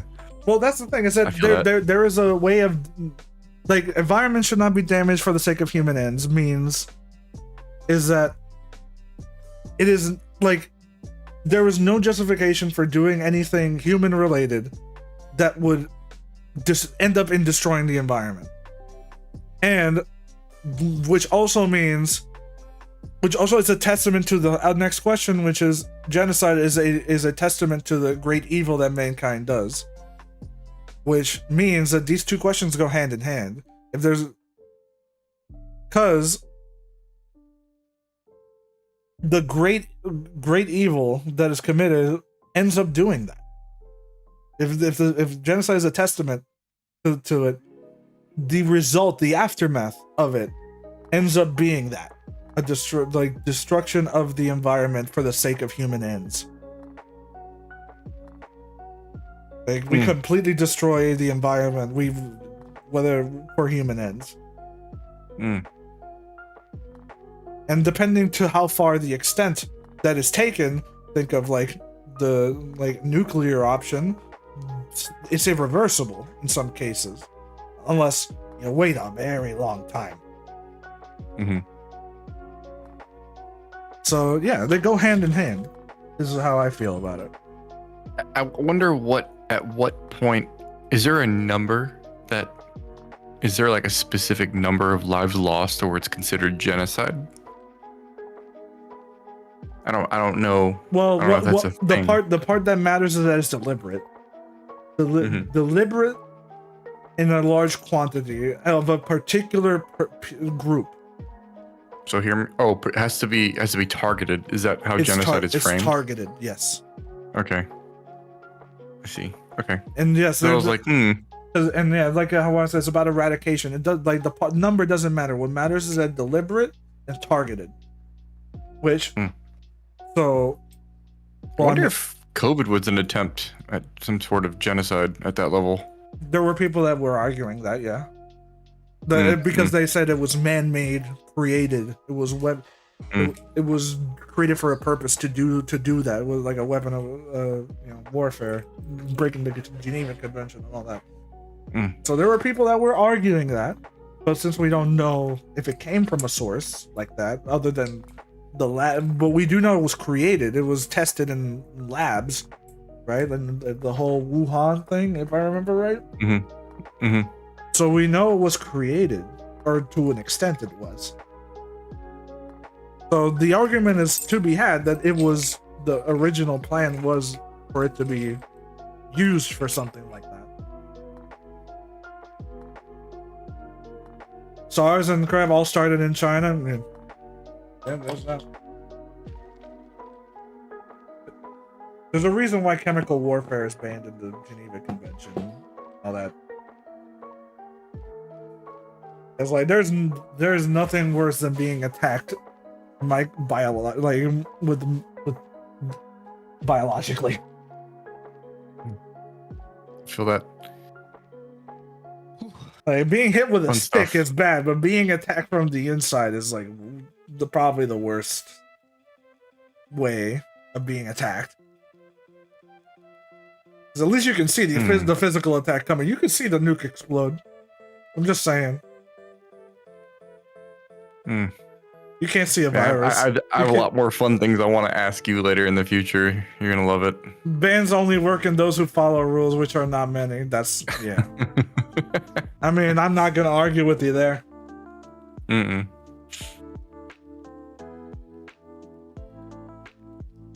I got to get off and get some rest. I have a lot more things I want to talk to you about because it's just fun stuff.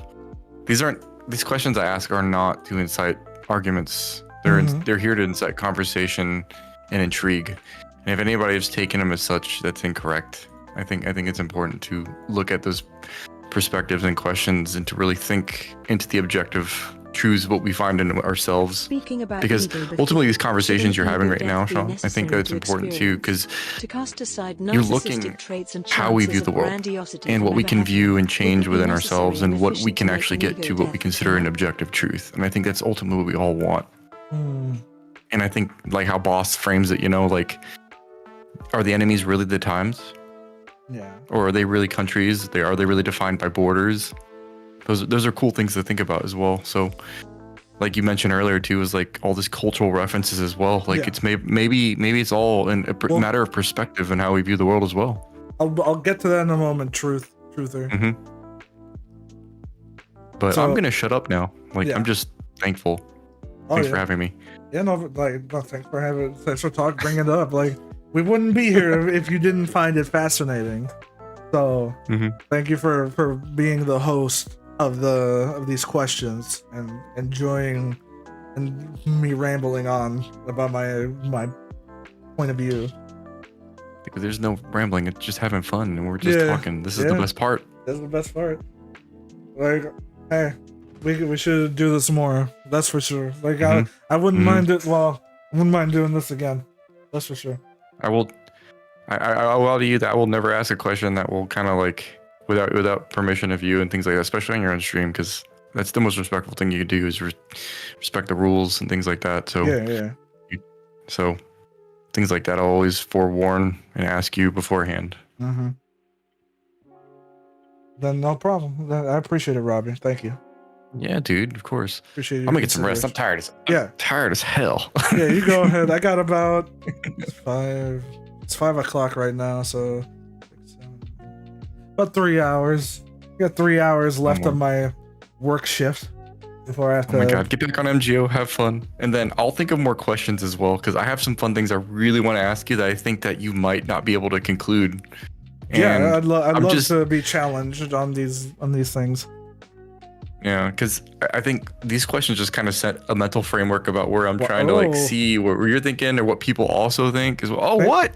Let's go. Hawaiian, thank you so much for the gift of subs, man. Like, holy shit. Thank you so much. That's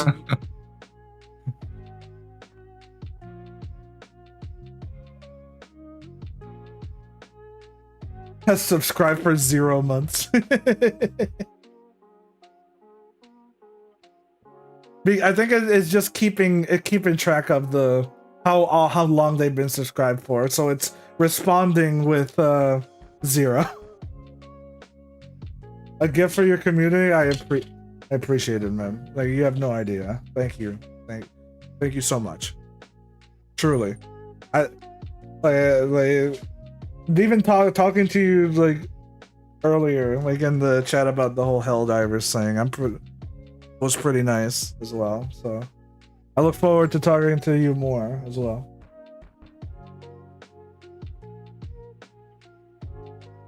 Because I'm pretty sure that was you, right? Like, because it was you and Robbie, right? That joined. I don't want to start thinking I'm doing. Yeah, it was you. Yeah. I have the tweet the PlayStation caved. Ah, that's good to hear that you had it. Okay. Anyway, Robbie, thank you so much. You should get some rest. No worries. Thanks for having me, man. Like, it's always a pleasure talking with you, man. I'm excited to talk more and have more fun, play MGO and talk all the crazy stuff. And in these particular days, I am all free to do these things because I'm gonna be up all night. So, whenever you feel like dropping in, just feel free to let me know, and I'll join the chat. Oh, come on! You know I'm gonna ask first. I don't just do that. That's weird. Yeah. Feel free to ask me, and then I'll be sure to I'll be sure to tell you yes because that's what I got. My God. But yeah, that's all. That's gonna be it from Robbie, guys. So I know most of you are from him, but you know if you haven't, if for whatever reason you haven't followed Robbie, go follow him too. Let me. Just adding more stress to my plate. Don't do that. I'm pretty sure it's this. I'm just kidding. Love you. Yeah.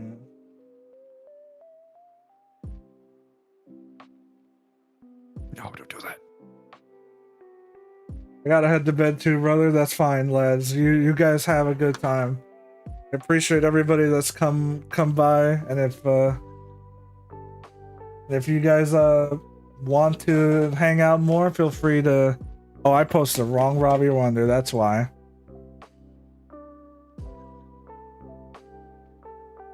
I'm gonna go follow that person anyway. Let's see. Oh, he's got 2 followers. I'm with it. I'm gonna follow. I wrote it wrong. Yeah, that's what I did. I wrote it wrong. I'm gonna get some rest though.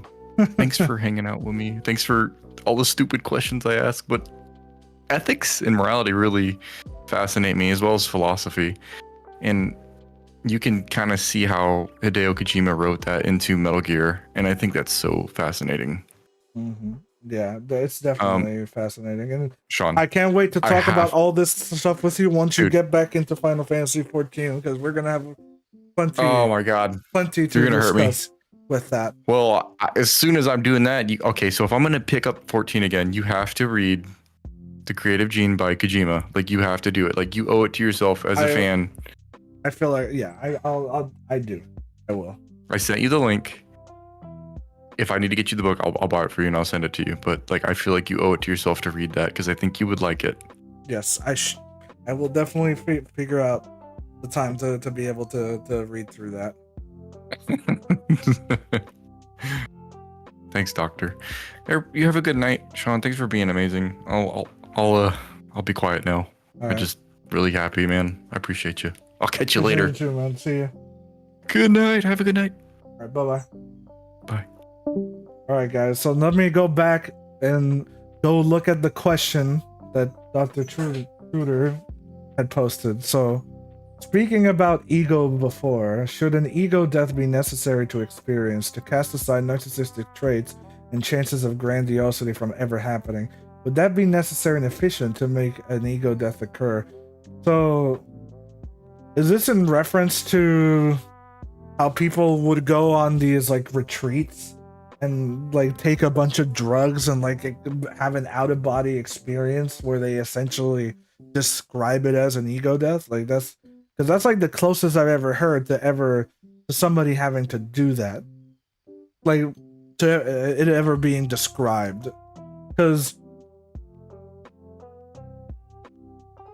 like part of it, yeah, okay. Let me tell you how I experienced.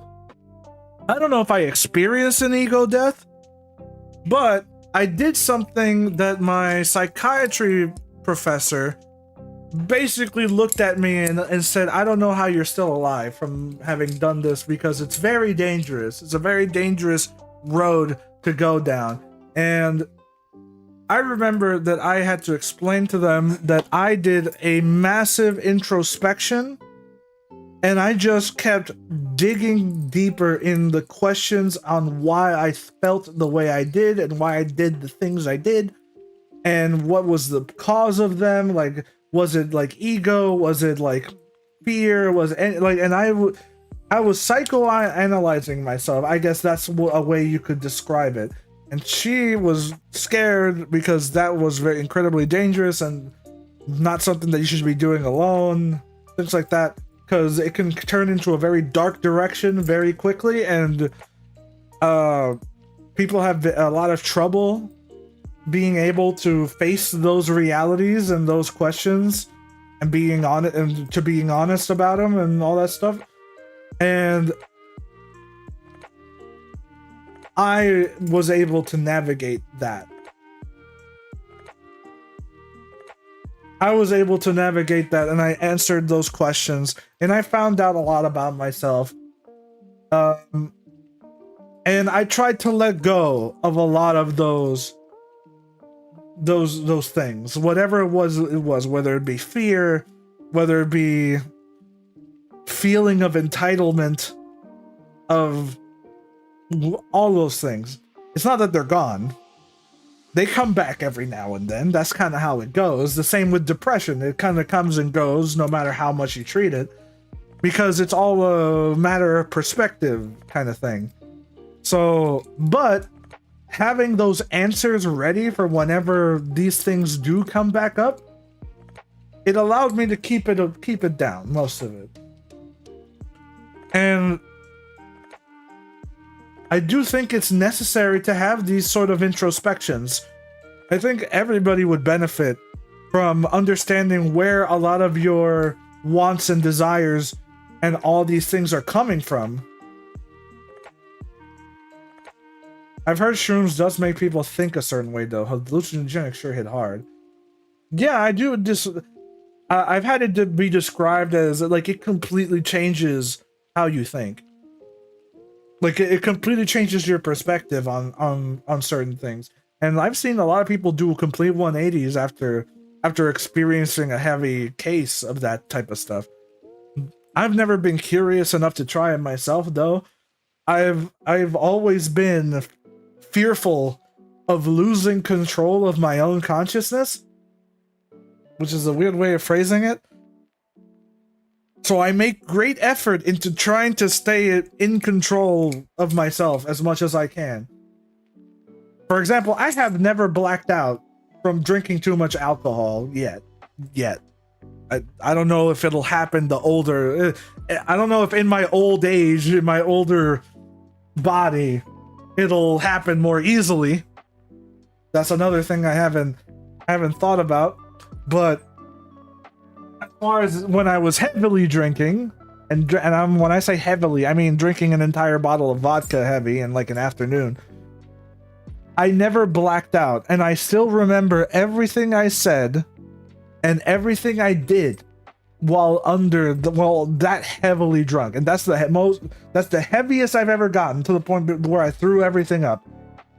I threw everything back out. That's how fucking drunk I got, and that never happened again. Apparently, from what I've heard, you have to be in the right mindset for it. Well, yeah, because there's a such thing as a bad trip, right? So if you're not ready for it, and that's why it's the same thing that my psychology professor said. If you're not ready for the things that you're about to experience, and you go at it with a negative mindset, you are going to attack yourself mentally, because that, like, the ego is where all the negative self-talk comes from. The whole, you don't deserve this, you're not good enough, all that shit, that comes from the ego.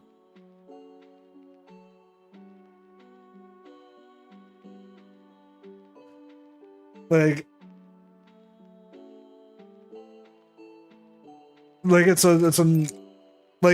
manifests in different forms and stuff, right? So like so somebody like that part of it will be really strong, while to another person their feelings of entitlement and grandiosity and all that stuff will supersede it.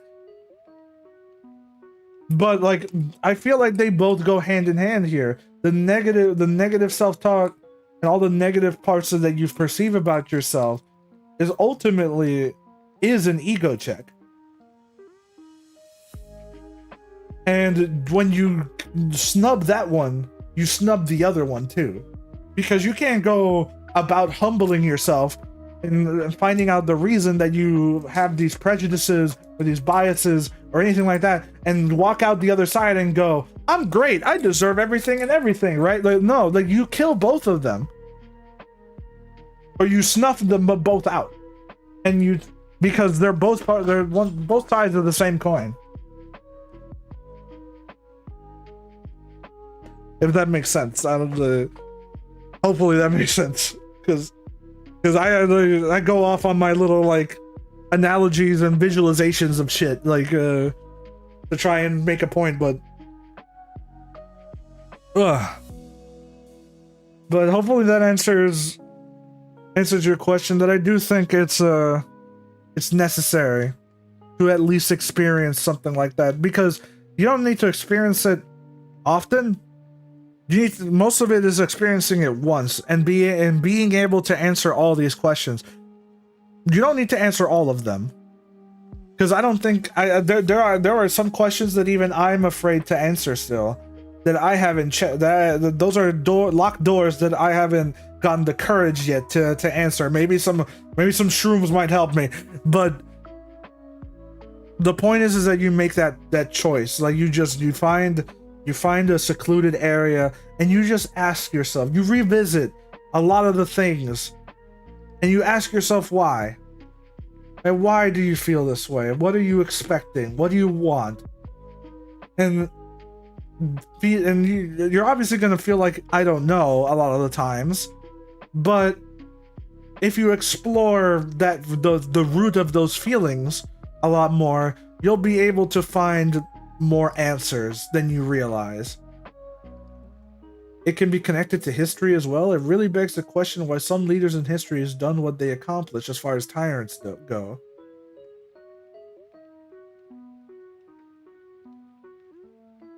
Yeah, you're right.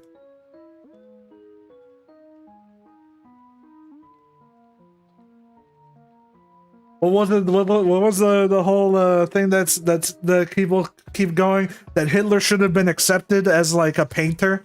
We would like, what would have happened if Hitler was an established artist? That kind of thing. Like that's a different direction to go under, but.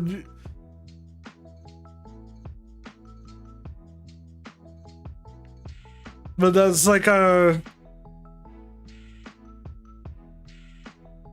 To be fair, it's really easy to get into art school now. Oh my god, dude. I mean, fuck, you ain't wrong. I should know as a fucking established, as an artist. But that's funny.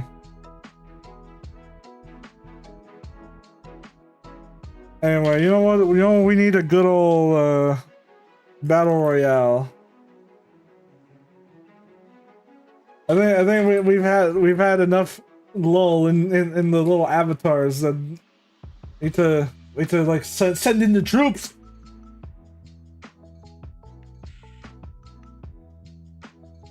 Let that play out for a bit and see how that goes.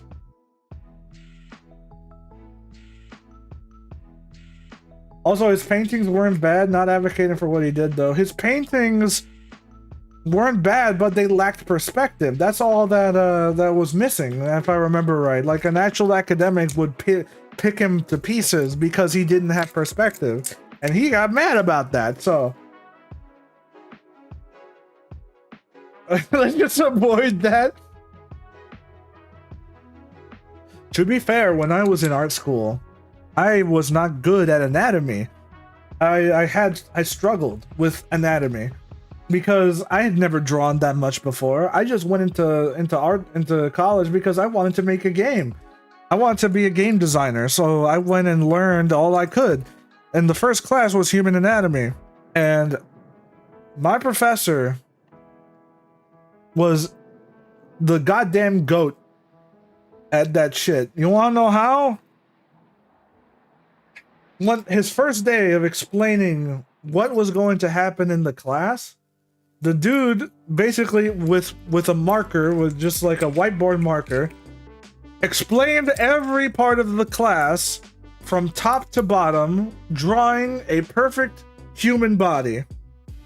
Like in full detail in marker. Just going, we're going to start at the head and we're going to work our way down. Next, like this so-and-so week, we're going to do the arms. And he does a perfect fucking thing. Then the torso, then the legs, all the way down. And it was perfect. Perfectly proportioned and perfectly detailed. With just marker. And that shut everybody up very quickly. He did that in seconds, casually, as he was talking.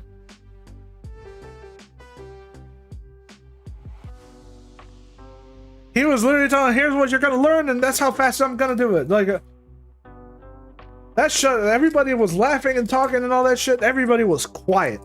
I've never seen people pay more attention to an art class in my life. Because the man came in and demanded respect with just that one motion. It got to the point where people got confident.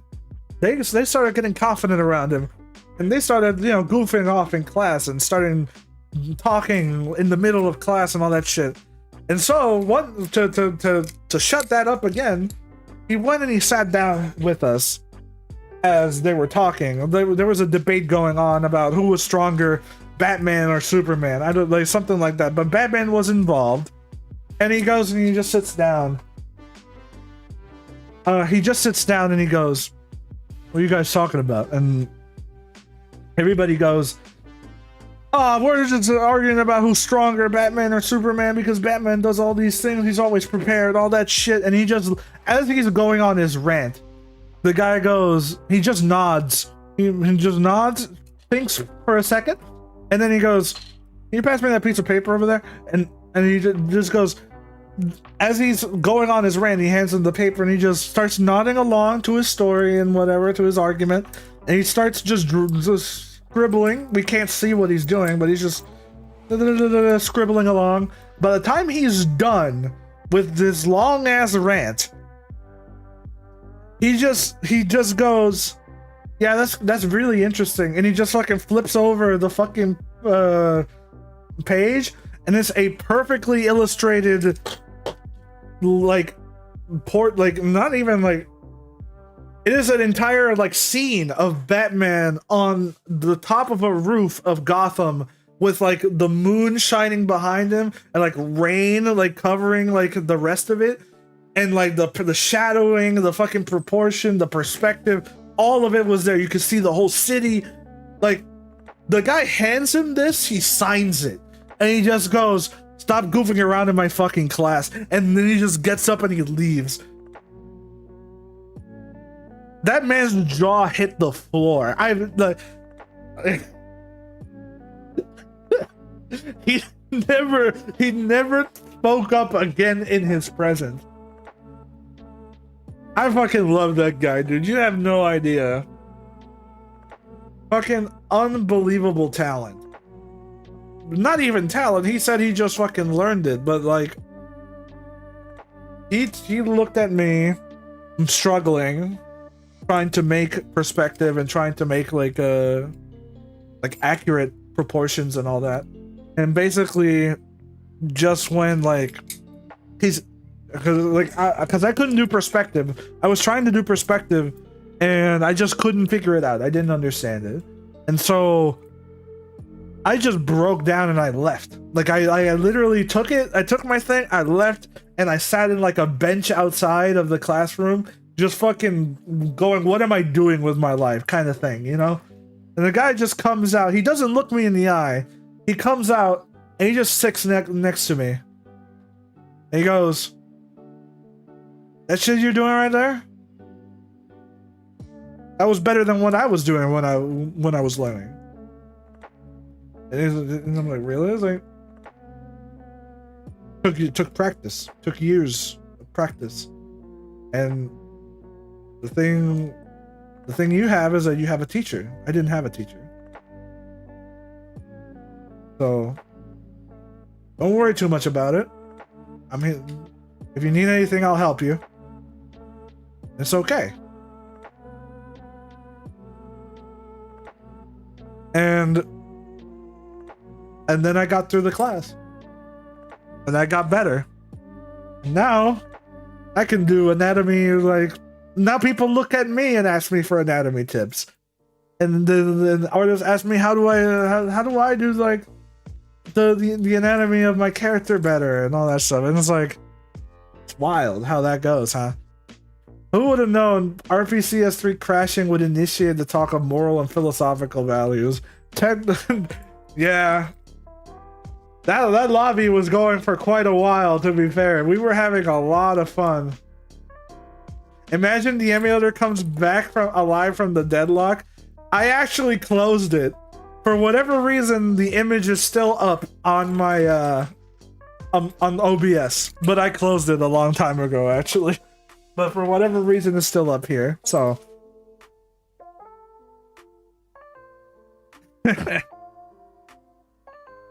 that's great.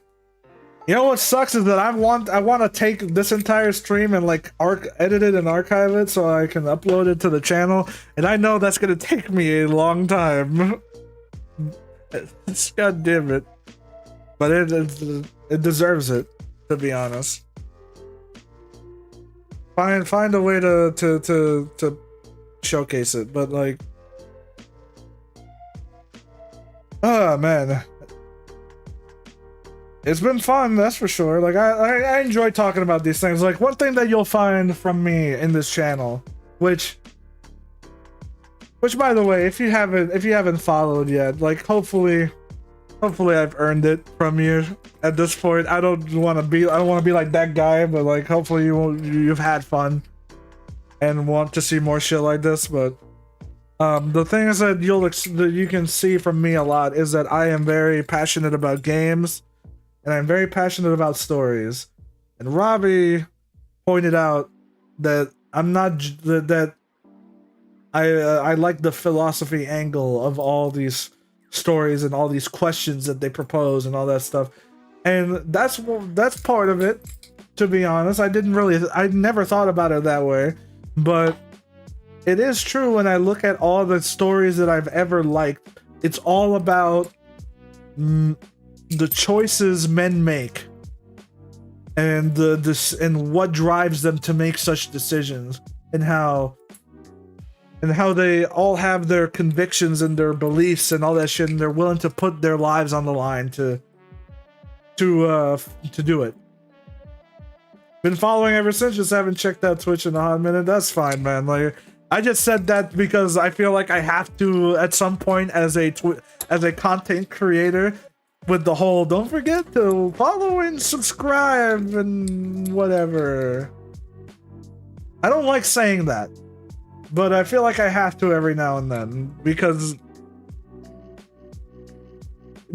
stuff ingrained within me of the imposter syndrome and all that crap that I want to not care about, but every now and then it pops up, you know. But moments like these are really nice. They're very nice. And even if they aren't, every now and then I just throw a little drum at myself. Or another one. And another one. And like maybe a few more. And then we have a laugh, and then everything is fine. Ow!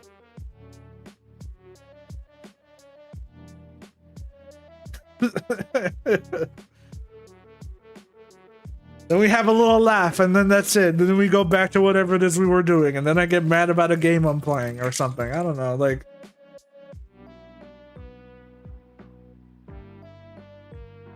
Shit's good. There's not really another way to put it. This is good. How do you pronounce the username, by the way? First, let me answer the question Hatred posted. I'm sorry if I didn't get to it, because I had to go on this whole rant. So if you're still here, how I made my avatar is a long story, but I can give you the condensed version of... I really loved Metal Gear Online so much that I took the character that I played as and I wove it into an original character that I made at some point, and then took that idea and tweaked it around a bit and made a character model in Blender, and I designed his suit by texturing it in Substance Painter, and then I took all of that, put it together in a rig and in an animated rig, and then uploaded to Unity, and then exported as a VRM file, and found a program that works with VRM files, and now here we are. It just works, dude. I don't know what else to tell you. Granted, I don't have a very detailed face, so I don't have to worry about detailed facial mocap like all the other VTubers do. But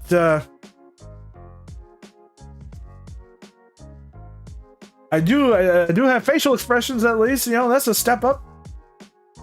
Whenever they decide to work, like there. That's awesome. Did you have to build it in Blender or did you import the model? It's like a mixture. I built it mostly from scratch, but every now and then there's parts that I like to add that are like stuff from other games, so I just add them in. But for this one in particular, I have other outfits and stuff that I haven't used in a long time. But like, this one I built from scratch, and then I based it off of all the MGO models that I could find. There's other ways I've done it, like I've kit bashed and done shit like that before. Like, for example, and this is gonna be a jump scare to some of you. If I switch here, this model was entirely kit bashed, and it's based off of another character that I'm working on. And I'm making an original version of this one, but it's all kit bash, just imported models and all that stuff. So, you know, if you ever wondered what's underneath the mask, I guess pretend it's that. I don't know. Sean has secretly been a busty redhead girl this whole time and has been using a voice changer, and you all have been fooled into it. I love the MGO one. It's dope. Oh yeah. I mean, with the MGO one, I get to do fun things like this.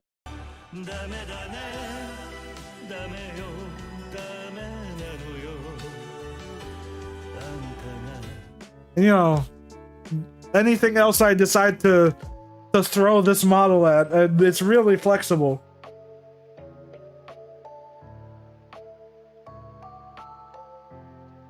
So I have fun. That's the whole point. Anyway, now to the next question. How do you pronounce the username? I just noticed the FPS counter in the top left of that scene. Yeah. I should probably get rid of that. I mean, I can just zoom it in a bit, you know? Like...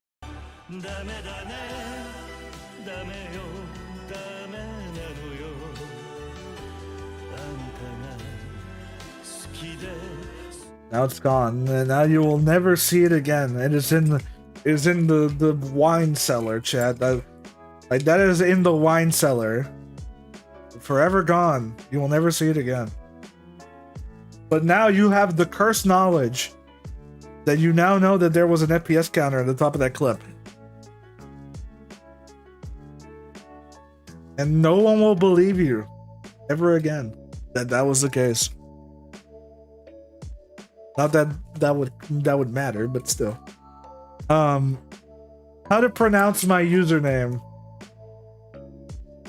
It's not Sergeant, that's for sure. I just go with SGR Sean. That's fine. The SGR, every initial, you just say the letter. Like, it's not like some people try to say it's Sugar Sean, like the word sugar. I don't argue with people about that anymore because whatever, I'm fine with it. But it's just SGR Sean. That's it. I don't want to claim stolen valor, so I'm not going with Sergeant. I'm not. That's the one. That's the only one that I tell people don't call it that. I'm not in the military. I've never been. I'm not about to fucking pretend to be called. To be called it. I don't know. So that's at least how you pronounce it. Or if you want to be funny, you call it Sugar Sean and leave it like that. Like,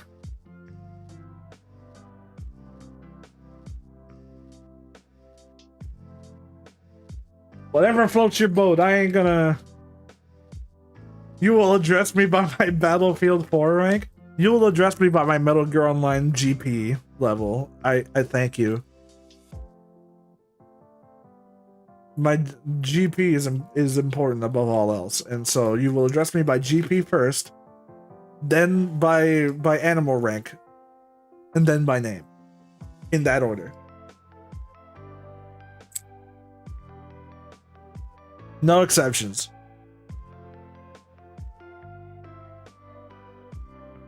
The funny thing is that I don't even remember what my actual highest rank that I've ever gotten was. So I don't think I can use that, but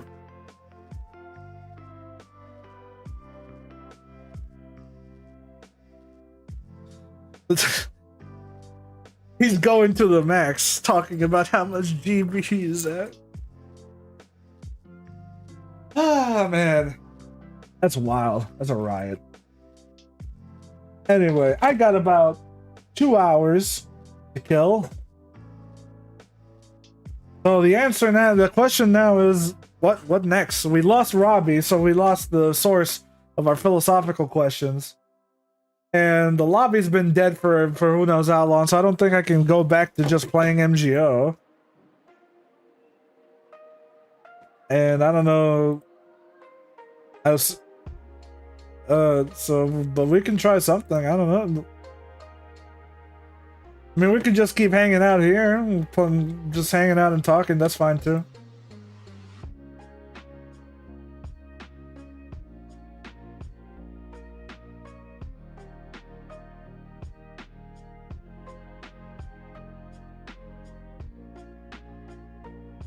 Fallout 4. Do you want me to? Okay, this is not turning into a sleep stream. Okay. All right, chat. I have to start saying that now instead of addressing people individually. Still, it's never gonna feel right. I need to sleep. See you next time, boss. Good to have you around, Shin Dragon. Good to have you in the game too. So, which is funny, like the way this stream started is polar opposite to how I'm feeling now. I wasn't feeling all that good at first, as you guys probably that were here at the start. No, but man, did it turn out a lot better after all that. So thank you. I mean that. Really improved my mood. I appreciate that. Fine, Fallout New Vegas. Look, I know New Vegas is the better one. But I still fall asleep to it trying to play it. I'm sorry. I still fall asleep. I just don't think it's that. It didn't hook me yet. But I haven't beaten it, so I have to keep trying. I need to add that to the list of games to beat at one point.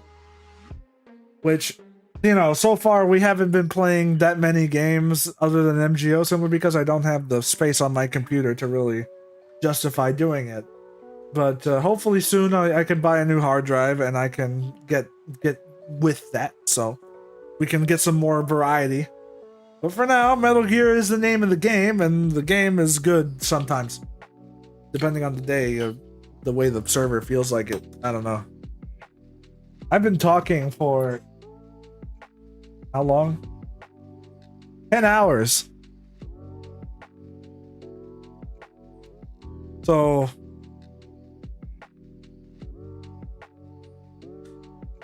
I probably should keep talking, because if I stop, I can feel the exhaustion creeping in. And I feel like I need to keep, it's like a perpetual motion machine. I need to keep going or else I'm gonna die. I'm gonna crash so unbelievably hard that it's going to be hard to quantify it. Like, so I gotta keep going. I can't stop now. Oh, don't tell me that there's something at my job happened and I have to pay attention to it.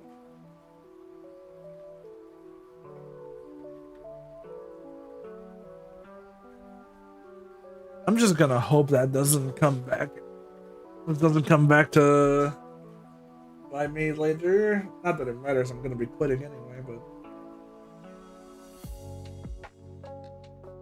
you know what? How about this? Give me a few minutes to take a break and get something to drink and stuff. And if things are still popping, then I'll figure out something to do. But if you guys want to call it here, perfectly fine. I hope you have a good rest of your day or night, however it is. And you guys have a good one. If you're peacing out. But if you're gonna stick around, get me a skin of coke while ye there. if you guys are gonna stick around, hopefully I can get some suggestions or something. I don't know. Like, we got about 2 hours to kill, so whatever games you guys want to try and see from me, I'll try and see if I have them and I can play them. So give me 1 second. I need to go to the bathroom and do all that. So have some clips.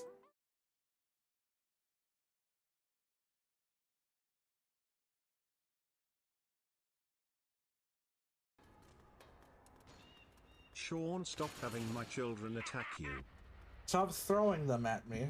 I know you guys fucking reproduce like via osmosis. What's his name? Asking for a friend. Hey, you don't worry about it. Oh, okay. So what's there next to do? What's there next to do? Yeah. I don't know. Did you finish Volcano Manor? No. That's where I gotta go. That's in Atlas. No, that's a different place. It's like right next to the Altus Plateau, but it's not considered the Altus Plateau. Well, I mean, I still have to go past the giant lift objectives.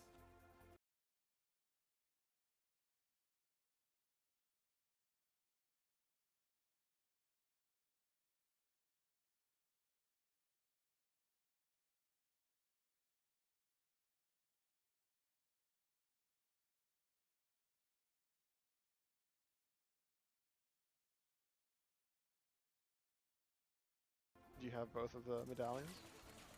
Yeah, I already went up there. Like, I literally stepped. Kappa. Hello, Glitchy.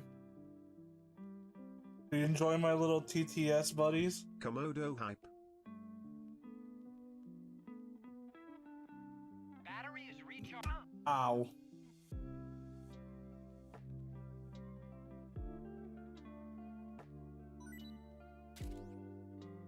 This is just how it starts, huh? Boss, my is dummy thick and my ass clips when I walk. Please make it stop. You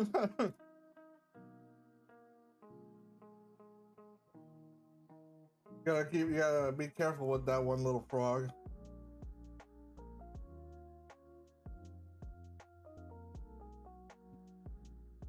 How does a frog even have an ass that dummy thick?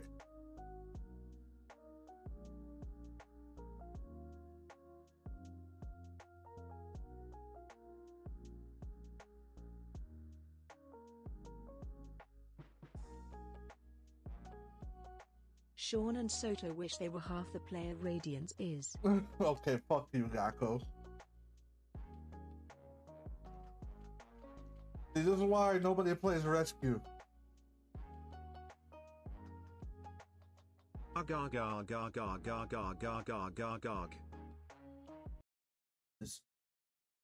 Like the phone I got, if somebody were to look at it at a glance, they wouldn't know what fucking phone it even was, let alone like how to take it. They're gonna. I'm out here with my iDroid, like 5.6. They got no idea what I'm packing, dude.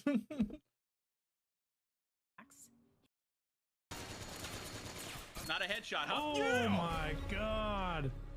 He fucking got everybody. Yeah.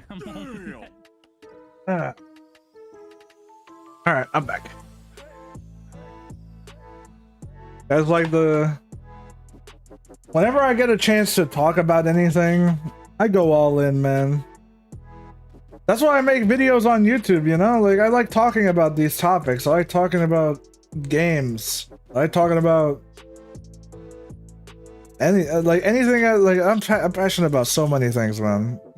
I'm passionate about how things are done creatively, how people like live their lives. I'm passionate about why Kojima decided to make Quiet not have clothes. So, you know, it's a varied array of topics that we can discuss. Discuss? Yeah, sure.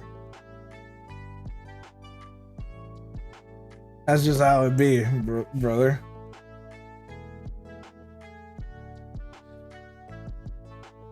You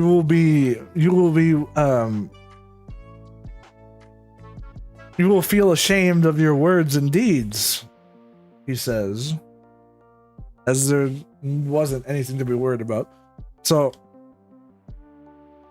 talking about philosophy in games, and talking about just how a lot of these games ended up forming a lot of the convictions that I have currently. There's a lot of games that I can attribute it to, but Metal Gear probably is the strongest. Like I talked about with Robbie earlier, Metal Gear Solid has a lot of things that I go back to frequently.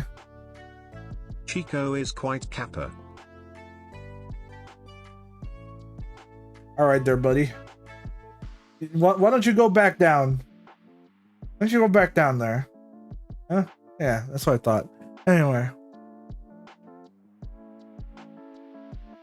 The less we talk about that, the better, you know? But in all seriousness, Metal Gear still, to me, has the lessons and talking points that I stick to this day. And that's why when Robbie asked me the question, what would you, why would you not want to forget and re-experience like all the Metal Gear Solid games from the very beginning, is because those games shaped me. Those games let me become the person that I am today, unironically, to an extent. Obviously, there's like, I'm obviously not a genocidal mercenary, but I don't take that much from those games anyway. The main Solid games, which is 1, 2, 4. Those ones with Solid Snake in particular, they all had lessons that were very applicable to what I was going through at the time.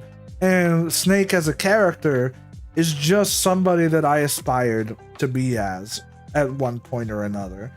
Not in the terms of answering a question with a question every few seconds. That part I didn't end up doing, thankfully.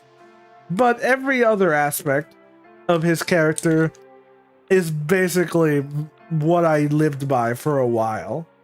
that is until I started playing other games and got added more characters to that repertoire. Fucking Kiryu from. Question? Go ahead. You raised your hand. Go ahead. Like, tell it to the rest of the class.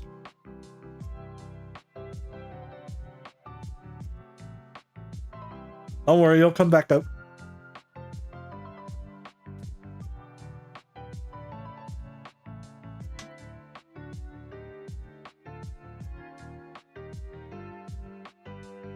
Like whenever you're ready, pal.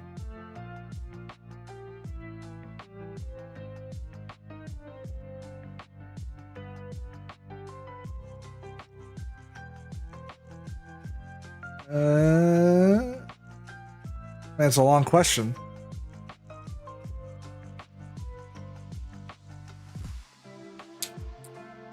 I was gonna say I'm deadlocked right now.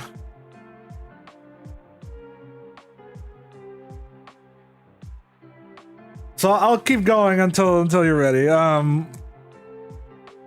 was gonna say the second character that I would add to the list of characters that are really fascinating to me is the likes of Yakuza's protagonist Kazuma Kiryu, and I've recently added Ichiban to the list as well. And frankly, a lot of the characters in the Yakuza games are all very good characters that like I learned a lot about from, because a lot of these characters boil down to certain beliefs. So certain very strong and unmovable beliefs to an extent. And the lengths that they're willing to go to see them through. And Kiryu is stubborn as all hell, but he's a character who believes in the right thing and doing the right thing. And while he's certainly without faults, and when he's certainly not without faults, he is a character that will do the righteous thing, no matter the cost. And he will bear the burdens of other people just because he that's how he does it. And he will stand up to people in great positions and lecture them back about their own ideals because he just thinks that they're going about it the wrong way. And and that's something that like that I like to strive to be more like, but it's certainly something that I took with me to an extent. I remember now. Is Amnesia in the list of games to beat?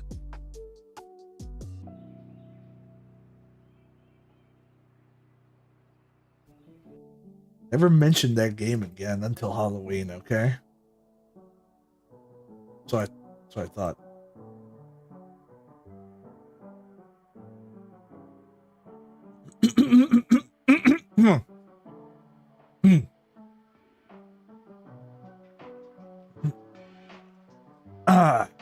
What was that?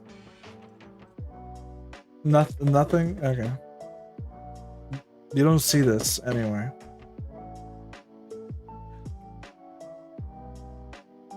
But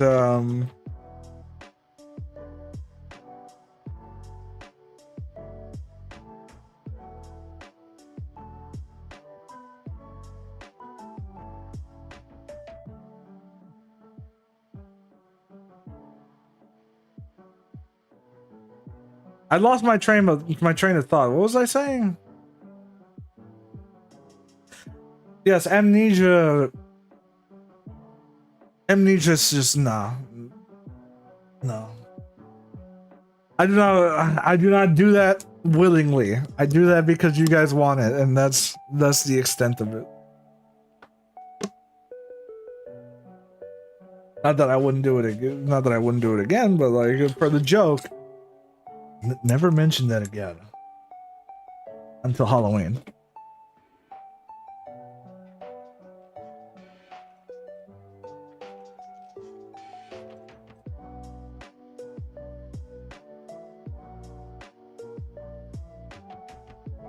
Anyway, so we have a problem to address, which is not having my thing there, whatever that is.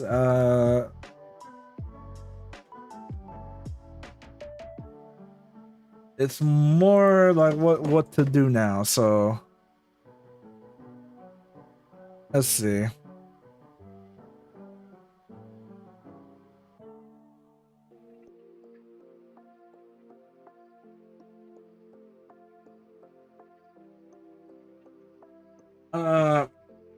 The only other game that I've been playing live on stream so far has been Need for Speed Carbon.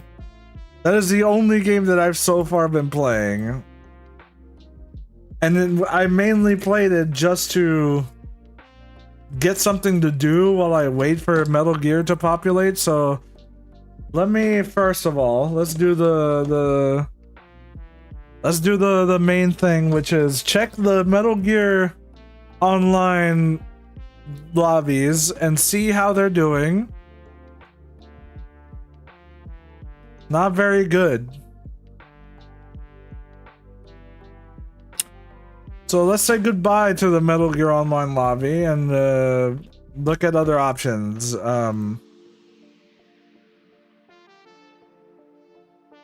As ridiculous. But what other options here? Because you know what games I've been itching to like play through again at some point? The Assassin's Creed games.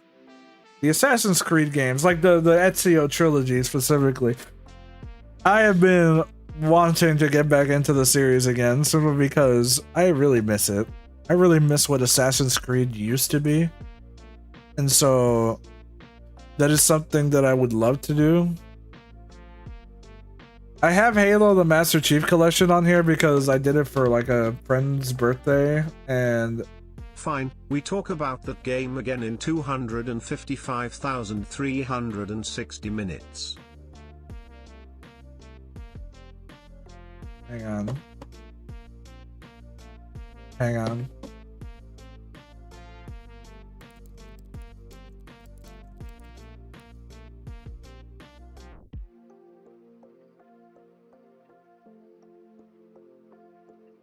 That is 10,640 days?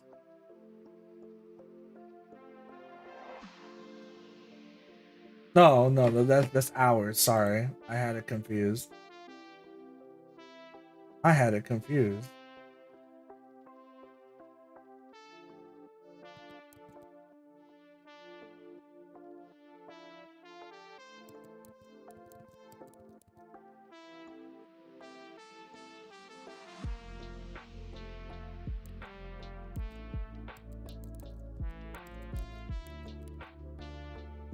In 177 days.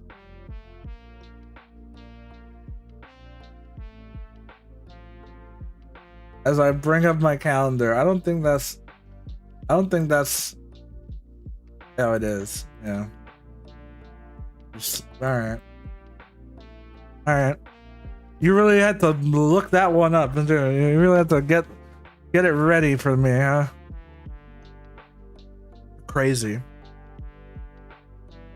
God damn.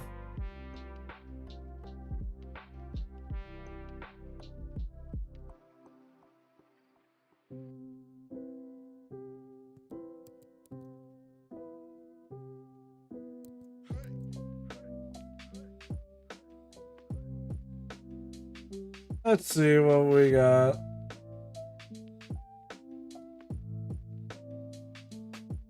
I haven't played the finals in such a good amount of time. Like, that's like the only other game that I can think of to like try right now.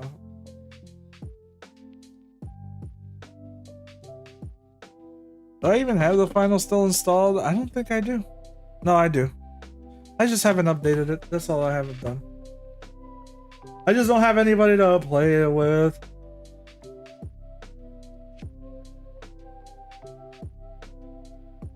Naraka Blade Point is another one, but that's just another case of I wish I had people to play it with. And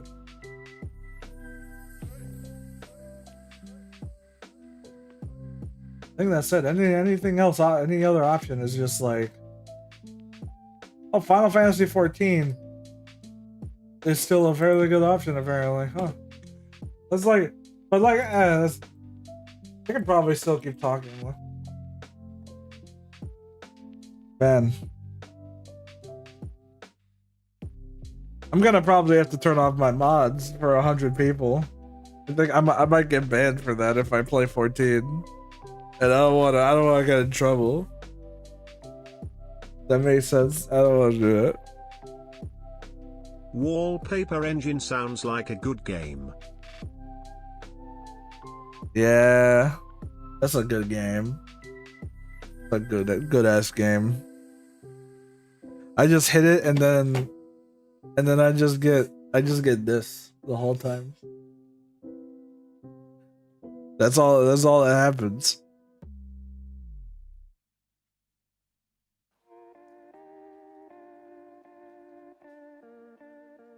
Anyway.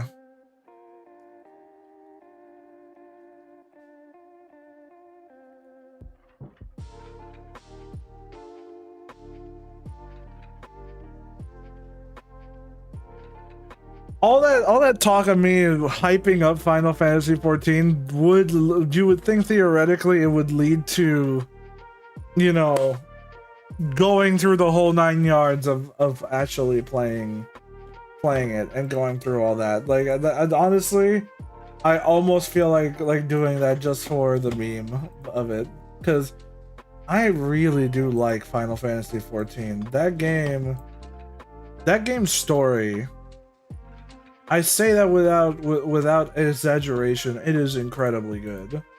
And it is something that I say most people should experience, even if you have to do it for free. Like, even if you have to not do it that way, I honestly do believe that you should probably experience that game at least once. But the thing is, it's a very long commitment. So, you know, take that for what you will and all that, but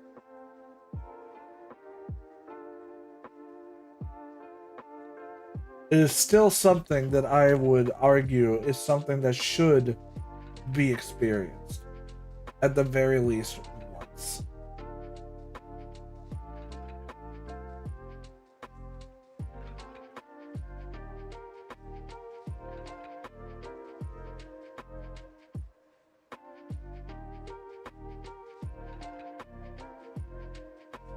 Anyway, I think I'm going to just do that then. If anybody has anything else they would like to discuss before I do that, then you can feel free to leave the question whenever you want, and we will get to it.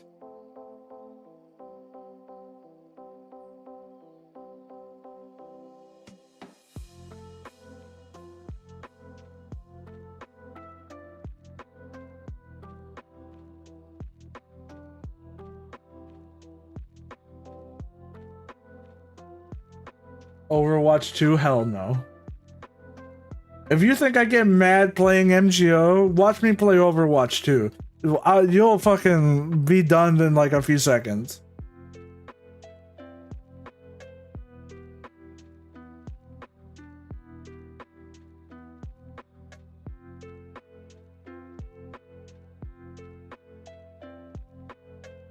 Alright. I'm gonna get this ready, so give me 1 second here.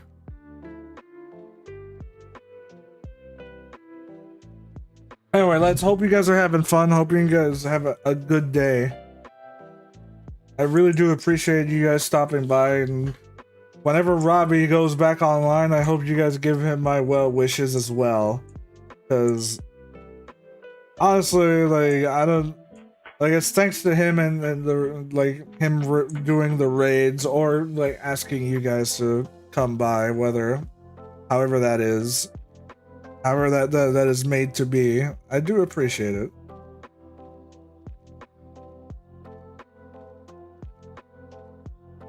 Surprise the heck out of me every single time.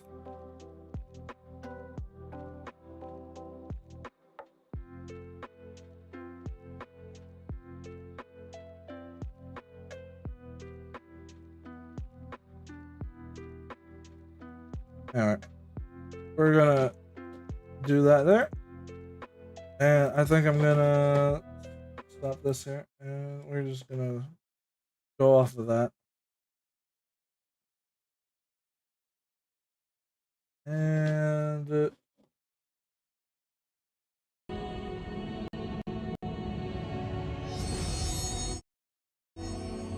alright.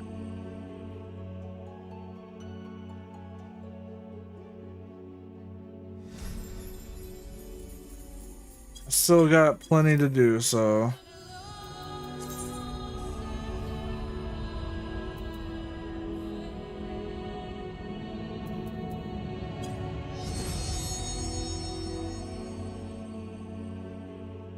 I'll just log in still, and then we'll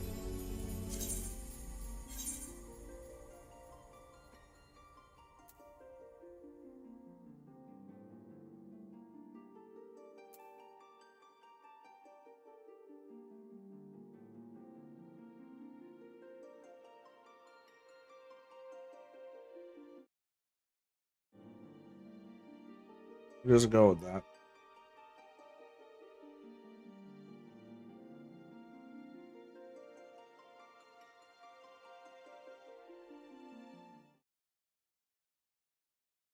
Hey, welcome, lad. Were you having a good day? Satya Sai Baba.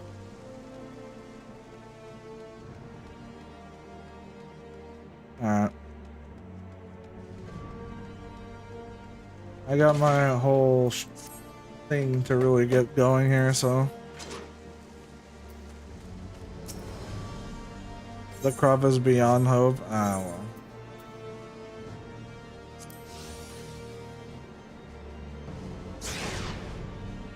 Is the other ones dead? I didn't think I ignored them for too long. Oh, they're good. Okay.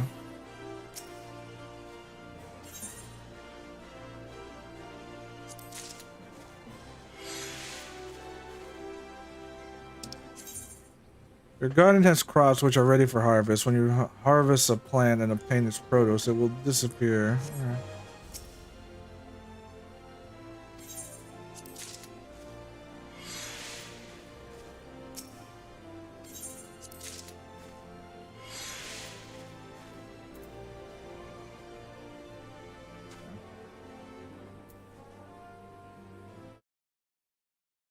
Let's do that.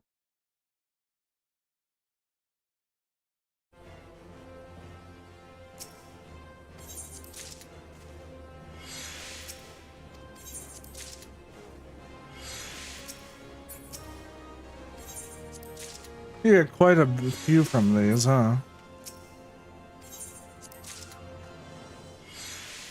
That's good to know.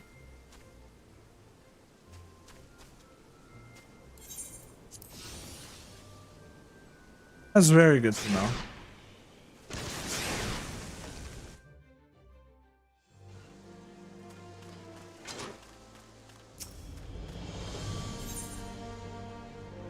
So the main thing that I would keep saying for he is summoned. Oh, I guess he's still out.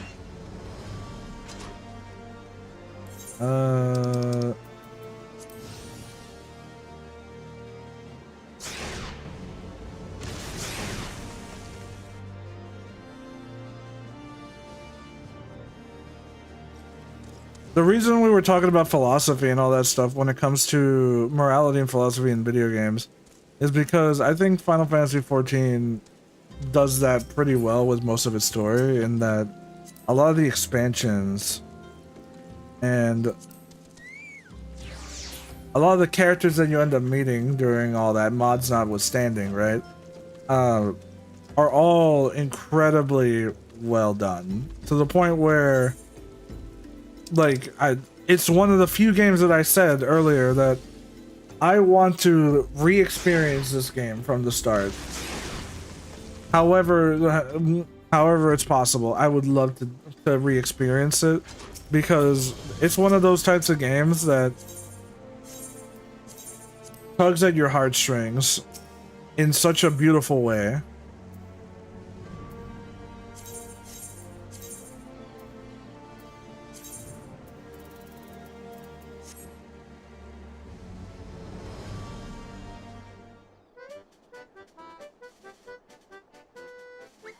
And then it does goofy shit like this.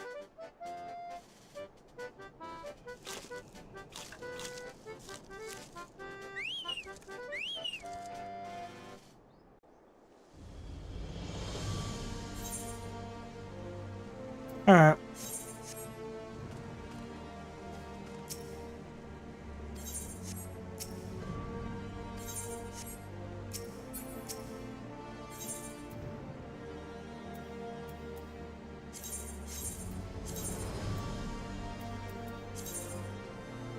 Yeah, they're almost at max rank anyway. Alright. Something to do. You know what? I might as well turn it off, so hang on. I might as well turn off my mods, fuck it. Turn it off. We'll go with that and then we'll turn that off. For now.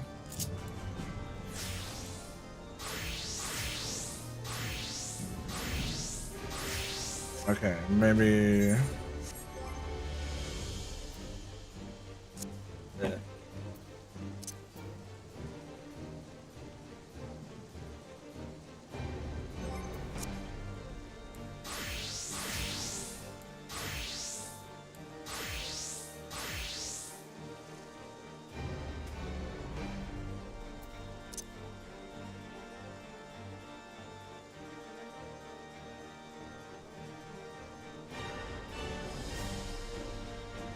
Alright. Alright. I think we're back to normal, so that's cool. What was I doing?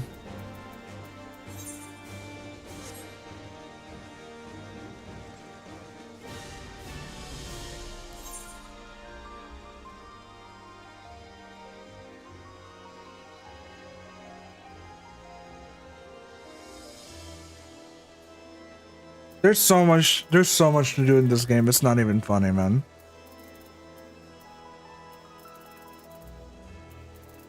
Just look at all the locations that you can teleport to. That's all of them as of now. There's going to be more of them. So get used to that, because that's it's a lot.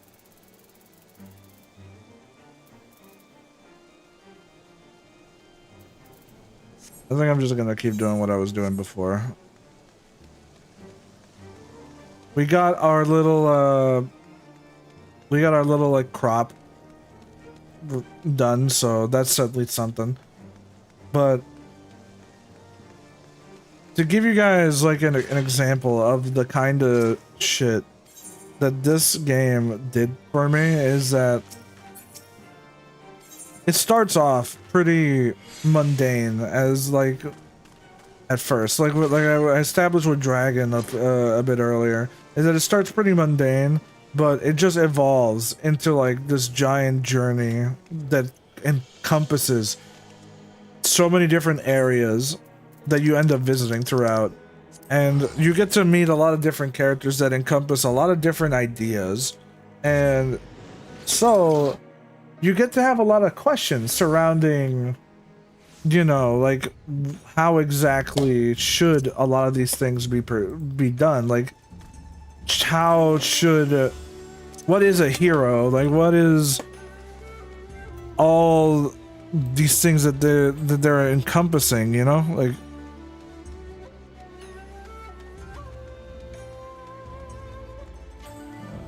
Let's reload that for me. And you get to visit all these different worlds and experience all their culture and shit, to the point where you get connected to a lot of the different places that you end up visiting, because they end up feeling a lot more important than they actually are.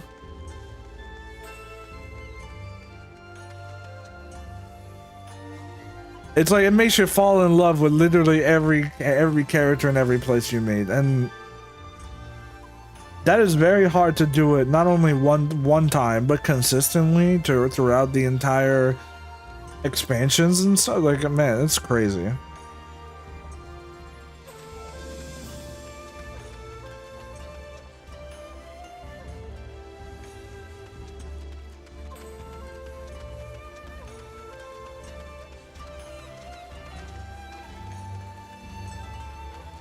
Oh man. All this talking for like 10 plus hours has been absolutely killer on my throat, I'll tell you that.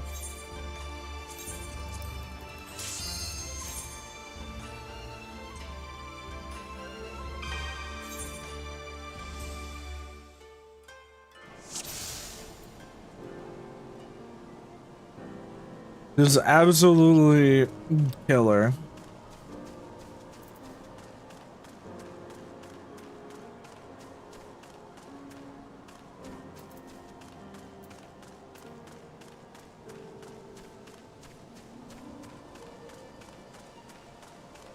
But it's not. It would be nice to just have.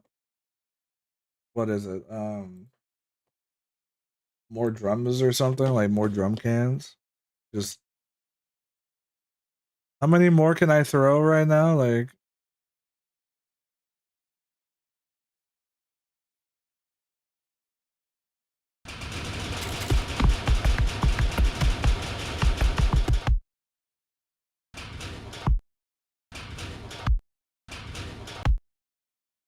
I will never get tired of that, by the way.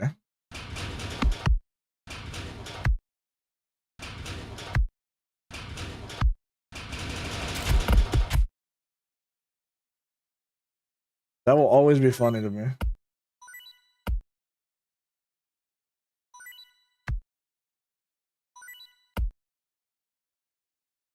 Case in point.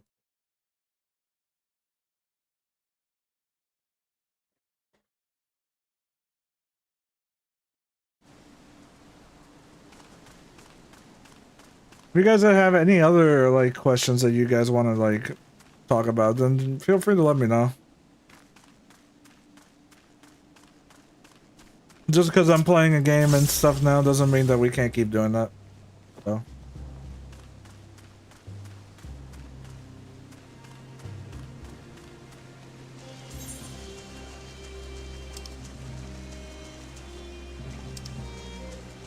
I should probably switch classes, actually.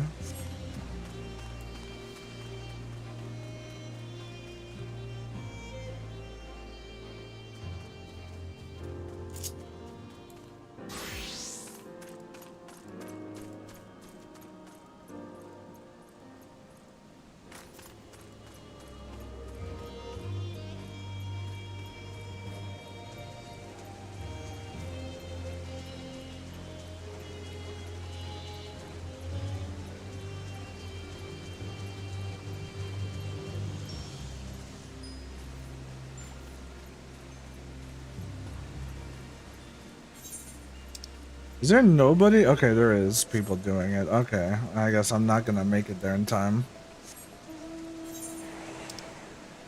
Yeah. Oh well. Get my little crates out of the way, you know?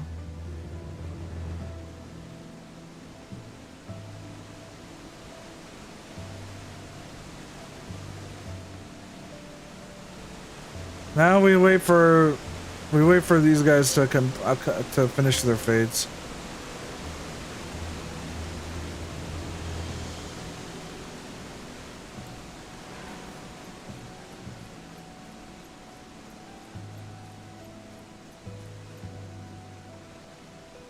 Oh,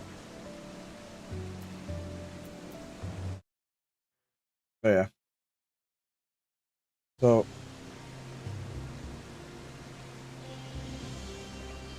How else can I really explain it? So, my favorite part about most of these games is that they always give you a question, like a philosophical question that you can answer. And a lot of it is like a lot of it is borderline on the topic of, you know, on the topic of human life and like how far can the question go when it comes to actually like it actually covers the whole sanctity and sacredness of life in like a really interesting and multifaceted way, because in 14 it's not just one world, there's multiple, and they try to imply a lot of things with how they handle like that entire multiversal aspect of it, and they go to the point of addressing the gods themselves and proposing the question is like is your life more important than the ones of the ancients, and so on and so forth. And the funny thing is that these characters are all well-rounded, like well-crafted, like individual characters that you end up sympathizing with a lot of the time. Hell, some of them people want to see them return and things like that. So I always found it very interesting how this game like handled that type of stuff, you know? Granted, a lot of you guys are more familiar with Metal Gear, so if this is all spoilery territory, I'm sorry. I'll try not to delve too much into that side, but I just want to emphasize that shit's good. I'm telling you.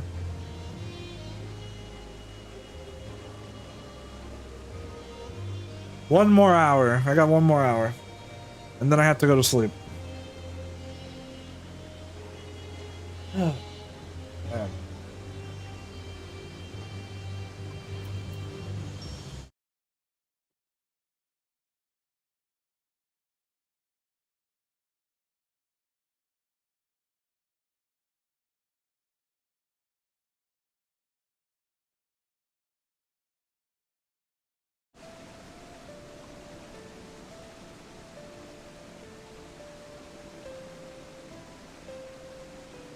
Not much to really do now, is it?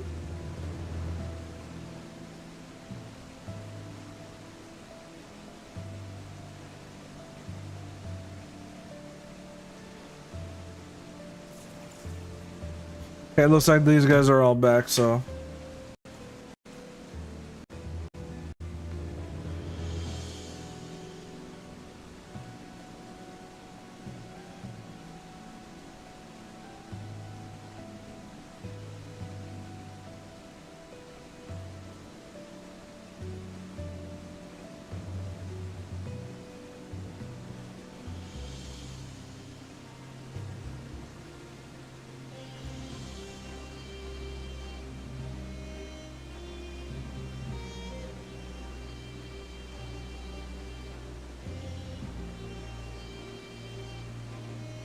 Come on.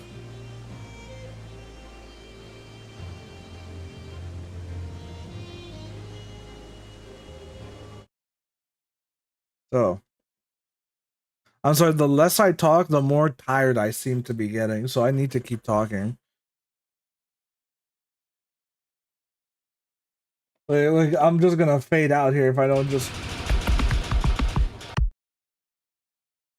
There he goes.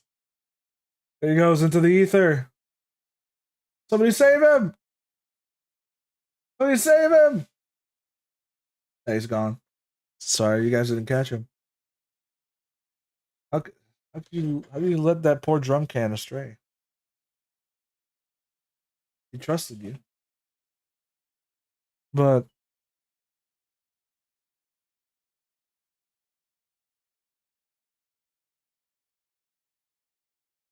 so there's three games. There's 3 game series that I love, and then I've explained it earlier.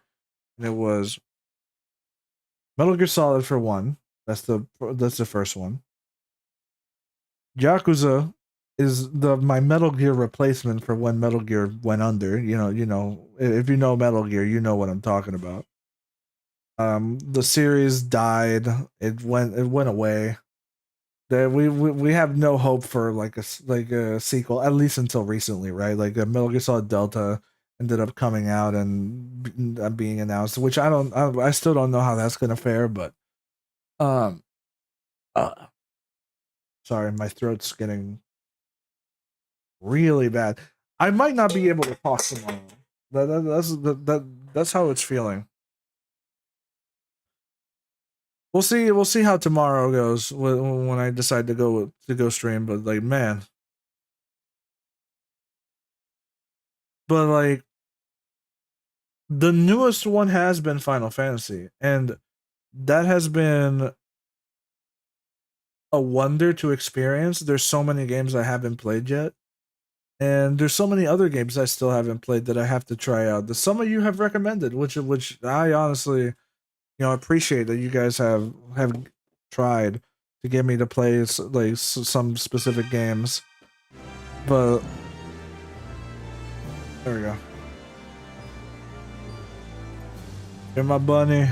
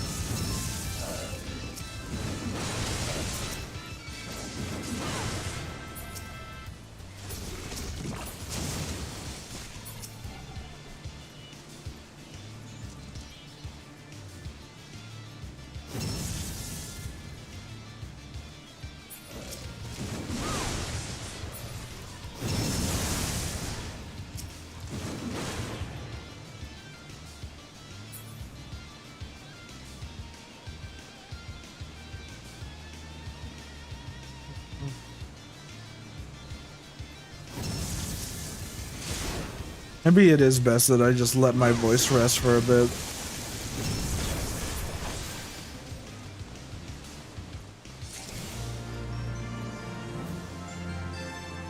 Wait a minute.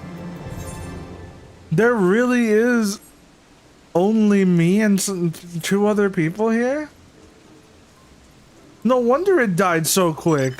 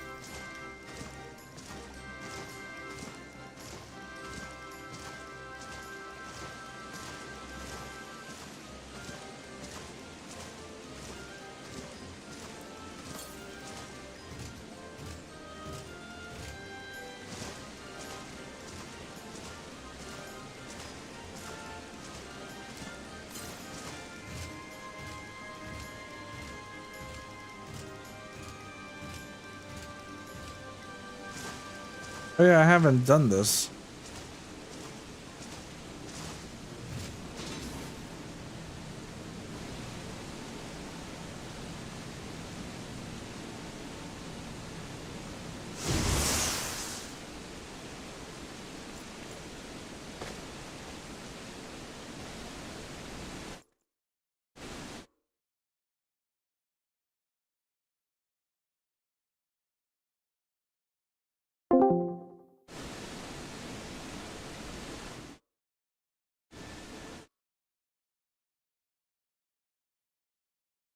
What do you do?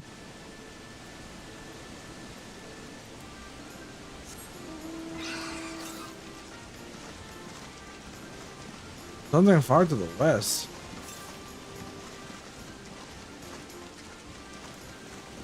Is it this?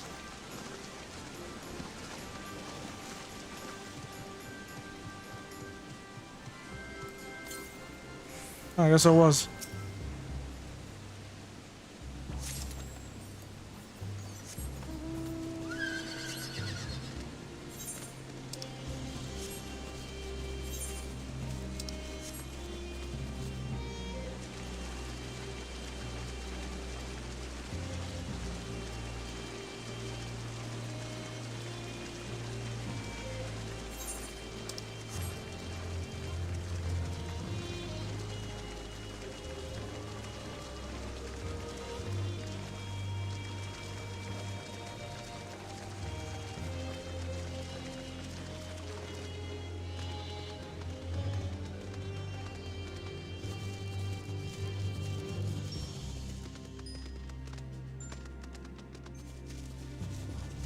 So what do you got for me, Kryle? I gotta be level 54 now. Cool.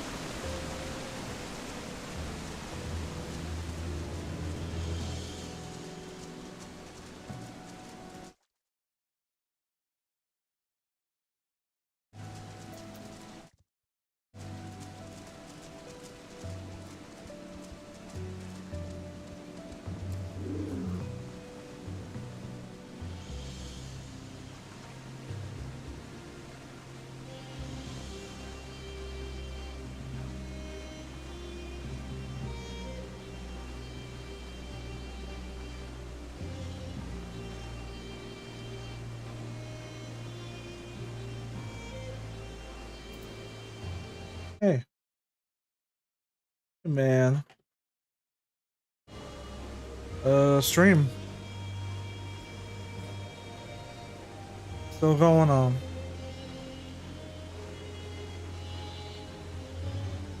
What? Yeah. Well, I mean, I'm up all night anyway.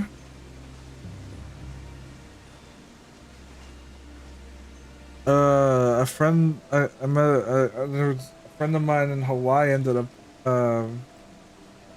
well, let me start over. A guy who plays MGO in Hawaii, ended up raiding me with a bunch of people, so that's how we've been here.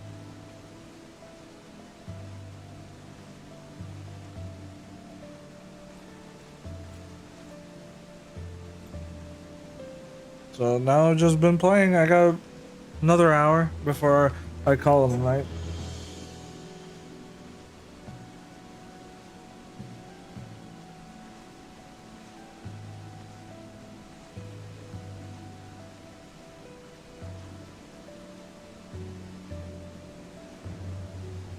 Just been playing 14, getting on, getting my stuff on Eureka, trying to give my voice a rest because I've been going at it for.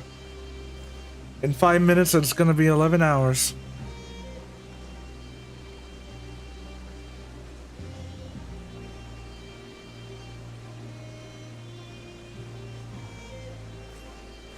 Wild stuff.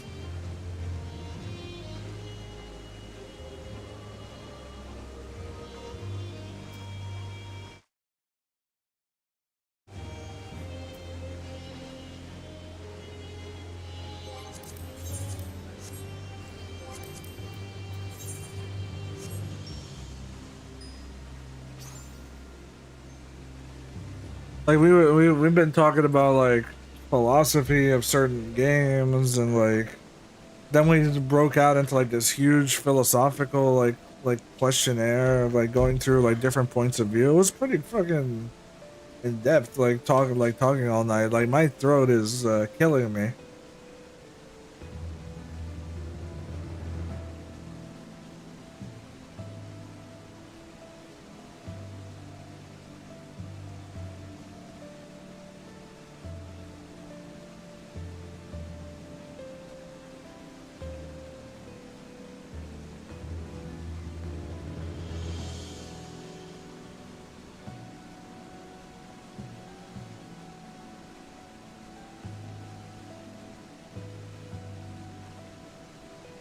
Oh my god.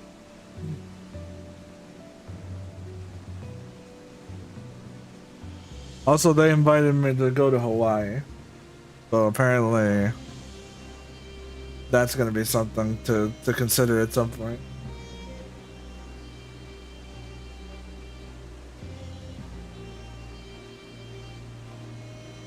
He said it's very cheap to go. And that any other neighboring islands are cheap flights to get to. And he was like saying like, flights to Japan from here are pretty cheap. Oh, like really? Like the combo trip. That is one thing that I needed to consider at some point is figuring out how to go there. But like first I got my own situation to deal with, so I need to focus on that first.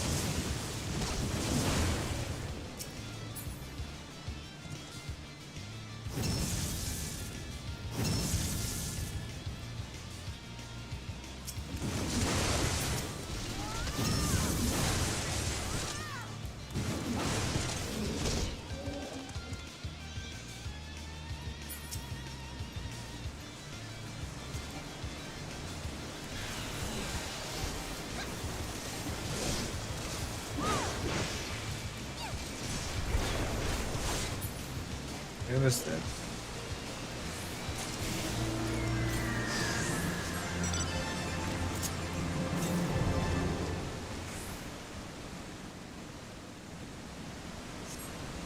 It's insane how easy Eureka is when you only have one to three other people in the instance.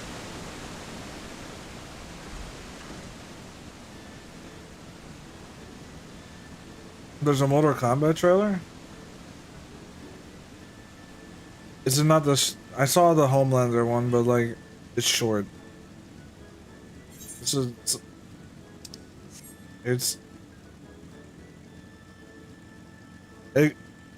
Yeah, but it's gonna show exactly what you'd expect.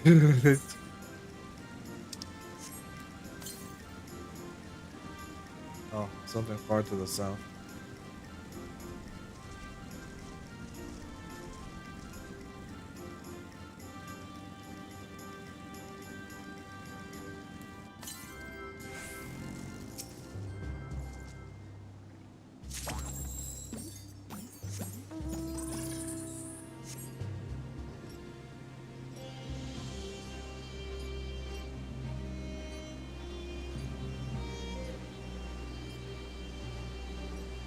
Yeah, the man goes in the first few seconds, yeah. I was like, alright. You're over it.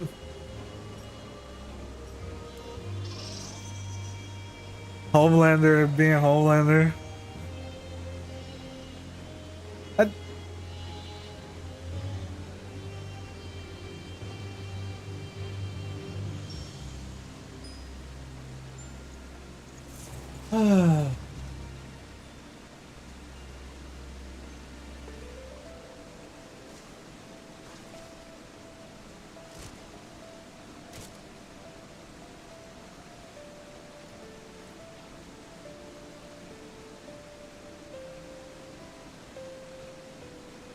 You're imagining.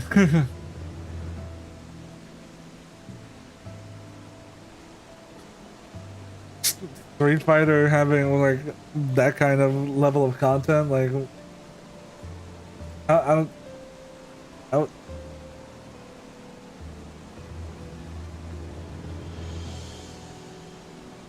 Yeah.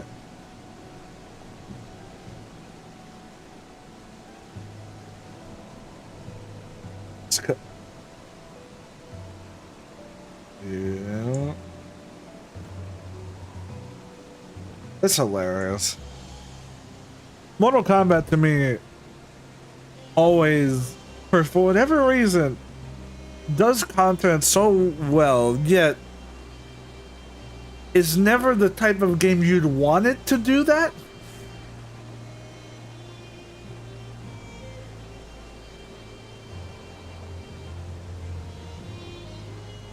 Yeah, Mortal Kombat 1 is like Mortal Kombat 1 is the only game where it feels like they kind of failed on that front.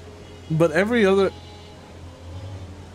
yeah, like Mortal Kombat 11 had the good story, good content, the towers were cool, the DLC was cool,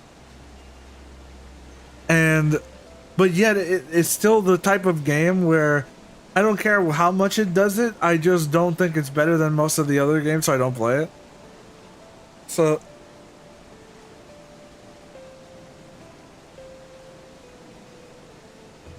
oh yeah, Mortal Kombat 11 definitely had more effort put into it because money.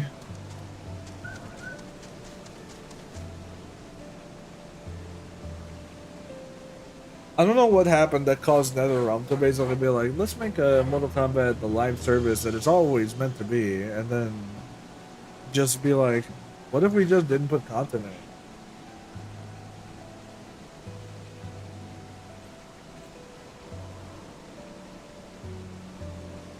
Nope. Well, they did not.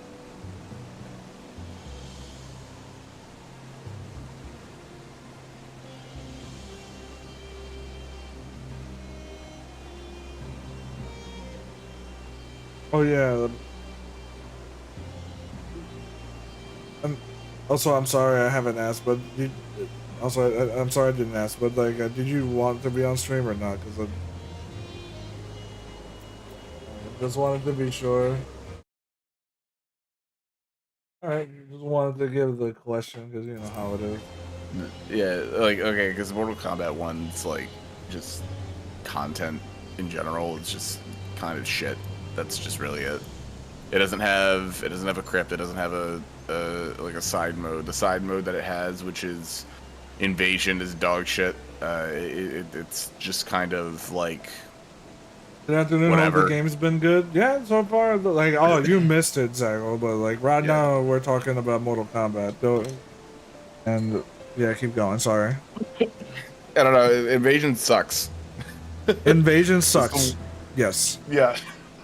I like the idea of it, but I wish it wasn't the only mode. I like the idea of it, but it's done from a live service angle, and that's what makes it bad.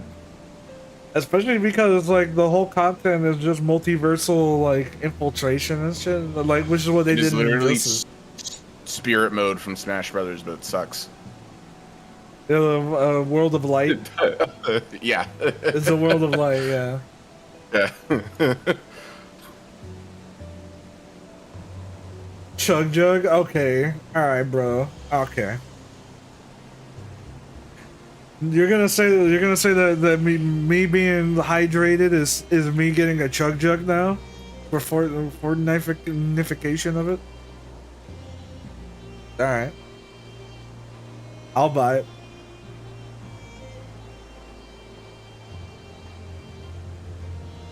But like I will say by the whole angle that Mortal Kombat is like the one type of series that gets all this support and all these like innovations and I wouldn't say innovations, more like not even innovations. It's more like just things. The production value is pretty high on but it does it in a way where I always sit back and I go, I wish other games did this and not this, you know? It's not like I don't think Mortal Kombat is cool, it's that I wish other games did what Mortal Kombat was doing without the shitty monetization practices like we mentioned with Street Fighter. And not Mortal Kombat.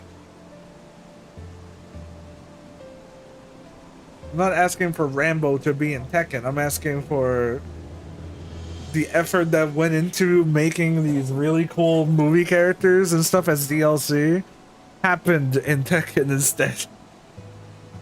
Instead of you getting a battle pass that has rehashed assets from a past game that you would be able to get for free in said game. What can I say? It rhymes really well. I imagine hearing it in Duke Nukem's voice. Really? I might try getting Mortal Kombat someday then. I'm only really gonna. I mean, I have it. I have it in the season pass. So I mean, like, you know, yeah. It was only like $40 at one day, and I was like, oh, that's like a no-brainer, you know. $40? Yeah, I got the game. I got like the game in the DLC for like $60. Yeah. I was about to say the battle pass for $40. What? No, the DLC. Fuck, What kind of? Never spend that kind of money. No. You never.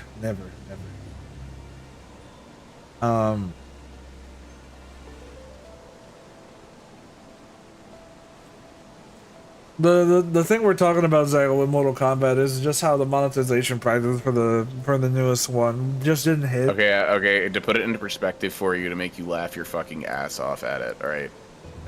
Mortal Kombat 1 has a in-game store, and they sell like announcer packs of characters, right? Yeah. An announcer pack for Omni-Man costs more than actual Omni-Man himself, and you don't get that for free included for buying. You don't get it. Character. Oh my god. You don't get the... But they... Remember when Mortal Kombat had like all these crazy ass announcer packs that you'd be able to get like all these other past games just by unlocking characters or just playing the fucking game? Yeah, that's not a thing anymore. There's no way to unlock that. You have to spend money. Oh my god. And you don't even get the DLC? Well, you'd think like the DLC ones would at least be like included, like at the very least. Fucking Dragon Ball FighterZ has shit like that, and all of it's unlockable.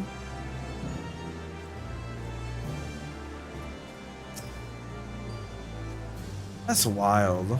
This is... Yeah. It's just what it is, man. You know. It's Warner Brothers, you know, because like I imagine this would not be the case if Warner Brothers did not own Mortal Kombat. I already know that for a fact. Because Warner Brothers always tax on like some stupid ass microtransactions into every single fucking game that they own. Yeah. Whether it be single player or multiplayer, it does not matter. Yeah, I hear you. And like, why? It'd be awesome if they made a single pack or a pair on sale. It's like even then, these are things that like the previous games, they were already included. They didn't need to like sell them to you. And now they do, and it costs more to get the individual character announcer pack than it does the character itself. That is... DLC characters are like $7. The announcer packs are like $10 worth of currency. That is ridiculous. I almost feel like that. Like I feel like that's wrong. I feel like that's an oversight. That's an oversight. That's what I feel like. That's like fucking Fortnite charging you more for like not even an emote, but like a pickaxe. Like, imagine if Soul Calibur sold their special guest characters like Geralt from The Witcher. I mean, that's the like thing. $7 or $8, maybe hell, shit, $12 a pop. Imagine that. It's ridiculous, man. Like, I can't even begin to quantify all that. Like, yeah. The thing is that Omni-Man and stuff, like, he wasn't even included. He's not base game. He's DLC. So, at least with, like, Soul Calibur, until, like, now with Soul Calibur 6, Like the guest character was always included as base roster. Oh yeah, no. I mean, Geralt was included with the roster. Yeah, but I mean, I was we just gonna had throw some in. season passes. I was just throwing in 2B as like a DLC. DLC. So you get an extra guest character for DLC. Yeah, it's just that you get there's us and our season passes now. Yeah, like new characters are DLC. Yeah, but Geralt is still like a base roster character, which is nice. So they still kind that's why I said like up until now, like Soul Calibur at least up until now always include the guest character as part of the base roster, and so while Geralt is still base roster, they still have 2B as like a second guest character, which is funny to think about, but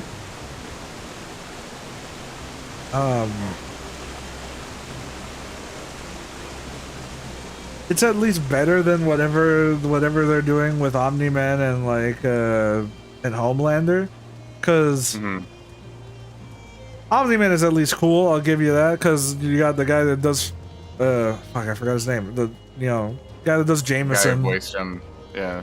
Yeah, to do the voice, and he's really cool. So there's that, and like it seems like they got the guy for Homelander.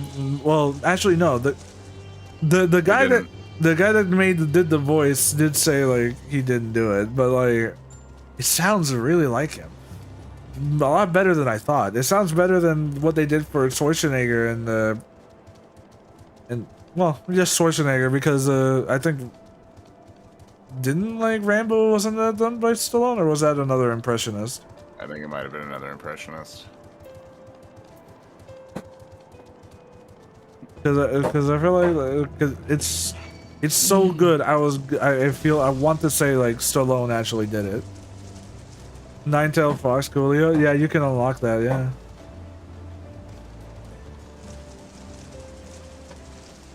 Well, it's not a nine-tailed fox though. I don't think it is. I think it's 7. I think it's a 7 tails.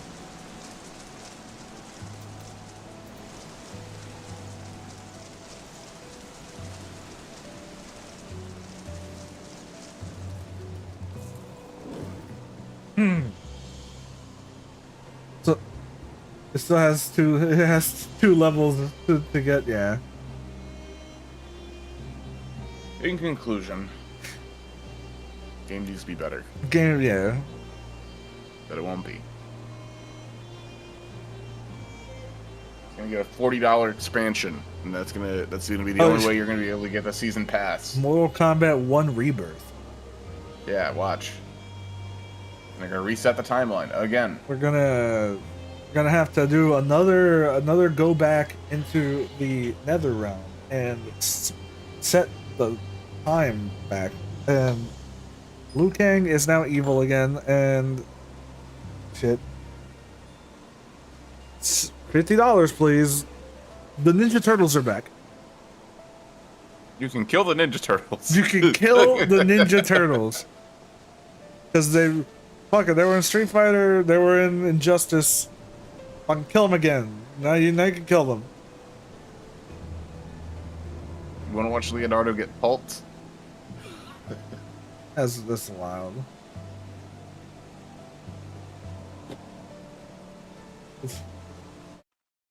It's like, here's Mortal Kombat only with more turtle killing, and then here's a drum.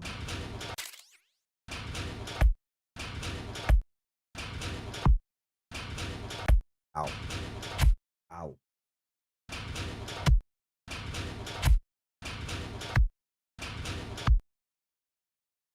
The TMNT boys and Injustice 2 rocks. Yeah, like, if there's anything I will give it, is that they did the DLC in Injustice pretty well. The only thing that sucks was the writer's strike. Ow!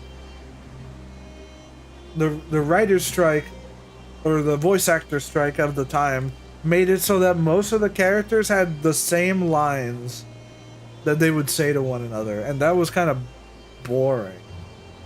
The intros in that game suck my fucking nuts. Yeah, but I like the dialogue until they started getting reused. Like every time Batman shows up on screen, and it's like, I'm about to put you through. You're slacking on your training. He says this. He says the same thing that he says to Sub-Zero. I don't know, like. Yeah, it's like. It's just the same few lines. While slamming his fist. And you know, like fighting games, like the cool thing about fighting games is like these characters get to interact on screen. That's why I like them focusing a lot more on the story content and getting more story out as much as possible, because these characters are cool. I want to see them do shit. And Tekken did that while also giving me an anime level fight, which is great. Is it goofy and makes no sense sometimes? Yes.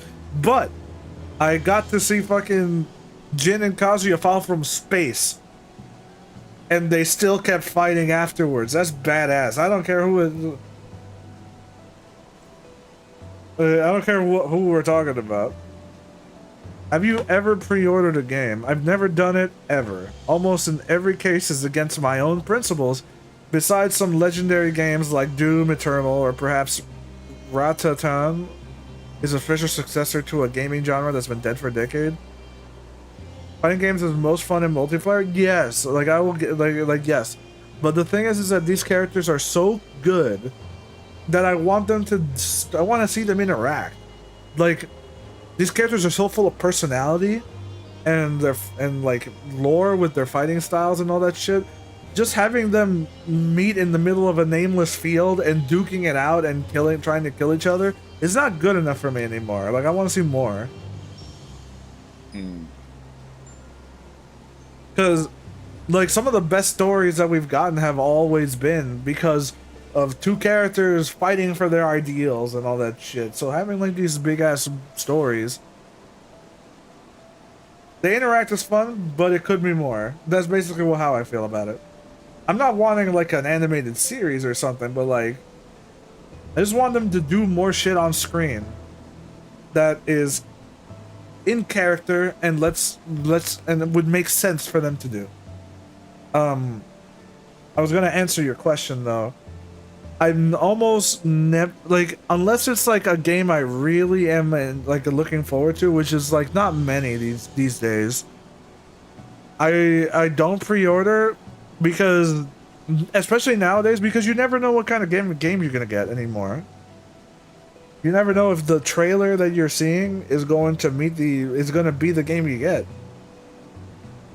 Like we literally had to deal with it with Watch Dogs. For me, it was Destiny. Like, I played the beta of Destiny, and I looked at the game and I was like, this is going to be a massive waste of my time. Ugh. And that was the first Destiny, not Destiny 2. So I played the beta, and that was my impression of it.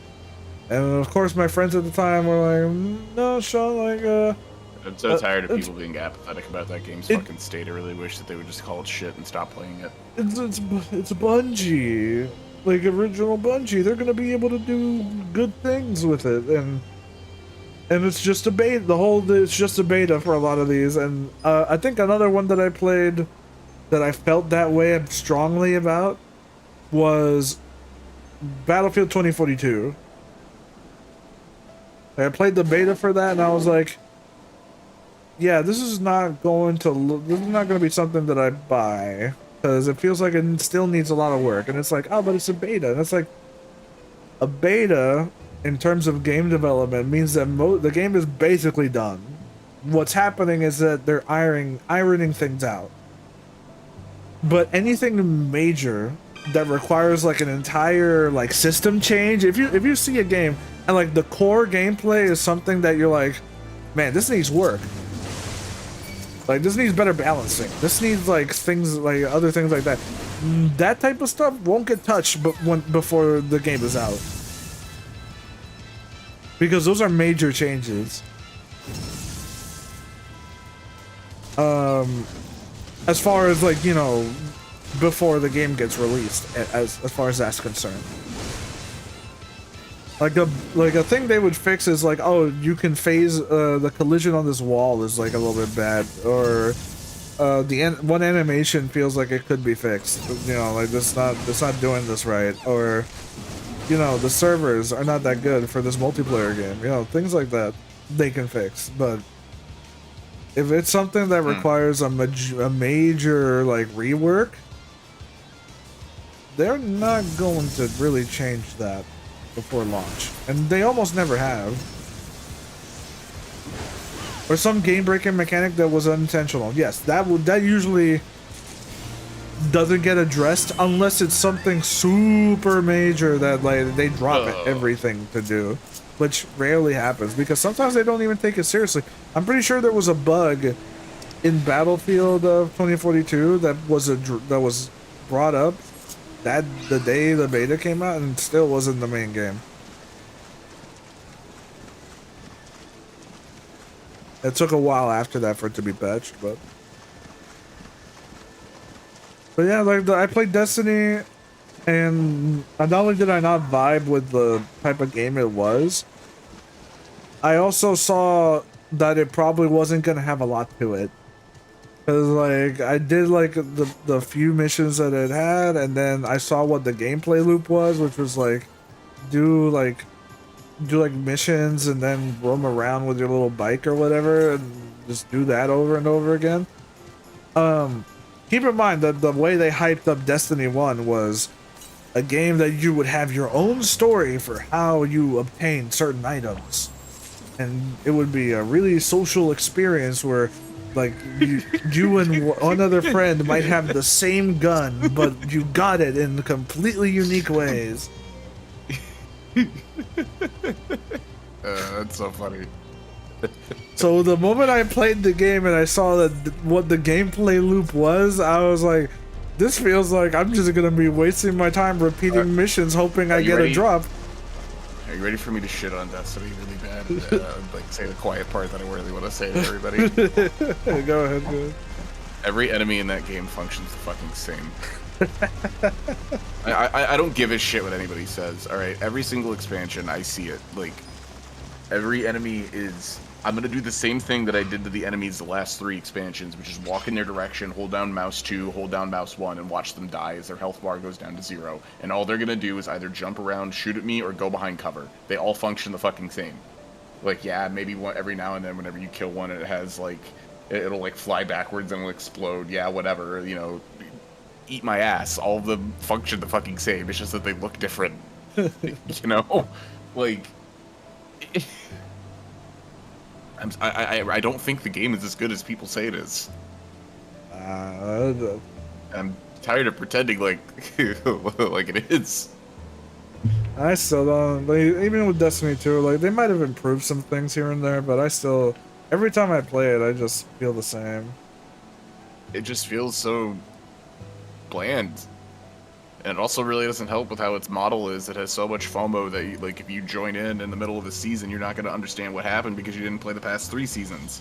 You know, your story and narrative is a mess. There was a major. You can't even play the original campaign anymore.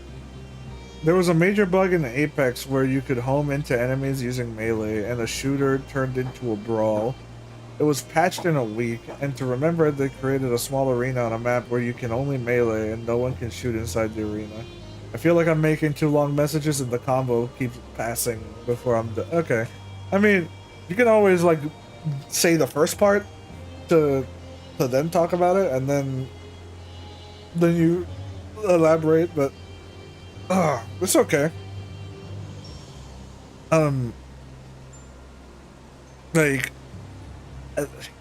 that goes back to the whole bug thing, and I feel like we're still on that topic. It's just that we also just decided to shit on Destiny for a bit because as one type of game.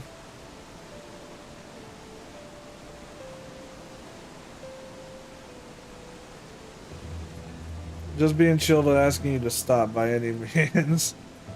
In conclusion, the game is shit. Yeah.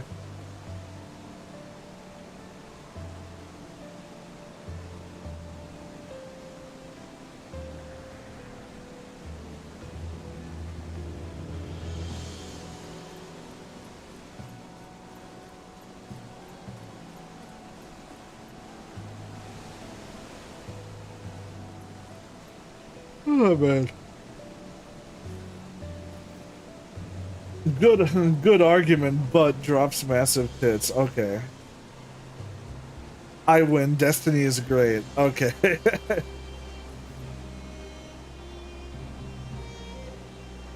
I don't know, man. That's just how I feel. Yeah. I don't even think it's that bad, but like I do think it's bad enough that I want to invest my time into it. That's basically. I've never even touched it. I wouldn't know.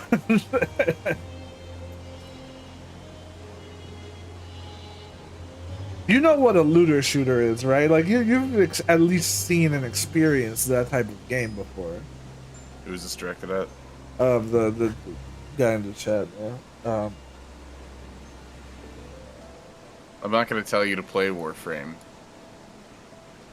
because it also has its own share of issues, but it's Borderlands 3, like Apex 2, and yeah, Warframe.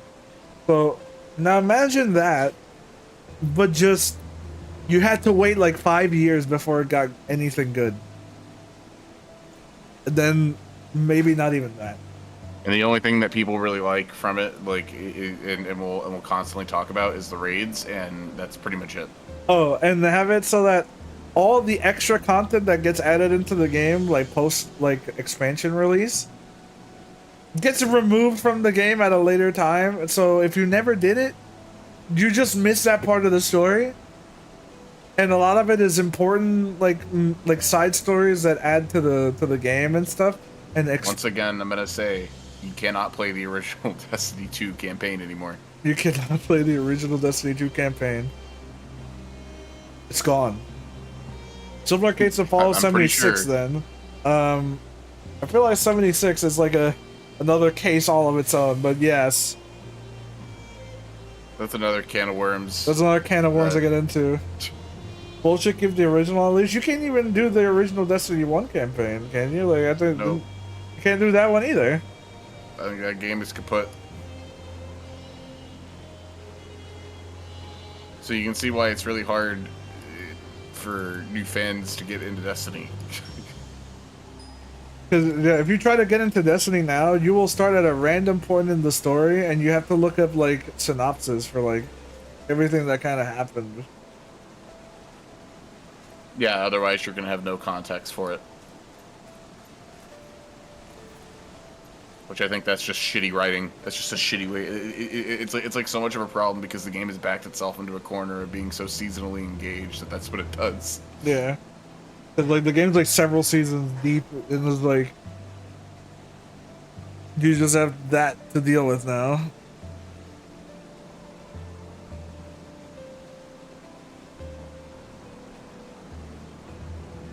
It's wild. No one understands shit. That meme with guy in an army helmet. I don't know who I am, where I am. All I know is I must shoot. Pretty much. Like you get put, because I remember starting Destiny like on my PC, where it basically just does that. You just start and you go. You make your character and you're just doing shit, and I'm like, what am I doing? I don't know. I'm just shooting things. And I'm getting gear for it. That's all I know. And I'm already being leveled up to like relevant, like to be able to do relevant content. And I'm like, how am I here already? Really? It's like they speed run you to end game. It's so weird.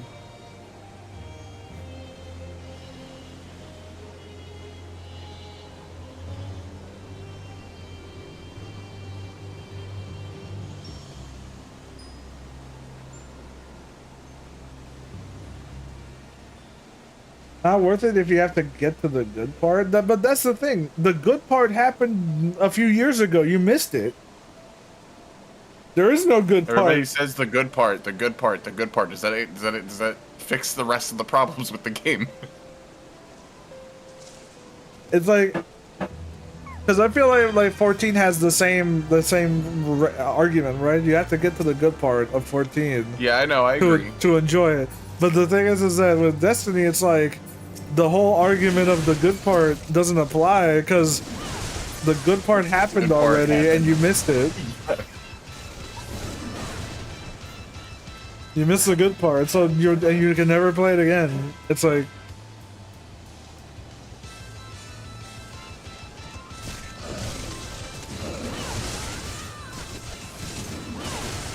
Unless you're talking about a horrendous tutorial, no.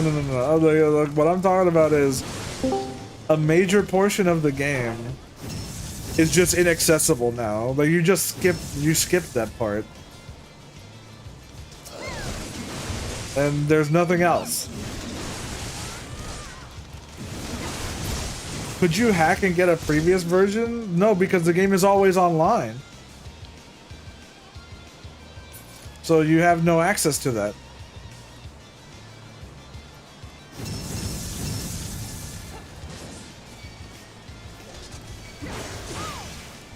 Unless there's like a private server that has access to all the things that Bungie took out of the game.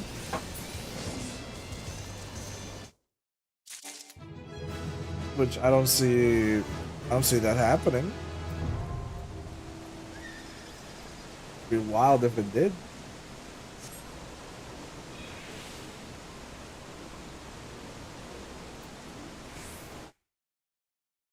Also, yeah, it's funny seeing Sony backpedal on the whole Helldivers thing. Yep. That took no time at all for them to address when they realized that they was actually screwing them.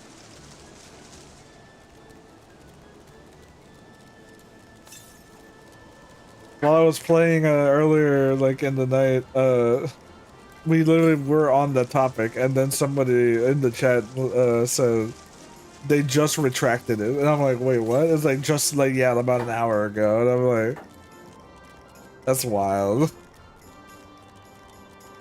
Literally 50k bad reviews and reduction in the player base. Like that's like the biggest hit to the wallet I've ever I've seen be directed at Sony like so quickly.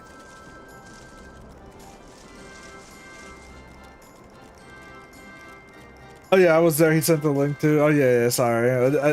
I was talking to the other guys in the Discord here.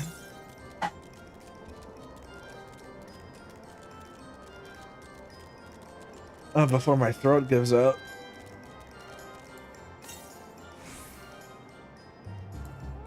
Bronze coffer.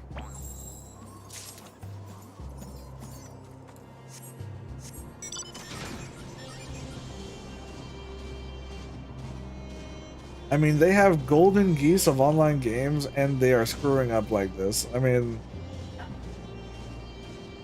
the bottom line of video game monetization is money. I don't know, man. I don't know. Then you're like, but isn't it kind of stupid that you're forcing this to happen?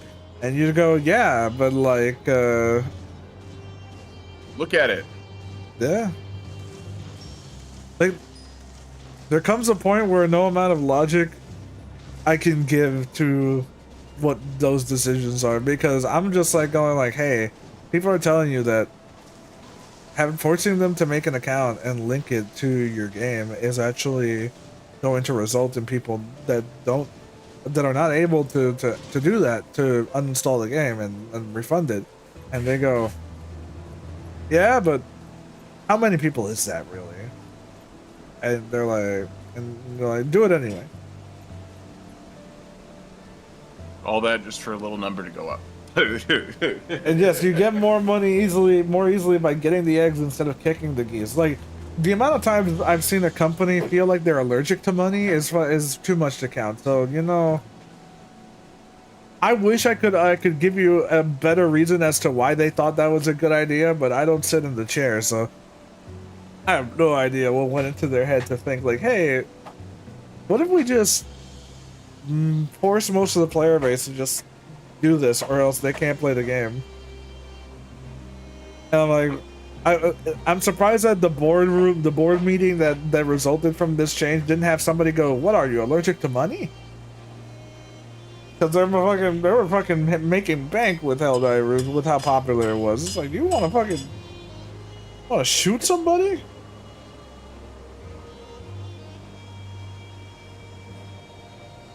So maybe they thought they could siphon players from PC by forced creation of new accounts, but they don't have a PlayStation.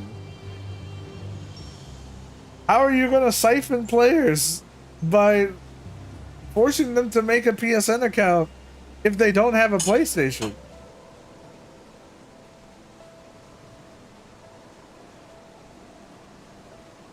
Or show their new account creations and market reviews. That's another one. Like to get the please shareholders. Yeah. That's like the only thing I could say is that we have new members. Like that, because that's how Netflix. 40,000 users signed up in the PlayStation Network alone. In this quarter, 40,000 new users have signed up the PlayStation Network, and all the fat investors are like, number go up. This is more than last year. Good job. Here's $1 billion. Maybe not that much, but still. One theory I can think of, bad idea, but maybe. Well, that certainly bit them in the ass, didn't it?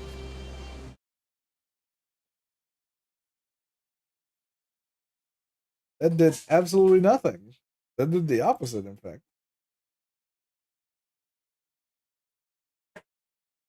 Let's buy a yacht with that mill.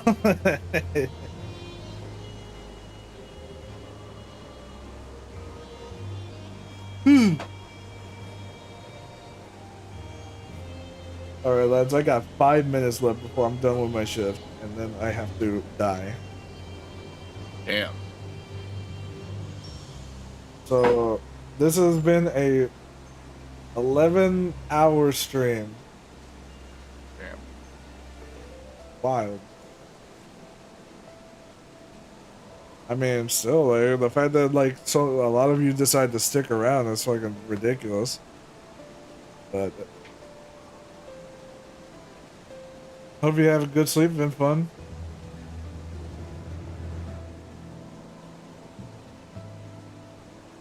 I'm gonna be here for another 5 minutes.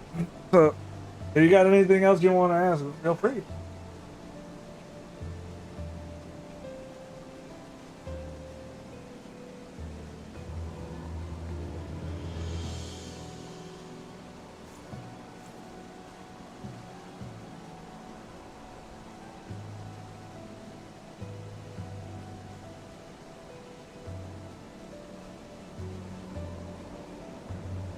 What introduced you to VTubing?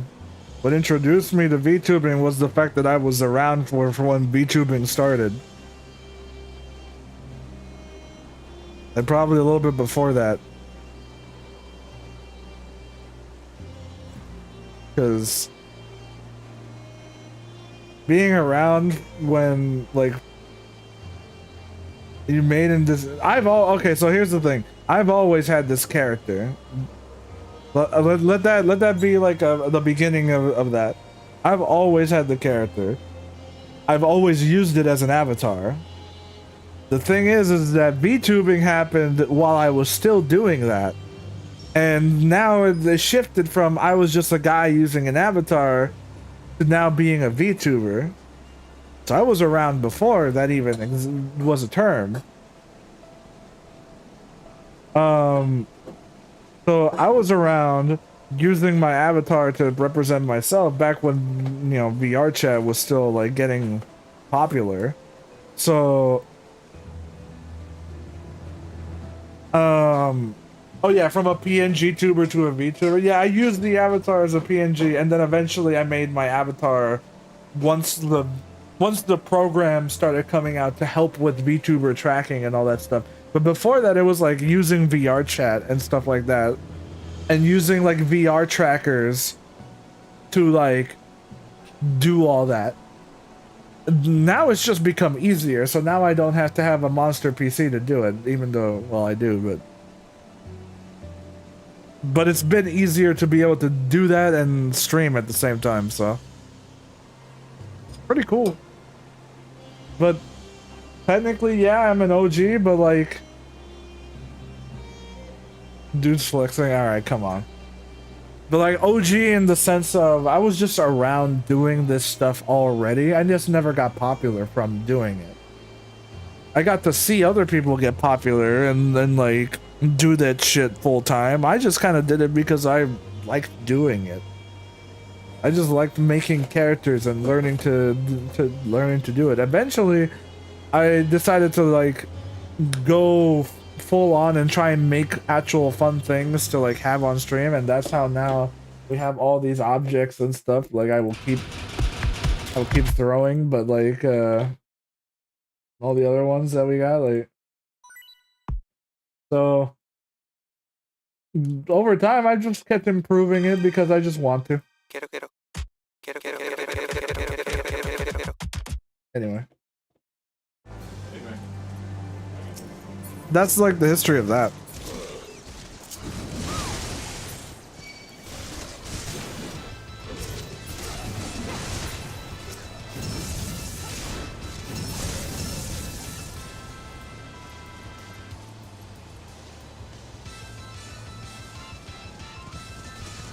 So that's been pretty fun. So I'm just gonna finish. So now the hour has ticked over, so I'm gonna probably call it here. But like let me finish this one thing that I'm doing here, and then I'm done. I'm probably gonna go get breakfast and then go to sleep because I think I might need something. Gonna go have lunch. All right. Good having you stop by again. First it was early in the night, and then now it's like at whatever hour it is now.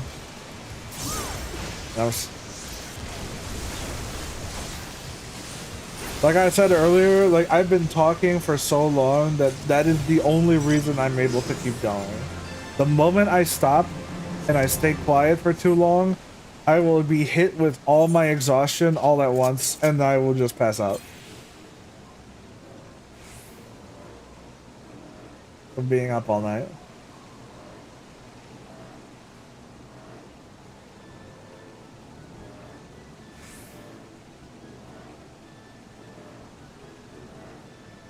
Keep talking. I mean, I will until I'm done.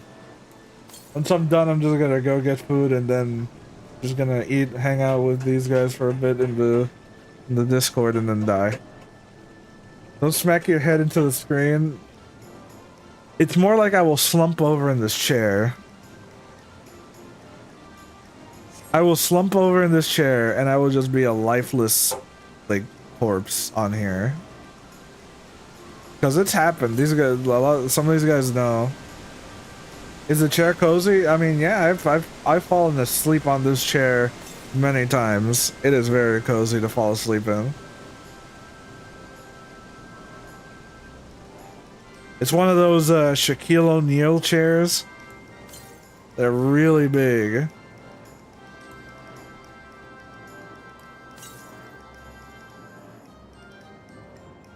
Awesome, yeah.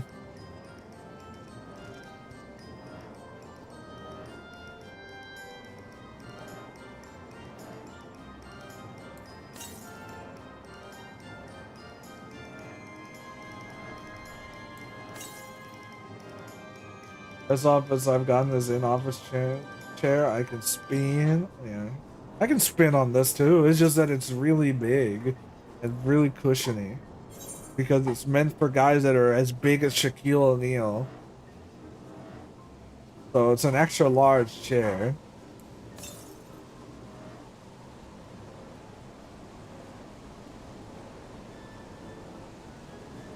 It's very spacious.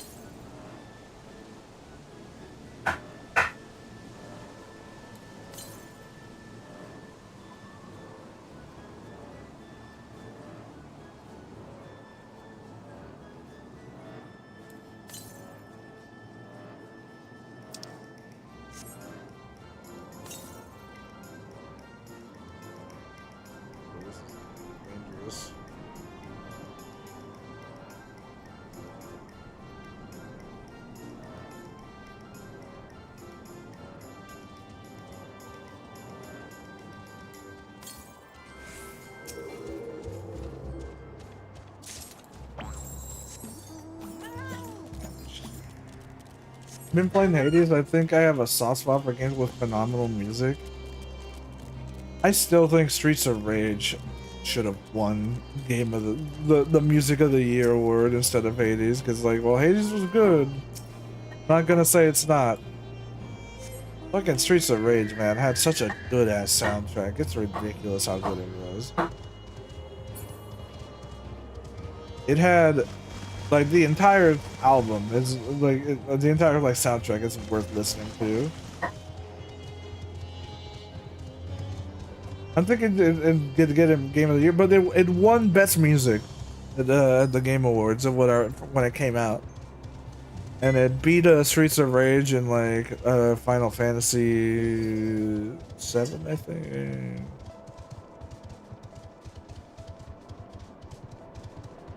It beat a good amount of games that came out that year, but.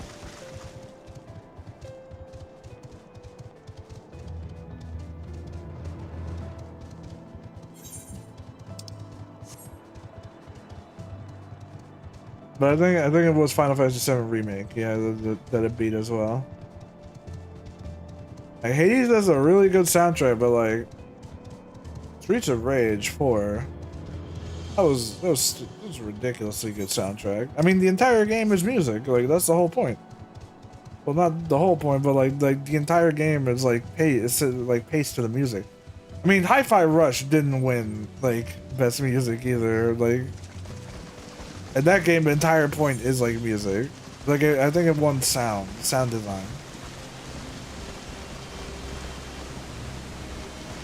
which I can give it up. I can give it up to sound design. That's another game that I need to play. Have you played it? I plan to get Hi-Fi Rush next season. I haven't played it yet, but I have a guy that I met that used to work at Xbox would highly recommend it. I'm good. Game good. Like he showed parts